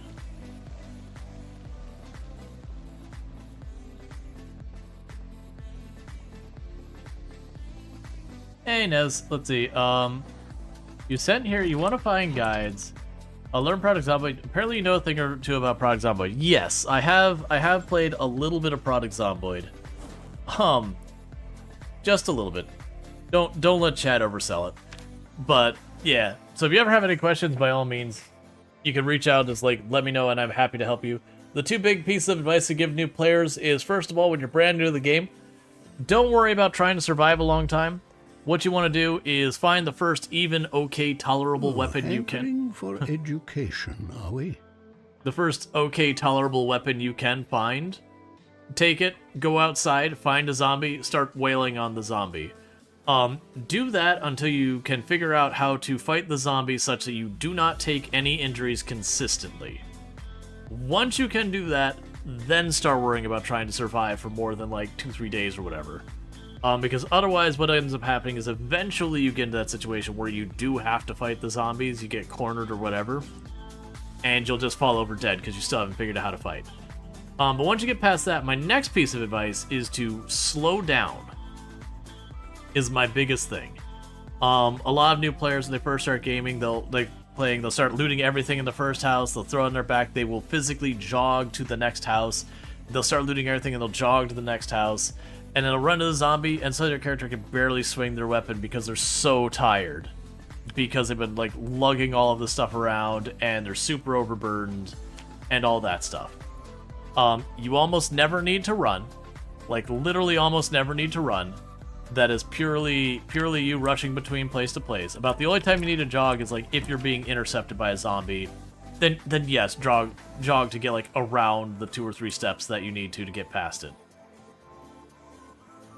But otherwise, jogging burns endurance, and endurance is how much you can fight before you're tired and can't fight safely anymore. Also, a lot of things in Product Zomboid will seem way more urgent than they really are. Like, you have people go, no, you need the generator magazine, you need this, you need that. Oh goodness, like, I'm low on water, I'm low on food, I gotta go now. And the vast majority of those things are actually completely not urgent at all. Like, you can go a very long time before even dying of thirst, when you're at the point you're losing life, finally actually does kill you.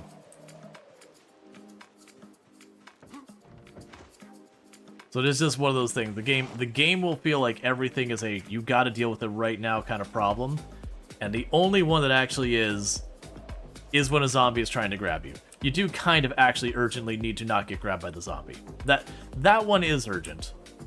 But just about everything else, you got more time than you think you've got.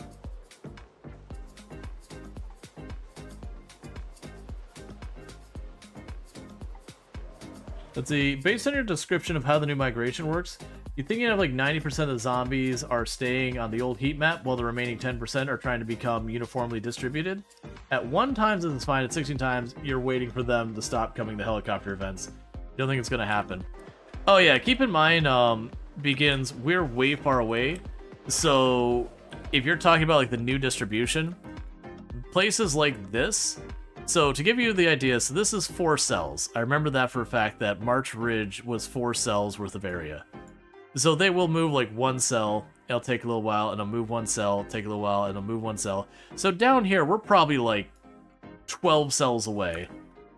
So even with the new migration and all that, because it is effectively going to thin out the zombies, like to have them less dense because you're spreading over longer range as you get down here, we're talking even a place as dense as March Ridge, by the time the zombies got all the way down here, you're not talking that many zombies.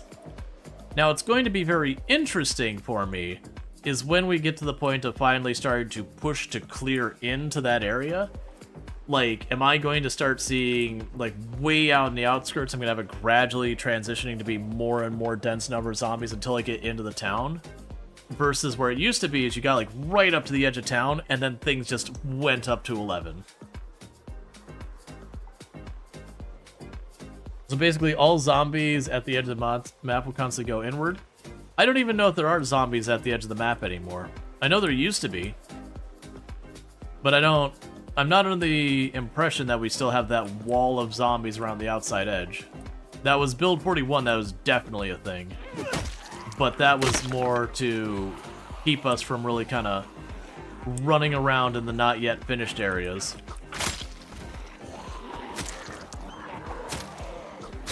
But it's more population centers do seem to very gradually disperse into the areas surrounding them. I think the only thing that matters about is if you're trying to avoid fighting. If you live directly next to town, you're probably going to get overrun, as in having to fight like it is just part of town kind of thing. Not gonna have time.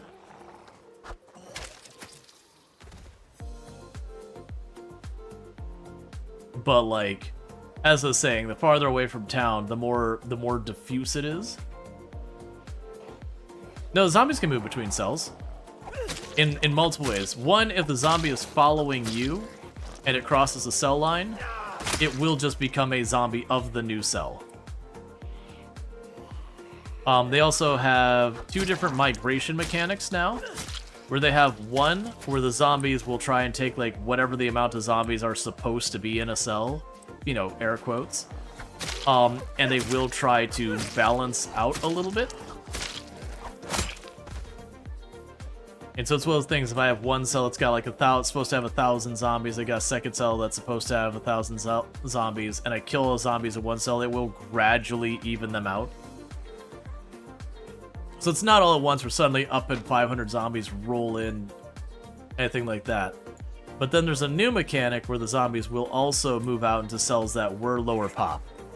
So I could have a cell that had, you know, it's supposed to be like 1,000 zombies in one cell, and the cell next it's supposed to be 0.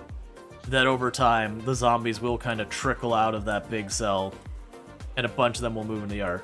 I have no idea the amount, the frequency, any of that kind of stuff, but it is a thing that is now in the game, that you will have the zombies make the move to gradually get over there.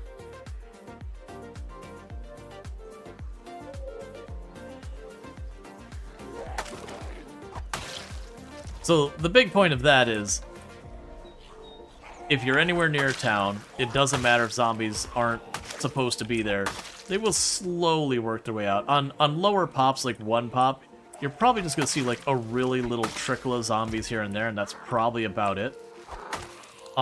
Whereas if you are playing on very high pops like I am, it can be pretty overwhelming, the sheer number of zombies that could potentially work their way over to you. But even then, every little...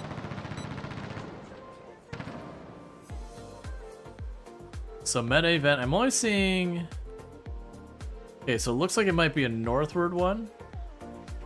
They're moving inconsistently. I'm not sure. I think they might be going west from that event.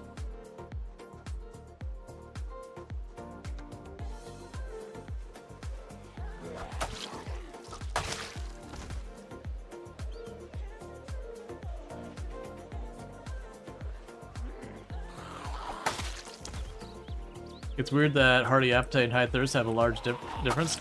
Oh yeah, but that's the difficulty of, like, both of those are very different difficulty traits to deal with.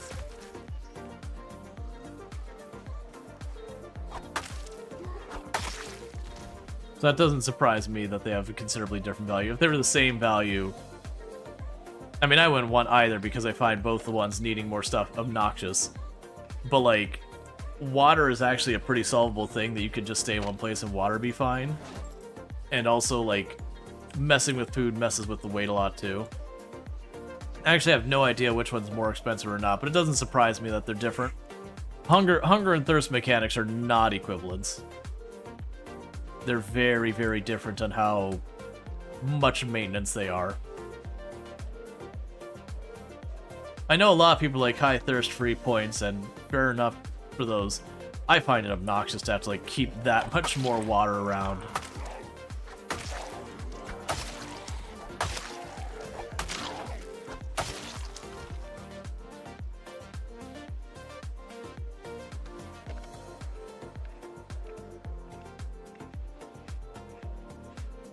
I tend to avoid all the traits that have like a maintenance to it. So like Smoker, I'm not a fan of. High Thirst, I'm not a fan of.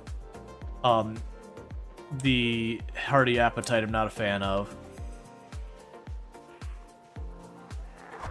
Because all those mean dedicating more of my bag to something other than things I need to keep my character running and food. And that's because I'm adding more junk to maintain my character there than I would otherwise need. Hey, Livin', how's it going?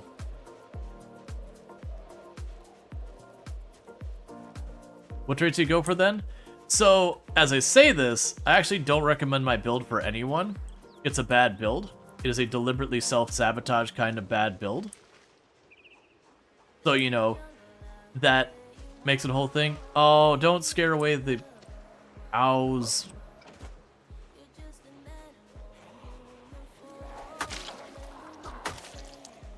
So I end up taking weak, obese, unfit, all those things, slow healer. I don't recommend it. Starting with a character with like no strength and fitness is a very, very difficult thing to do. It is a very slow way of playing the game. Alright, so we got the zombies out of the building area. No zombies inside the building itself.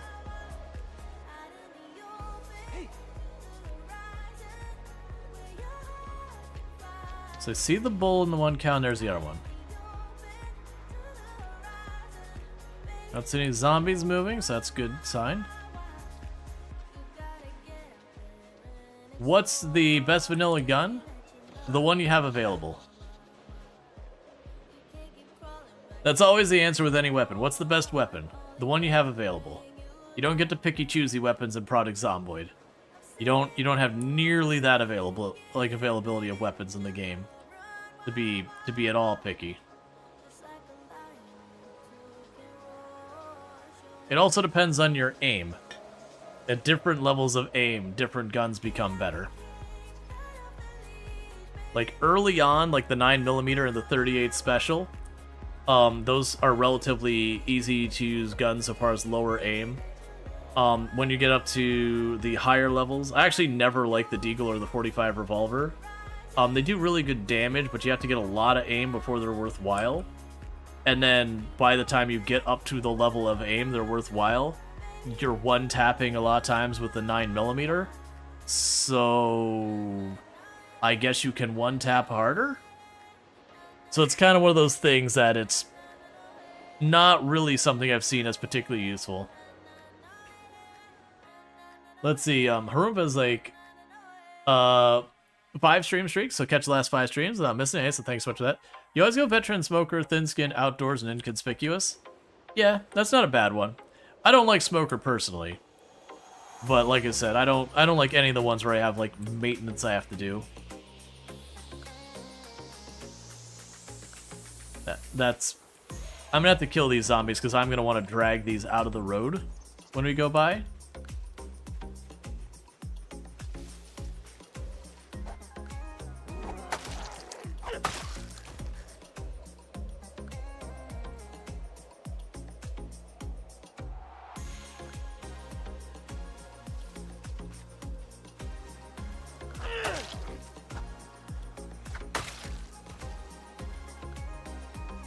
Kill the zombies are gonna be a problem here.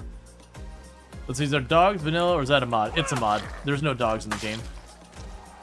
The dogs aren't real, they can't hurt you.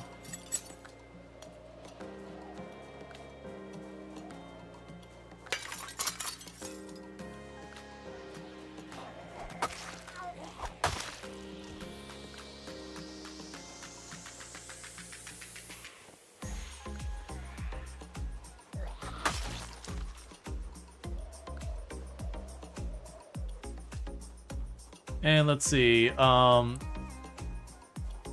bullet pierce to kill zombies more at once? No. There's no concept of like shooting through zombies. The closer you have to the shotgun can hit multiple zombies, but it's not a piercing effect.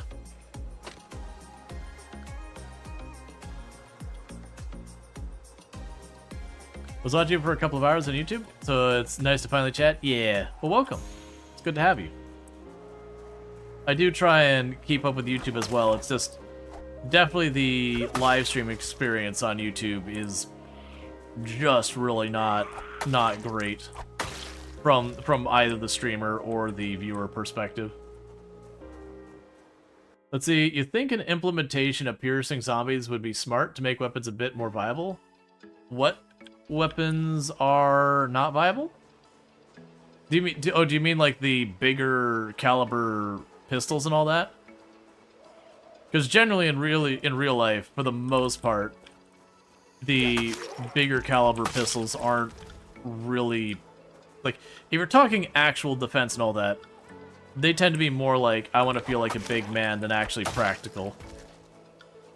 Because no one's showing at your house wearing, like, ballistic armor or something, which is what that would make sense for. Not even really still in that regard. Because, you know, you get hit by a 9mm, you just still die.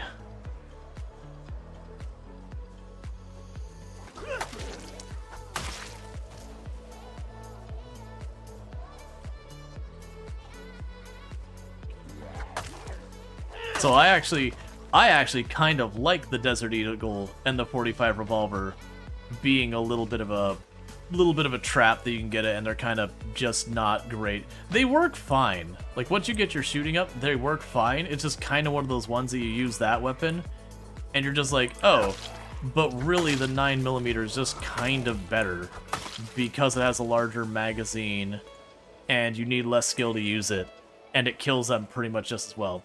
Do you have much PvP experience in the game? I've done a little. It's terrible. For all the things I'll say with Product Zomboid, the PvP experience in the game is just bad. Because you have one of two ways it goes. Either A, you can take a hit and you get stunned, and then they can just chain stun you until you're dead, so first hit wins most of the time. Or B, you turn off the stun, at which point you have this weird thing where both people walk up and start wailing on each other, and then one of them falls down, and then usually the other one falls down immediately after, because they both sustain tons of major injuries. And there's just no time to patch yourself up. So yeah, PvP in Product Zomboid is a bit of a meme. It can work with lots of mods and all that, and giving your characters way more life and way more durability and way more armor.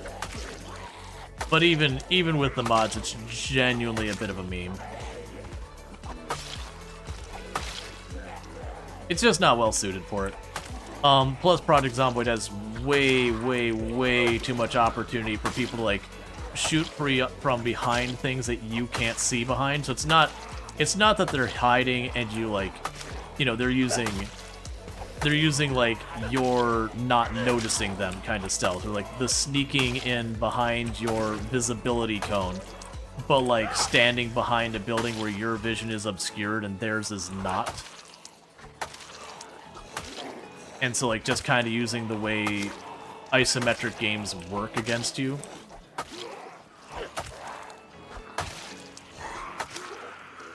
So there's lots of opportunity to cheese stuff.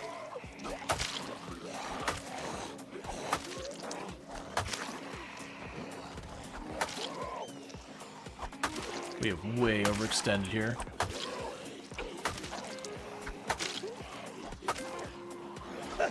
Just wasting this machete. Because it needs to be sharpened.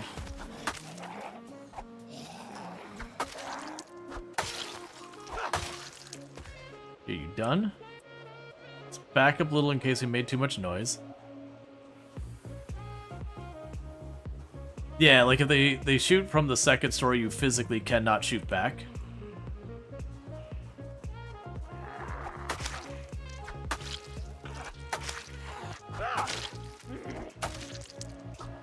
So just kind of one of those things. But how do you repair weapons and clothes? So different weapons will have different material needs to repair them. So stuff like duct tape, wood glue, sometimes like nails, things like that. And that's one thing. Clothes requires a lot of tailoring to properly fix. You can put a patch on them, which requires thread, a needle, and some cloth or leather or denim or whatever you're making the patch out of. But it is one of those things that it's not really worth caring about too much to repair clothes. Even weapons, I generally don't think is really worth fussing about for repairing. Like, there's a couple weapons, like, in Build 41, I would repair machetes, and that's basically the only weapon I ever bothered repairing. Repairing baseball bats is worth it, but I usually had such an abundance of weapons, I never cared. Because once your maintenance starts getting higher, you'll usually end up finding new weapons before worrying about repairing the old ones. How's my weight? Okay, so we can slam at our stick of butter. Our machete is a really good short blade weapon. They're a long blade weapon. They were really, really strong in Build 41. Build 42, they're still good. I definitely don't feel they're as good as they used to be. It's just because they're one-handed and two encumbrance weight-wise, they do cause a pretty bad amount of muscle strain. I think at high levels they'll be really good, but early game they're pretty awful. Like once you get to like level 2, they start to feel pretty good. But like as you can see, my muscle strain here is terrible.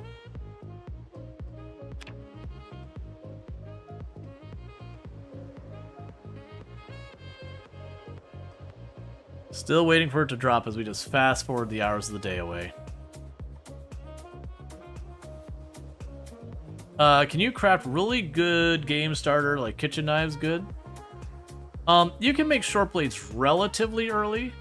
If you find the magazine, and you get lucky for that, with one carving and one napping, you can make stone knives, and those are relatively decent. If you don't find the magazine, it requires 2 napping to do it, which napping is just like chipping flint. Thank you for the follow. Welcome to the stream. So, you can make them right out the door, but you can make them pretty early. You can also... Oh, hey. Hydration bag? We'll save that. And thank you for the follow. Welcome to the stream.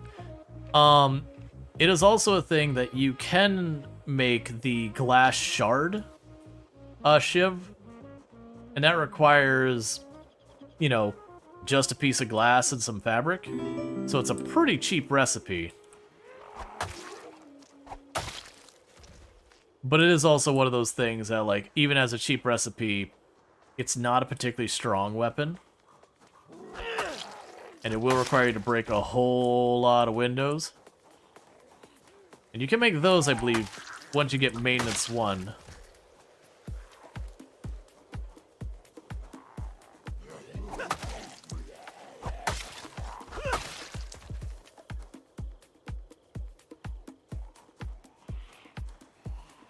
Yes, we're almost to our car.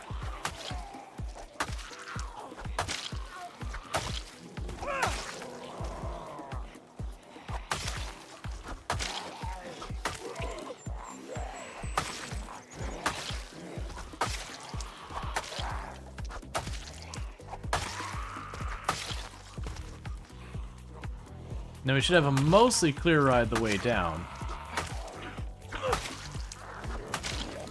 Then the big question comes the ride back. You could take a slightly different route in hopes of not having to fight the entire way back too. But we'll see. If we have to fight, we have to fight.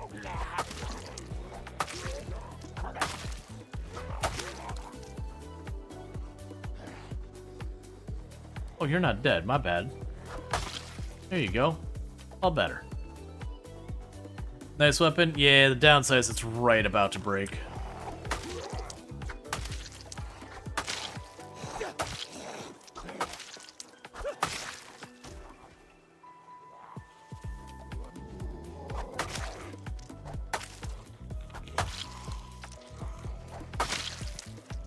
I would like you all to stop so I can rest again.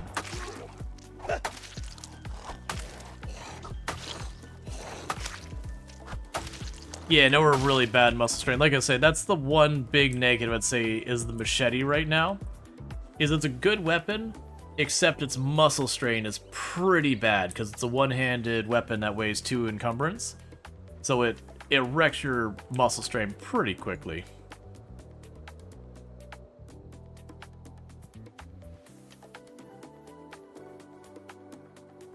Okay. How can you play Build 42? So in Steam, where you have product Zomboid, right-click, choose properties, go to the betas tab, and there'll be a drop-down, and it'll say unstable. And unstable is Build 42. As a reminder, it's unstable. So expect weird balance changes, potentially losing your save to, changes the devs make, all that kind of stuff. It is an unstable branch. They warn you. So just expect there to be some weird stuff. Are there dense cities or anything? Oh, yeah. Yeah, so here we are down to where we've been seeing this. You can go up a little ways, and we got a city, and that's an okay-ish city. That's not a big city, but don't you worry. We got a little bit of a bigger city up here. A little bit bigger. Still not feeling proper dense. That's about the same, but don't you worry. There you go. Does that feel like a dense enough city enough for you? Because they do have Louisville in here. And yes, it is a dense city. It is a place that when you're a new player, you can go if you really want to die. It will oblige. It will kill you. Rosewood's the best starter city? Honestly, Riverside, Rosewood, or the Echo Creek. Any of those three is pretty good. Like, for me, historically, I've actually considered Riverside to be the better starting city. Like, but Rosewood is just as good. Oh, we should be backing up. It's going to be nighttime anytime now. So look at this wrecked house down here. But yeah, I would definitely say right now, the beginner-friendly city, that probably Echo Creek is probably the most friendly city for new players. Then it would, like, I haven't done much with Riverside or Rosewood since the update to really have a stance. But historically, in Build 41, generally speaking, I would say Riverside was the best because it was easier to get to outskirts that were lower pop. If you're, like, new to the game, still trying to learn, want to, like, slowly fight your way in, you just go west. That area is really quiet over there. And then you can fight your way in kind of thing, so you can learn that way. Whereas Rosewood, I always felt, if you weren't playing on lower pop settings and you're new to the game, you're kind of just in it. You can go to the south and get out of it, but it wasn't as many directions you could choose that you get out of the fringes and fight your way in. To the north, yeah, there's a farm, but that's kind of around the corner and all that. And I did feel like Riverside, the population is way more dispersed. And then one thing a lot of people don't catch that is a real big risk with Rosewood is you are close enough that stuff like the helicopter and med events can draw zombies from the prison into Rosewood. And there is a hell of a lot of zombies in that prison. That prison, even on lower pop settings, gets pretty spicy. So if you're sitting there chilling in Rosewood, everything feels great, and you got, like, you had your helicopter, you got a handful of med events that happened over the time. And then suddenly it's like, why is everything awful? Oh, there's 1,000 zombies rolling in from the prison.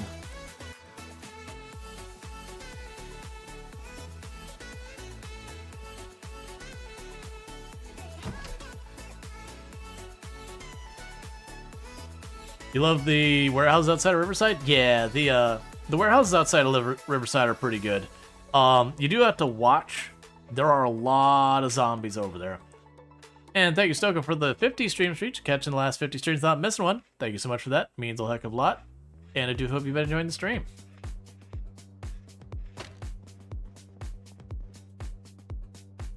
That's yet another umbrella.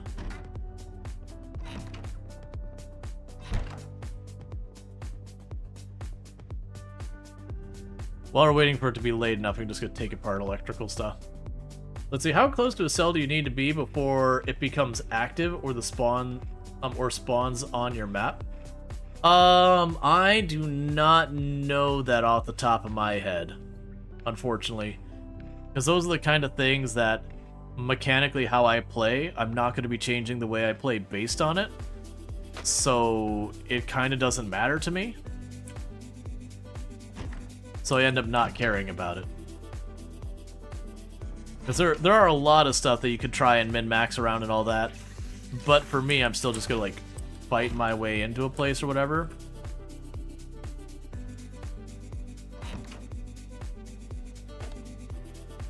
Because you need to get close to the prison for it to spawn. Oh, yeah, the thing to keep in mind with stuff like the helicopter event and that, the helicopter event can activate cells that you may not have visited yet. Because that otherwise, you'd literally, if you just stayed in the middle of your cell, the helicopter couldn't bring zombies in if you had no zombies there. Like, if you ever want to do that, if you do, like, if you go to your properties and you go into the launching thing and you do the dash debug and just put your character into a cell and then just trigger the helicopter, show the zombie map, and you'll see, like, all the little pin lines and everything for all the zombies that heard it and all that. You can do a lot of experimentation there to learn a lot about how the game works. So when the helicopter is out, don't stay close to windows or stay inside. So that's a misconception. It doesn't matter. The vanilla helicopter will always see you. There is no hiding from it. It doesn't affect its behavior if you're inside, outside, hiding in your car, by a window, not by a window. The vanilla helicopter will come to your location, and it will circle anywhere from 1 to 4 times the same distance, regardless. That misconception comes because there is a mod called the Expanded Helicopter Events, or whatever it's called.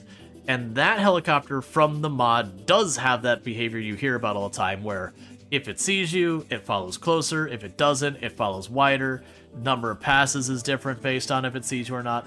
But that is a mod that does that. But it is a thing that gets quoted a lot as how the game works.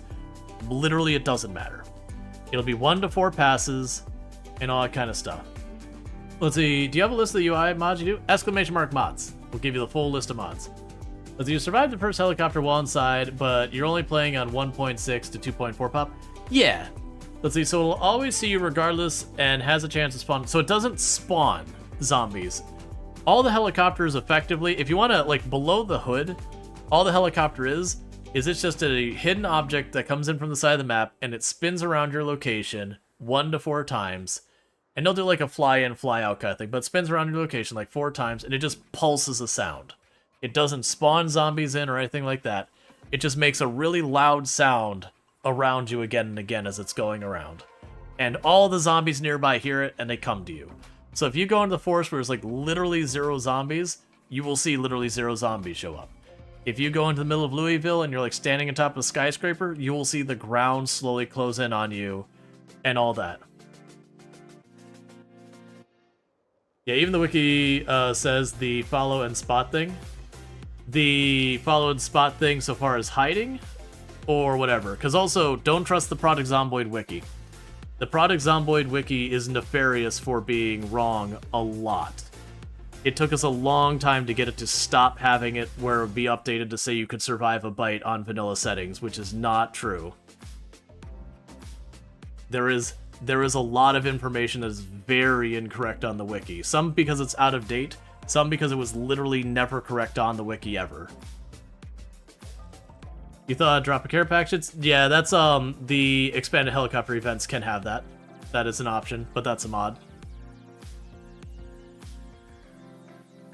But yeah, there's a lot of incorrect information on the wiki. So if you get bit and infected, you're cooked. If you get bit, you're cooked.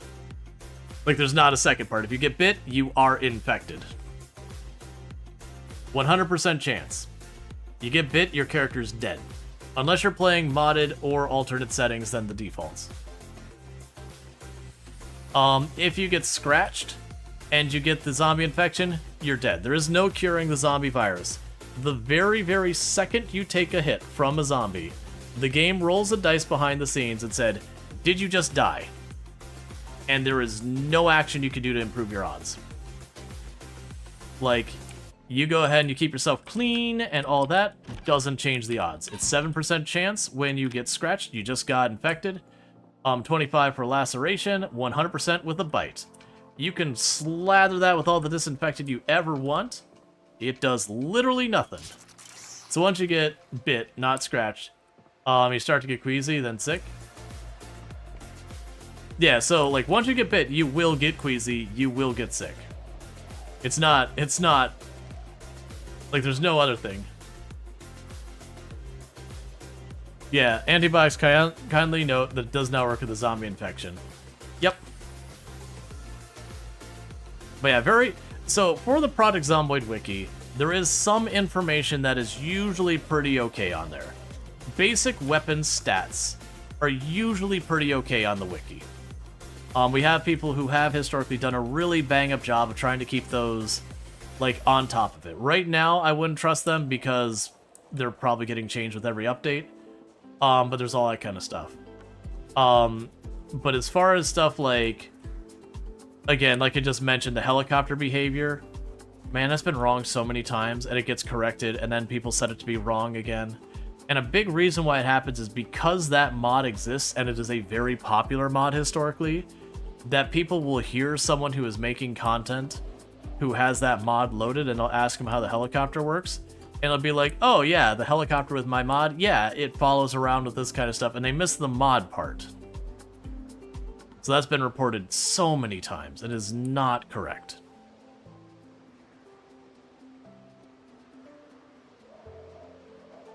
Ultimately, when you have the helicopter, you got 3 choices. 1, you stay inside and you hide. That is a strategy. That is a strategy. You're not hiding so that the helicopter doesn't see you, though. That part means nothing. You're hiding so that the zombies don't see you. Because say you're in the 2nd floor around a corner in a bedroom, and you just chill and stay still for the entire helicopter event, the zombies might smash through the downstairs and cross through your building. But the odds they actually make it to your room, where you're hiding, is pretty close to 0. It's really, really low.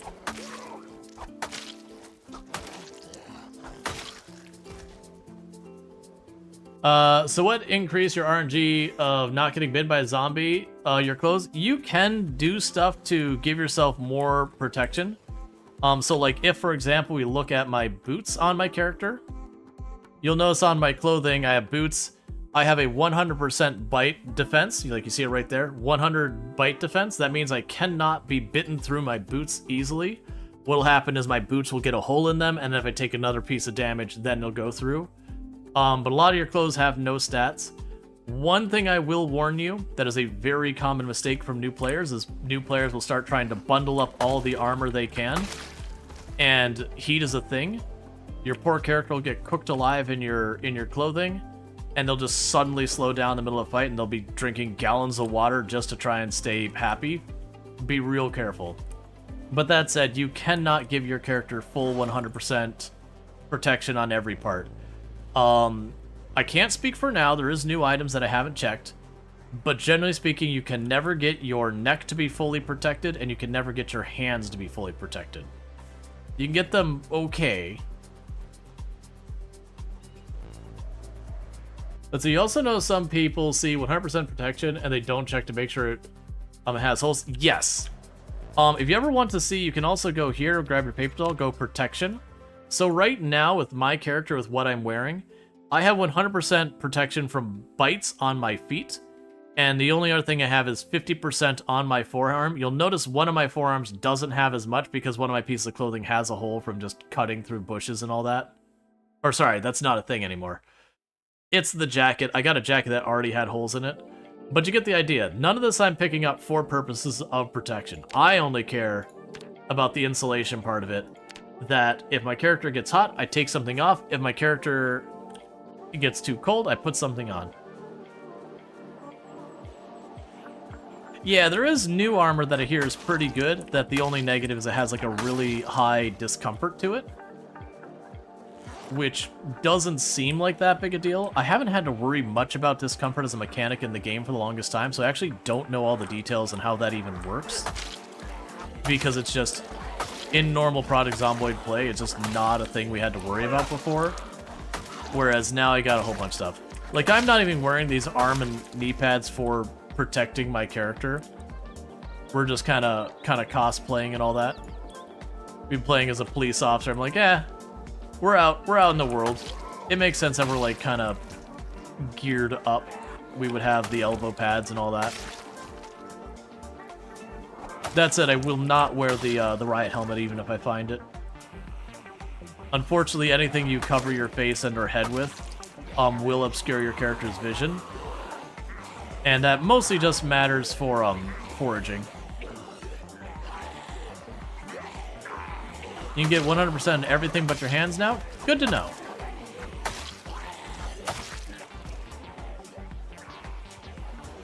Let's see, Lambert did some testing. It was hilarious how long he was getting nibbled and just for a bit, literally nothing.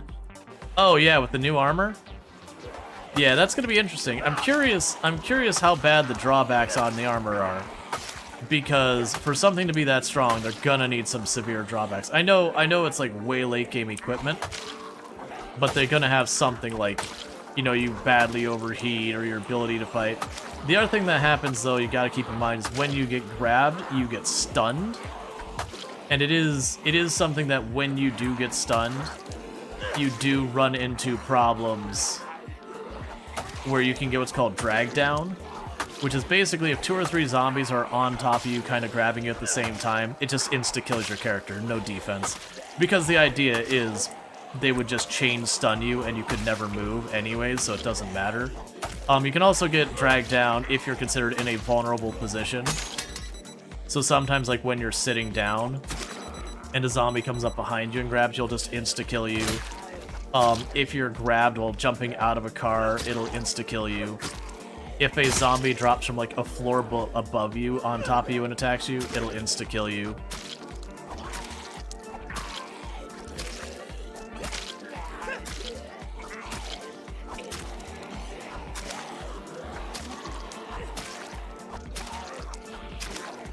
And I believe someone asked me how many hours I have in Project Zomboid. Slightly under 4,000.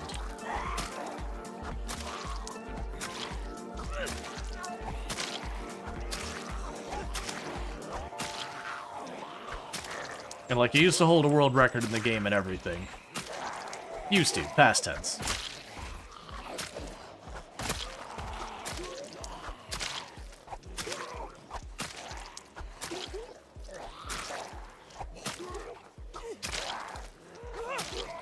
And we're getting close to high exertion, which you never want to do. I'm being stubborn. Generally, you never want to get to high exertion, and the reason you never want to get to high exertion is once you hit high exertion, you effectively have like a big egg timer over your head that says, this is how long before your character becomes a wet noodle who can't fight literally anything. And that's because when you hit high exertion, you start draining endurance when you walk as opposed to gaining it. So it does become a real dangerous thing. Go ahead and put on the hunting knife on the left side. I should have those 2 scrap swords we found.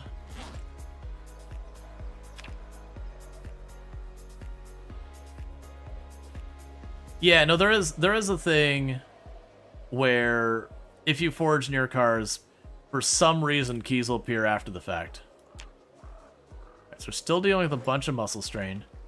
How's our weight? I need to not eat the butter. Oh, hey, that looks edible. Hello, grape leaves.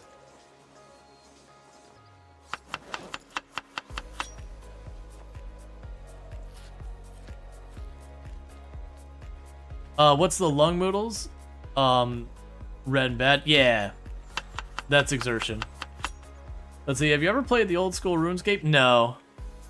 At the time, like, RuneScape was really big, I was into Ultima Online, which is just like, at the time you had RuneScape, Ultima Online, and EverQuest were kind of like the big MMOs at the time, if I'm remembering correctly. So I was just on a different one. The classic too many games, too little time.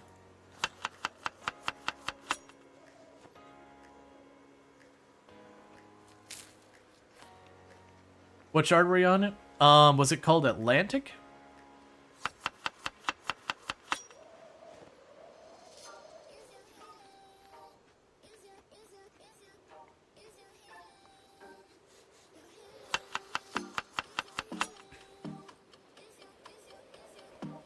Oh, would you play classic RuneScape? Yeah, let's see. You had to go to VOD to see your response to your comment. So the drawback, aside from discomfort, is the attack and movement speed. Ah, that is... okay. It's still very useful for exploring places with blind spots. Yeah, that makes sense. Attack and movement speed are some pretty nasty penalties. That is a pretty solid drawback. Like Zomboid, you'd love RuneScape? I've had a couple people mention I'd probably enjoy RuneScape. I don't even think they're wrong either. It is kind of one of those things, like, is it a game I want to start getting into now kind of thing. Alright, so fast forward till this falls off.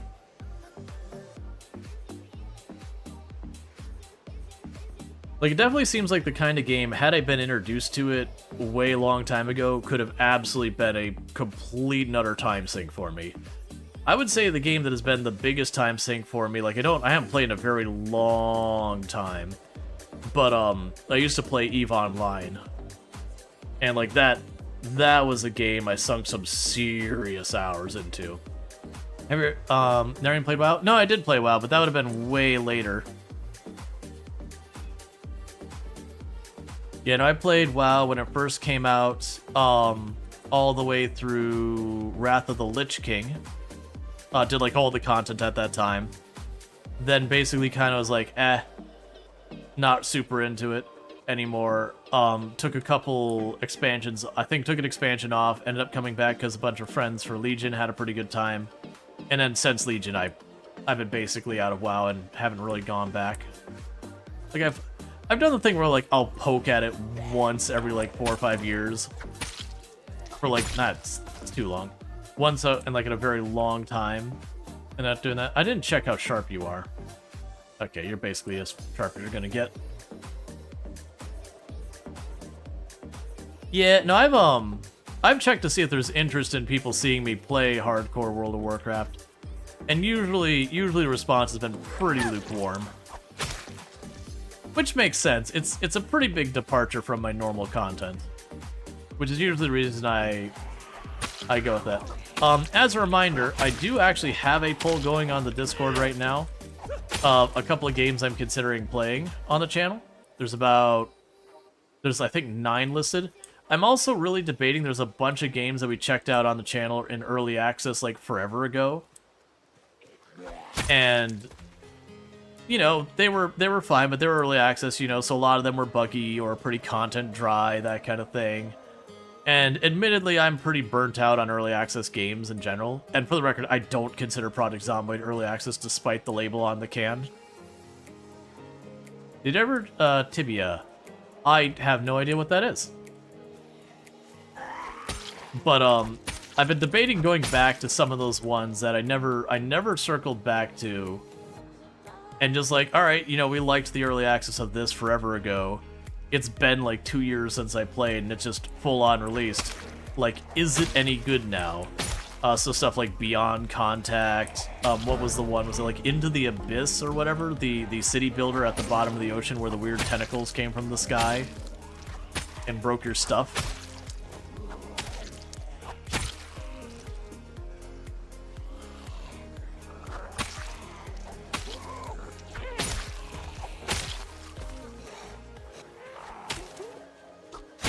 Have you played Don't Starve? Yep. It's been a real long time.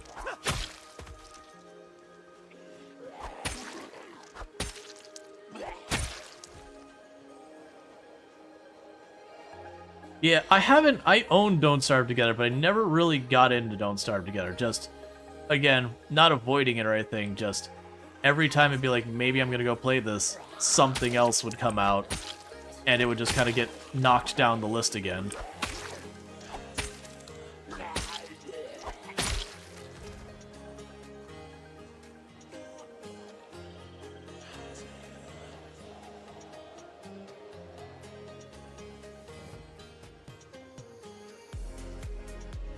Okay.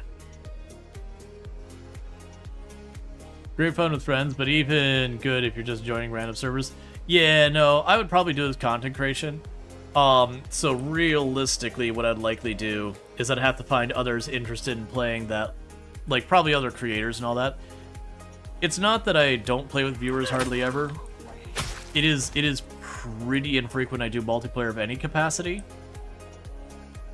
Okay, so car should be like right here.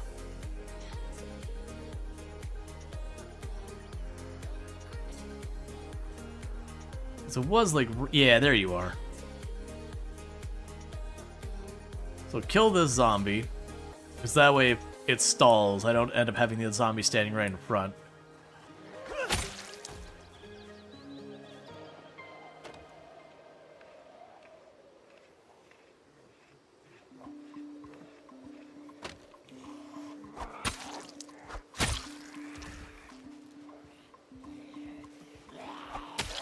Oh, if you're asking, like, what profession's, like, the most overpowered, I think.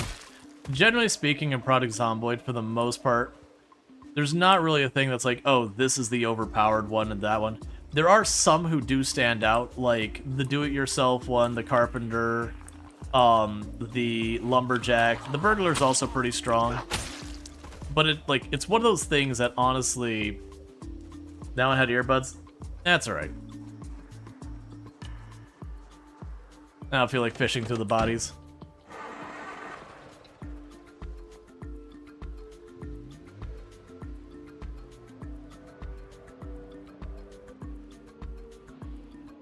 Let's see, randomly, does failing hot wiring degrade the vehicle stats? Man, that is a good question.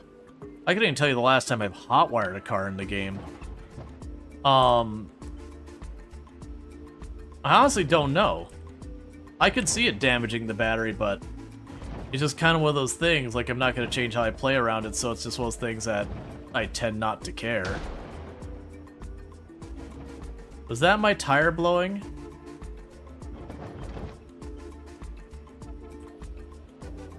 No, it wasn't. Okay, it was a meta event. Oh wait, what am I doing?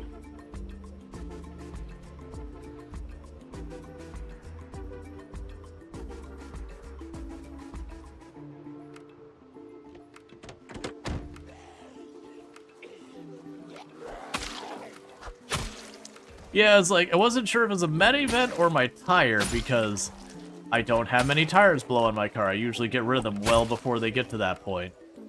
But I also know this car is honestly a lot rougher shape than I usually find myself stuck with.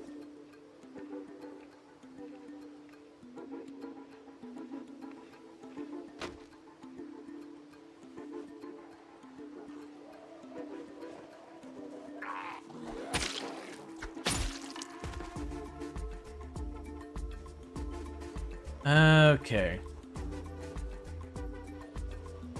So we're going to attach the dart. I'm gonna hop out and kill that zombie, because that's exactly where I'm going. So I'm gonna go right over here. I'm gonna try and pull the dart over there. I don't usually use the backup trick with the car. For those who don't know, weirdly cars just have way more horsepower in reverse than in forward in Product Zomboid. But I don't feel like fighting with it, so, you know. Oh, cars are also obnoxiously louder when they back up versus forward.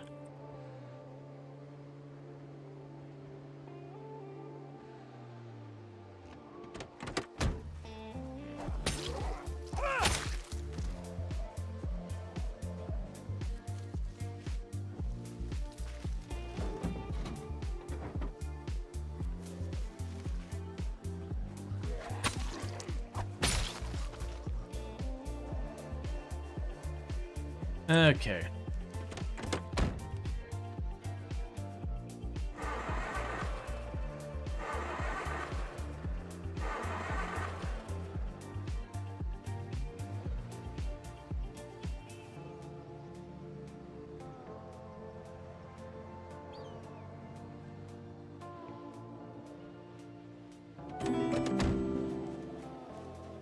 Thank you for the follow. Welcome to the stream.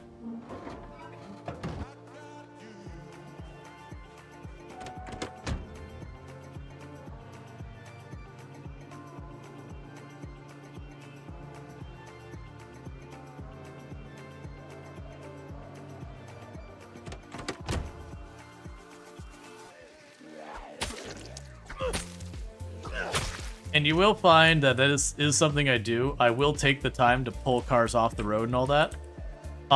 It's one of those things that you can get yourself killed real easy with cars if you go bang into a tree or something at speed. And it's really easy to lose track that, like, oh, there's a car on the road over here. And you start, you know, driving around and you get a little impatient, so you drive fast. And then you do that. You know, you can tow in reverse. Yeah, and the weird thing is it's way better than towing going forward. Alright, so let's see here. So what I want to do is let's go to where we have our mark here. I'm going to remove this mark here. What I'm going to do is I'm going to put it off the side of the road. It's not really at that spot. Move it to be a little bit more correct. There's nothing in here I cared about, right? Yeah, it's just plastic bags and garbage.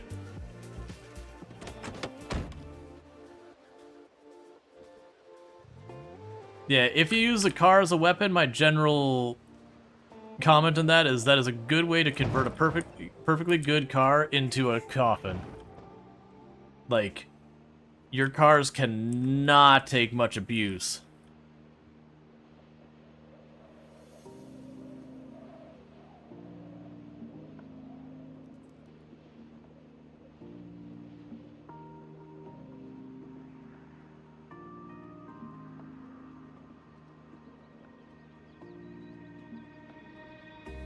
There's no concept. Actually, no, I take that back. I think actually there is four-wheel drive and all that.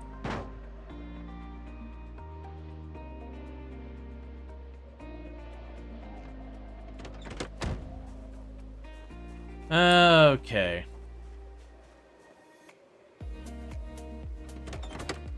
Open this door.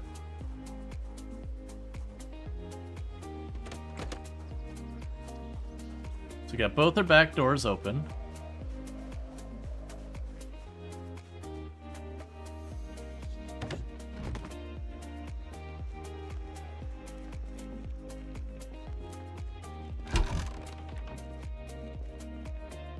Take generator.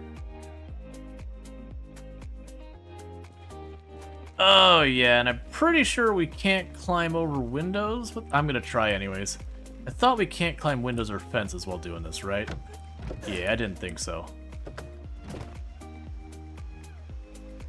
Nothing I usually worry about, so yep.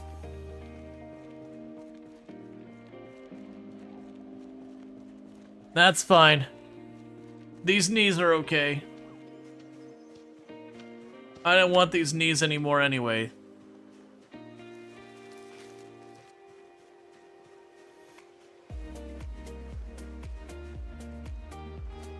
Leave that on the ground.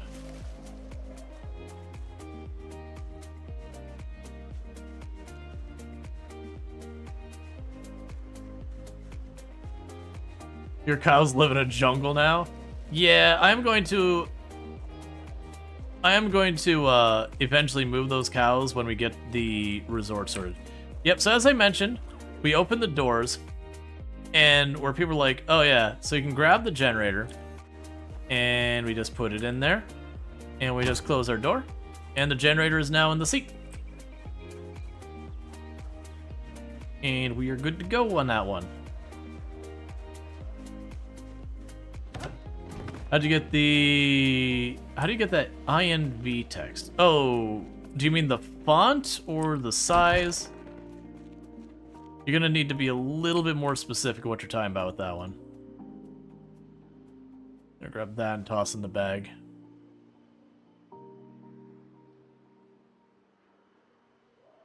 Yeah, the font? Yeah, so if you hit escape, options, accessibility, you can disable or you can enable dyslexic fonts here. And I'll change all your fonts to be, I believe it's Open Dyslexic is the font they're using. Which basically Open Dyslexic and Dyslexie are pretty close to almost identical.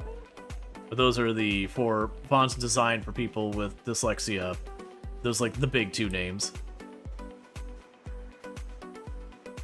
I just find it way more readable.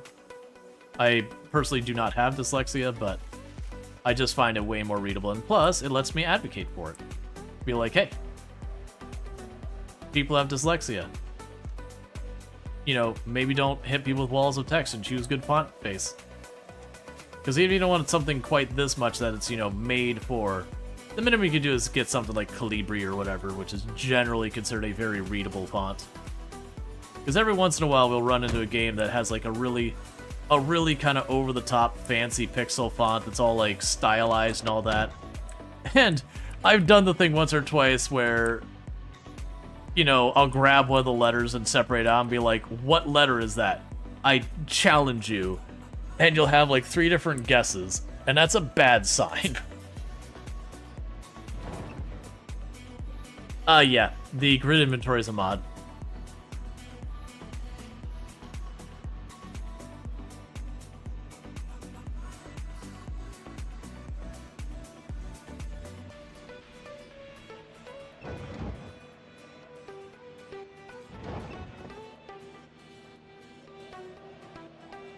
You're sad for the bone moodle? I'm actually sad they went back to the bone moodle.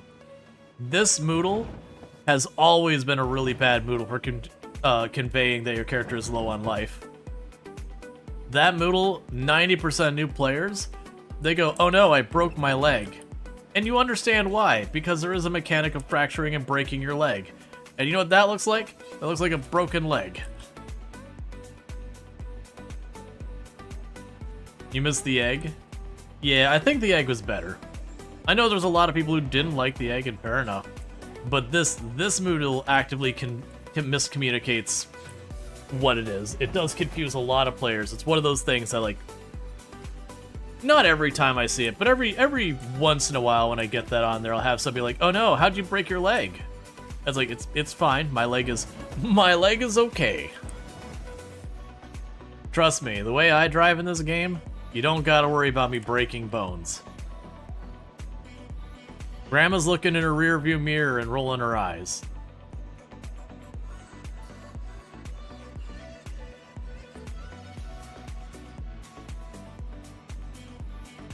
I'm going around them. I don't feel like dealing with this. Why not a half-filled heart? Yeah, I could see something like a heart with a band-aid on it or whatever, and it just like gets sadder or whatever as things going on. There's a lot of different things they could do.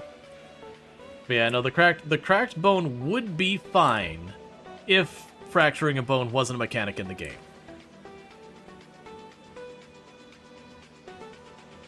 That's the only reason it's a problem.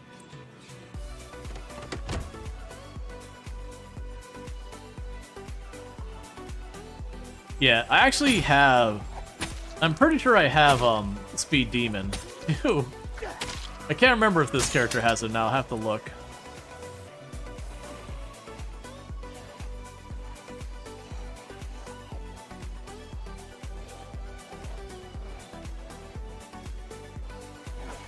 Because the actual thing called Sunday Driver is a really bad trait. Like, it is one of those traits that is way worse than you realize.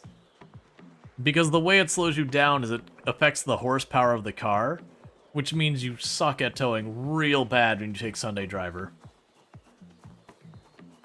And off-roading gets dodgy. I actually think Speed Demon's also bad. Yeah, I got Speed Demon. I think Speed Demon's also bad. I think it burns your gas faster. I can't remember. One of those two of them does very negatively impact gas efficiency. Doesn't matter. It's like, I think I've run out of gas like 2 times in the entire game.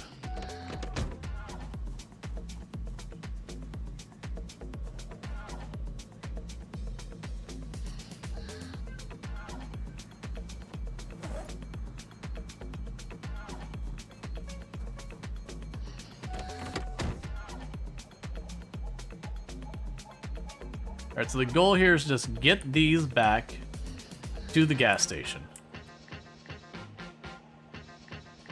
If I get these back to the gas station... Yeah, no, the Speed Demon does make the engine louder, but that's a feature, not a penalty.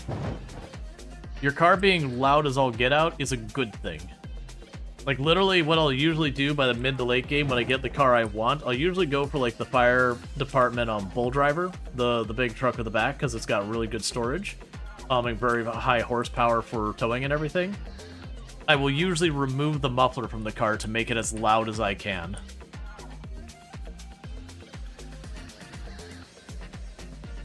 Oh, you wonder that? Yeah, no, that's, it's just the implementation, how they approach it, unfortunately. I used to take Sunday Driver as well, and I always made the argument that Sunday Driver is actively a good skill. It protects you from yourself, and I still stand by that part, but that towing penalty is just no joke. We're gonna run out of gas on our way back. How bad is this car at fuel efficiency? We had half a tank.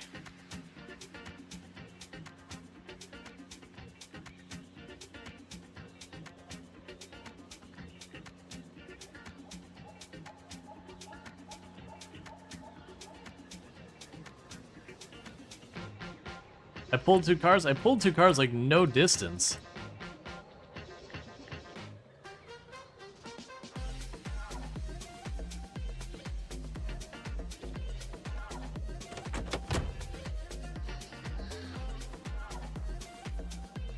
Alright. So with this, I gotta check. Nope, we don't put the good generator here. Good generator stays in the car.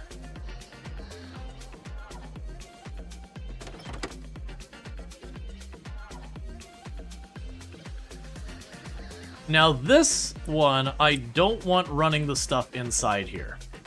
So what I'm gonna go ahead and do is I'm gonna plunk it over here. That probably is enough, it'll power these up, but we can get rid of those. So unfortunately, I cannot connect it. I need more electrical skill, but that's okay. So with this, what we're gonna go ahead and do is I'm gonna quickly go and remove my marks to say that we had generators here, because I don't. And we can go over here to symbols. You gotta mark that I got generator right there.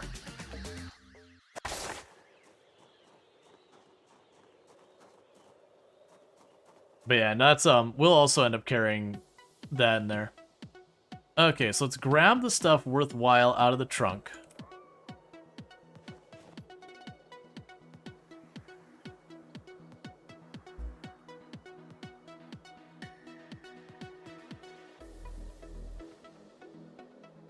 Because I'm probably not going to be moving this car around a whole lot for a little while. Because until I have the level 3 for electrical, I can't use the generator. But once I can, we put the little bit of gas in that generator, we power these up, I top off all the generators, the car, all that stuff, and we'll be in pretty good shape.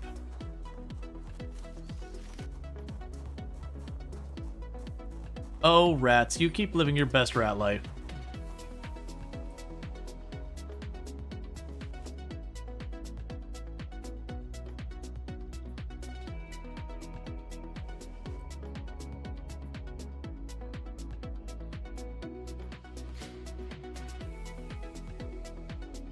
Oh, I can't because of darkness. That's fine. We'll chuck it in here too.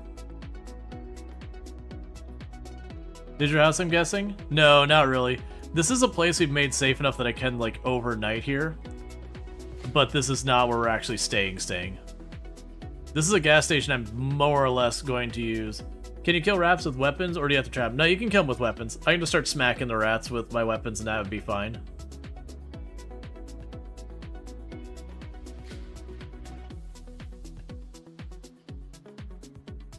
Actually, I do have everything here I need to make weapons once it's daylight.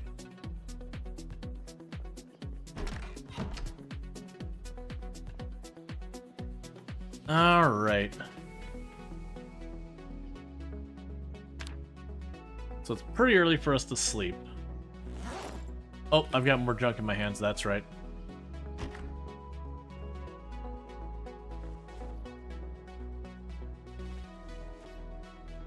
Yeah, I went in there, I was like, why am I so overburned still? Okay. Alright, so bear with me for a moment, chat. I need to use the restroom real fast, so I'm going to be right back. So thank you again for tuning in, and I'll be back in just a couple minutes.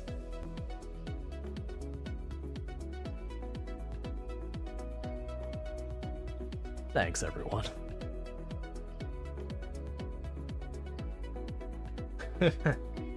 Sorry. I did not expect that to do that. My apologies. Stop it, eyes. I need you to cut it out. Are you having an emotion? Yeah. Don't you hate it when that happens? Think we broke Strainer? Yeah. I think I've only gotten teary-eyed, what, 3 times on stream? In the path I just took. So there's a good chance I'm getting myself boxed in. Okay, oh, no, we're not fine. We're definitely dead. Oh, no, wait, we're fine. That was a trip injury. That wasn't a zombie hit. That was a trip. We're fine. We're okay.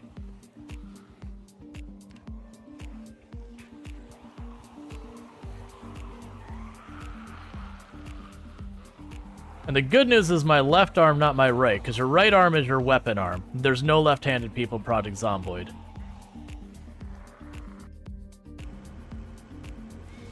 There we go. Just had to top it off.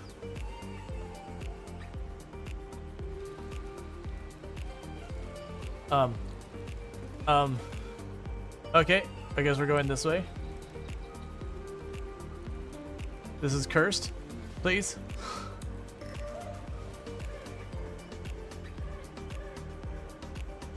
Well, that was lovely. Let's go ahead and do that real fast.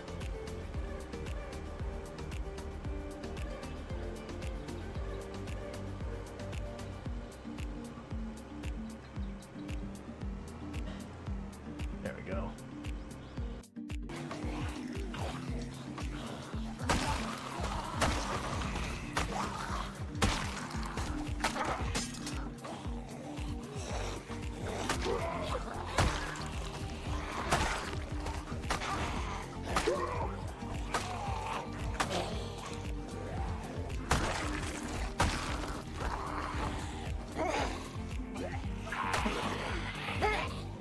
Alright. Let's see. Pre-roll? Oh no, you may have just joined right when we had a, Actually, wait, it wouldn't be a pre-roll. There was no ad that just happened there. Okay. The traits do we have? Try the exclamation mark traits. It's not exactly up to date, but it's basically the same theme. This is not a build I recommend, though. This is a 0 to hero build. So I do start with 0 strength, 0 fitness, 0 literally everything. So like where you see like obese, that isn't a trait anymore. It's now slow metabolism, I believe is what it's called. But same basic idea. Alright, so we did get our first generator in place, so that's good news.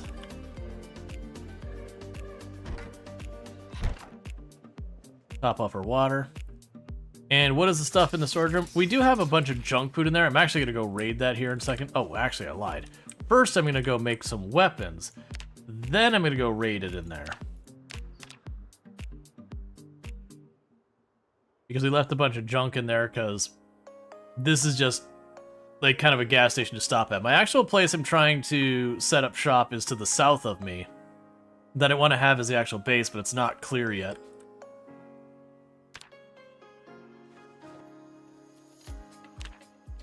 Okay. That's what you like to see. I can make a whole lot of axes.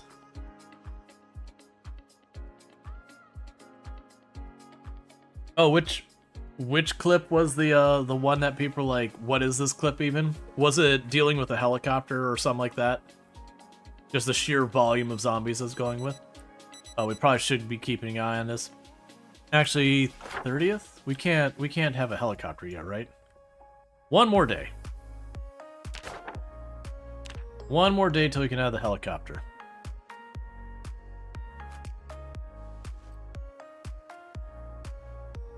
Is loneliness? Oh no, so there is sadness in the game, which our character is pretty bad on right now. All it literally does is anything that's got that bar over top of it makes it slower. And so it's really kind of a nothing burger. But no, there's no like social or anything else like that. There's probably mods that do that kind of stuff. But the base game has no concept of any of it.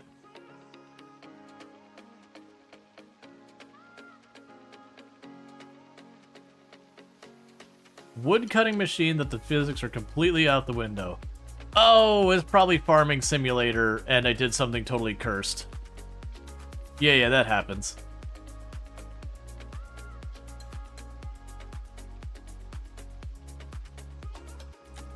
Alright, so we made ourselves 10 axes. Let's go inside here and get ourselves some food. I believe I left a bunch of junk food in here. If not, then I didn't, and then I don't have it. And that'll be just the life we live. Yeah, and then there's the gas we have for topping off the generator to get this whole process started. So go ahead and eat those potato chips. Eat the other potato chips. Eat the granola bar.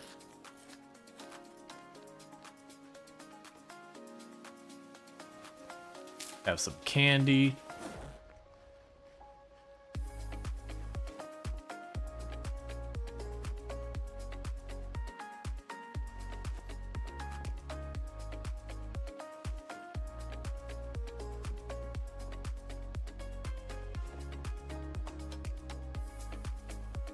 I don't really care about any of that yet.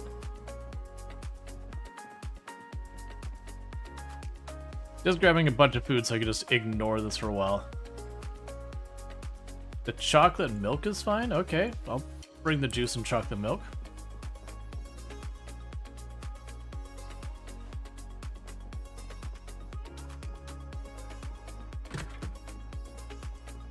Right, and then there's a bunch more in here. Alright, we're already overburdened. Let's not worry about grabbing all of it.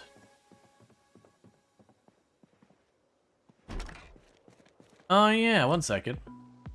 Give me this. Give me that. I forgot, we didn't have the carry weight the last time.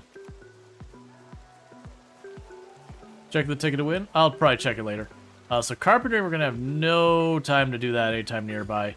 And we do have the first aid one. I don't really care about the first aid skill at all. We're never going to use it on a real level, but you know what? If I need some reading, or have some time to read, we have some time to read. Yeah, we've been scratching the tickets from time to time. Nothing but losers on this run.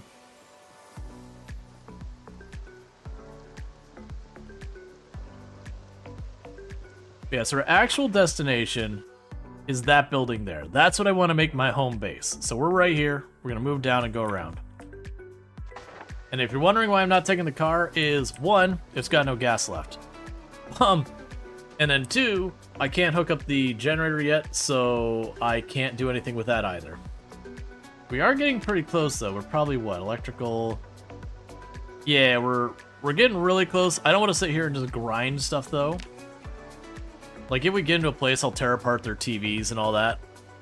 But I'm not gonna, like, go out of my way to do a thing. Oh, we're still gaining a bunch of weight. That is not what you want to see. So we haven't hit overweight yet, but we are going to. That's what we get for just shoveling candy and such into our mouth. Don't care about a random piece of paper. Went to 88 pounds last, or yeah, 88 kilograms. Yeah, it happens fast. If you're eating stuff like butter and that, you can put on the weight real quickly without realizing it. Not worry about the hemp when we're so overburned. Yeah, a lot of these actually have some pretty high calories. Oh, they boosted the calories on the chips at some point. Yeah, that'll do it. I mean, it makes sense. They used to be like pretty lean on the calories. Like they weren't bad. You could eat a lot and slowly work your way up. That's okay.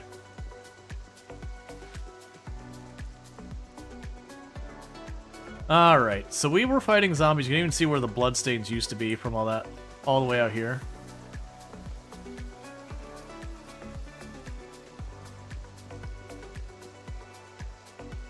Make sure it wasn't actually a zombie. Because we did drag zombies a good way up here.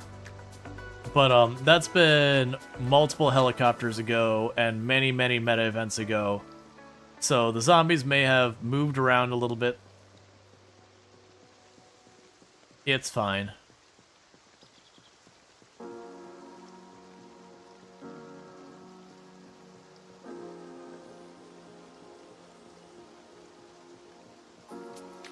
Yep, there's a broken piece of flint from axes being busted on here.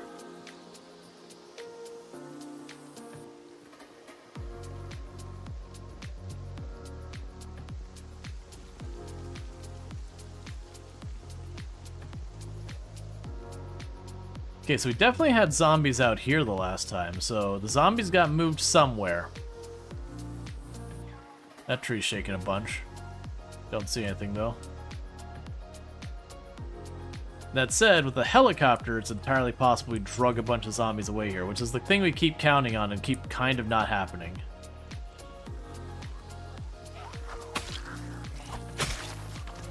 Oh, are you still in good shape?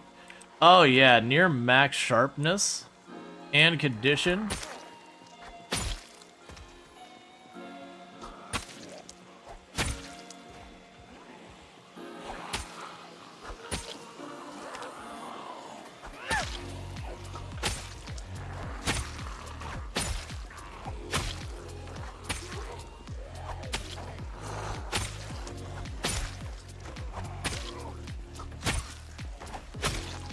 Okay.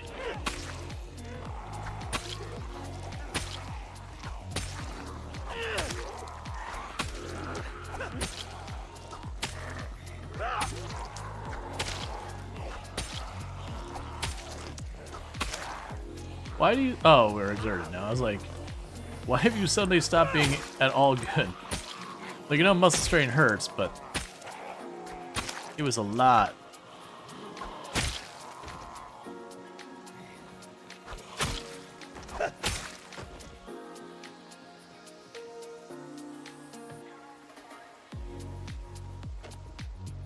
Just 3-4 or a whole bunch? It's looking like maybe a whole bunch.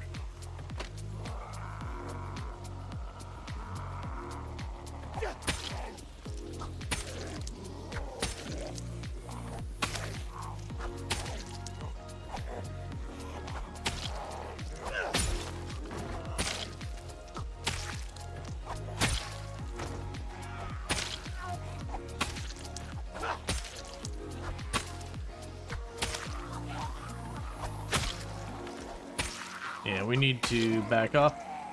Yeah, so one downside is we only have level 2 long blade.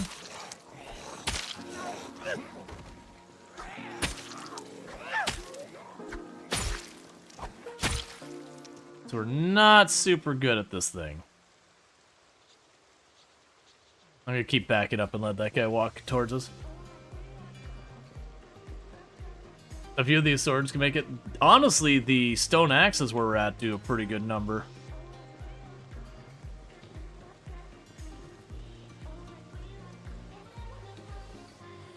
But I've got the sword. The sword's definitely not bad.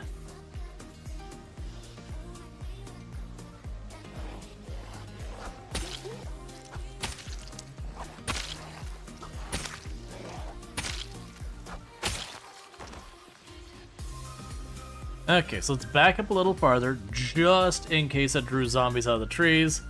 We will sit down. How's the sharpness? We can sharpen up the sword while we wait for our muscle strain and all that.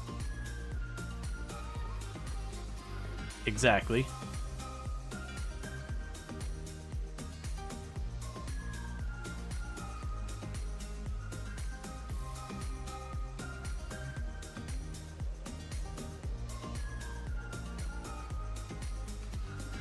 Okay.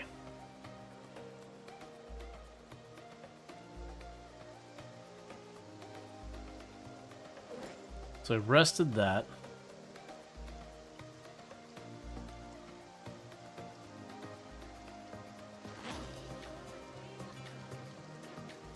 And while we wait for our muscle strain, we can just start working on our book.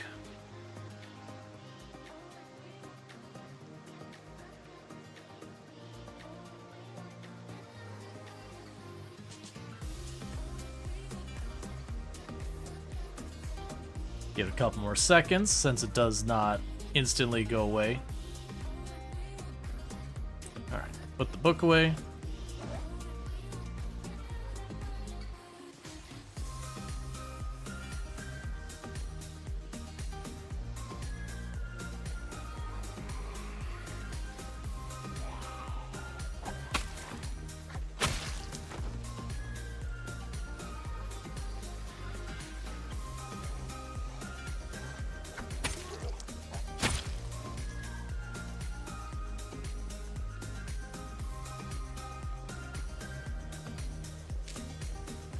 Yeah, so we're gonna go a little overweight from all this junk we've got. It's fine. I don't think it's that big a deal.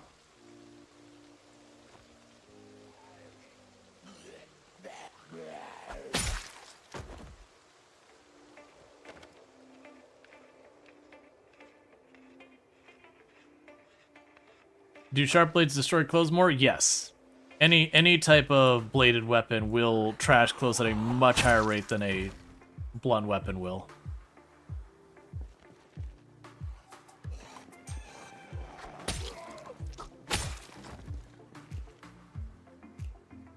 Okay, thank you, game, for that gun not having ammo. Because we've been using them as we've been finding them lately. And this is not the place for that experiment. The only saving grace is it would only have had like 5 bullets.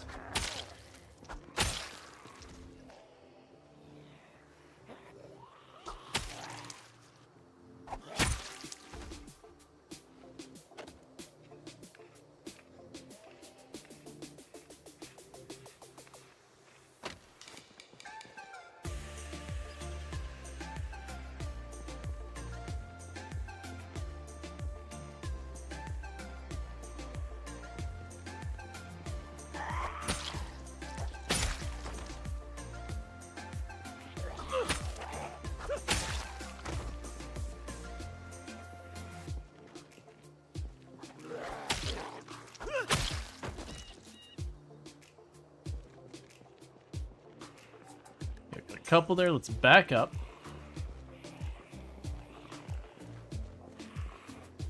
So we're not aggroing a bunch more.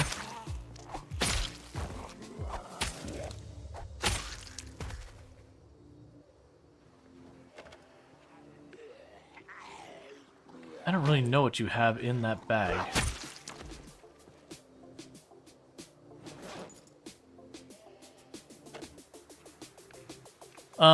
It's one we found, but I think it is a sword you can make. I believe.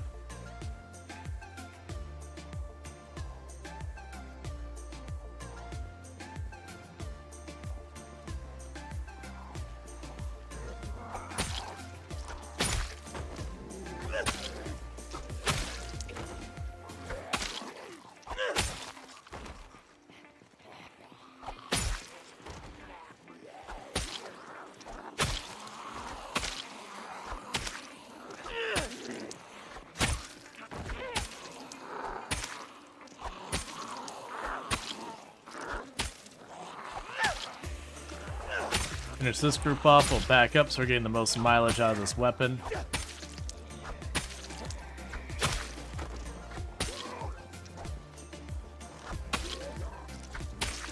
It seems only okay on the durability, the scrap sword, but it does do pretty good work. You need welding 5 for it? Gotcha.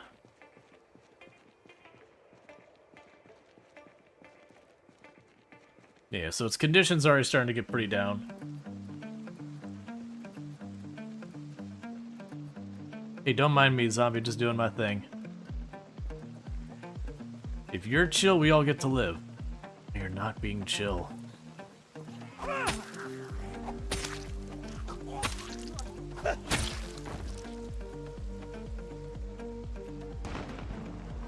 Don't do that. Here, see which way that zombie moved that was tucked up here. East. Let's back up. It's northeast, so we want to back the heck up.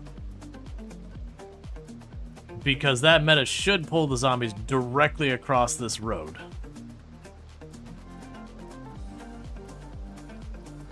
Let's fall way back here. We'll rest, we'll sharpen our blade. If we have the zombies pop out, we deal with them or run away, depending on the severity of the situation. And if nothing happens, then that's fine.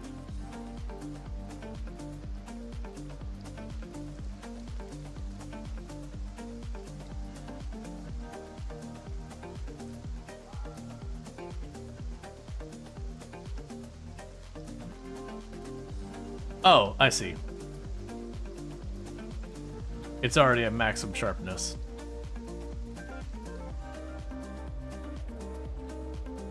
For what its condition is.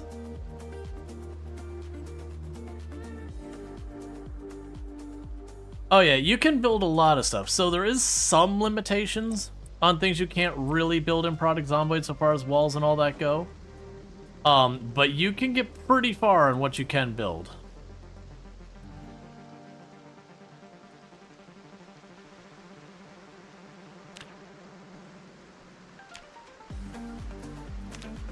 Okay, so we're officially overweight.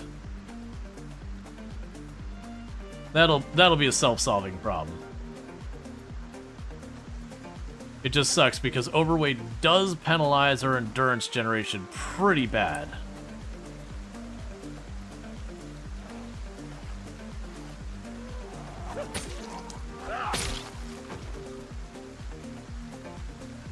Yeah, no, and everything you build is destroyable by zombies. Build and or move.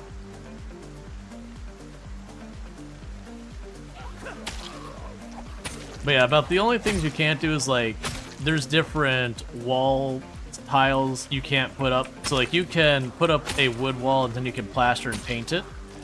But, like, say you wanted to do, like, the metal siding on houses, you as the player cannot make the metal siding. It doesn't do anything, it's cosmetic. But you get the idea. So there is some limitations in that regard. You can't fully duplicate the houses. I'm not sure if you can make chimneys now. You didn't used to be able to make them. There are mods to accomplish all those things, of course, because there's always mods.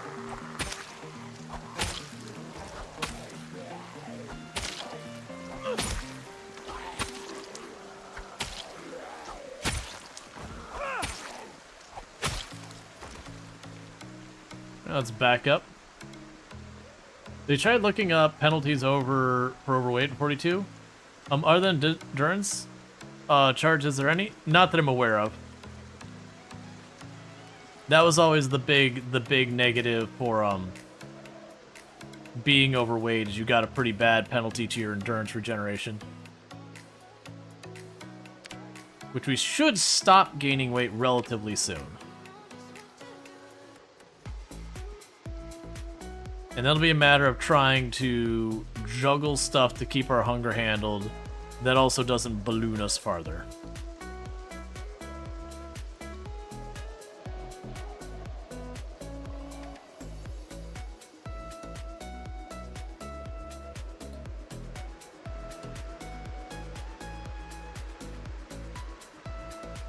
So clearly I've been ignoring that there's a storm rolling through, because I have been listening to the radio. You'd love to see a building update between 42 and 43? I mean, you're probably going to have a building update for 42. This is not the complete 42. How's the game treated you today? Pretty good. We've made very solid progress. We took back our home. We've got the generators in place. We got a car that's functional, though it's out of gas, at the pump, until we can get the generator sorted. We are making forward momentum on clearing the resort, which is where we want to ultimately live. We've gotten a lot of levels and a lot of things. Many of them being pretty big ones, like getting... I think we got both fitness and strength this stream we gained a level in, which is pretty huge.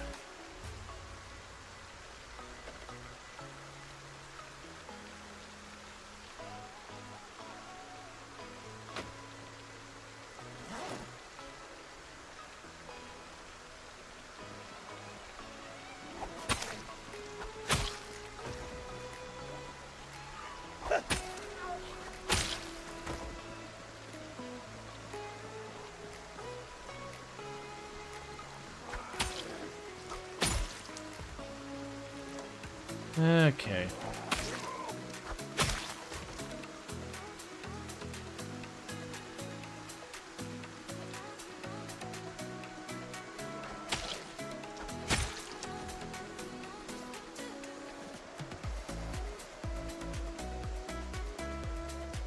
We're gonna probably have to back up here in a minute. It's gonna be dark by the time we get back to the gas station. And I'm expecting this blade to break just about in time. What did you end up using electronics for? Nothing yet. When I get electronics 3, I will hook up the generator to the gas pumps. And then I'll be able to use the gas pumps. And then once I have that, I won't have unlimited gas. My understanding is they have toned down the amount of gas in the gas pumps, which is fine because it used to be, you know, while they were technically limited, they were effectively unlimited because of just how much they put in the pumps.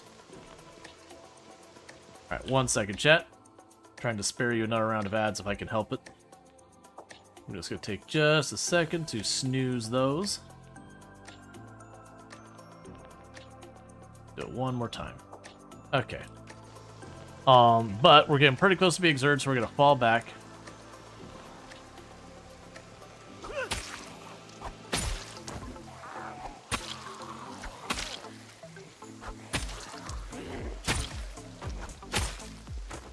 Because we don't know how many zombies from that meta event are going to be on the road to the north.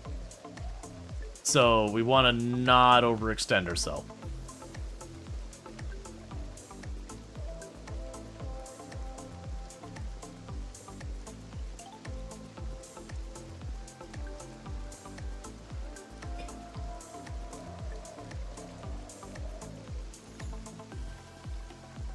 Let's see. Limited of 2 to dash 5 in-game years is considered reasonably finite. I mean, in the past, like literally you'd have servers where everyone would go out of their way to use just one pump. And even with like 20 or so people, they might run a pump out. And at the gas stations, unlike in the real world where you have like the one big tank or a couple big tanks underneath, in Product Zomboid, each pump has its own tank built in. And so, like, to actually fully deplete a gas station, you had to have people deliberately burning gas as aggressively as possible to get it down at any meaningful time frame. Let alone running the place out. I do, like I said, I have heard they have nerfed the amount of gas pretty hard, though. But it's not like you're gonna get one fill up out of the gas station and you're just done. Like, you might pull up to a pump that's empty. Gas should run after a while. Yeah, but that's just not a mechanic in Product Zomboid right now. Gas doesn't go bad in Product Zomboid. In real world, it does. And I do think they intend on adding that to the game at some point. But I think they're going to give us an alternative way to produce gas or to, you know, effectively not need gas. Like, that will have an alternative way to dealing with stuff. No, actually, not actually really, Dragon Skater. Gas really doesn't have a very long shelf life.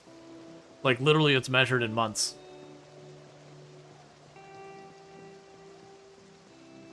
Is there a 20% chance you think for a pump to be empty? But I'm not sure if they changed that. Yeah. But, like, nah, it's, very genuinely gas has a very, very short shelf life.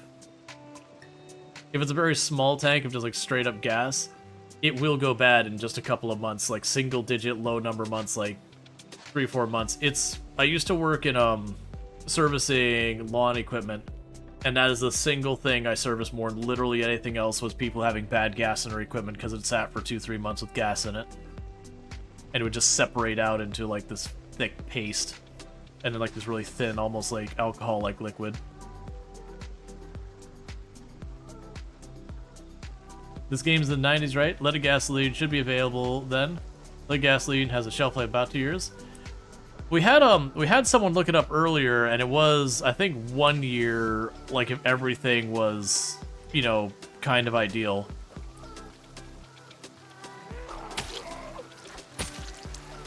But the point being is gas doesn't actually last that long in real life. The smaller the container, the faster it usually goes. And then the less optimal the conditions, again, the less lifespan it tends to have. Yeah, I'm curious if they'll add horses, because that becomes a whole thing. I would, yeah, when we looked it up, it was like diesel was about 1 year. Yeah, from what when we had people look it up earlier on stream, and it was about 1 year for diesel.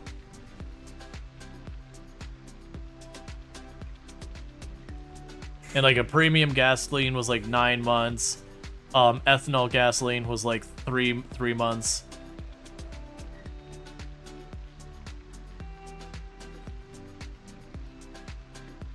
Let's see. Do you know if you need to give cows more room if they start knocking down fences? Oh, I think they'll only damage stuff if they're stressed, and then you gotta figure out what's stressing them. Are you purposely staying slightly over burned? No, it's my character needs to eat, and I'm trying to not eat fatty foods. So I'm planning to forage to deal with it. But no, generally I actually don't like being overburned at all. Yeah, even if you get around fixing your old car, learning mechanics in real life, the gas has been there for 2 years. Oh yeah, so you're gonna have to do a massive cleaning to try and get that out. It's gonna be goop. Maybe we're just reasonably lucky because our car just doesn't seem to care. Well, the bigger the container, the better off. Like the longer it takes to go, and then the question is how long is your car sitting there not running? Because you can agitate the gas and it will keep it from going bad as fast. And you can also get stuff called fuel stabilizer, which slows down the chemical reaction that causes them to separate as well.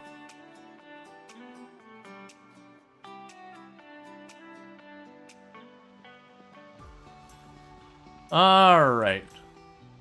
Yeah, I mean, we got zealous on the butter just because I didn't have the berries and I wasn't foraging. So, with that said, chat, it is a little bit over when I would normally wrap up anyways, and this is normally my day off, one of them and all that stuff. It's a whole big thing. So thanks so much for tuning in all that stuff. If you have enjoyed tonight's content and you're not already following the channel, don't forget to drop a follow on the channel. That way you can find your way back here in the future.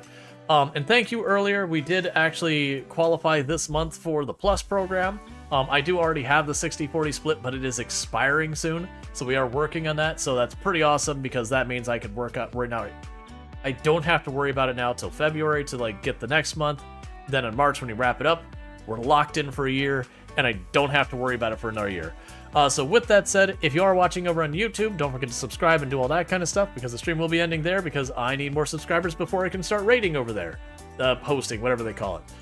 For those over here on Twitch, don't go anywhere because I am going to go ahead and put up my ending stream screen and see who we can find to drop a raid on. As an addition,